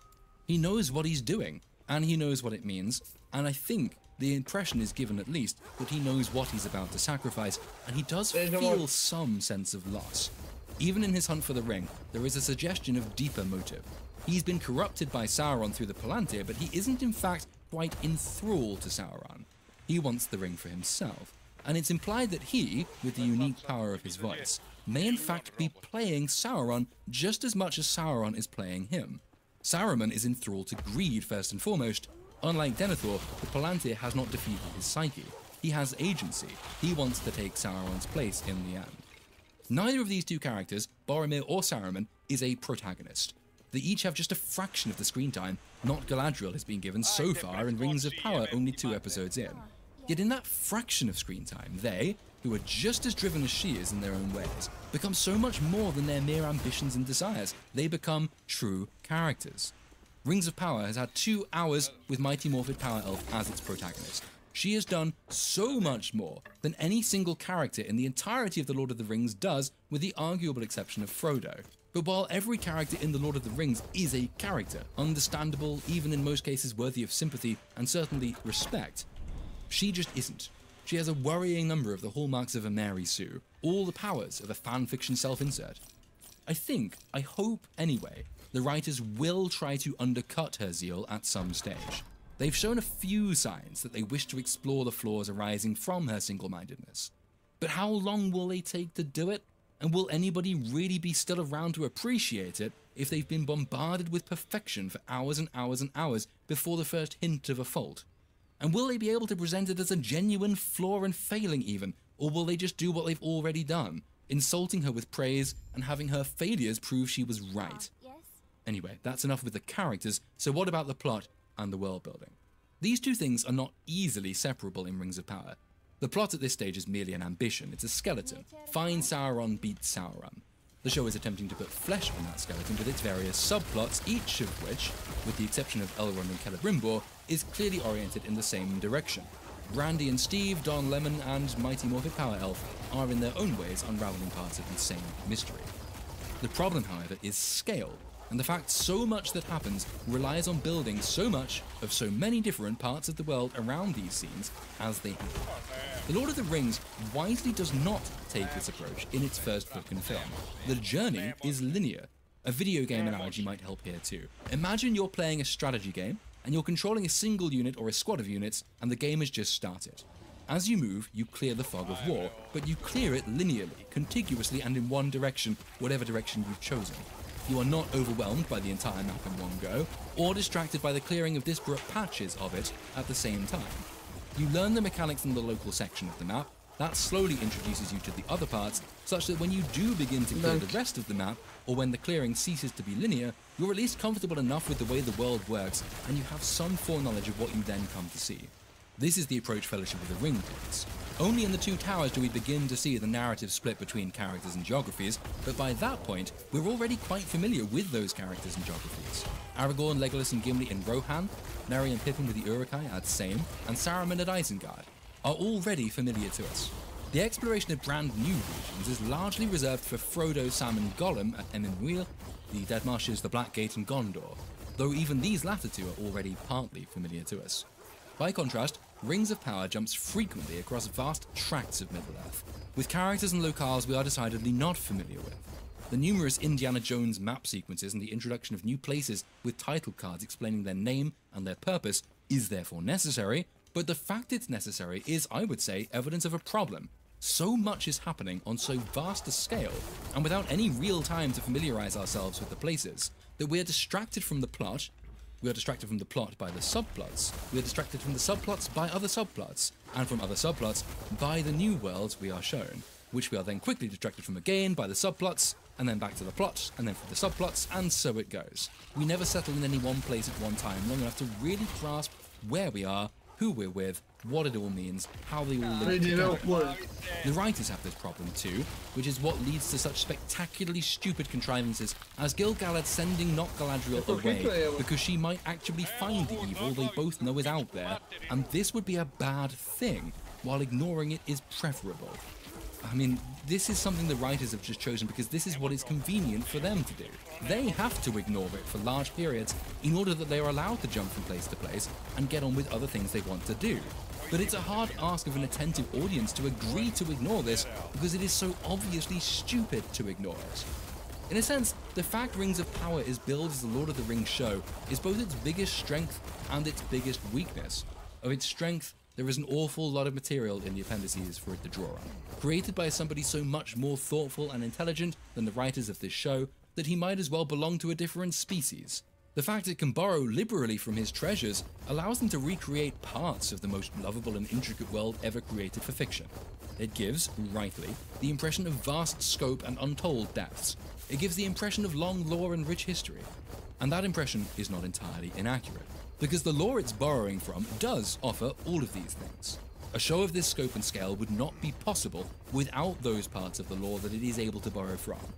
It isn't just because these writers are shit. We've seen numerous competent fantasy writers over decades labor to emulate Tolkien and fail even to mimic what he accomplished. But that is also its weakness. It's borrowed enough to make its world vast, but too little to make it deep, too little story to justify its scale, and its characters, all of whom are in some way invented, including those whose names match the lore, are too spread out in time and in geography, and they are too recently put in place to really convey the sense of history and the feel of an inhabited world. The fact it borrows so much also reminds us of all the things it's left out, and the way it's perverted, therefore, its source material. Not only in its storytelling and style, but also in its spirit and its soul and its moral purpose. To do anything other than a faithful adaptation is to make an unfaithful adaptation where Tolkien is concerned. It isn't that there is nothing of Tolkien in Rings of Power. There's quite a lot. I've yet to hear anyone argue otherwise who isn't performatively hating on the show for clout or overreaching in accusations of blasphemy. But no, the problem isn't that Rings of Power just completely discards Tolkien. It's that it takes him and misuses him. It's like one of those Chinese companies built on the theft of Western intellectual property. Not only the logos of Western companies, but the things they make. They're fabricated, not Nike, the Chinese equivalent of the iPhone. It isn't just the branding they've twisted, they do actually produce content and product, but that content and product has also been stolen and twisted and corrupted. The result is eerily familiar, but unquestionably different, cheaper and tackier. It carries the stench of the kind of immorality with it. This is a knockoff society, a fabricated culture, one that exists by stealing the true works of better men and then corrupting them, and flogging whatever comes of it at a discount. Which of course, people invariably buy. They buy it in their millions. The knockoff brands are cheaply sold to the countries from which they were first stolen. This is one of the many reasons I said in my House of the Dragon video that normies are perpetually disappointing. There is a mass audience that frankly does not care very much about art, literature, history, or the production of same. They want cheap thrills, and they will be satisfied with them. Eventually, they might notice that the Chinese phones their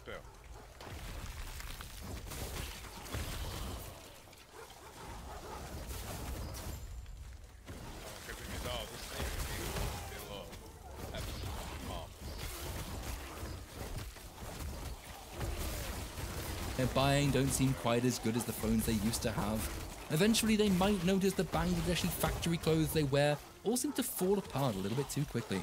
Eventually they might have some vague awareness that the summer blockbuster just isn't quite as entertaining and intelligent as it used to be. Some of them might even wake up as to the reasons why. But the majority won't. I've lost count of the number of times I've been told when critiquing an MCU film or a Jurassic World or whatever else, well, it's just a blockbuster. You're not supposed to think too hard about the blockbuster. To which my answer will always be, is this particular blockbuster better than Jaws? Is it better than Jurassic Park? Is it better than Empire Strikes Back? And since the answer is invariably no, the corollary question is, maybe you should think about why that is. But most normies just won't engage on these particular points. If the consumer does not demand, the culture will not produce for them. And Rings of Power is the example par excellence of a slow tragedy that it's only really one will be a very expensive part of itself. But, and to close, well, I said back at the beginning, this tragedy itself has a purpose. And that purpose is bigger than the tragedy itself. So we've seen, albeit in just 2 episodes, what happened. Uninstall. Rage quit. Što rage quit? Lado mi nije snimio kad sam sve probio. Lado mi nije snimio. Možda imaš autosave. Ma autosave, nego nije snimio, ne snima, razumeš? Ne snima. Ja sam siguran ako si ga jednom pobedeći, drugi put biti loše. Lime Pop. Welcome to my channel. Ja se sveđam prvi put kad sam igrao Witcher, ja majko. Koji Witcher? 1, 2, 3? Čeli. Dobro. I kad sam prešao i posle kad sam ponovo krenuo da igram. To posljednje je bilo mnogo easy.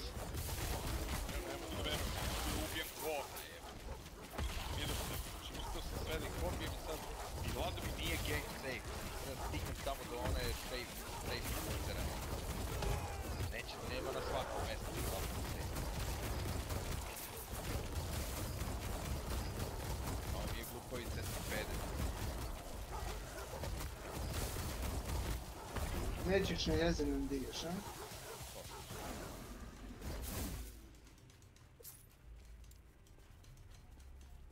Nervirao, znači da sam konačno da ih ubijam sve iskratovo, gomilo onih metalnih delova da napravim novu kuću i kurac je.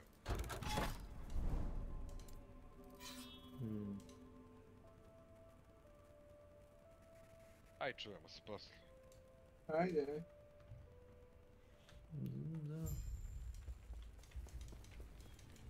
When this desire for material domination so spectacularly misses the moral, philosophical and spiritual purpose of the thing that is desired. As a reminder, Jeff Bezos is the Melkor to Tolkien's Ilúvatar. He loves creation, but he doesn't understand it. He thinks he can own it and steward it, while he is himself a part of it. All his schemes and grand designs are subordinate to those that govern him. All the evil his love produces is, in a sense, intended by creation itself. So while Rings of Power is a tragedy, it's not a fault in the system, it's just proof of it. We are drowning in shit media. We are smothered by shit media. We're living in an era where petty political shitweasels who can't create anything for themselves have sought to corrupt the foundations of society and of culture. Common and timeless myths have been made petty, particular, and time-stamped for current fads and inclinations. The great works of ages past have been co-opted by idiots and mendacious little fucking morons for whom escapism is the enemy. All our fantasy has to reflect the modern world, and in particular, our warped understanding of the modern world. There is no justice, there is social justice. There is no commonality, there is political community. Nothing is right, it is merely appropriate. There is no universality, there is diversity and representation. Civilization is colonialism, justice is bigotry, the good is an imperial imposition. Nothing is constructed, everything is deconstructed. Our founding fathers, our founding myths, must be torn down in order that nothing can take their place. This is chaos, and we see it, we feel it everywhere. Chaos is all around us, it seems inescapable. For perhaps the first time, our dominant religion is both secular and nihilistic.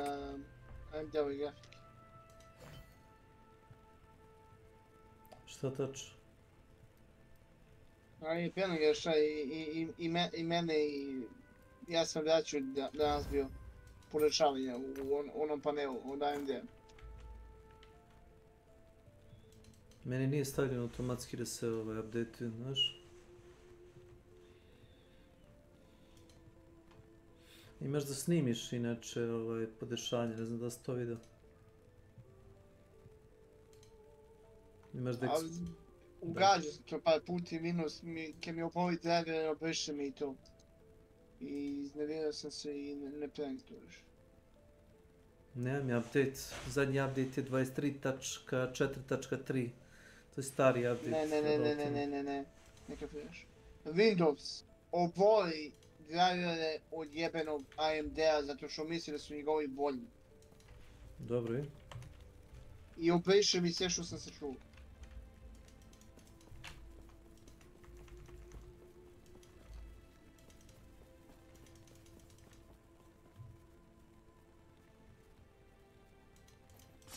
Nema što nisam radio da vam mogu.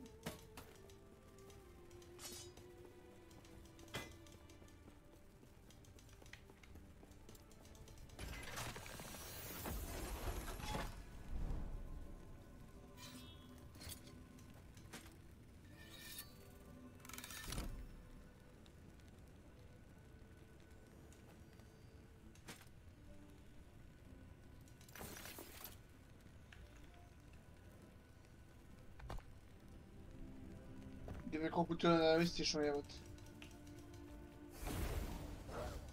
Šta tačno? Mislim, koliko je ova pjeskalica, koliko je jedno uživo jebati, a ne u igrici. Oh, yes? Ja.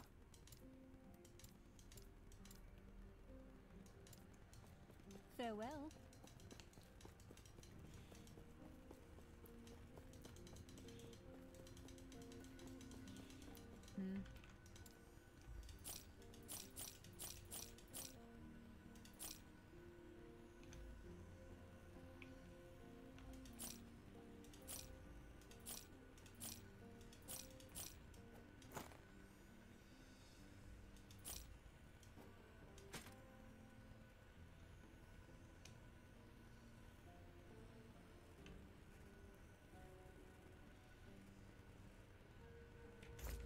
Take care.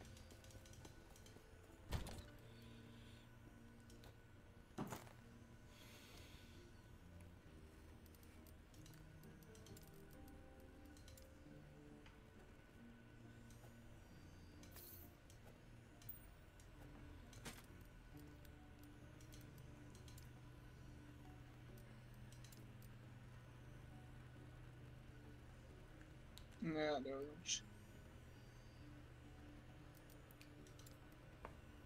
Ne znam, nije mi se još desilo da mi Windows obriše drevere da mi instalira svoje.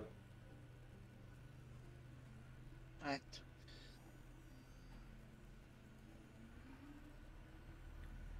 Ne znam. Nije što ne znači da neće.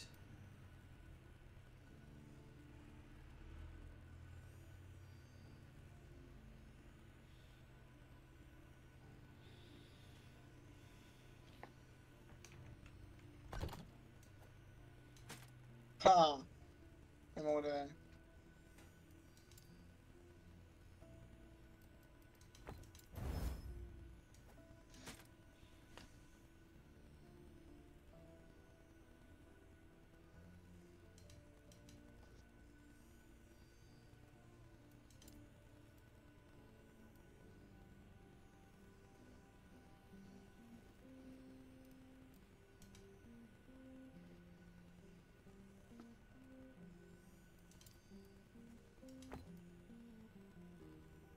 Tensug. Welcome to my channel. Ovo neće bude loše. Koje? Microsoft planira da ubaci ovo kako se zove. Onaj Xbox Pass da bude za kao fan and family i bit će $20 mjesečno. Ti hoćeš da plaćaš svaki mjesec po $20 za nešto što ćeš možda ili možda nećeš igrati. 5. Pa kako je 25, što je li 25? 20 ali može da podijeliš na 4 čovjeka. I ti ćeš da nađeš sad još 4 čovjeka. 3. To ćeš da mi kažeš. Kako? U Srbiji. Ti ćeš naći u Srbiji još 3 čovjeka koji će s tobom da dele biblioteku. O Bože. Svako zasebno je. Ali zašto... Zašto onda jedan nema opciju da uzme za 5? Pa jebi ga. Ne, to je pitanje. Znači, vrati se unazad i postavi to pitanje. Pa onako ti majnuju podatke. Ko ti majnuje podatke? Pa Microsoft. Kad imaš jednoga za 5 evra, šta? Jel' to?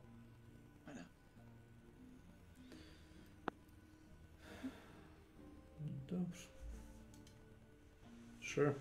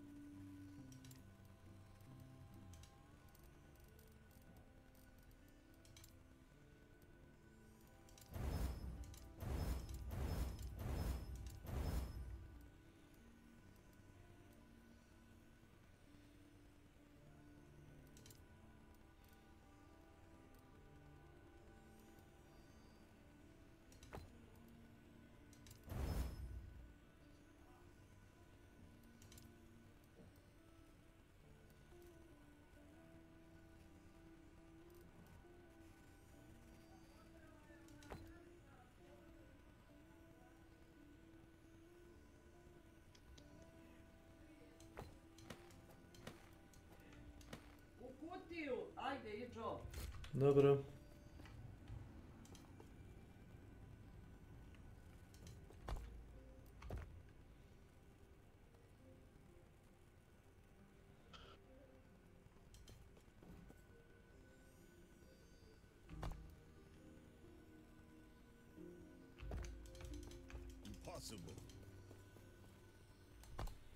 Okay. Welcome to my channel.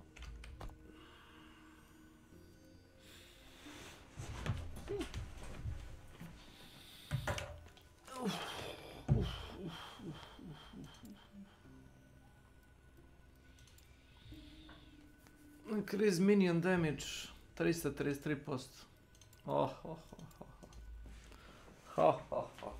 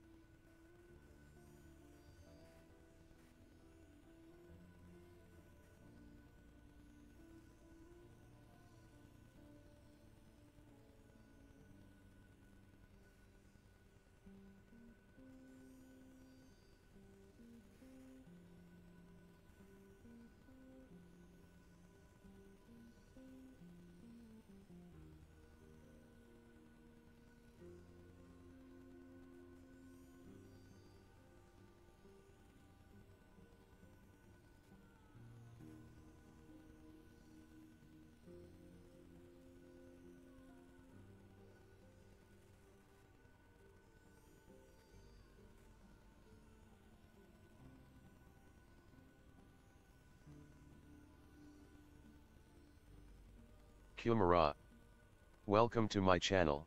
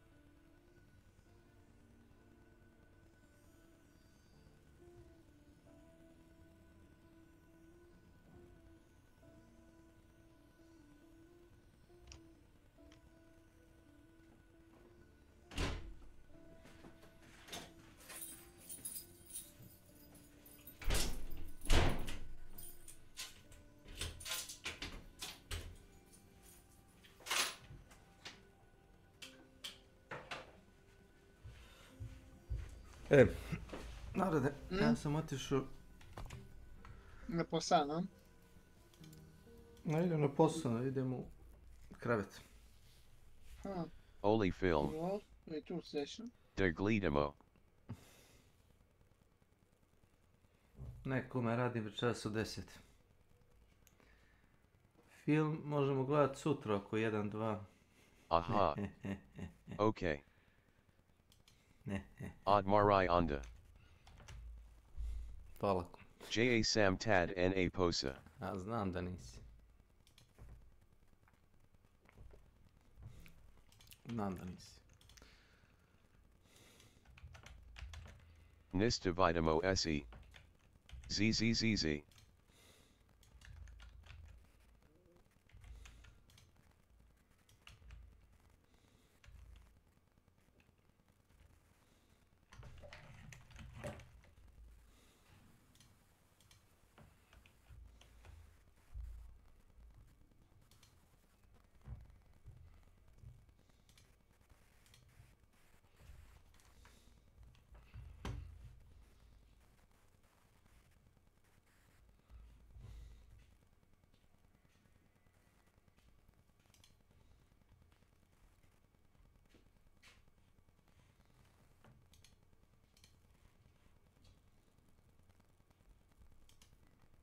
Main system engaging combat mode. In the far future, a cataclysmic war known as the Great Destruction has wiped out most of humanity, forcing the survivors to live underground. In the aftermath, two mega corporations have risen to global dominance. Chrome and the Murakumo Millennium. Locked in endless battles for political and social power, both sides hire giant mech freelance mercenaries to fight their battles for them. You are a Raven, an elite member of the Raven's Nest Mercenary Company, piloting your own custom-built armored core, a giant mechanized fighting robot. You go wherever the pay is, and business is booming. But who really pulls the strings? Are you simply a pawn in a global-scale game of chess? And does Armored Core exist in the Dark Souls universe?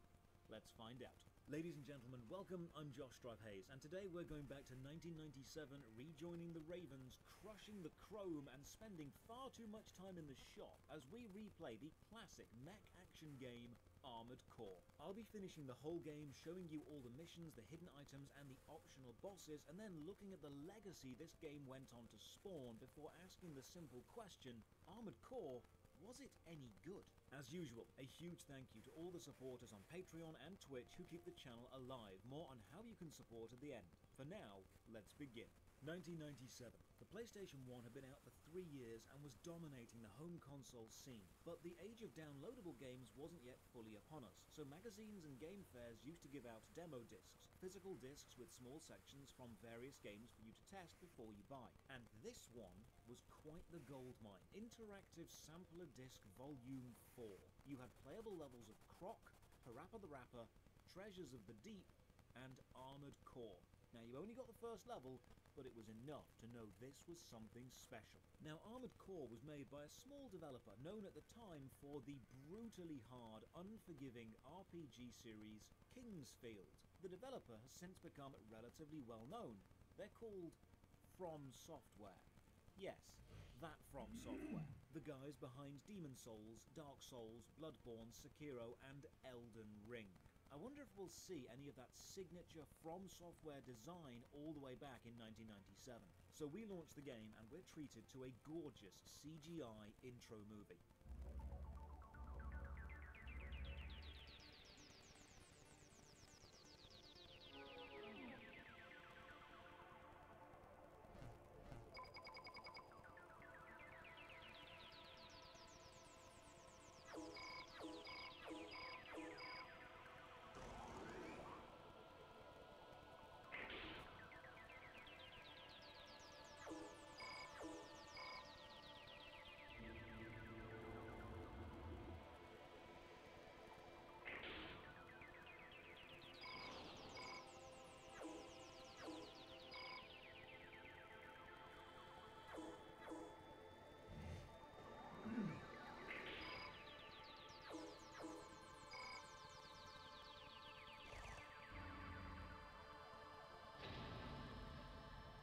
We see a mech being made, choices of equipment for various equipment slots being scrolled through, a custom mech being built and then used. We don't know who we are, but we do get a general feeling of the game, and we know to expect fast-moving, customizable mechs with some high-caliber firepower fighting equally capable opponents.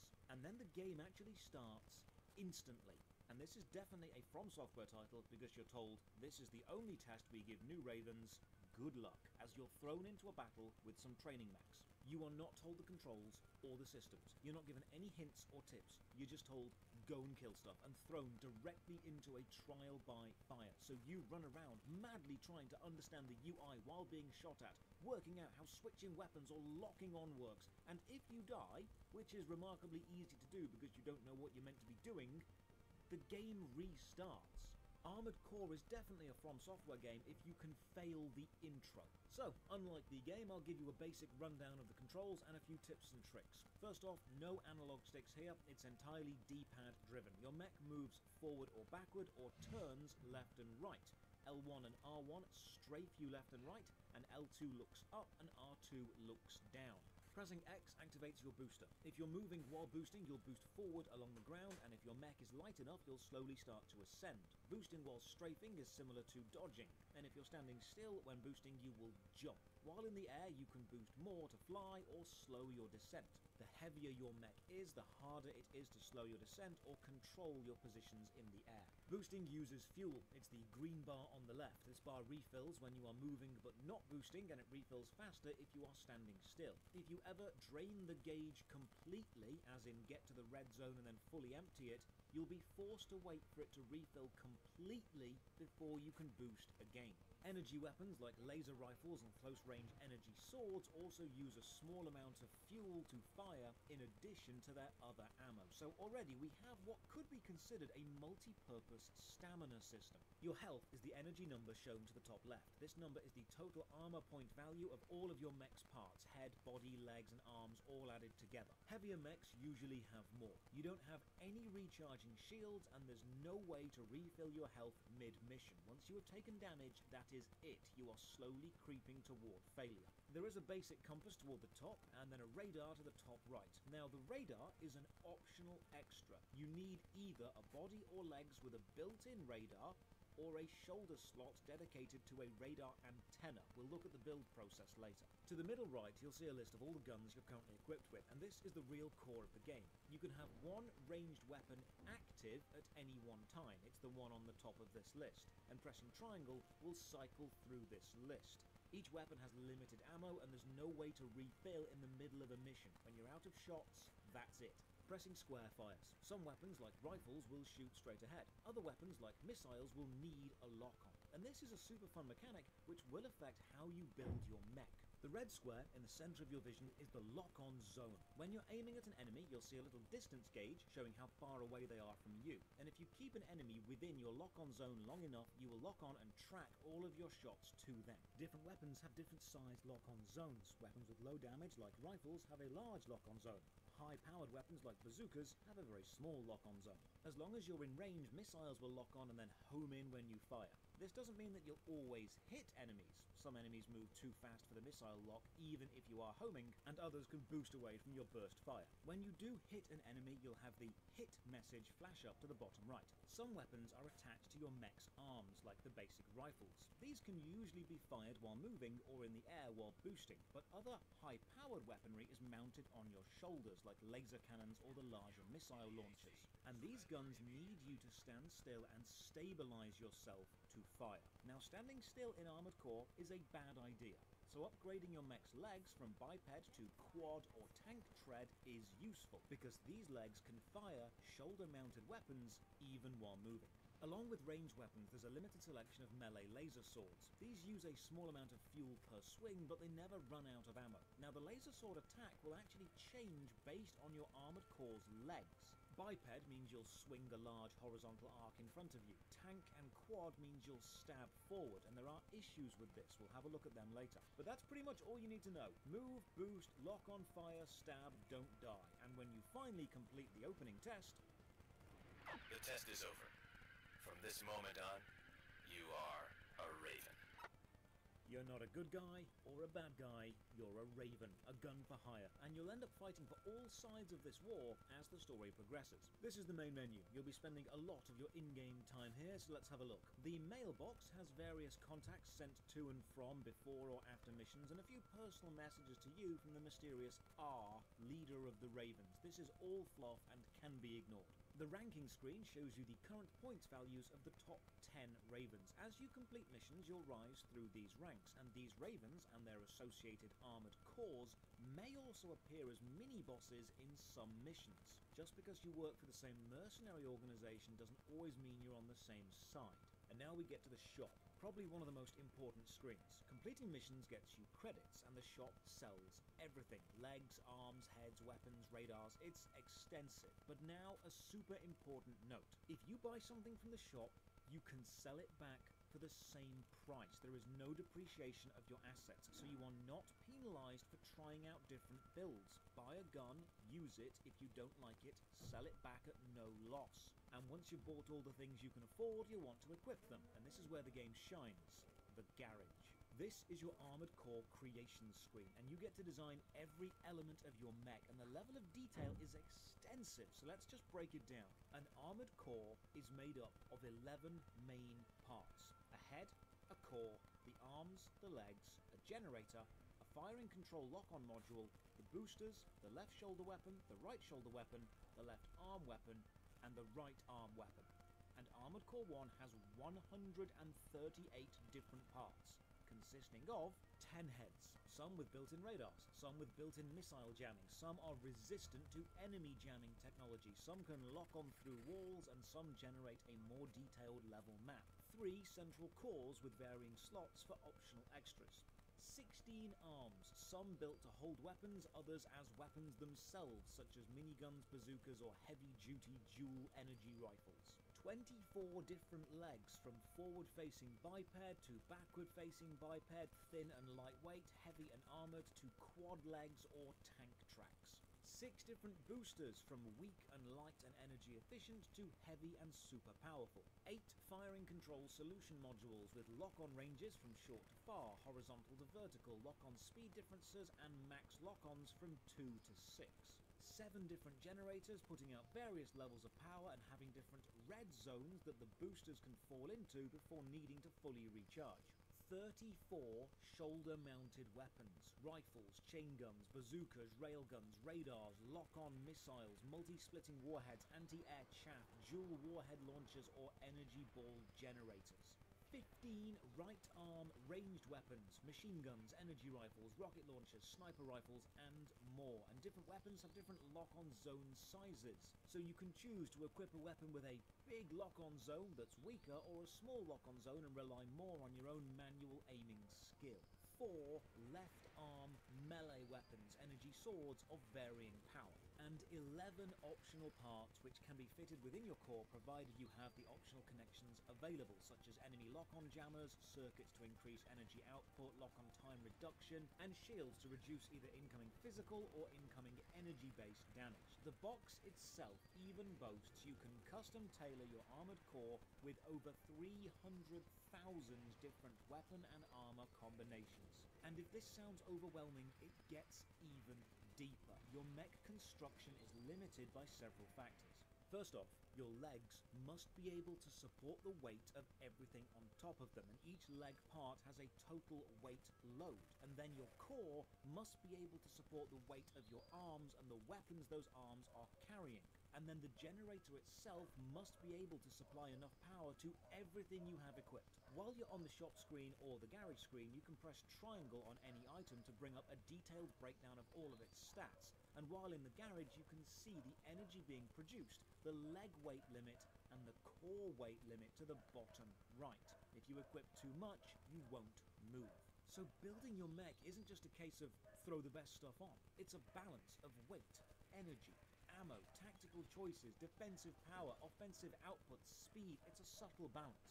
Well, it's pretty subtle right up until you can afford the best quad legs, and then it's just throw everything on and you'll be fine. So let's start with a basic all-round mech. Before we go into battle, let's choose a style. There's a load of color patterns to choose from with different variations on each pattern. Classic woodland, desert camo, digital, or classic PlayStation 1 garish. But what if you want to be a little bit more out there? Well, you can.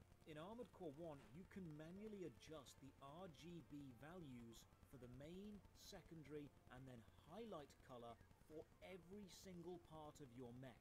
And there's a 2-player versus mode, so you can even save your own color schemes and load it into a friend's game later. And when you've finished creating this colorful monstrosity, you can choose an emblem. Remember the emblems all the ranking ACs had? Well, you can choose from a pre-made list, or you can make your own. There's an emblem designer tool with paintbrush, line box, filled box, straight line, circle, and a bucket fill tool with a selection of colors. You can spend hours designing a pixel-perfect emblem before boosting into battle. All this just serves to help immerse you in the world of Armored Core. But once we've got one built, let's get killing. Armored Core is a mission-based game, and all the missions are very short, taking from 2 to 10 minutes to complete. Only the final level takes over 20 minutes. You head to the mission tab and you'll see the current contracts and the rewards offered. You can read through what's expected of you before accepting anything. Now, it's important to note, you won't be able to finish every mission in a single playthrough, because certain choices will lead you down certain story paths. You will always end at the same ending, but there is variation within the game. But don't worry, once you finish the last mission, you unlock the ability to go back and play all of the missed ones. Let's start with Eliminate the Squatters. You get a simple 3D map visualization and estimation of the enemy forces, and then off you go. Missions in Armored Core all have very simple names. Eliminate this, guard that, stop a thing from happening, find an item, kill a faction leader. The title of the mission is basically the entire objective, and this is good because once you've started a mission, there is no way to bring up that objective again. So if you forget what you're meant to be doing, tough. You might think, if I forget, oh, I'll just blow everything up, which is a great plan right up until the mission was prevent this thing being blown up. The early levels aren't big, so it's pretty hard to get lost, but if you press select, you'll bring up a 3D map. The quality and detail of this map is based on the head and radar you have equipped. Better means you can see further. Now, some levels need you to find certain targets or go to certain rooms, and these will not be shown on your 3D map, but they will appear on your heads-up display in-game. You won't need the map for the opening, but when you start getting to the break-into abandoned military compound style levels with various floors and dead ends and rooms, or the sewer levels with the ascending and descending pipes and tunnels, you will come to rely Goth on Girl this, Morgan. because getting lost is a Welcome to my channel. and while you don't Rogue have to RL. take your radar Welcome over to my your channel. rifle gun, sometimes you do kinda need to. The first mission teaches you some valuable principles. Mainly, stay back and fire a lot of missiles. Until you've upgraded your armored core, your turning speed is abysmal, and enemies will run rings around you, so you can't lock on. Hanging back and sniping is usually good.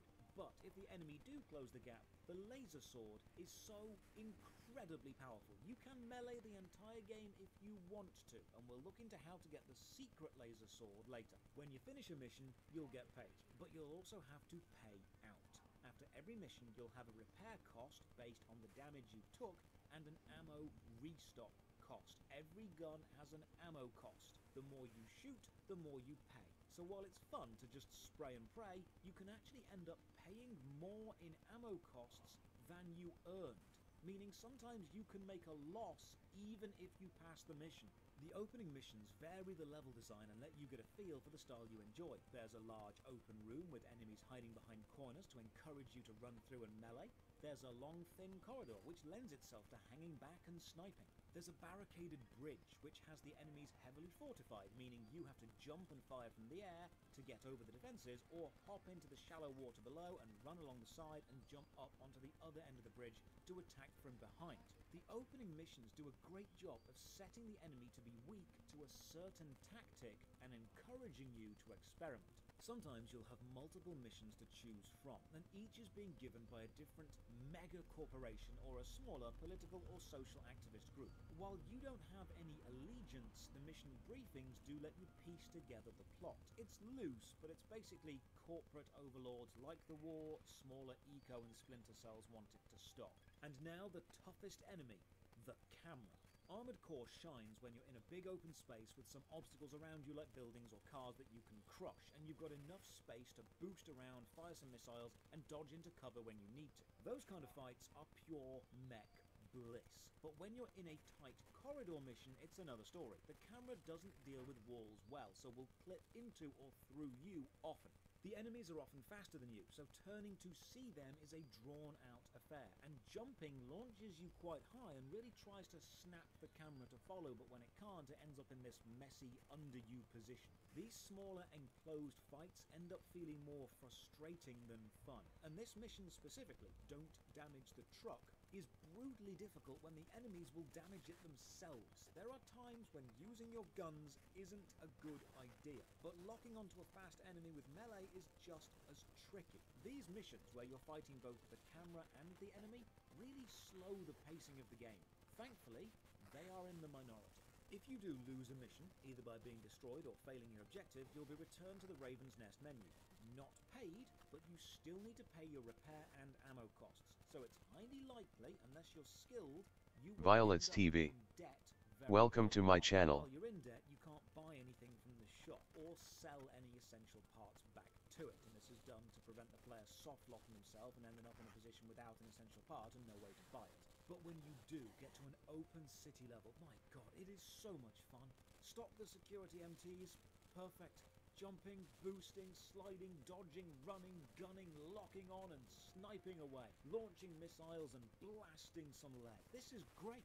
It's moments like this when you understand why this game went on to spawn an absolute legacy. In fact, the timeline of this series is way more fleshed out than people realise.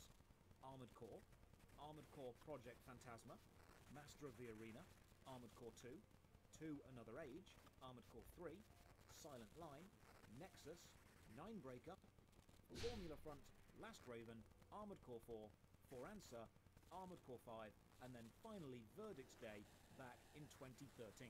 Although rumours are, after the success of Elden Ring, From Software might be looking into the Armored Core series once again. We can only hope. The next mission has us defending an oil rig from waves of flying enemies, and another major issue. Using L2 and R2 to look up and down instead of the analog stick is clunky. It's not a sharp, snappy movement. There's slow acceleration then deceleration, and with enemies moving super fast both into and out of your lock-on area, especially flying enemies, getting a focused lock-on can be fiddly. It also means the majority of your group fights end up with you burst circle strafing while just spamming missiles whenever you can. Once you've got enough credits to buy stuff, you can start to customize your mech. I grab this, fire a missile whenever I have a lock-on upgrade. And if you don't want to risk losing credits by going straight into a mission, you can launch the practice arena. A few basic bots and enough room to move around lets you get a feel for whatever you buy. Some missions don't reward credits, they reward unique parts, either by gifting them to you directly or adding them to the shop.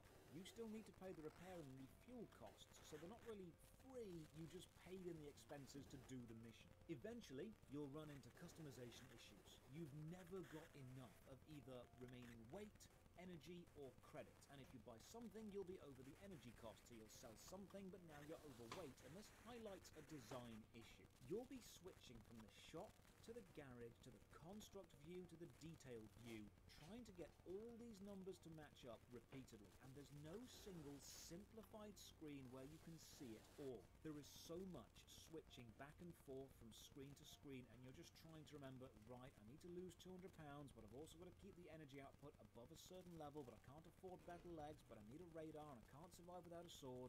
Ultimately, there are a lot of numbers and limiting factors in Armored Core, and while that's not a bad thing by itself, there's no centralized way to see all of them at once. Being complex isn't bad, but being complex and awkward to navigate is. You'll sometimes spend more time flicking between the shop and the garage than in actual missions. Next mission, remove the worker robots. Don't damage the generator. Okay, I promise to be super careful. Ah, look at this walkway. PlayStation 1 fully showing off its 3D surface and texture movement processing there. While the levels of Armored Core are relatively simple layouts, wireframe style, the surrounding textures and distant ambience is just lovely. Okay, don't damage the factory. Got it.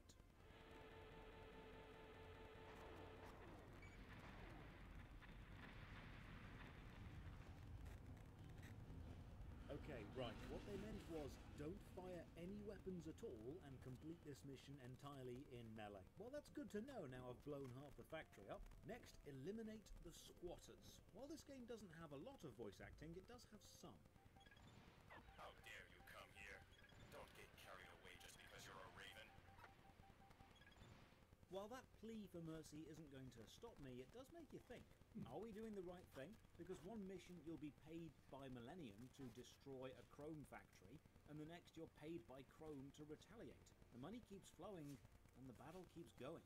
Then we get told about the terrorist group Imminent Storm, clearly being supplied by a larger company but with unknown goals. The story in Armored Core is relatively well fleshed out, with the big corporations setting up shell companies and funding splinter cells to carry out false flag attacks or more clandestine insurgencies, but like most From Software games, you can ignore the story and still have a good time. Into the aqueducts. I've bought some tank legs to increase my equipment load and bring more weapons, but this is a level I'm really missing my radar and my map, and I move super slowly, so maybe this wasn't the best build for a sprawling waterway.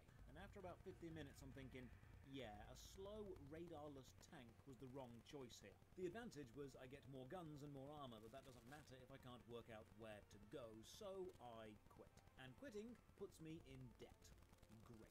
So I rebuild and retry, faster, lighter, and okay, this is better, but lower armor and less health means I actually get destroyed, down. And if you fail enough, the missions actually get removed from your selection. You lose the chance to finish it until you complete the game. And as we'll see with hidden weapons, this can be a big deal. Some missions don't have a set payout, they pay out based on your success. So this one, attack an urban city, wants us to just cause chaos, destroy cars, shoot down the monorail, blow up the lightning nodes on top of the city, easy stuff. Except the city has hired another Raven to defend it. You, in the AC, surrender immediately.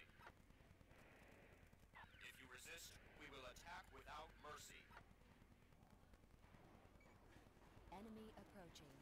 Danger. Danger. Danger. Name of AC. Valkyrie.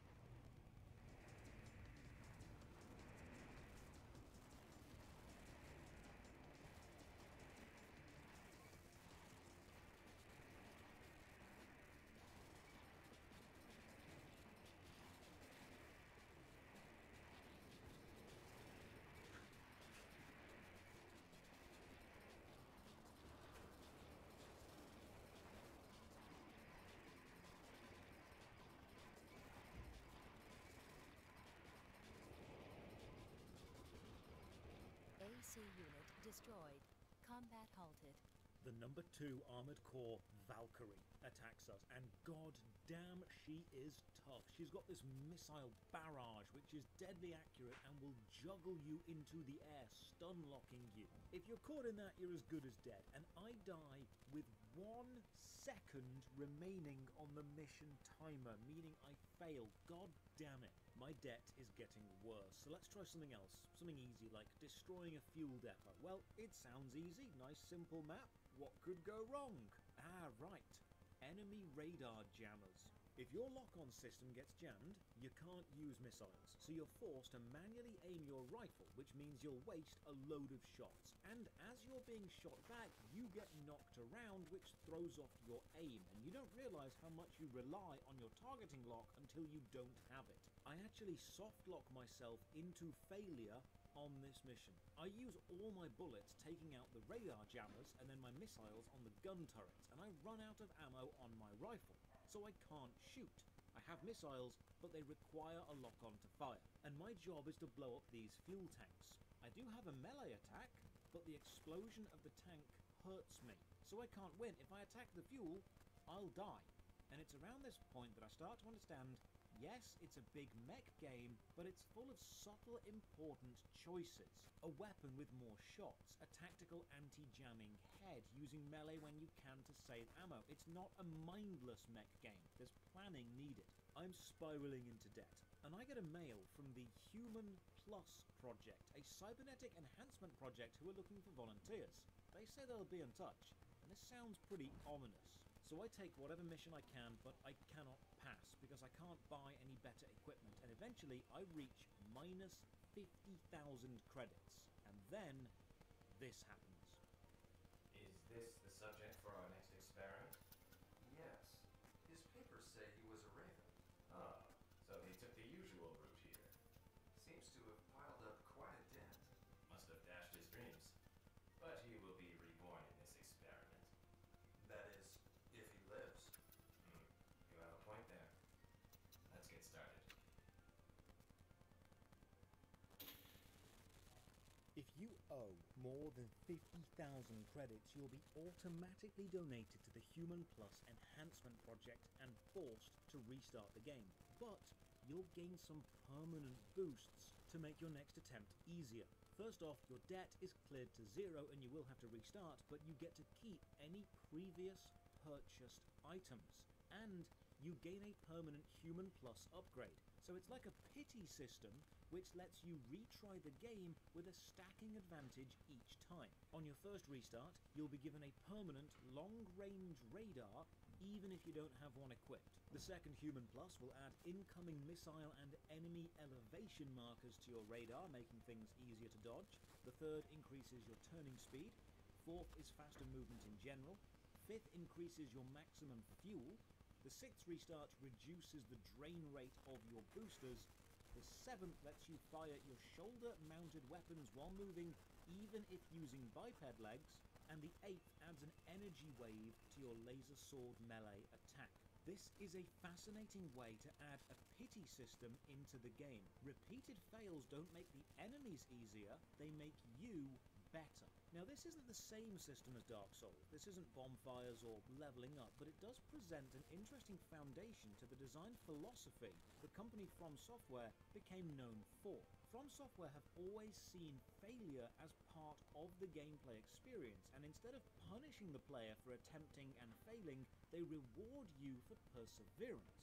you know even if you lose a mission, you are one step closer to the next Human Plus upgrade. You're not losing progress so much as making horizontal progress to something that makes your gameplay experience different. From Software do make hard games, but they want the player to finish them. So the process of failure is part of the journey to success, and this is designed into the gameplay loop. This also means finishing the game without getting a single Human Plus upgrade is the challenge run. So that's my goal. No Human Plus, Soul Level 0 Armored Core completion. The Human Plus system does let you retry old missions with new builds though, like this heavy stabby melee tank, which presents an issue. Limedom Pop. When you use a melee Welcome to sword my with channel. tank legs, you stab slightly to the side, and this means you actually stab either past or over smaller enemies. From Software have always loved their accurate hitboxes, and here it hinders a melee build because your blade does not connect with the enemy model. Okay, you know what? Forget melee. Let's just buy some Gatling arms. Nothing can stand up to sustained DPS. And oh, damn. Okay, yeah, I won, but at what cost? I actually lost money firing so much ammunition. I cannot afford to keep doing this. You know, I never thought I'd find myself limiting my own firing rate in a game with massive guns because I keep thinking, ooh, this is gonna be quite expensive.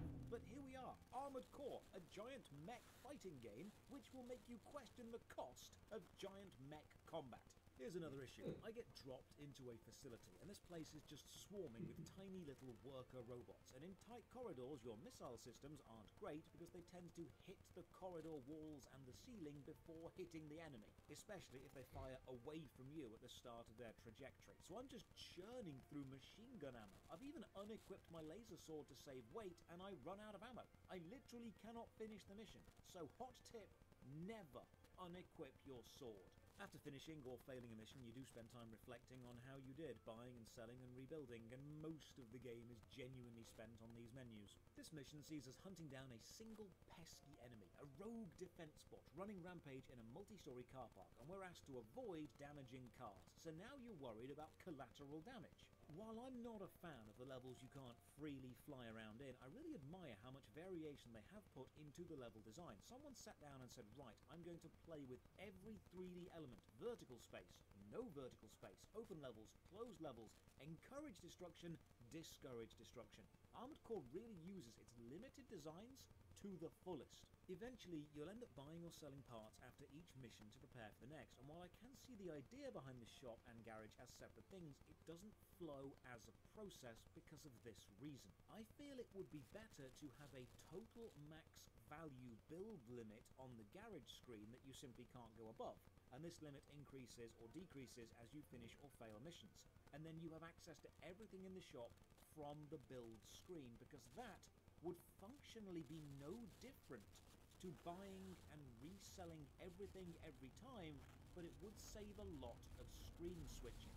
When you do finally find your weapon combination, and when you do finally get a level that allows you to show what you can do, it just feels awesome. Side note, I expected the quad legs to walk like a spider, but you actually just glide along. Probably a PlayStation 1 animation limitation. Eventually, in the later levels, you'll even get small in-game mini-boss cinematics. Nothing amazing, just a little, this fight is harder, get ready preparation. Here's an issue. Smaller hordes of enemies can hit you more often, and each hit, even though not powerful, does interrupt your attacks, and my plan to melee everything falls apart when I keep being stun-locked at the start of my attack animation. Melee, however, does have a nice subtle design touch. Again, it's a pity mechanic. While in the air, if you're locked onto an enemy and perform a melee attack, you will actually dash toward them regardless of your Armored Core's build or weight. I'm guessing this was done because melee combat in the air is extremely fiddly and flying enemies tend to be faster, so this aerial soft lock and dash system means blade attacks are still viable. Time for a rematch with Valkyrie. Okay, you're fast, but I'm better now. I have more armor, more firepower. Let's see how you stand up to me now.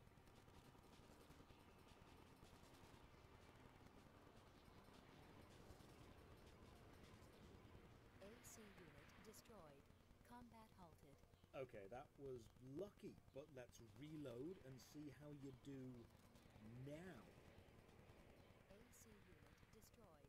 Combat halted. You know what, I'm just going to come back to this mission later on. I even checked the rankings. Valkyrie is number 2, I'm number 10. There's no wonder I'm losing. Killing her is optional, by the way. From Software optional bosses. They were doing it back in 1997. Next mission, we are called upon to help test a new defense robot, a drone called Chaos. Nice, simple, square arena, so I just boost strafe and riddle it with bullets, and nothing too complicated. We're told, thanks. We've gathered data from this test. I then have a feeling that training an enemy drone to become more effective against me is probably going to come back to haunt me. No matter what mission route you take, you have to fight Valkyrie. There is no way I can stand toe-to-toe with her, so I'm just going to hide in this little tunnel on the edge of the map until the mission timer expires and she goes away. I don't have to kill her, just survive her. You even get a mail afterwards saying, "You were lucky to survive." Mate, I know. A snowy infiltration mission next, 6 minutes to destroy the surface-to-air defenses and then find the base entrance, and we are told stealth is optional. I'm in a giant weaponized mech suit. Stealth is never ever going to be a choice I make. I've even upgraded my firing control solution module and shoulder-mounted missiles to increase the number of lock-ons and missiles per shot, and it makes a massive difference. I should have done this way earlier. The next mission is very interesting. The title of the mission is Stop the Gang Known as Dark Soul. From Software have been using this name for years. The original Kingsfield games had references to the Dark Soul, but never anything connecting it universe to universe. So I tweeted out how Armored Core 1 had a reference to Dark Soul. And someone else made the joke, oh, does it also have the Moonlight Greatsword? Because the Moonlight Sword has been in the Kingsfield series, Dark Souls 1, Dark Souls 2, Dark Souls 3, Bloodborne, and Elden Ring. And while that was clearly a joke, the answer is actually yes, the Moonlight Sword is in Armored Core. It's one of the hidden weapons, so let's take a look at them. There are 11 secret parts you can find on specific levels. Nothing in the game even hints at them existing, and you can miss them permanently if you finish the mission and don't get them. And because of how some missions close you off on certain routes and you can't go back, this means the best rifle and the best sword in the game can be permanently skipped. Take the bridge level at the very start.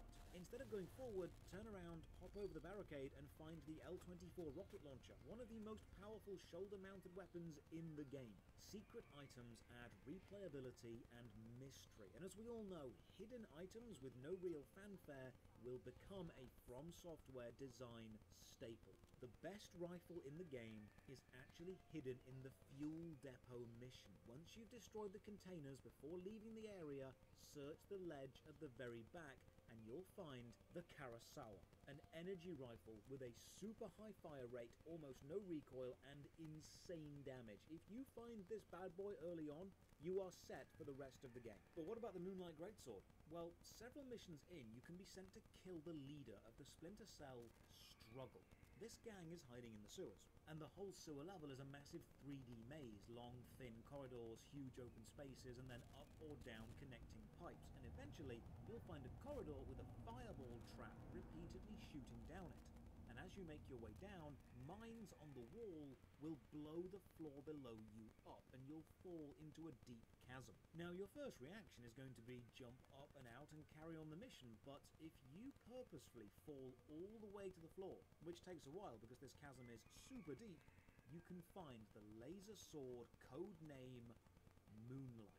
The main issue with doing this is jumping out takes a while. You have to boost from platform to platform, and this isn't the last time we'll see Armored Core trying to be a platformer. It gets a lot worse later on. The sword itself is crazy powerful, deleting most enemies, even powerful bosses, in 1 or 2 hits.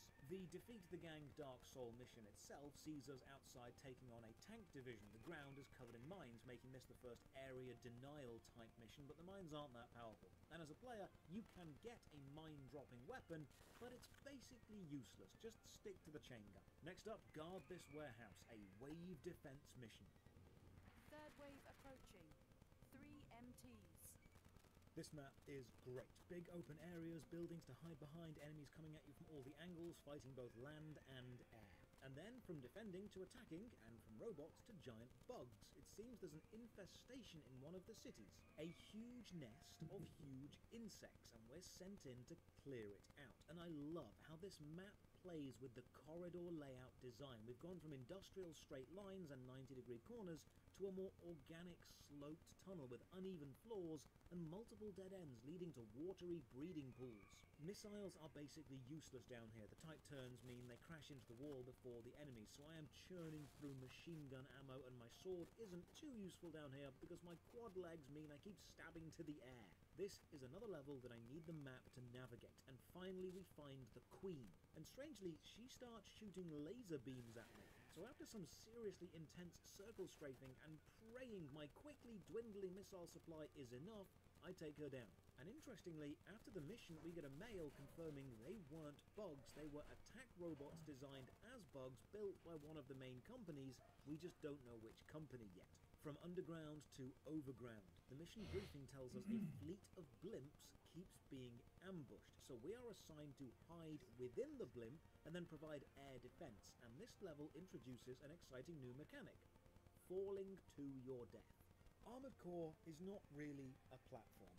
It doesn't have the subtlety or precision controls needed to provide a fun platforming experience, so these levels where you need to precisely jump from one place to another, such as from the hangar of a blimp to the support structure of a blimp, are a real test of patience. Looking down doesn't make landing the jumps any easier, because looking down is slow and the momentum in the air moves you forward further than you expect. Aiming a landing is hard, and small corrections end up as big overshoots. The idea of the mission, a surprise attack while on board a blimp, is awesome, but the execution and the player experience fails to live up to the gameplay potential. When you do get onto the upper body though, it's pretty fun, taking down a swarm of aerial attack drones before they damage the blimp too badly and burn it all down. Finishing the blimp mission gives us even more items in the shop. I quite like the slow drip feed of items instead of having them all available from the start. It means that every time something new is added, you're going back in, doing more calculations, considering, do you have the energy output? The weight? Is it worth it? The meta changes every few missions, and the process of thinking, ooh, what if, and then testing, is fun. Hey, it's a rematch with the Chaos Defense drones. Maybe they've improved it somewhat. It's got way more health and, oh, okay, there's two of them. And they're faster. You know, I knew helping would come back to hurt me. I am creating my own worst enemy. Quick narrative point based on this mission. Creating your own worst enemy through helping a company create an unbeatable robot is a really cool slow burn plot. You know that you're just doing your job, but you can also see the growing power of the thing you're creating, and you know it will soon surpass you and you won't be able to stop it. And the more I think about this, the more I realise this is literally just the plot of The Incredibles. Wave defense while guarding an airplane. The issue is here that small fast robots swarm the plane and I can't damage the plane, so my usual tactic of fire all the missiles until everything stops moving won't work. So I'm timing my machine gun bursts and positioning myself to not catch the plane in the crossfire, and then from defense to offense we are dropped into a crater and told there's a downed military plane that must be destroyed. Simple objective, fight through some guards, but then... Enemy reinforcements identified as a ranking AC. Enemy ranking AC identified as Comwe Mark 17.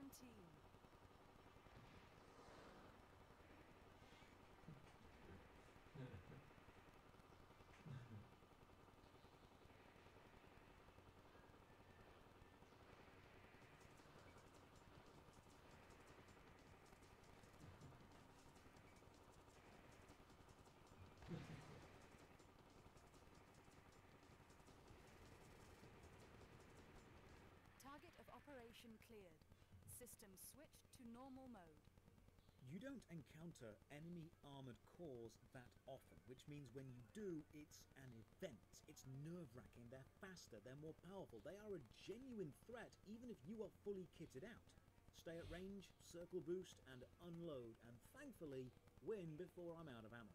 From the simplicity of a big crater to the overwhelming complexity of an underground base, we need to break in and destroy a central computer, and this is another level the game just shines. It's an internal mission, but the internals are big enough for you to boost around in and actually maneuver. You'll need to use your map and navigate. You'll need a melee weapon for the tight corners, a machine gun for the long-range shots, and missiles to take down the slow-moving, heavily armoured enemies. And when you finally reach the inner sanctum, I end up stabbing the computer to death because everything else was used up fighting my way in. And now for a cool concept that I think was underused. This next mission sends us to a deep-sea research facility. The mission is simple: remove everything in the base. But the plot takes a nice little twist.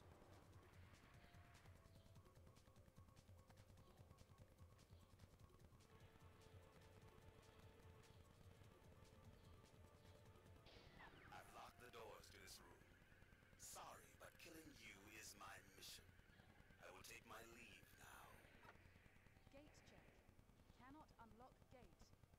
There's another armoured core with us, and they seem to want to kill us. So this isn't a mission, it's a trap. But look at this, an underwater tunnel. I know the limited graphical and processing power of the PlayStation 1 means you probably couldn't break this and have water flood in, but think of the potential. Armored Core very much feels like a game ambitious beyond its system limitations. The designers pushed every aspect they could to breaking point: the customization, the level size, the vertical limits of the sewers and the bases, the open blimp levels, the hemmed-in underwater levels, the amount of missiles flying around, the depth of the detail of the landscape around you. Armored Core feels like it's proving what it can do, so it gets given a better system to do it on. And indeed, when the PlayStation 2 launched, Armored Core 2 was a launch title. Eventually, we get trapped in a room, the doors locking behind us, so we wait and the enemies burst in through the wall, so we fight our way out and finish the mission. But there's no pay for this one. And then a mysterious mail saying, "We'll see you again." It seems the Raven's Nest isn't safe either. The infighting between the mega corporations has infected the mercenary companies. And now the most anxiety-inducing mission: journeying into an abandoned base and destroying 5 controlling computers by planting bombs on them. The only issue: the base is flooded with a corrosive gas which will constantly eat through your armored core's armor. Meaning not only are we taking damage from the security bots, we are on a timer. And our map, while extensive, doesn't have the targets highlighted, and this base is big, meaning you can accidentally loop back round and go into the same room twice. Thankfully, I've built for defense, so I can tank the damage, but this mission takes 12 minutes to finish, and every second is sweaty palms, heart pounding, please God, please let me find the next computer. Because then you have to escape the base, and while running away and hoping the damage drain stops, you start to realise that by now, you've bonded with your mech. You've likely found a combination of legs, arms, weapons, and support abilities that work for you. And now it's about playing to your strengths more than just buying different, more powerful stuff. This design is peak From Software. It's not about raw power, it's about understanding your own limitations and your skill within those limitations. From poison gas to giant lava tower, you are dropped into a giant furnace tower, told it's infested with haywire defense robots, and you need to carefully drop down from pipe to pipe, destroying as you go, making sure not to drop all the way to the bottom or you'll get melted Terminator 2 style. We're in the top 3 Ravens by now, closing in on the final few missions. Remember the insects? Turns out they were indeed a disguised weapon. However, they were a bit too efficient and have broken out of their own construction facility, so we are now hired to go in and mop them up. The game even tells you ignore the small ones and find the 4 queens, because you simply don't have enough ammo to kill everything. This is a very big complex, and honestly, I think I preferred fighting the bugs in the organic tunnels, because it made sense for them to be there and it was a nice change. The factory and the robotic style is one thing, and the organic and natural is another. And what this mission has tried to do is combine them, but it's not actually taken the strengths of both and enhanced them. It's just put the bug enemies into a facility. If you're going to combine design styles, use the strengths of both. Have the bugs dig organic or acidic tunnels through a metal facility. Have the defense robots of the facility fight the bugs. Let us see what a clash of styles would look like, not just a placement of one into the other. Next up, retake the air cleaner. Oh god, this one. This is a big 3D maze. This is the air purification tower for the whole city, and a terrorist group have planted a poison gas canister somewhere. We have 10 minutes to find it. This level is effectively a main central square room with small tunnels branching off, and the tunnels are covered with metal grates, and you shoot them to destroy them. And then you can go up, down, left, or right. You'll be dropping in, exploring event, returning, shooting more grates, boosting up, returning, exploring, returning. The main issue here is some of your weapons can't be fired in the air, and your manual up and down view doesn't give you the range of movement to shoot straight up. So sometimes you'll need to be shooting a grate mid-flight, and I hoped you equipped a gun that can do this. The central room of this level is fine. The small bracing vents just remind me how awkward the game feels in small cramped spaces. And with the purifier saved, we get a rather alarming mail. The mega corporation Chrome has been defeated by the Murakomo Millennium. So Chrome are staging an all-or-nothing last stand. An all-out offensive last-ditch effort to survive, and we are sent to stop it. Dropped into the desert military camp, Chrome's final stand means throwing 5 of the Chaos mechs at us, the ones we helped train, and they are faster and deadlier than before. They even hide behind cover, but I think that was more luck than planning. The AI in this game isn't great. It mostly just walks or flies towards you and then shoots. There doesn't seem to be much in the way of teamwork or enemies coordinating their movements. Kill all 5 MTs, then get dropped into the Chrome base and told to just destroy everything. Standard search and destroy, corridors, small enemies, boosting up slopes, and then we leave the base and we're in for quite a nice surprise. A giant mech is waiting for us outside. And it's a boss. It's fast, it's got a ton of health, and it's armed to the teeth. Now this should be a really cool fight. And when I first saw it, I was super excited. Giant mech versus even gianter mech. But honestly, the whole section is let down by the awkward map shape and the enemy's inability to traverse it. The enemy giant mech just can't walk up the slope, or it gets caught behind the metal framework of the outpost. I feel this enemy would work really well in a flat city map, not an organic outside map. Great idea, terrible execution. With the giant mech down, a strange mission next. We're sent back into the same map, Chrome's base, and we're told, hey, just do one final sweep to make sure it's all cleared out. So we do that. There's nothing here. We even get told... Raven, there seems to be nothing else here. That's enough. Please return. But upon trying to return, ambush. It's another trap. Someone within Raven's Nest wants us dead, and they are throwing everything at us, so we fight our way back to the surface. But then... You're still alive? But we will end that now. Don't you understand? You are totally out of line. You are going overboard. Enemy ranking AC. Identified as Sledgehammer.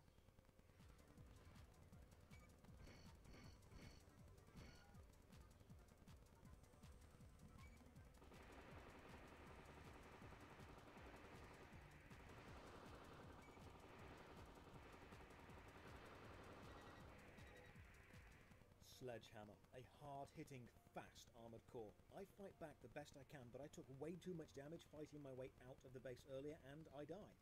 And when I die, I actually die.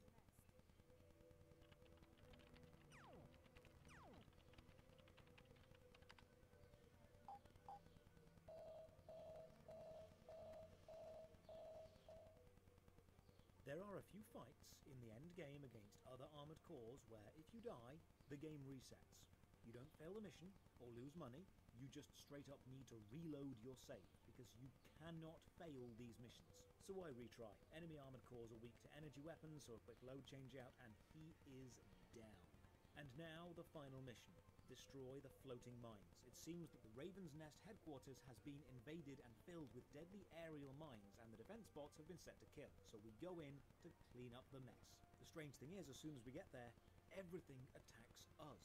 Now this is the only mission divided into 2 parts, and between parts you are fully healed and fully restocked. The first part is tough, but simple. Fight your way through a densely packed room of enemy robots. They've got laser weapons, bazookas, and a few of them fly. But then there's this bit. This goddamn bit. This room is extremely tall, filled with floating, moving squares which look like Borg cubes. You need to ascend the room, climb to the top. But you've not got enough fuel to just boost all the way there. So you have to jump from cube to cube, waiting, boosting, refueling, and then jumping again. But it's not that easy, because the room is not only filled with flying enemies who will shoot you out of the air or off the cubes and knock you off course. Some of the cubes themselves have gun turrets either on top or underneath, and they will shoot you off other cubes. So you need to slowly fight your way up, killing as you go, and when you fall, which you will do, unless you can very carefully land on a cube, you will likely fall all the way to the floor again. This room is a test of patience. It is the absolute monument to why Armored Core should not try to be a precision platforming game until it sorts out the camera and the in-air controls. Just ascending this room took me like 15 minutes, longer than any other level entirely. And when you do finally reach the top, remember I said the cubes look a bit like the Borg? Resistance is futile.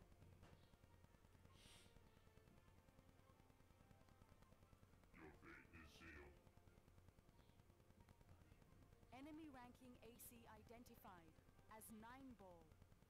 Armored Core and Star Trek take place in the same universe. It's canon and you cannot change my mind. That voice, by the way, was 9-ball, the #1 ranking Armored Core. We reach the blue light bridge at the top of the room and drop into a massive vertical room, a circular tunnel with rings around the edge and wiring flowing down, some type of central mega computer. And in the room, the #1 ranked Armored Core himself, 9-ball, and he absolutely wrecks me. I try again and again and again, and I just cannot beat 9-ball. He's too fast, he's too strong, with too much armor. I do not have the agility to outplay him in this room. But you know what?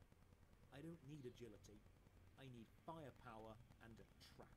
So I load up on bazookas and chain guns. I max my armor out and I bait 9-ball and hide in a corridor. And when they finally show up, I just pepper them with explosive shells. Yes, I'm taking a beating, but they can't move and all of my attacks have AoE damage. And finally, they go down. So I push on through the level. I begin to ascend through another massive circular room, and then I die to another 9-ball. What the hell, game? So the final mission is not only split into two parts, the opening fight and the super dumb vertical platforming bit, but it then makes you fight two identical 9-ball armored cores in terrain designed to give them the advantage. The difficulty spike in the final mission is intense, but finally I trap them both, pelt them both with enough bazooka shots to kill a building, and then I find the central Raven's Nest computer and destroy it, and finally learn the truth. In the Human Plus cutscene, we see these strange lights. They are in the central computer room at Raven's Nest, so Raven's Nest is the Human Plus center. It is also the central supercomputer that controls everything. Chrome, the Murakumo Millennium, and all the other armored cores. Everything is controlled by this computer. It was keeping the world in a state of constant battle because, ironically, this is the best state for humanity to survive in, where humanity never gets too powerful. The only problem, you did too well. You fought too hard and you upset the balance of power. You became too much of a success, which is why it's been trying to kill you. And we're left with the philosophical questions of who's the real evil? The computer or you for messing up the balance? And then we get some unskippable credits. But we're not totally done. Finishing the game unlocks the mission choice menu. You can go back and do all the stuff you've missed or find all of the hidden items. So I have one final vendetta. I grab the Kawasawa laser rifle and the Moonlight sword. I fully tank up, and I go to pay a visit to our old friend Valkyrie, the #2 AC who killed me oh so many times. Yeah, not as tough now, are you, eat overpowered laser rifle? God, that felt good. Even in 1997, From Software understood that letting a player return to an optional boss once they were massively overpowered is a beautiful, cathartic thing to do. Once you've mastered the single-player mode, how about bringing over your mates and building two different mechs and battling it out in two-player mode? While not as fully fleshed out as the campaign, the two-player mode does let you pit mech against mech with no cost limit, and if you saved your own mech design, including your own unique color scheme and custom icon, you can load it into a game via memory card. The two-player mode was fun, but it does become a bit dull when you realise the massively overpowered tactic of just boosting toward your friend and melee rushing them. If you complete the game, and then go back and find every hidden item for 100% completion, you'll unlock the 2 final Human Plus potential rewards. No weight limit, and no power limit, truly letting you build the armoured core of your dreams. So now we've defeated both 9-ball armoured cores and destroyed the central computer, we can finally ask, Armoured Core, was it any good? The idea of a giant mech fighting game is awesome, and Armoured Core captured the spirit, the shop allowing you to buy parts, the garage letting you build, and then the missions focusing on the fun parts of the mech battle fantasy.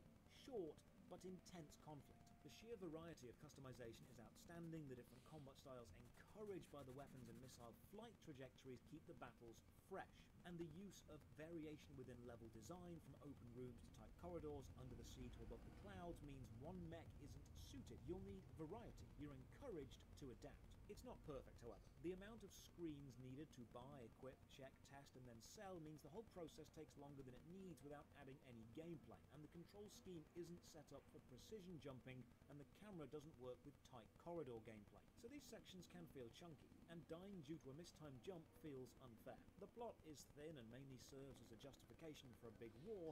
You could lose the plot and still have the same experience. But overall, Armoured Core 1 was a great foundation, full of traditional From Software touches. It's short, but intensely satisfying. So to end the review, I will award Armoured Core... The test is over. From this moment on, you are a Raven. out of 10. Thank you for watching. Another massive thank you to all the supporters on Patreon and Twitch who keep the channel alive. You can support from only £1 a month. Check the video description for links to the Patreon, Twitch, Twitter and our Discord. And as always, remember... Target of operation cleared. System switched to normal mode.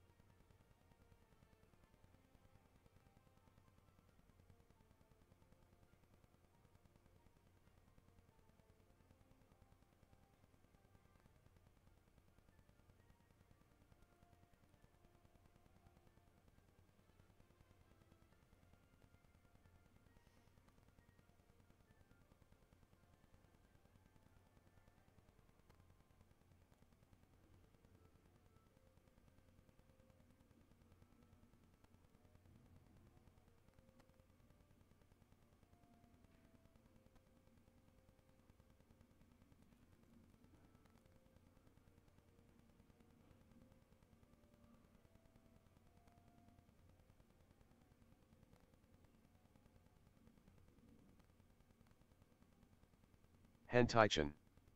Welcome to my channel.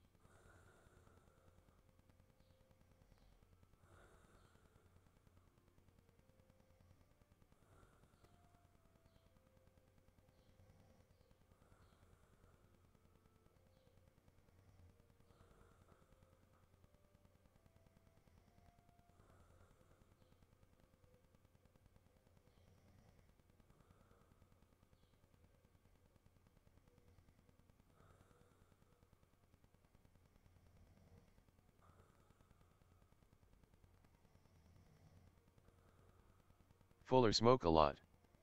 Welcome to my channel.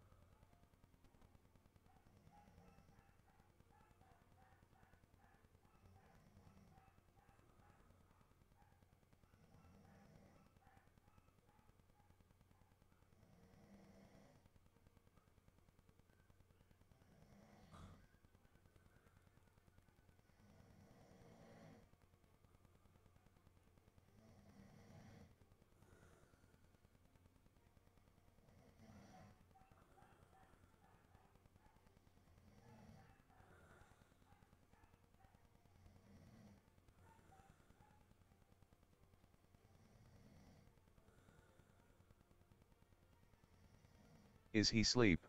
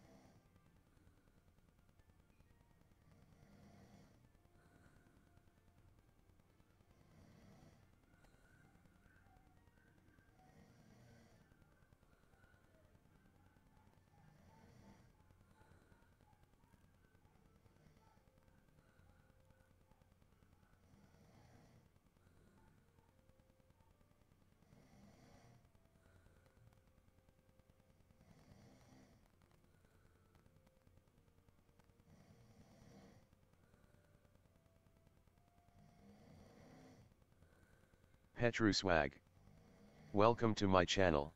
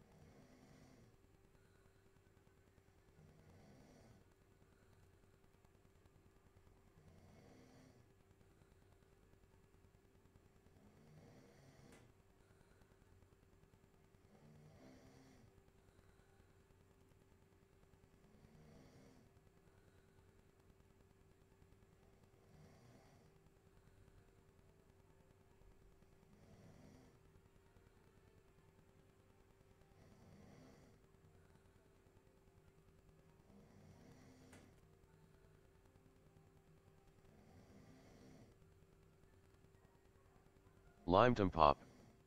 Welcome to my channel.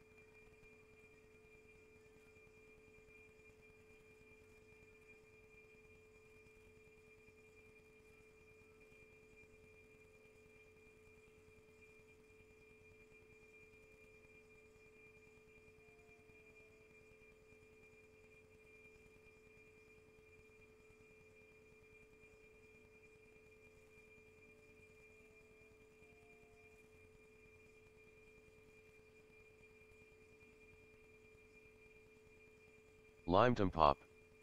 Welcome to my channel.